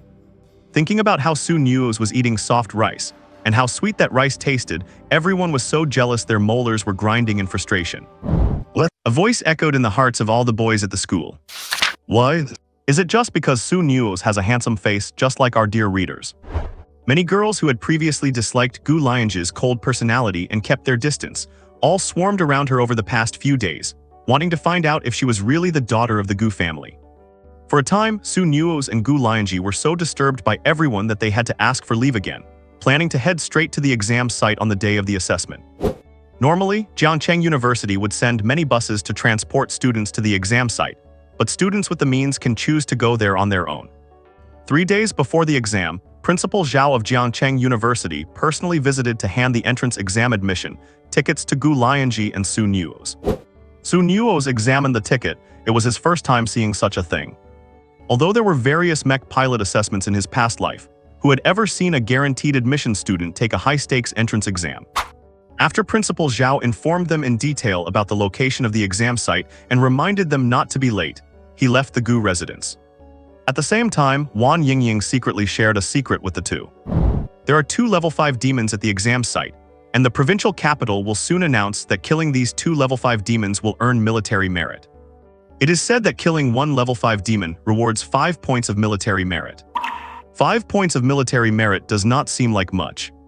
But what if I told you that 20 points of military merit can be traded for a low-tier masterclass mech? Masterclass is divided into 4 levels: low-tier, mid-tier, high-tier, and peak. Purchasing a peak masterclass mech requires 100 points of military merit. This alone is enough to show the importance of military merit. You should know that masterclass mechs are not sold for contribution points. In the Mech Alliance, the only way to purchase a masterclass mech or higher is through military merit. The ring Kai Ryushuang gave Su Nuoze is far more valuable and cannot be bought with military merit. Military merit is incredibly important, has strong purchasing power, and cannot be traded to others. For instance, 2 points of military merit can be exchanged for any level 5 mech. But choosing to spend 2 points of military merit on a level 5 mech would be stupid, incredibly stupid. So when Su Nuoze and Gu Lianzhi heard that there was a military merit reward for killing level 5 demons in this assessment, they were both shocked. Su Nuoze even caught a glimpse of something called temptation in Gu Lianzhi's eyes. Yes, Gu Lianzhi is bound to become a mech master, and once she does, purchasing a masterclass mech becomes a challenge. Masterclass mechs can only be purchased with military merit. If Gu Lianzhi could kill one of the level 5 demons, she would have earned a quarter of the merit needed for a masterclass mech. Acquiring military merit is extremely difficult, and this is the hardest hurdle for many level 5 mech pilots advancing to the master level. High-level mechs have always been extremely scarce, whether 50 years ago or today. Coupled with the emergence of the mech synchronization chain, it has created a somewhat awkward situation. The number of mech pilots is too large, and the supply of high-level mechs simply cannot keep up. Thus, the authorities set the first major hurdle for becoming an advanced mech pilot: military merit. Only military merit can purchase a masterclass mech, and since it cannot be traded, anyone who wants one must rely on themselves. This includes those top geniuses from the capital and Gu Lianzhi, the daughter of the Gu family. Even if this genius comes from a very powerful family or even a noble house with a heritage of masterclass artificers, they must work hard to earn their own military merit if they truly want to become a mech master, and then exchange their hard-earned merit for a masterclass mech. Perhaps their avenues to earning military merit are better than the average person's, but they must still use the merit they earn to buy their own masterclass mech. And these 2 level 5 demons in the assessment are the authorities' first welfare incentive for all the students here. Yes, a reward. After all, how could you normally get 5 points of military merit for killing a level 5 demon on the battlefield? As one of only 2 high-level reporters, Wan Yingying received inside information from the authorities. The authorities even told her the location of one of the level 5 demons and made her sign a non-disclosure agreement. They told Wan Yingying the location because the record of killing the level 5 demon needed to be filmed by a high-level reporter as a promotional video for the next year's assessment. The locations of the 2 demons were provided to 2 different high-level reporters. Wan Yingying naturally did not keep it to herself, and directly told Gu Lianzhi and Su Nuoze the location of the demon she knew about. What is a non-disclosure agreement? She did not care, she only knew her best friend needed those 5 points of military merit. Besides, the locations of the level 5 demons would be exposed quickly anyway, they make quite a commotion. By the middle of the assessment, all candidates would know where they were. She told Gu Lianzhi in advance out of fear that someone else might beat her to it. Knowing there was an insider advantage, Gu Lianzhi started taking it seriously and began training her combat skills frantically on the front lines during this time. Su Nuoze also noticed Gu Lianzhi's determination to improve, so he decided to give her a hand. After finding out where Gu Lianzhi was training, he secretly switched to his Su Haidu account. He piloted his Night Blade mech to the Humus Rift where Gu Lianzhi was located. There are many plants here contaminated by demonic energy. These plants have evolved over years of reproduction and growth, and some have become level 5 demonic entities. Gu Lianzhi was in an area with level 3 and level 4 demonic vegetation, practicing dodging and her twin blade technique while using her shadow mech. Su Nuoze's arrival immediately caught Gu Lianzhi's attention. Her first reaction upon seeing the Night Blade was astonishment. Because this mech is extremely difficult to pilot, very few people on the front lines use it. However, since Su Haidu made this mech popular a while ago, more and more players have been using it, so it was not a surprise to see one appear. But another question arose. How could this mech appear in the Humus Rift, which is full of level 3 and 4 demonic entities? A low-level mech like this should be appearing in areas with low-level demons. She was distracted for a moment looking at the other party, only to see this Night Blade mech charging into the level 3 demonic vegetation. With swift strikes and extremely agile movements, the Night Blade moved through the dangerous situation with ease, as if it were walking through its own backyard. Seeing this, a look of surprise appeared on Gu Lianzhi's face. Su Haidu. Big shot, Su Haidu. Gu Lianzhi was certain that the pilot of this level 1 mecha was none other than Su Haidu. Only Su Haidu would have the guts to pilot a level 1 mecha all the way to the Humus Rift. What other level 1 pilot would dare to do such a thing? So she turned on her speaker and asked tentatively, Senior Haidu. Su Nuoze had been waiting for his wife to initiate the conversation, so he feigned confusion and asked in a voice that he had modified, Do you know me? Senior Haidu, I watched your combat footage with Wan Yingying before, Gu Lianzhi said. Hearing this, Su Nuoze suddenly realized, Oh, you are that reporter's friend, right? Yes, Senior. Did you just break through to become a level 5 mecha pilot? Su Nuoze pretended to have just found out and added, Congratulations. Thank you, Senior. Gu Lianzhi thanked him and then stood by to observe Su Haidu's operations. She did not ask for advice, she just stood by watching Su Nuoze. Su Nuoze could not wait any longer. He did not come here just to practice his footwork. So he used some very elegant footwork to break through the siege of the demonic vegetation and arrived in front of Gu Lianzhi's shadow mecha. It is fate that we met. Your operation is honestly a bit painful to watch. Let me give you a few simple pointers, Su Nuoze said. Hearing that Su Haidu was willing to coach her, Gu Lianzhi was pleasantly surprised. Thank you, Senior. May I ask what is wrong with my operation? In reality, Su Nuoze did not know how to use the shadow mecha either, as it was a newer model, but he had read the manual Gu Lianzhi had on hand and knew all of its functions. Therefore, using his understanding of the shadow mecha, he said, The feature of the shadow mecha lies in the dual blades it holds. But when both blades swing at the same time, the energy consumption is enormous. Have you considered using only one blade to attack? Use only one blade to attack, Gu Lianzhi asked, confused. The strength of the dual blades lies in your choices. You need to make good use of the nano-armor counterspikes on the blades. But activating the nano-armor counterspikes consumes even more energy, Gu Lianzhi pointed out. Although swinging both blades at the same time doubled the energy consumption, activating the counterspikes also doubled the energy drain.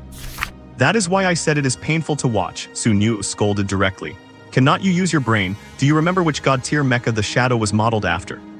Gu Lianzhi was scolded for no apparent reason, but realizing the other party was teaching her, she could only say, It is the Annihilation god-tier mecha.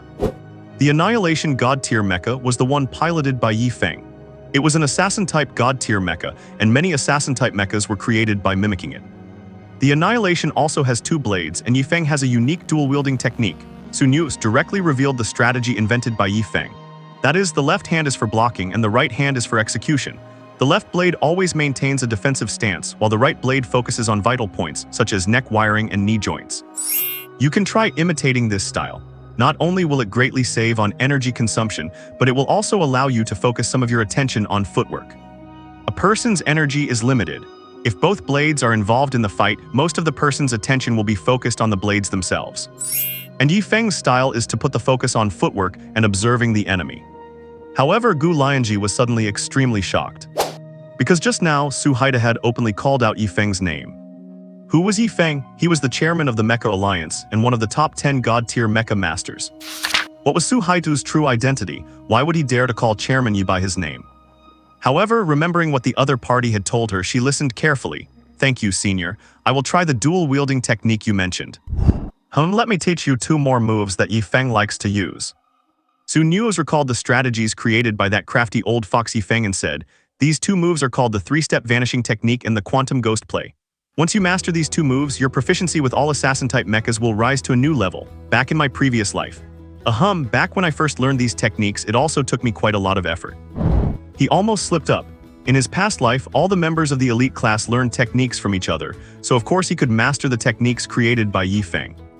However, Gu Lianzhi was completely immersed in the techniques Su Nuoze was talking about, and did not hear his slip of the tongue. Thank you, senior. Gu Lianzhi did not know why the big shot Su Haidu was willing to teach her. Maybe the big shot was just in a good mood today. She certainly would not miss the chance to improve her strength, so she immediately asked for advice patiently. Then Su Nuoze told Gu Lianzhi the 2 techniques one by one. The quantum ghost play requires the use of your shadow mecha's flash step. Gu Lianzhi listened very patiently. Su Nuoze really went to great lengths just so his wife could earn some military merits. His throat was getting dry from all the explaining. Afterward, Gu Lianzhi began to demonstrate the operation in front of him. Although she was not very skilled when she first started learning, she could clearly feel that her control over this level 5 mecha was getting better and better. Staying with Su Haidu for just a short while felt like a greater harvest than her own months of hard training. This time, Gu Lianzhi was genuinely grateful. Thank you, Senior Haidu. As a reward, could you take the mecha back for me? I have some things to do, I am logging off now. Su Nuoze nodded, pretending to be profound, and logged off right there. Asking Gu Lianzhi to send the mecha back was just to prevent this girl from logging off faster than him. After giving her some homework, Su Nuoze immediately took off his mecha neural link, cleaned up the place, and estimated Gu Lianzhi's log-off time so he could come out of the bathroom just as she was finishing. As soon as he came out, he saw a faint smile on Gu Lianzhi's face. Wife, what good news did you encounter today? You seem to be in a good mood. Su Nuoze sat down beside Gu Lianzhi. Gu Lianzhi was indeed in a great mood, so she knelt on the bed and wrapped her arms around his neck. I met the big shot Su Haidu today, and he taught me 2 incredibly powerful techniques. The corners of Su Nuoze's mouth curled up as he put his arm around his wife's waist. Oh, that's Su Haidu, who is incredibly good with a low-level mecha. How did you run into him, honey? He happened to be practicing his footwork. I went to say hello. He recognized me and just taught me a couple of moves. Gu Lianzhi said, then suddenly let go of Su Nuoze. I am going to take a bath. Once you break through, I will teach these 2 moves to you too. After saying that, she stepped into her slippers and trotted into the bathroom. Watching his wife's happy look, Su Nuoze smiled. Looks like all his hard work did not go to waste. With only 1 day left before the assessment, the Gu family specially arranged a car to take Gu Lianzhi and Su Nuoze to the examination site. The examination site was located in a forest near the neighboring city of Shanxi City. For this assessment, the authorities had released a large number of demons into the forest and had sealed it off a month in advance to ensure the fairness of the exam. Except for the 2 level 5 demons, which rewarded military merits, killing any other demons would only earn contribution points. When Su Nuoze arrived at the exam site, he saw a sea of people and vehicles crowding the entrance of the forest. The traffic was so jammed that the butler had to drop them off at a spot quite far from the entrance. Thus, Gu Lianzhi and Su Nuoze had to walk the rest of the way to the entrance. The examinees included not only students from Jiangcheng University, but also mecha pilot majors from major universities across different cities. It felt just like a college entrance exam from peaceful times. Su Nuoze and Gu Lianzhi held their admission tickets and found their respective entrance numbers. However, their numbers were different. Gu Lianzhi was assigned to entrance number 13, while Su Nuoze was assigned to number 7, meaning they would be entering different parts of the site. As a result, they would be separated for the time being. Plus, since cell phones were confiscated upon entry, it would take a real effort for them to reunite. Gu Lianzhi told Su Nuoze not to wander around because she needed to go find the location of the level 5 demon that Wan Yingying had told her about. That was worth 5 whole military merits. Su Nuoze was actually glad to part ways with Gu Lianzhi. He carried his admission ticket, his level 1 Mecha pilot certificate and his backpack, and made his way to entrance number 7.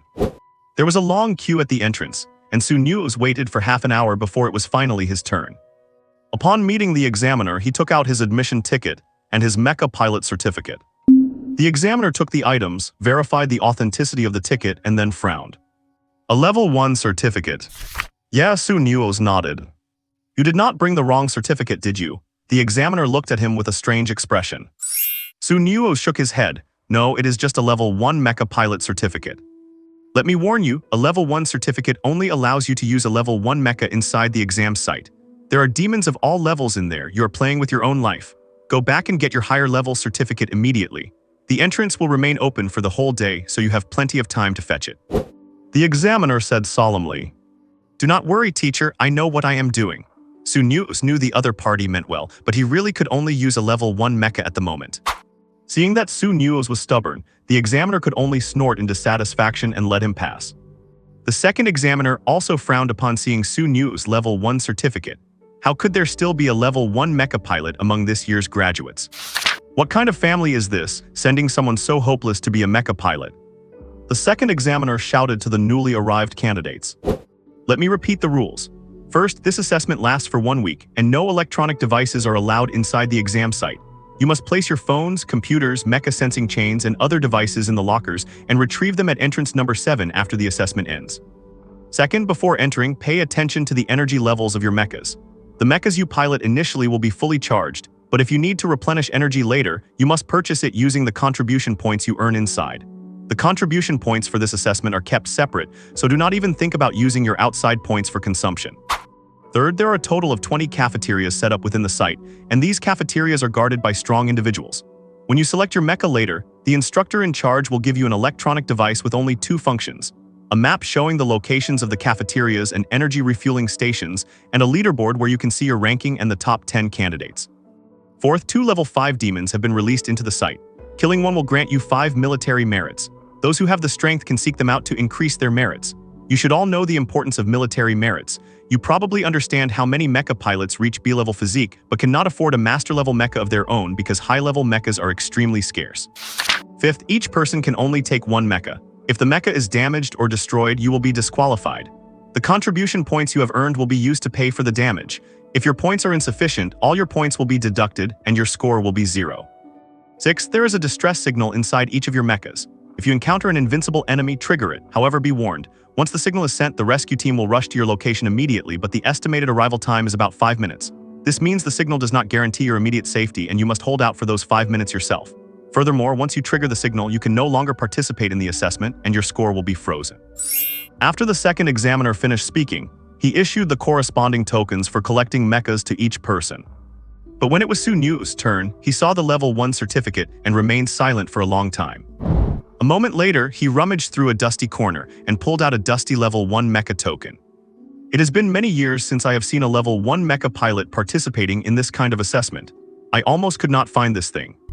With that, he tossed the token to Su Nuoze. Here you go. Do not die in there, kid. Just hide on the edges and wait for the assessment to end. Maybe you will get lucky and bump into a few weak level 1 demons. Clearly, he thought it would be a miracle if Su Nuoze made it out alive.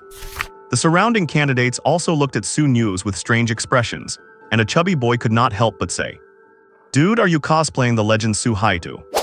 His remark drew laughter from those around them.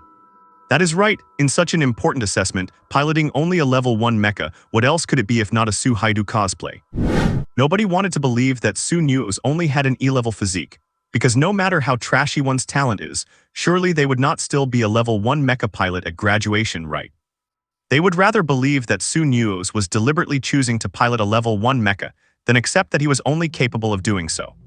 Su Nuoze gave them a friendly smile, placed his phone and Mecha sensing chain into the locker, and entered the exam site with his token. Just as Su Nuoze walked into the Mecha warehouse, he heard the warehouse supervisor shouting to the students. Do not just pick the most expensive ones. What is expensive is not always what is right. Choose the Mecha you are most familiar with. This assessment is not a game. If you pick the wrong one, the price you pay will be your life. As Su Nuoze walked in, he saw many students crowding around the expensive high-end Mechas, clearly eager to give them a try. Although the official guidelines allowed everyone to choose any Mecha, the high-end ones were limited in number. If every candidate chose them, there would definitely be a shortage. The supervisor tried earnestly to persuade them, but while some listened, others persisted in choosing the expensive models. After each candidate made their selection, the supervisor gave them a phone that only displayed the ranking, the map, and the activation key for their mecha. Nuoze chose the Peregrine 2, a model he was relatively familiar with. His choice of a Tier 1 mecha immediately drew sidelong glances from those around him. The odds of a Tier 1 mecha appearing in this assessment were about the same as a giant panda wandering into a museum. Ignoring the crowd, Nuoze climbed into the Peregrine 2 and drove off. The people around him could not help but stare. That is crazy. Is this guy really going to participate in the assessment with a Tier 1 mecha? Say what you want, but his courage alone is worth admiring. But what no one knew was that shortly after Nuoze left, a small battlefield reporter drone connected to his communication frequency. "Hello, brother-in-law, I have been waiting for you forever, you finally came out." The small battlefield reporter drone was being piloted by Wan Yingying. It was clear that Wan Yingying had been waiting for him there for a while. Nuoze was a bit surprised. He scanned the area and found her small drone hiding in a bush. As one of only 2 top-tier reporters, why are not you out tracking the Tier 5 mecha geniuses instead of bothering me? He said with a hint of disdain. You should know I cannot afford to reveal my true strength during an assessment like this. I am here to act as your navigator, or not I, Wan Yingying laughed. Besides, I have deployed 3 drones for this assessment, one to track that Tier 5 demon, one for Lianzhi, and this last one to watch over you. Nuoze. Fine, I am a bit hungry, take me to the first cafeteria, he commanded, deciding to put Wan Yingying to use as a GPS. Wan Yingying immediately led the way. It came as a shock to everyone that one of only 2 elite reporters at the venue had been reduced to someone's personal navigator. Wan Yingying guided Nuoze to a cafeteria. He parked his mecha in the lot behind it and walked toward the entrance. As for Wan Yingying's drone, he left it nearby to keep an eye on his mecha. And so, a battlefield drone wearing the exclusive badge of a top-tier reporter found itself acting as a security guard near a cafeteria. Actually, Wan Yingying was doing just fine. She was juggling 3 drones at once. Her other account was currently hovering near Gu Lianzhi. Gu Lianzhi was someone who cared deeply about her results.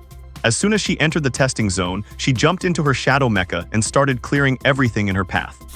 With Wan Yingying guiding her to Tier 4 demons that she could handle, her name quickly climbed into the top 10 on the leaderboard. Most candidates, upon entering the zone, either teamed up to gather points or started by hunting demons weaker than themselves to build up their score. These points would be converted into contribution credits once the assessment ended. But the more capable candidates, like Tier 5 pilot Gu Lianzhi, headed straight for the deeper, more dangerous sectors. Since today was only the first day, everyone was eager to get a head start. Inside a high-rise building not far from the testing zone. The top floor was a grand hall, its walls covered in screens displaying live feeds from the battlefield drones. In the center hung a massive screen showing the full leaderboard. Unlike the limited view on the students' phones, this one displayed every candidate's score. The hall was filled with academy deans and the official examiners for the assessment. Watching the live scores, they began to murmur among themselves. Well, even though Zhang Ling from the Zhang family entered early, she found her rhythm quickly and has held the number 1 spot steady. Xiao Yongyan from the Xiao family is not bad either. He started an hour later than Zhang Ling, but he has already chased his way up to 2nd place. Jan Xinren in 3rd place is doing well too. Wait, should not you all be paying attention to this 7th place candidate? Someone pointed at the screen. Gu Lianzhi, has not she only been in for half an hour? How is she already in 7th? The successor to the Gu family. Everyone immediately recognized Gu Lianzhi's name. The Gu family's patriarch's birthday banquet a while back had been quite the sensation, inviting legendary pilots and masters alike. Everyone knew by now that Gu Lianzhi was the family's heir apparent. She entered 2 hours later than the rest of the top 10, yet she has already hit 7th. They checked the leaderboard and sure enough, her score was skyrocketing. The growth rate was clearly abnormal. Wait, is she cheating? Everyone was dumbfounded. The people at the top are all Tier 5 pilots. How is this girl gaining points so fast? An out-of-town dean soon noticed the issue.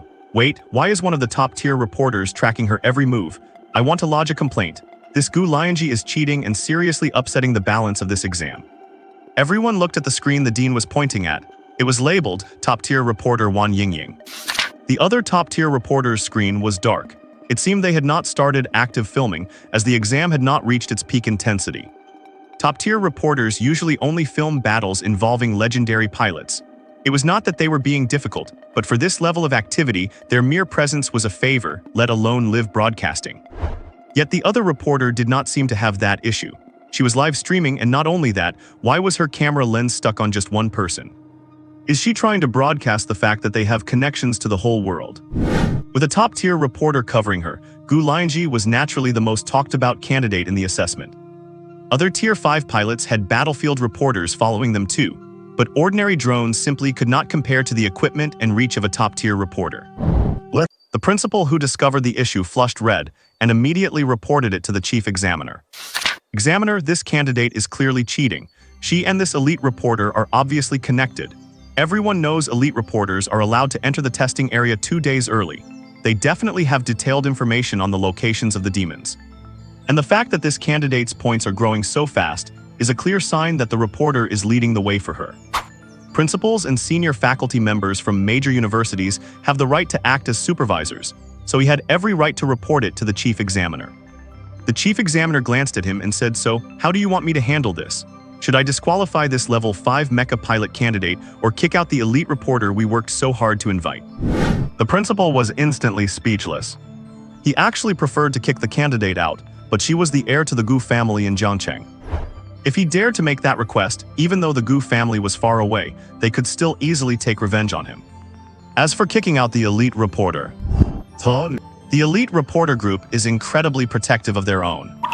If those guys in the reporter group found out he had kicked one of their own out, he would never be able to work with an elite reporter ever again. After a moment, he smirked and said, "At the very least, you should not let this reporter follow just this one person, right?" The chief examiner smiled. "Fine, the other elite reporter is not here yet, so why do not you go call him over yourself?"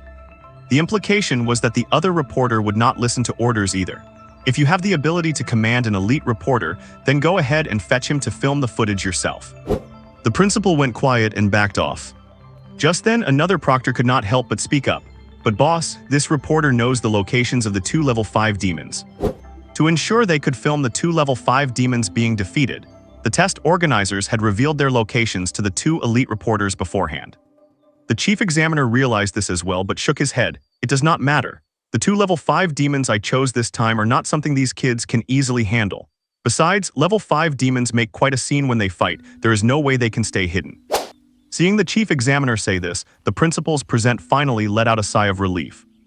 That was good to hear. It would be even more painful if those 5 military merit points were taken by someone from another school.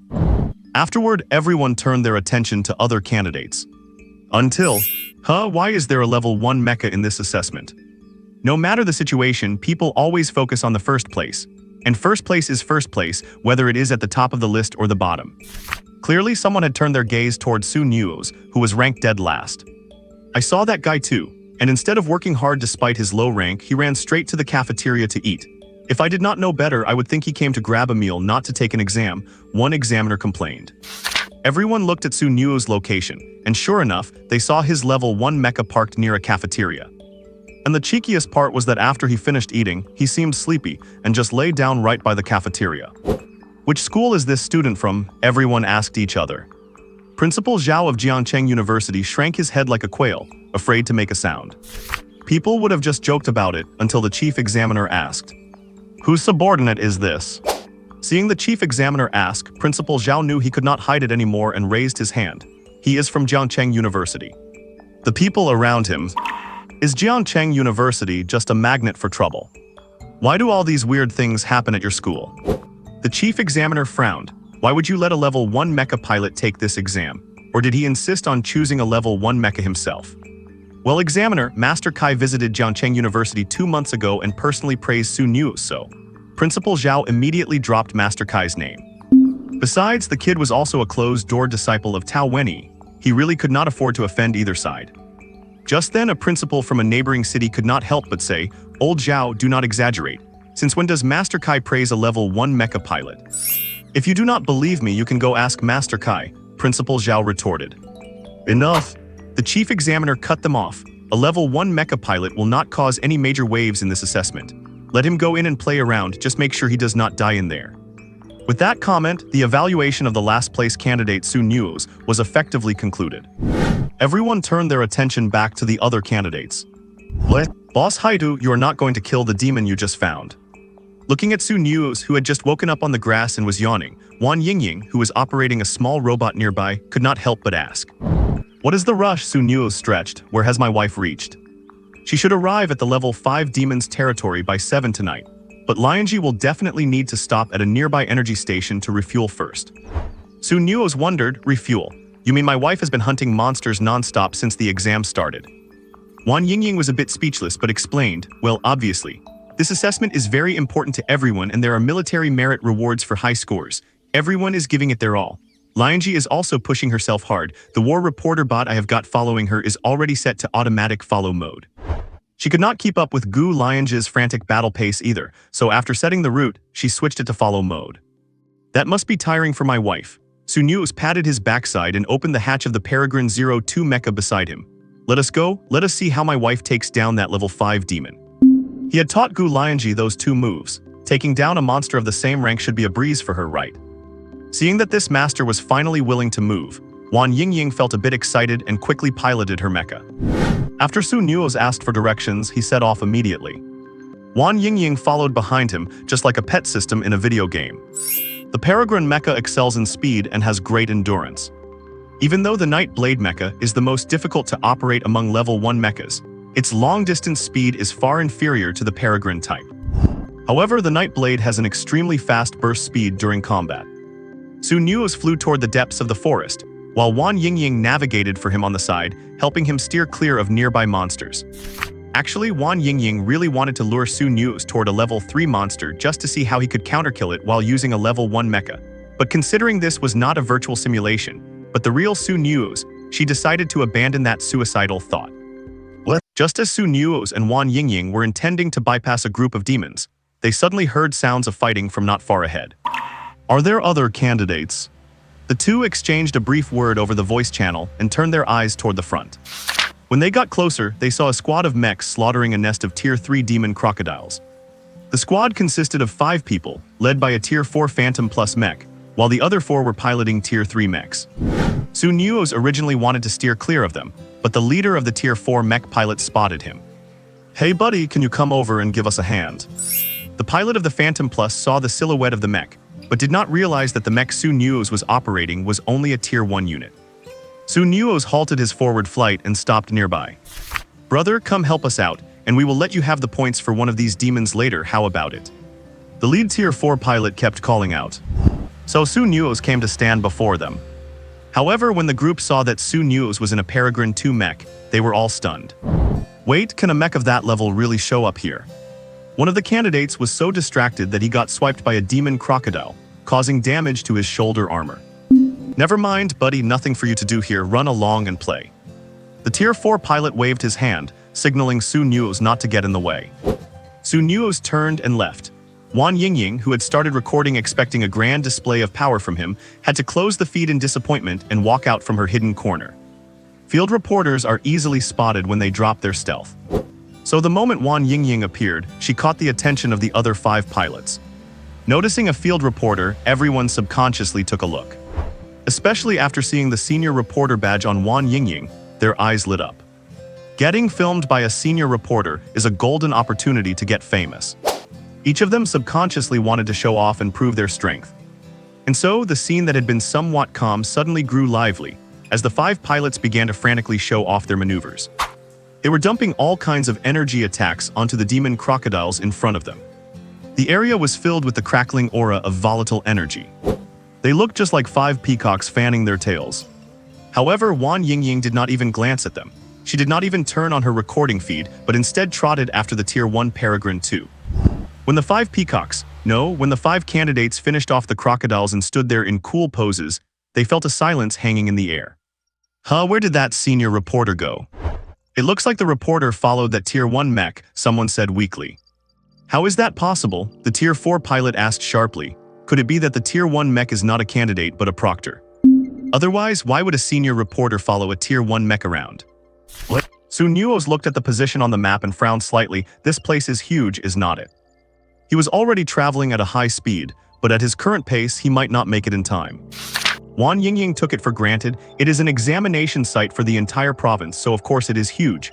Plus, this is the newest site for this year. I remember last year's site was even outside the province. Su Nuoze had no idea about last year, and his memories of the assessment in this life were a complete blank. Keep moving and report my wife's situation to me at any time. Sure thing, I am your personal camera brother-in-law. Wan Yingying said with a flattering tone. Su Nuoze ignored her and pushed on. While Wan Yingying's reporter bot had no combat power, as a senior reporter's equipment, it could travel for 3 months without running out of energy. As he traveled, Su Nuoze occasionally checked the rankings on his phone. With Wan Yingying's help, Gu Lianzhi had reached 3rd place. Along the way, Su Nuoze encountered many other candidates. Most of them were fighting, which was a stark contrast to his own approach of avoiding everything. Su Nuoze now avoided other candidates as well. Since Wan Yingying had been hit on once, she had switched to stealth mode, so people around her could not see her anymore. However, just 2 hours away from the Tier 5 demon, trouble struck. A Tier 5 mech appeared on Su Nuoze's path. It was a precision tactical support mech named White Rose. It was a feminine-looking mech, 5.3 meters tall, with a pearl-white paint job and dark gold accents at the joints. Its left eye was a tactical scope for scanning and locking on, while the right eye was a synthetic sapphire. Its forehead unfolded into an electromagnetic jamming net, resembling a translucent veil, and a miniature holographic rose hovered behind its head. White Rose had spotted Su Nuoze using its left eye tactical scope. Who goes there?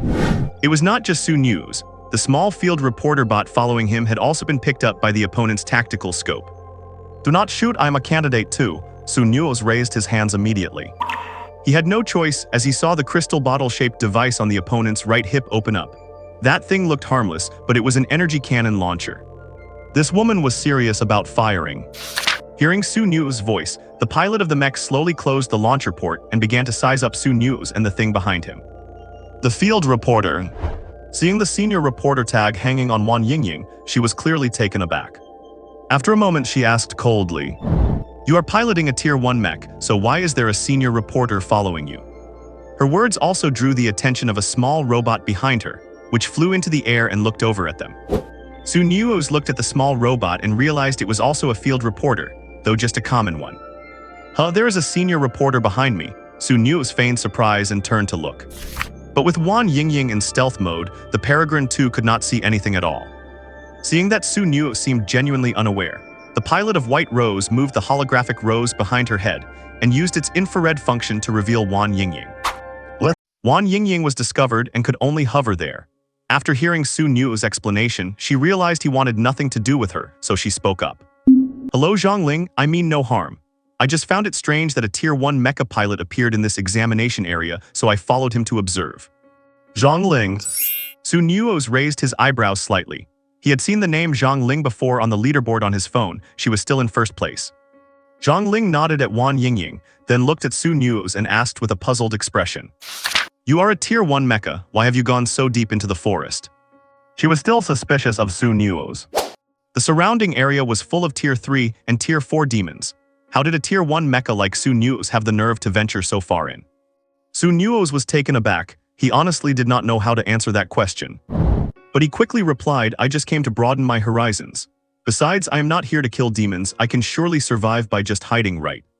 Hearing Su Nuoze's words, Zhongling clearly did not believe him. She pondered for a moment and said, "Turn around and leave now. If you want to die, be my guest." After saying that, she looked at Wan Yingying. "Would you be willing to follow me? I need you to help me increase my visibility. Once this assessment is over, the Zhang family will provide you with appropriate compensation." Wan Yingying. She looked at Su Nuoze, and seeing that he did not react at all, she immediately shook her head. "No thanks, I like to wander around freely, and I am not in the habit of being a dedicated reporter for just one person." Well, except for Su Haidu. But Zhongling narrowed her eyes and suddenly turned to look at Su Nuoze. "Are you Su Haidu?" Su Nuoze was shocked. How did this woman figure it out? However, he remained calm on the surface. "Big sister, are you kidding? If I were Su Haidu, would I still be here taking this assessment? I actually wish I were Su Haidu myself." Zhongling glanced at Wan Yingying. "I heard that a senior reporter recently became a senior reporter by filming videos of Su Haidu, and you are the only Tier 1 mecha here, so you must be that senior reporter, right?" "I am," Wan Yingying replied. "I would love to film videos of the master Su Haidu, but unfortunately he had some business recently and switched to his main account, so I cannot catch any videos of him." Her words implied 2 things to Zhongling. First, that Su Haidu is an older person, and second, that a big shot like Su Haidu would never participate in such a youngster's assessment. Hearing Wang Yingying's explanation, Zhang Ling was somewhat convinced. It makes sense. A master with the strength of Su Haidu certainly would not be a young person. She could not believe a youth could possess the mecha piloting skills of Su Haidu. Thinking of this, she could not even be bothered to say goodbye and turned to leave. Since Wang Yingying refused to follow her, and that Tier 1 mecha pilot was bent on courting death, their pairing was strange but not worth wasting her time on. She still needed to earn more points to keep her first-place ranking. Seeing Zhang Ling leave, Su Nuoze and Wang Yingying finally breathed a sigh of relief. Su Nuoze felt a bit more cautious now. It was true, their combination of a Tier 1 mecha and a senior reporter looked too much like Su Haidu. If they met people who did not know, it would be fine. But if they ran into someone like Zhang Ling who knew Wang Yingying, Su Nuoze's identity could be guessed at any time. Thinking of this, Su Nuoze looked at Wang Yingying. Do you have a better way to stay hidden, something that would not be discovered by others? I do have an idea, but you have to put me in the energy bay behind you and we will share a single perspective, Wang Yingying suggested excitedly. Su Nuoze's mouth twitched. This girl actually wanted to see his point of view while piloting. By sharing the view, Wang Yingying would see exactly what he saw, which did not affect him much. The only impact was that his YOU Chinese letter 02 mecha would carry a little more weight. Additionally, Wang Yingying would not be able to continue filming, but that did not matter much either, as Su Nuoze had no intention of letting her film him. So he loaded Wang Yingying's war correspondent equipment into his rear storage bay and shared his map and perspective with her. This was the first time Wang Yingying connected to Su Nuoze's first-person perspective, but as soon as she did, she felt a wave of discomfort. Because Su Nuoze's POV was very strange, he had not only enabled about 50% of the immersive sensory mode, but he had also activated pure manual piloting mode. He had completely turned off all AI Smart Assist tools. Wait, are you trying to pilot a God-class mecha? Pure manual mode, not using any smart tools at all. Wang Yingying was truly witnessing something new. This was her first time seeing a completely manual mecha pilot, and Su Nuoze did not seem to have any intention of using smart tools. Brother-in-law, why have you set this immersive function so high? She could not help but ask. Does not it feel uncomfortable playing like this? When a mecha makes high-difficulty maneuvers, if the immersion is too high, many people's bodies simply cannot take the strain, and it is easy to break oneself. Su Nuoze replied calmly, if a fight breaks out, I will turn the immersion up to 100%. 50% is just his resting state, while 100% is his combat mode. Wang Yingying did not know what to say. Perhaps this was just how the big shots played. She had heard from her grandfather that high-level mecha pilots would gradually abandon the use of smart assist tools. The more advanced the mecha, the less effect the smart tools had, and in the late stages, there was sometimes no smart assistance at all. There is only one reason. God-class mechas do not come with smart tools. All masters of God-class mechas use purely manual operations. The way Su Nuoze was operating now was exactly like the mode of operation for those legendary masters she had imagined. And since Wang Yingying was very curious, after sharing the first-person perspective with Su Nuoze for a while, she had to log off to throw up. It was too dizzying. When Su Nuoze was piloting the mecha, there was an aesthetic of not caring about his own life. No, seriously, who pilots a mecha like that? She could not stand the way Su Nuoze piloted, so she could only use the navigation system to automatically record the location of Gu Lianzhi for Su Nuoze, while she herself turned off the first-person perspective share. Su Nuoze was still on his way. By now, the weather had darkened, and Gu Lianzhi was at an energy station near the Tier 5 demon to recharge her energy. In truth, she had not consumed much energy, but Gu Lianzhi was conserving her strength and taking a break to prepare for the battle ahead that night. Because Gu Lianzhi had rested for a while, she had dropped from 3rd to 5th in the rankings. However, that combat maniac Zhang Ling remained at the top of the leaderboard. And because Zhang Ling had already taken the path Su Nuoze intended to travel, he had no choice but to take a slight detour. With this detour, it took him even longer to reach his destination. Just when he was an hour away, Wang Yingying suddenly told him that Gu Lianzhi had gone to challenge that level 5 demon. This girl really cannot wait a single moment. Su Nuoze had no choice but to continue on his way while asking Wang Yingying to project Gu Lianzhi's perspective in front of him. Wang Yingying shared the live stream feed intended for official use with him. He saw that in the live stream, Gu Lianzhi was piloting her shadow mech and heading toward the location of the level 5 demon. According to Wang Yingying, this level 5 demon was a demonic snail-footed gastropod that lived in a volcano. This snail had grown into a level 5 demon, reaching a height of 40 to 50 meters and usually stayed within the volcanic magma, rarely coming out. I have no idea how the officials managed to get this thing into the exam site. Su Nuoze raised his eyebrows slightly. Do you remember the color of the demon snail's shell? Is it that pale red leaning towards pink or that deep red so dark it looks black? How could it be pink? Wan Yingying asked, puzzled. I remember the shell was blackened, or rather black. If I had not happened to see it come out of the lava, I would have thought that black thing was just a volcanic rock. Hearing it was a blackened shell, Su Nuoze smiled with relief. I knew the officials would not let you get those 5 merit points so easily. What do you mean? Wan Yingying quickly asked back. Tell Gu Lianzhi that this demonic snail is a peak level 5 demon about to evolve into a level 6. She cannot handle this thing on her own. As Su Nuoze spoke, he pondered the exam situation, assuming the officials must have planned from the beginning for this peak level 5 demon to require cooperation among multiple candidates. But there are only 5 merit points, and they cannot be split equally, so getting candidates to cooperate is a big problem. It requires fair distribution of benefits. The officials are really devious. She cannot handle it alone, Wan Yingying asked, confused. Just tell her the shell has turned black, she should understand. If not, tell her that a blackened shell is a prerequisite for a peak level 5 reaching level 6. Got it. Wan Yingying immediately relayed the message to Gu Lianzhi. Sure enough, after hearing the news, Gu Lianzhi stopped heading toward the volcano. Having just broken through to level 5, she did not believe she could deal with a peak level 5 demon snail. So Gu Lianzhi changed her strategy and began dealing with level 4 demons near the volcano to accumulate points and improve her ranking first. Seeing that Gu Lianzhi had finally given up, and feeling hungry after traveling for so long, Su Nuoze parked his mech at a nearby canteen to have a meal. Once he was full, he opened the leaderboard and saw that the scores of the top 10 were still climbing. Good grief, are these guys trying too hard? Do not they rest at all? However, it was clear that the level 5 mech pilots in this assessment were already far ahead of the top level 4 pilots in points. Su Nuoze checked the leaderboard while eating a chicken leg. The exam lasts for 7 days. I wonder if these guys ever sleep. Su Nuoze did not know if the other candidates were sleeping, but he definitely was going to.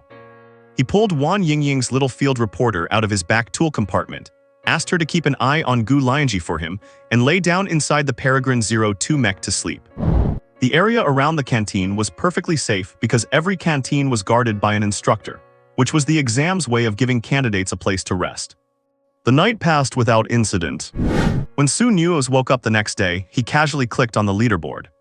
Sure enough, the scores of the top 10 were all moving. However, their scores had not increased drastically, suggesting everyone knew the importance of pacing themselves, having slept a bit during the night before getting back to hunting demons to boost their scores. It is a pity the leaderboard only shows the top 10 names, otherwise Su Nuoze could have seen more entertainment. As for his score, well, it is just like those who missed the exam. After waking up, he exited his mech stretched, went into the canteen to wash up and had some breakfast. After finishing his meal, he started doing some exercise. He was completely relaxed, not acting like he was in an assessment at all. The mech pilots leaving the area saw Su Nuoze's movements and gave him strange looks. Does not this guy know that the assessment score makes a huge difference in where one is assigned after entering military service? Su Nuoze did not know what they were thinking, otherwise he would tell them he was already set. Gu Lianzhi had already arranged his military assignment for him, so his presence here was no different from going on vacation. Yingying, how is my wife doing now? Su Nuoze asked, as if calling his personal secretary. Wan Yingying replied, I slept last night too, but according to the information sent by my field reporter, Lianzhi slept from 1:0 am to 7:0 am, only 6 hours. She started killing demons as soon as she woke up, and now her score is back to 3rd place. Also, I heard from Lianzhi that she seems to want to find a level 5 mech pilot to team up with to deal with that level 5 demon. Su Nuoze nodded, though knowing Gu Lianzhi's personality, she probably would not make any concessions regarding the merit points. We will see how Gu Lianzhi negotiates with the other level 5 pilot candidates. A peak level 5 demonic snail. Even for him, it would require piloting a level 5 mech to take it down. Yes, even he would need to be at the same level to kill it. But his current physical condition is still 2 levels behind. A 2-level gap is like a chasm. If he dared to pilot a mech 2 levels above him, the mech would show him exactly what it feels like for a body to explode. Then keep an eye on it, let me know when she is ready and I will go over and watch. Su Nuoze reclined in his mech and asked Wan Yingying for a few books to read. Wan Yingying could only transfer a few ebooks to his mech interface. Wan Yingying was starting to regret using an alt account to contact Su Nuoze. Why does she feel like his personal servant? Is this how the servants in ancient times served their masters? Gu Lianzhi did not waste much time, because at noon she ran into someone. Zhongling. Besides Zhongling, there was also a Steel Storm all-purpose tactical assault mech. The Steel Storm mech is red and usually comes with 3 types of weapons: the Thor's Hammer rotary cannon, the City Breaker rail sniper cannon, or the Dragon's Breath flamethrower. From the footage sent by Wang Yingying, it was clear that the Steel Storm's main weapon was the first one, Thor's Hammer. But Thor's Hammer is also better suited for assessments. It is Jan Xinren. Wang Yingying's voice sounded strange. What do you know him? Su Nuoze asked, curious. What? This guy actually had the Zhan family propose to our family on his behalf. Wang Yingying gritted her teeth in hatred. Jan Xinren, that jerk, I do not even know when he saw me, but he insisted it was love at first sight. I do not even know him at all. Su Nuoze's eyelids twitched as he listened. Good grief, you elites really know how to play these games. So is he your fiancé now? His curiosity was burning bright. Nonsense, he is just a scumbag who falls in love with everyone he sees. Now he is off chasing Zhongling, but I heard she gave him a good beating. Wang Yingying sounded thrilled, as if she had been avenged. They had a real mech duel. The guy was dragged right out of his cockpit, beaten black and blue. Zhongling even declared that she would only marry a mech pilot of her age who could beat her. Ever since then, this jerk has been putting on a show of working hard. Su Nuoze. In a way, this guy does have his own unique character. To think that someone like him is following Zhongling around, he muttered. He must be pestering her relentlessly, Wang Yingying huffed. No, Su Nuoze narrowed his eyes. If he is siding with Zhongling, then Gu Lianzhi will not have any leverage left to claim those 5 merit points. He did not know the specifics of Gu Lianzhi's situation, but if Zhongling brought Jan Xinren along, they would have 2 combatants, while Gu Lianzhi only had 1. She was clearly at a disadvantage. And he had checked the leaderboard. Zhongling's speed in dealing with the demons was far ahead of everyone else's. In other words, Zhongling's combat strength was superior to Gu Lianzhi's. She was already stronger than Gu Lianzhi, and now she brought another person along. Oh really, trying to snatch 5 merit points from my girl? Su Nuoze let out an angry laugh. Let us go, he started his mech. I want to see exactly what this Miss Zhang is planning. Wang Yingying realized the problem after hearing Su Nuoze's words. Wait, is Zhongling trying to steal Lianzhi's merit points? Seeing her confusion, Su Nuoze guessed that the 3 of them must have used a private voice channel to discuss their terms. Because they were on a private channel, even Wang Yingying did not know the outcome of their discussion. But Su Nuoze could bet his life that with more people on their side, Gu Lianzhi was definitely the one getting the short end of the stick. Thinking this, Su Nuoze accelerated toward the location of the scale-horned gastropod demon snail. His Peregrine 2 mech cut a beautiful arc across the sky. He was only half an hour away from the volcano, but according to Wang Yingying, the 3 of them had already started attacking the creature regardless of the negotiation outcome. The battle between 3 level 5 mechs and a peak level 5 demon was massive. As soon as Su Nuoze spotted the volcano, he noticed searing energy erupting from the crater. This immense vibration also attracted many other mechs to come and watch. By the time Su Nuoze found an optimal viewing spot, more mechs were appearing one after another in the surroundings. These mechs had all come because they heard the commotion. Seeing the 3 level 5 mechs above, someone exclaimed in surprise. It is Zhongling, Gu Lianzhi, and Jan Xinren, ranked 1st, 3rd, and 6th on the leaderboard. These 3 big shots are actually working together. Their cooperation really left everyone stunned. But then, everyone noticed the 3 of them pouring a barrage of energy cannon fire into the volcano. Could the demon they are fighting be a level 5 one, forcing 3 level 5 mech pilots to team up? It is possible, only a level 5 demon would require 3 level 5 pilots to cooperate. As everyone chatted away, Su Nuoze closed his pack to ensure no one noticed Wang Yingying's war correspondent equipment. However, Wang Yingying's main war correspondent account was currently filming the battle ahead. The combat power of level 5 mechs was already extremely high, causing turbulent energy to rage inside the volcano. Yet the level 5 demon had yet to appear, leaving everyone present looking at each other in confusion. If there is no level 5 demon, what are these 3 level 5 mechs even doing? Only Su Nuoze had a slightly strange expression. He seemed to know why. The shell of the scale-horned gastropod demon snail is incredibly tough. Before the demon invasion, the original snails were known as the hardest creatures on the planet, impenetrable even by bullets. Now that it has evolved into a demonic creature, it has retained that trait. Extreme defensive capability. The 3 level 5 mechs look like they are fighting a heated battle, but in reality they have not even breached its defenses. For all we know, the snail is just sleeping, feeling a little itch from their fire and probably sleeping even more soundly because of it.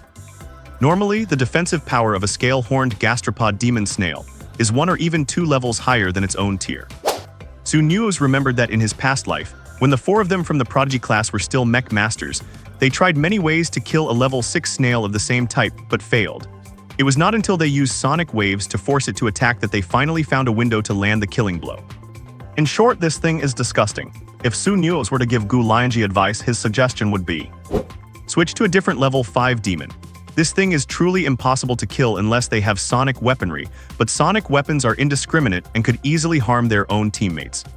Yet the trio remained fixated on it, bombarding it for nearly an hour with absolutely no reaction. So they finally stopped their attack. The 3 level 5 pilots gathered in a circle to discuss what to do next. At that moment, a 4th level 5 pilot appeared and immediately approached the other 3. It is Chi Heiabo who is ranked 5th. He is joining the fray too. The crowd began to gossip. Nuoze also looked at Chi Heiabo. The level 5 mech he piloted was the Chixio, an upgraded version of the Iris model, specializing in high-mobility firepower suppression and belonging to the Skyfer class of mechs. This mech stands 5.8 meters tall, weighs 22 tons, features titanium ceramic composite armor, and has a standard combat endurance of 48 hours. The Chixio is primarily equipped with 2 weapons, the Scarlet Flame Pulse Cannon and the Foxtail Tactical Chain Whip, which can extend up to 15 meters. Yeah, it is also a type of mech Nuoze is quite familiar with, given that it was modeled after the Samsara god mech. No way. Nuoze shook his head. Even with this mech added to the mix, those 4 pilots still would not be able to handle the scale-horned gastropod demon snail. After some negotiations, the 4 level 5 mech pilots began to attack the scaled-horned abdominal snail in the volcano again. It is unclear how the 4 of them reached an agreement, but the newcomer Chi Heiabo has also joined them. However, the combined firepower of 4 level 5 mech pilots is still insufficient to deal with a scaled-horned abdominal snail that possesses top-tier defensive capabilities. While the 4 of them were attacking the scaled-horned abdominal snail. Meanwhile, at another mud pit in the examination area. This mud pit is also surrounded by many mechs, and hovering directly above it are 3 level 5 mechs. Xiao Yongyan, do you have any way to force that level 5 python out of there? The pilot of one of the level 5 mechs asked the lead level 5 pilot. Xiao Yongyan is none other than the candidate ranked 2nd in points. And the 3 level 5 mech pilots here have clearly set their sights on the 2nd level 5 monster in this exam area, a giant-mouthed magic python. The scales of this giant-mouthed magic python are also very tough, and it is almost as difficult to deal with as the scaled-horned abdominal snail. Compared to the extreme defensive power of the scaled-horned abdominal snail, the reason this giant-mouthed magic python is so hard to kill, besides its own impressive defense, is that this monster is highly intelligent. When it senses that its enemies are too strong to fight head-on, it knows how to hide and flee. Just like now, as soon as it sensed the 3 level 5 mechs in the sky, it knew they were beyond its reach, so it retreated into the mud pit, giving these people no chance to land a kill. Therefore, for Xiao Yongyan and the 2 other candidates, figuring out how to pull this monster out of the mud is quite the problem. The 2 5-point military merit awards in this exam are certainly not easy to obtain. The candidates must use their brains to come up with solutions. Xiao Yongyan and his 2 companions launched a barrage at the mud pit, hoping to force the monster to show itself through pure firepower. But after half an hour of continuous bombardment, there was still no sign of the giant-mouthed magic python. So Xiao Yongyan opened his broadcast channel and called out to the group of mech pilots watching from the sidelines. Everyone, I am Xiao Yongyan. Could you come over and help me force this giant-mouthed magic python out of the mud? Let us all attack the mud pit together. Once the python is forced out, the Xiao family will surely reward you generously. He intends to use his family's power to help him secure these 5 military merit points. Hearing that they could earn a favor from the Xiao family, the surrounding people stepped forward. After Xiao Yongyan recorded the names of everyone helping, the group began a collective bombardment. Dozens of mechs began firing wildly at the mud pit. Under the terrifying energy fluctuations, the mud in the pit began to dissipate, and it looked like the figure of the giant-mouthed magic python was about to be revealed. Suddenly, a twist occurred. A black shadow suddenly erupted like a streak of black lightning, instantly closing in on a level 3 mech.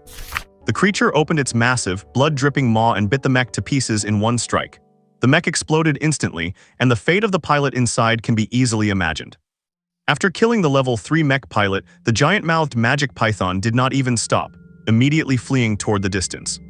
This level 5 monster actually chose a weak point to break through, killed a mech pilot and escaped. A living candidate had died right before their eyes, leaving the countless mech pilots on the scene stunned and motionless.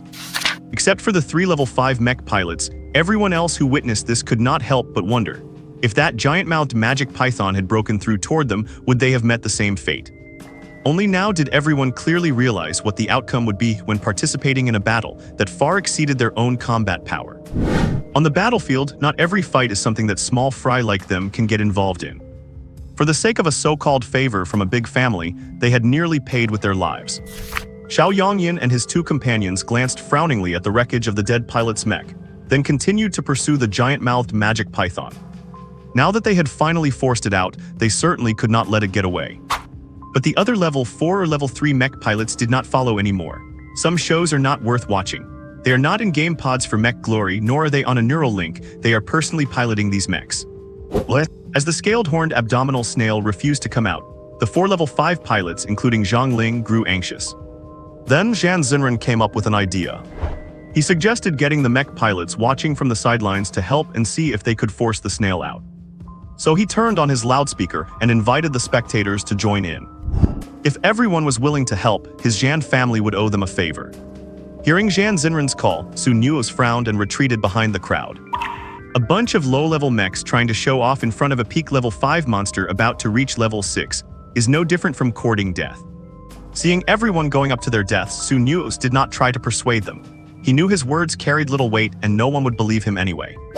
Soon, a group of mech pilots flew above the volcano crater, joining the 4 level 5 pilots in bombarding the volcano. Countless rocks flew everywhere, and under the bombardment of so many mechs, the volcano was almost being leveled. At that moment, the scaled-horned abdominal snail could no longer hold back and let out a roar. After the roar, it raised its head and spat a burst of flame toward the group of mechs above the crater. A scorching flame pierced through several unprepared mechs, instantly totaling 3 low-level units. One person was lucky. The flame only pierced through the head of the mech, missing the pilot's cockpit. A nearby pilot saw this and immediately grabbed him, rescuing the pilot from the wrecked mech. But the other 2 were not so fortunate. For one of them, the cockpit was pierced directly, and it was clear that the pilot was already gone. The other had his entire mech engulfed in flames, and he was soon reduced to ashes, leaving not even a complete body. The death of 2 pilots terrified everyone in the area. Gu Lianzhi's shadow opened its broadcast channel. All mech pilots below level 5 move back immediately, lest you cause further innocent casualties. The people nearby finally reacted and hurriedly scattered, leaving the main battlefield to the 4 level 5 mechs. Su Nuoze had foreseen this situation, so he had long since flown far away, watching the video share sent by Wan Yingying's main account. The 4 level 5 mechs tangled with the scaled-horned abdominal snail, each using their own unique skills to inflict damage on the monster. The 4 of them seemed to realize the snail's shell was extremely hard, so they intentionally avoided the shell and aimed their attacks at its head. The scaled-horned abdominal snail had quite limited offensive options, only able to continuously spit fire. However, all 4 pilots were very agile with strong evasion skills, maneuvering through its fire attacks with ease. Given the current situation, it is only a matter of time before the 4 of them kill the scaled abdomen magic snail. Even the chief examiner and the various university teachers watching the live feed in the monitoring room think the same. The topic of their discussion now is not about how these students will kill the scaled abdomen magic snail, but rather what kind of negotiations the 4 level 5 mech pilots went through, and who will be the one to land the finishing blow and earn the 5 merit points. After an hour of the 4 level 5 mech pilots overwhelming the scaled abdomen magic snail with gang attacks, the beast looked exhausted, and tiny cracks had even begun to appear on its shell. Just when everyone thought the battle was about to end, a colorless, silent shockwave suddenly swept across all the mechs within a 100-mile radius. After the wave passed, a voice rang out inside Su Nuoze's mech. Warning, mech is encountering an interference magnetic field. Warning, mech is encountering an interference magnetic field. Alert, mech intelligent assistance system failed.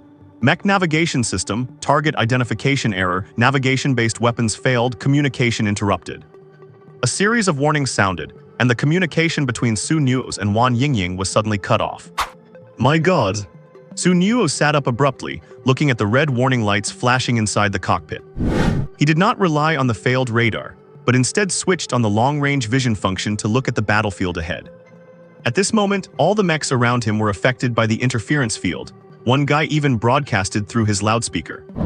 Good grief, what is this interference field? Is this part of the exam too? Someone else shouted, "Has someone broken the rules and brought a signal jammer in? Why would there be an interference field in the exam area?" But their discussion was fine. The ones in trouble were the 4 mech pilots fighting the scaled abdomen magic snail. After losing their intelligent assistance and radar functions, the pilots' evasion abilities plummeted, turning them from users of AI assistance to full manual control. It was like a driver who only has a manual transmission license, but has been driving an automatic for 10 years suddenly being thrown into a manual car. This driver might not even know what a clutch is anymore. Consequently, all 4 of them made massive operational errors at the same time. The scaled abdomen magic snail did not know what was wrong with the pilots, but whenever it spat out a burst of flames, these 4 mechs, which had been moving like eels just a moment ago, suddenly stumbled right into the fire, taking direct damage. Seeing this, the beast immediately seized the opportunity to strike, extending several tentacles to whip violently at the mechs in front of it. The first to suffer was Zhan Zinren's Steel Gale. Most of his mech-is missiles relied on radar locks and AI assistance, so this magnetic interference was essentially him cutting off his own limbs. The scaled abdomen magic snail also realized he was the softest target among the 4, so it attacked Zhan Zinren first. Zhan Zinren was the first to be swatted away. His mech was heavily damaged and left lying there, with no one daring to come to his rescue. Everyone's intelligent assistance was offline, which was a bolt from the blue for pilots who had relied on AI assistance their whole lives. It was as if they had been blinded. However, Nuoze was completely unaffected. Nuoze had only turned off some of the programs he usually found troublesome, so his operations were not affected in the slightest. He did not use navigation-based weapons anyway, and he always aimed his energy cannons manually. As for AI intelligent assistance tools, he was not even sure what those were. He usually kept them off anyway because the system talked too much and he found it noisy. Though he was the only one present unaffected, he did not dare to act rashly. A level 5 demon could definitely kill him. When he killed that level 4 magic hawk, it was because the hawk was already severely wounded. He did not have the ability to jump levels and defeat a peak level 5 scaled abdomen magic snail. He could only watch anxiously from a distance, hoping Gu Lianzhi would be sensible and run away. The scaled abdomen magic snail's second target was Zhongling. Because of hatred, Zhongling was the person who had dealt the most damage to it among the 4 pilots just moments ago, so its hatred for her was the greatest. Zhongling was also thrown into a panic and scrambled to escape. But under the magnetic interference, Zhongling was somewhat blind and could not escape the snail's tentacles, getting swatted and incapacitated right where she stood. Fortunately, the magic snail did not take the opportunity to destroy the cockpit, so her life was temporarily spared. The snail's third target was supposed to be Chi Heiabo, but he was so pathetic that he ran right into its tentacle, and it just swatted him against a stone wall, embedding his entire mech into the rock face. And so only Gu Lianzhi remained. The shadow mech stood in the air. Gu Lianzhi had actually wanted to run, but the snail spat out a ring of fire that sealed off her path. Gu Lianzhi forced herself to stay calm. Although the magnetic interference affected her significantly, she still knew the 3-step disappearance and quantum ghost play taught by Su Haidu. These 2 techniques did not require AI assistance, so she used these skills to struggle to evade the snail's attacks. Meanwhile, in the high-rise building outside the exam area, in the monitoring room, suddenly, half of the hundreds of monitors in front of the examiners went dark. This turn of events left even the chief examiner unable to sit still. He stood up abruptly to ask what was happening, and the examiners present immediately contacted the rescue teachers inside the exam area. The rescue teachers quickly sent word that an unidentified magnetic interference field had appeared near both level 5 demons. The range was huge, and many mech pilots had been affected. With that, the chief examiner immediately announced the launch of an emergency rescue plan. Countless high-level mech pilots headed straight to the underground hangar to board their mechs and rush to the exam site. Back at the scaled abdomen magic snail's location, Gu Lianzhi was still struggling, and Nuoze was anxious but helpless. If it came to a desperate situation, he would have to enter the fray to save her. Gu Lianzhi had struggled to evade for about 10 minutes when suddenly the scaled abdomen magic snail breathed out a gout of flame, and its tentacle was hidden within the fire. If the mech-is radar were still working, Gu Lianzhi would have detected the hidden tentacle. But without radar, Gu Lianzhi's naked eye could not see the tentacle. And so, bangs! With a loud crash, the shadow mech was sent flying backward, slamming hard into the stone wall. The lights in the mech's eyes faded instantly, indicating that the pilot had fallen unconscious or died. Seeing this, Nuoze could not sit still anymore. He charged out regardless of the consequences. But faster than him was a gluttonous toad. This level 3 demon seemed to appear out of thin air, suddenly surfacing at the location of Gu Lianzhi's mech. It shot out its tongue, pierced directly into the cockpit of the shadow, and dragged the unconscious Gu Lianzhi out. Then, repeating its move, it arrived in front of Zhang Ling's White Rose mech and extracted the still conscious woman from inside. This was the first time Su Nuoze had ever seen Zhang Ling. She was dressed in a tight-fitting combat suit that should have made her look heroic and spirited. But right now, her eyes were filled with terror, and her delicate face was etched with shock and confusion. The hungry toad demon instantly snatched Zhang Ling and Gu Lianzhi up with its tongue and bolted. The scene unfolded so quickly that even Su Nuoze, miles away, did not have time to react. The most outrageous part was that the scaled-horned abdominal foot demon snail did not even stop the Tier 3 hungry toad from stealing its prey, letting the toad carry the two women away. "Oh no, the young ladies of the Zhang and Gu families have been captured," someone shouted in a panic. Seeing this, some Tier 4 mech pilots wanted to move in for a rescue, but as soon as the demon snail glanced at them, they felt an intense, lethal intent enveloping their entire bodies. Every mech pilot stood frozen in their tracks, cold and terrified, not daring to step forward. The demon snail seemed to have reached some kind of agreement with the hungry toad, actually choosing to help it block all the mech pilots on the scene. Yet the snail had no intention of leaving the volcano to hunt down these spectating pilots, not even bothering with the two wrecked Tier 5 mechs at its feet. Seeing that the snail did not seem to notice them, Zhan Xinren and Qi Heiabo immediately played dead. Just as the scene fell into a dead silence, with no pilot daring to attempt a rescue, a Peregrine 2 mech suddenly streaked across the sky, chasing after the hungry toad. This Tier 1 mech instantly grabbed the attention of every pilot present. Seeing that the mech daring to chase a Tier 3 demon was only a Tier 1 unit, all the pilots were dumbfounded. They had noticed this Tier 1 mech earlier, but none of them thought much of it. Everyone had been focused on the 4 Tier 5 pilots fighting the demon snail and had no energy to wonder why a Tier 1 mech would be there. But now, while everyone else was cowed by the demon snail, this Tier 1 mech made its move. The Peregrine 2 moved as if it were on a suicide mission, bypassing the demon snail to go after the Tier 3 hungry toad. Is this guy looking for deaths? That was what every pilot there was thinking. The Peregrine 2 was operating at its absolute speed limit. The demon snail noticed it, but merely spat out a breath of fire as if crushing an ant beneath its foot. Yet the Peregrine 2 suddenly flickered, its speed surging as it dodged the scorching flames that could have incinerated a Tier 1 mech to ash with a twitching motion. It even dodged the tentacles hidden within the fire. My god, one pilot could not help but swear in shock. After narrowly avoiding the demon snail's attack in such a tight space, the Peregrine 2 cleared the volcanic perimeter and sped after the hungry toad. The demon snail glanced at the retreating Peregrine 2 but did not pursue, choosing instead to stand its ground and keep the other pilots away. Perhaps in its eyes, even if this puny mech dodged its attack, it stood no chance against the hungry toad. But the pilots on the scene were stunned. It actually managed to dodge an attack from a Tier 5 demon. Wait, did that Peregrine 2 really not get affected by the magnetic field? Without radar or smart assistance, how did it dodge a Tier 5 demon's attack? Everyone felt a chill, yet none of them would dare to follow suit. But then they all felt worried for that reckless Tier 1 mech. Going after a Tier 3 demon in a Tier 1 machine was practically suicide. Everyone was discouraged, and no one wanted to follow in the footsteps of that Tier 1 mech. Switching perspective to Su Nuoze. Su Nuoze had triggered the alarm multiple times, but to no avail. Perhaps rescuers were already on the way. But even rescue teams would be hampered by the interference field. Either way, he decided to save his wife first. Seeing that the hungry toad had captured the two women alive rather than killing or eating them, he suddenly had a bold theory. Why did the hungry toad ignore Zhan Xinren and Qi Heiabo, only snatching Gu Lianzhi and Zhang Ling? He was not sure about Zhang Ling, but he knew the demons were desperate to capture Gu Lianzhi. They needed the dragon blood inside her. If Zhang Ling was also a survivor of that incident, then this encounter was clearly the work of the demon slaves. Wait, what are the official examiners doing? How could they let a demon slave into the test site and even allow them to smuggle in a signal jammer? Su Nuoze already suspected there were demon slaves within the examination team, but that was not the priority. He had to rescue his wife. If the hungry toad took them for their dragon blood, the two women would not be in immediate danger. And even if there were demon slaves in the exam area, they could not possibly pilot the mechs. All mechs in the exam are under surveillance.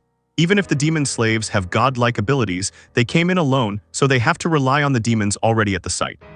The scaled-horned abdominal foot demon snail is one, and this hungry toad is another. The Peregrine 2 is one of the faster Tier 1 mechs, But against a Tier 3 demon, it could not catch up at full throttle. Nuoze could only trail behind the hungry toad, barely keeping on its tracks.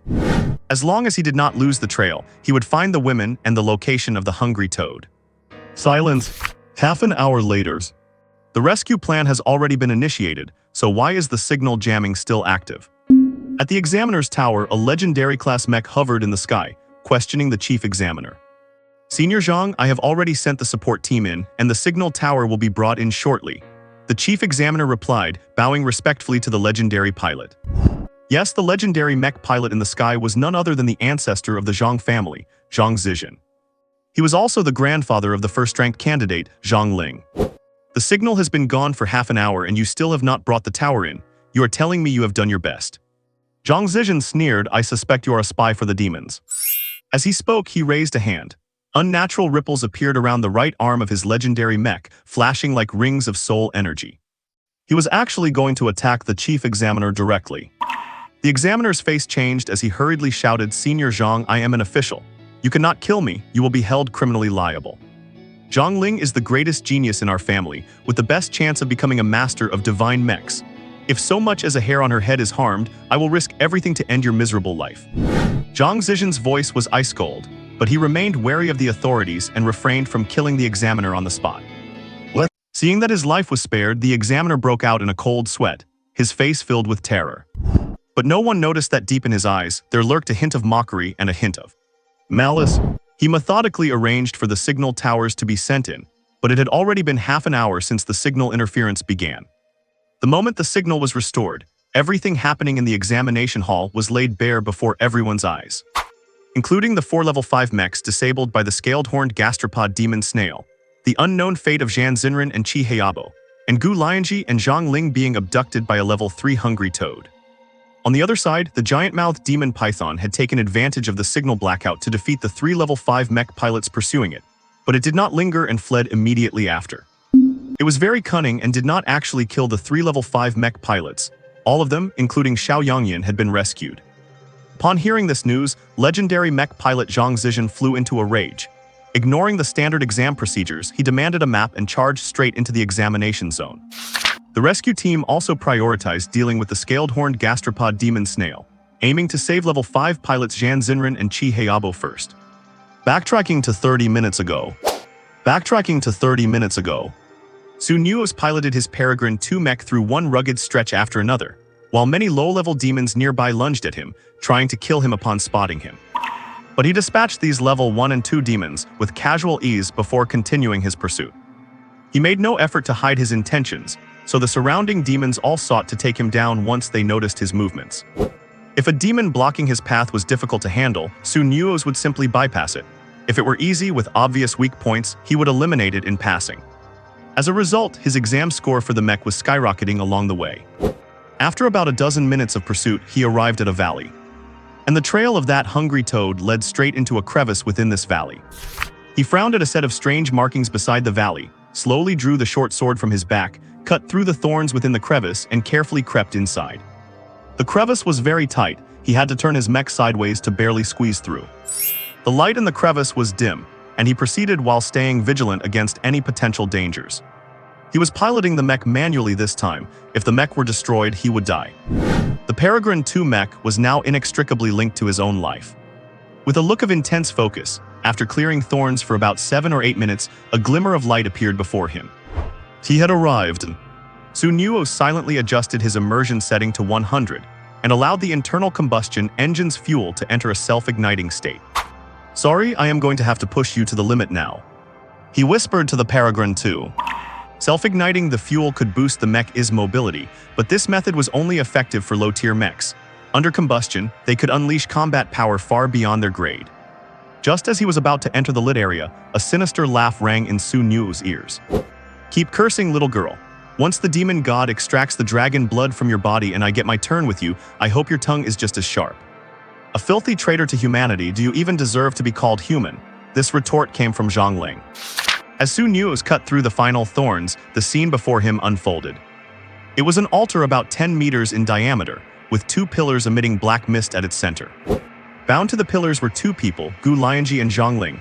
Gu Lianzhi's head was slumped to the side, clearly unconscious. Zhongling was busy hurling insults at a hunchbacked, scruffy old man in front of her.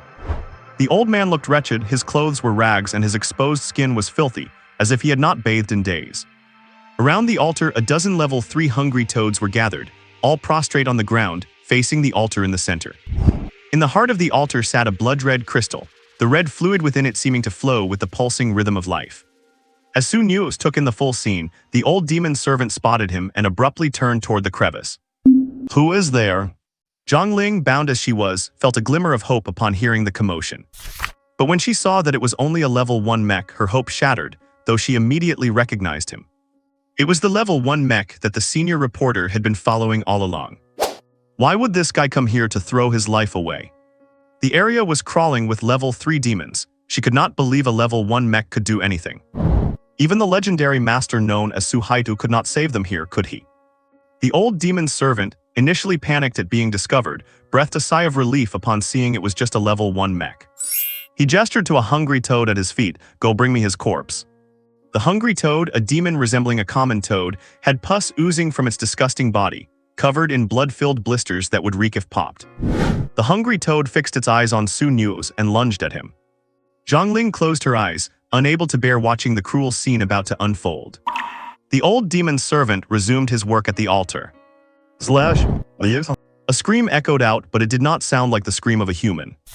The sudden noise instantly grabbed the attention of both Zhongling and the old demon servant. They both saw the level 3 demon collapse into a pool of blood, while the Peregrine 2 slowly pulled its short sword out from the monster's skull. At the sight, the pupils of both Zhongling and the old demon servant constricted simultaneously. A level 1 mech killing a level 3 demon in one hit, is this even real? A name suddenly flashed through Zhongling's mind, a legendary figure who had recently gone viral as the master of low-level mechs. "Su Haitu. So it really is you," Zhongling muttered. She had not been wrong from the very first moment she saw him. No wonder a senior reporter would ignore a level 5 pilot like her and insist on following a level 1 mech. No wonder a level 1 mech would appear in the heart of this forest filled with level 3 and 4 demons. No wonder.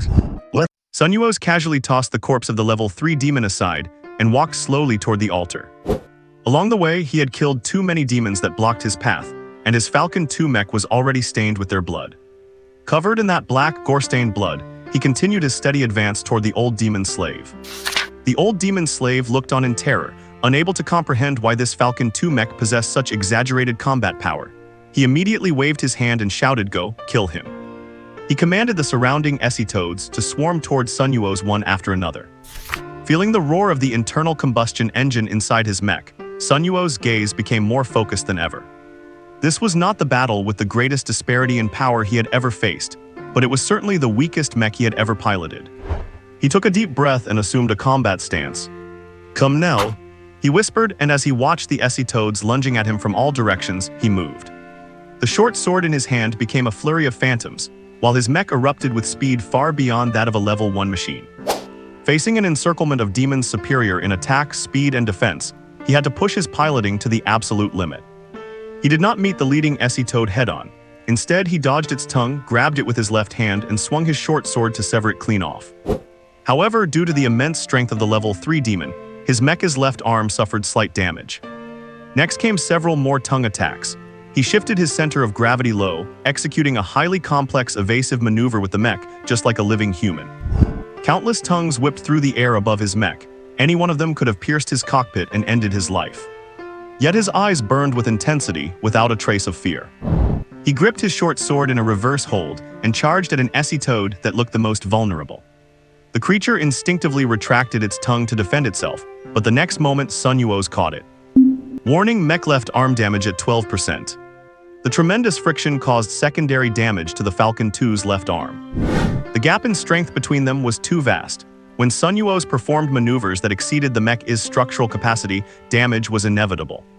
The force with which the SE toad retracted its tongue was so great that it dragged him flying toward it.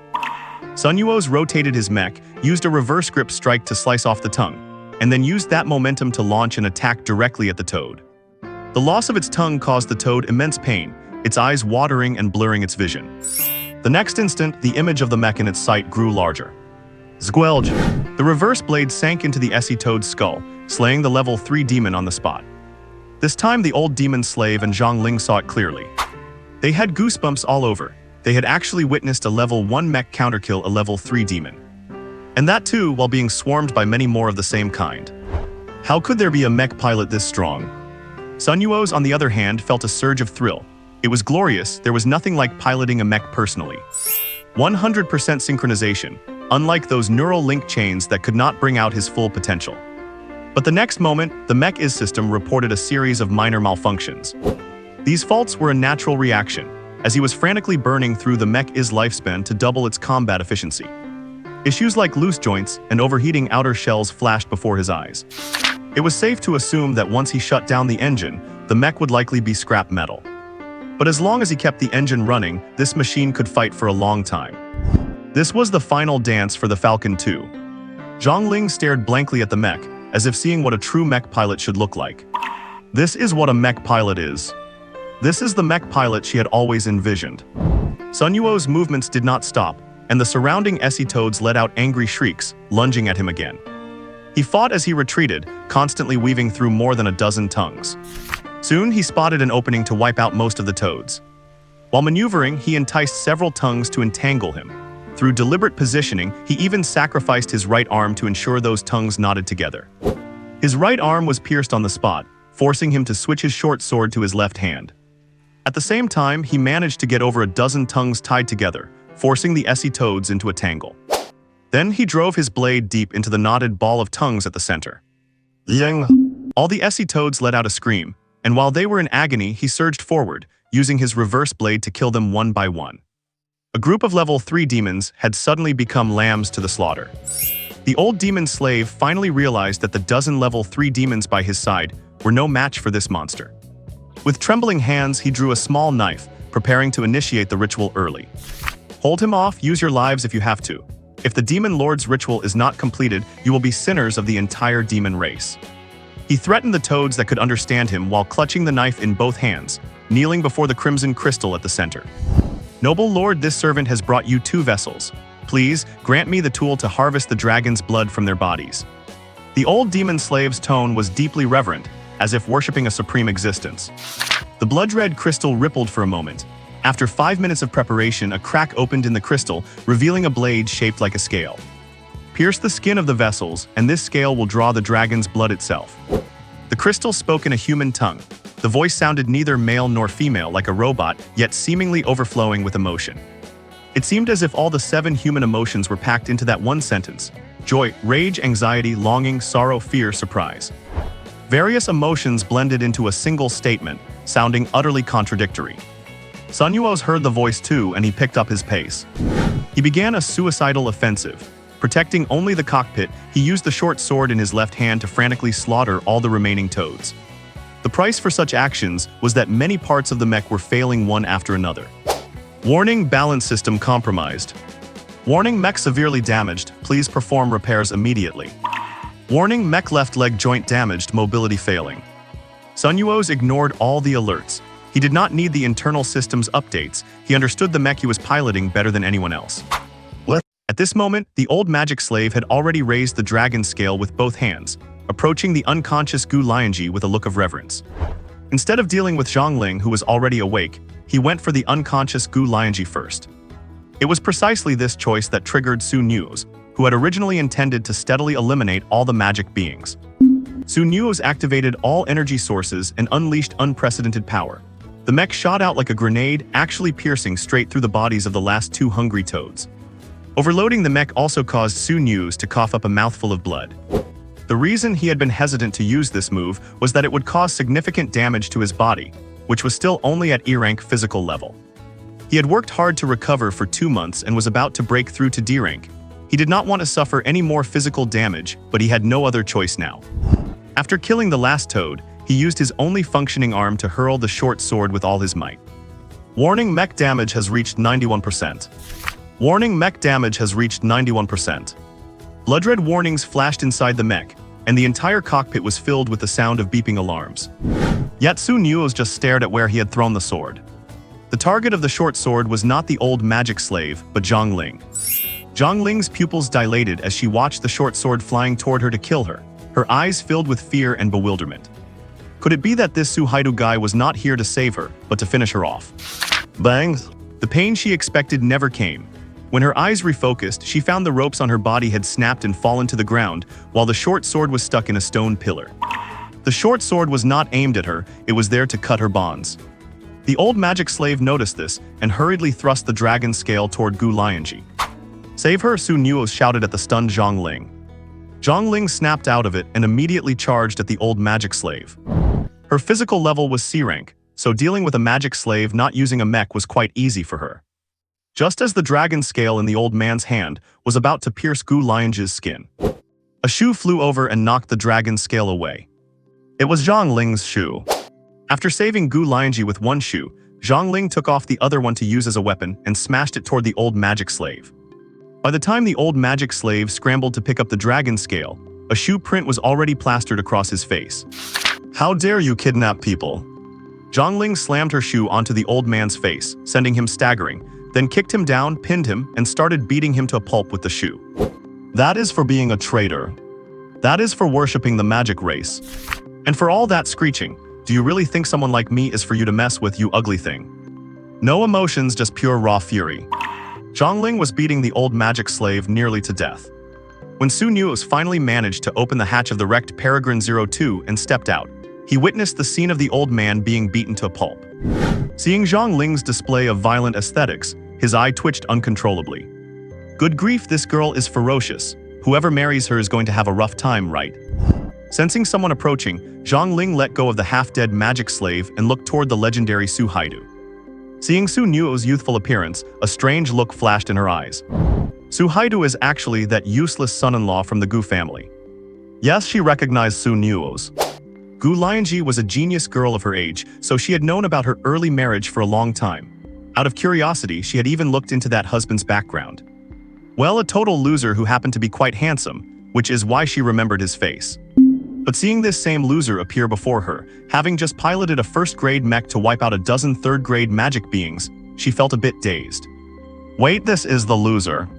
You call this monster a loser? At that moment, she truly understood the saying, rumors are harmful. A top-tier genius mech pilot labeled as a loser by the world. Su Nuos also noticed Zhang Ling's strange look, and his heart skipped a beat. Oh my god, she would not have recognized me, would she? That look of surprise had a real vibe of, wow, the Gu family's son-in-law is actually the famous Su Haidu. Su Nuos figured his identity was already exposed anyway, so he did not bother to hide it. He returned to the pillar where Zhang Ling had been tied and struggled to pull out the short sword, which was a long sword to him, from the Peregrine 02. With one swift stroke, he cut the ropes on Gu Lianzhi and gathered her into his arms. Seeing how carefully Su Nuos shielded her, Zhang Ling became absolutely certain that the famous Su Haidu was indeed that son-in-law. If he is Su Haidu... At that thought, her pupils contracted sharply. Does not that mean the Su Haidu everyone assumed was a legendary elderly mech pilot, is actually a young man around her own age? That master with the insane skills is the same age as her. This revelation hit her even harder than the fact that the Gu family had landed a master as a son-in-law. Su Nuos checked Gu Lianzhi's condition, confirmed she had no serious injuries, and carried her over to Zhang Ling. Zhang Ling, right? Su Nuos raised his hands and handed Gu Lianzhi over to her. Zhang Ling accepted her subconsciously. Consider this a favor for saving your life, but please keep my secret. Do not let my wife know my true strength, Su Nuos said. Hearing this, Zhang Ling's eyes widened. She does not know you are Su Haidu. Su Nuos nodded, so I am counting on you. Zhang Ling's expression was complicated. Countless scenarios had flashed through her mind, but she never expected that Gu Lianzhi had no idea Su Nuos was Su Haidu. So after all that, is this the plot of a hidden dragon son-in-law? Just as Zhang Ling was at a loss for words, they both noticed Gu Lianzhi's brows furrowing. She seemed to be waking up. Bang! With a soft thud, Gu Lianzhi was lulled back to sleep again. Su Nuos slowly withdrew the hand he used to knock her out and said calmly, "It is settled then. Take her away now, the signal should be restored soon." Zhang Ling watched the unconscious Gu Lianzhi with a twitching eye. Seriously, your wife was about to wake up, and you just calmly knocked her out again. Then she looked up at Su Nuos. And you? I am going to take care of things here. Su Nuos looked toward the altar, where the red gemstone seemed to be pulsating with life. All right, you take care of it. Zhang Ling gave him a deep look, pulled a business card from her pocket and handed it to him. Mr. Su, thank you again for the rescue today. This is my card. If you ever need anything in the future, do not hesitate to find me.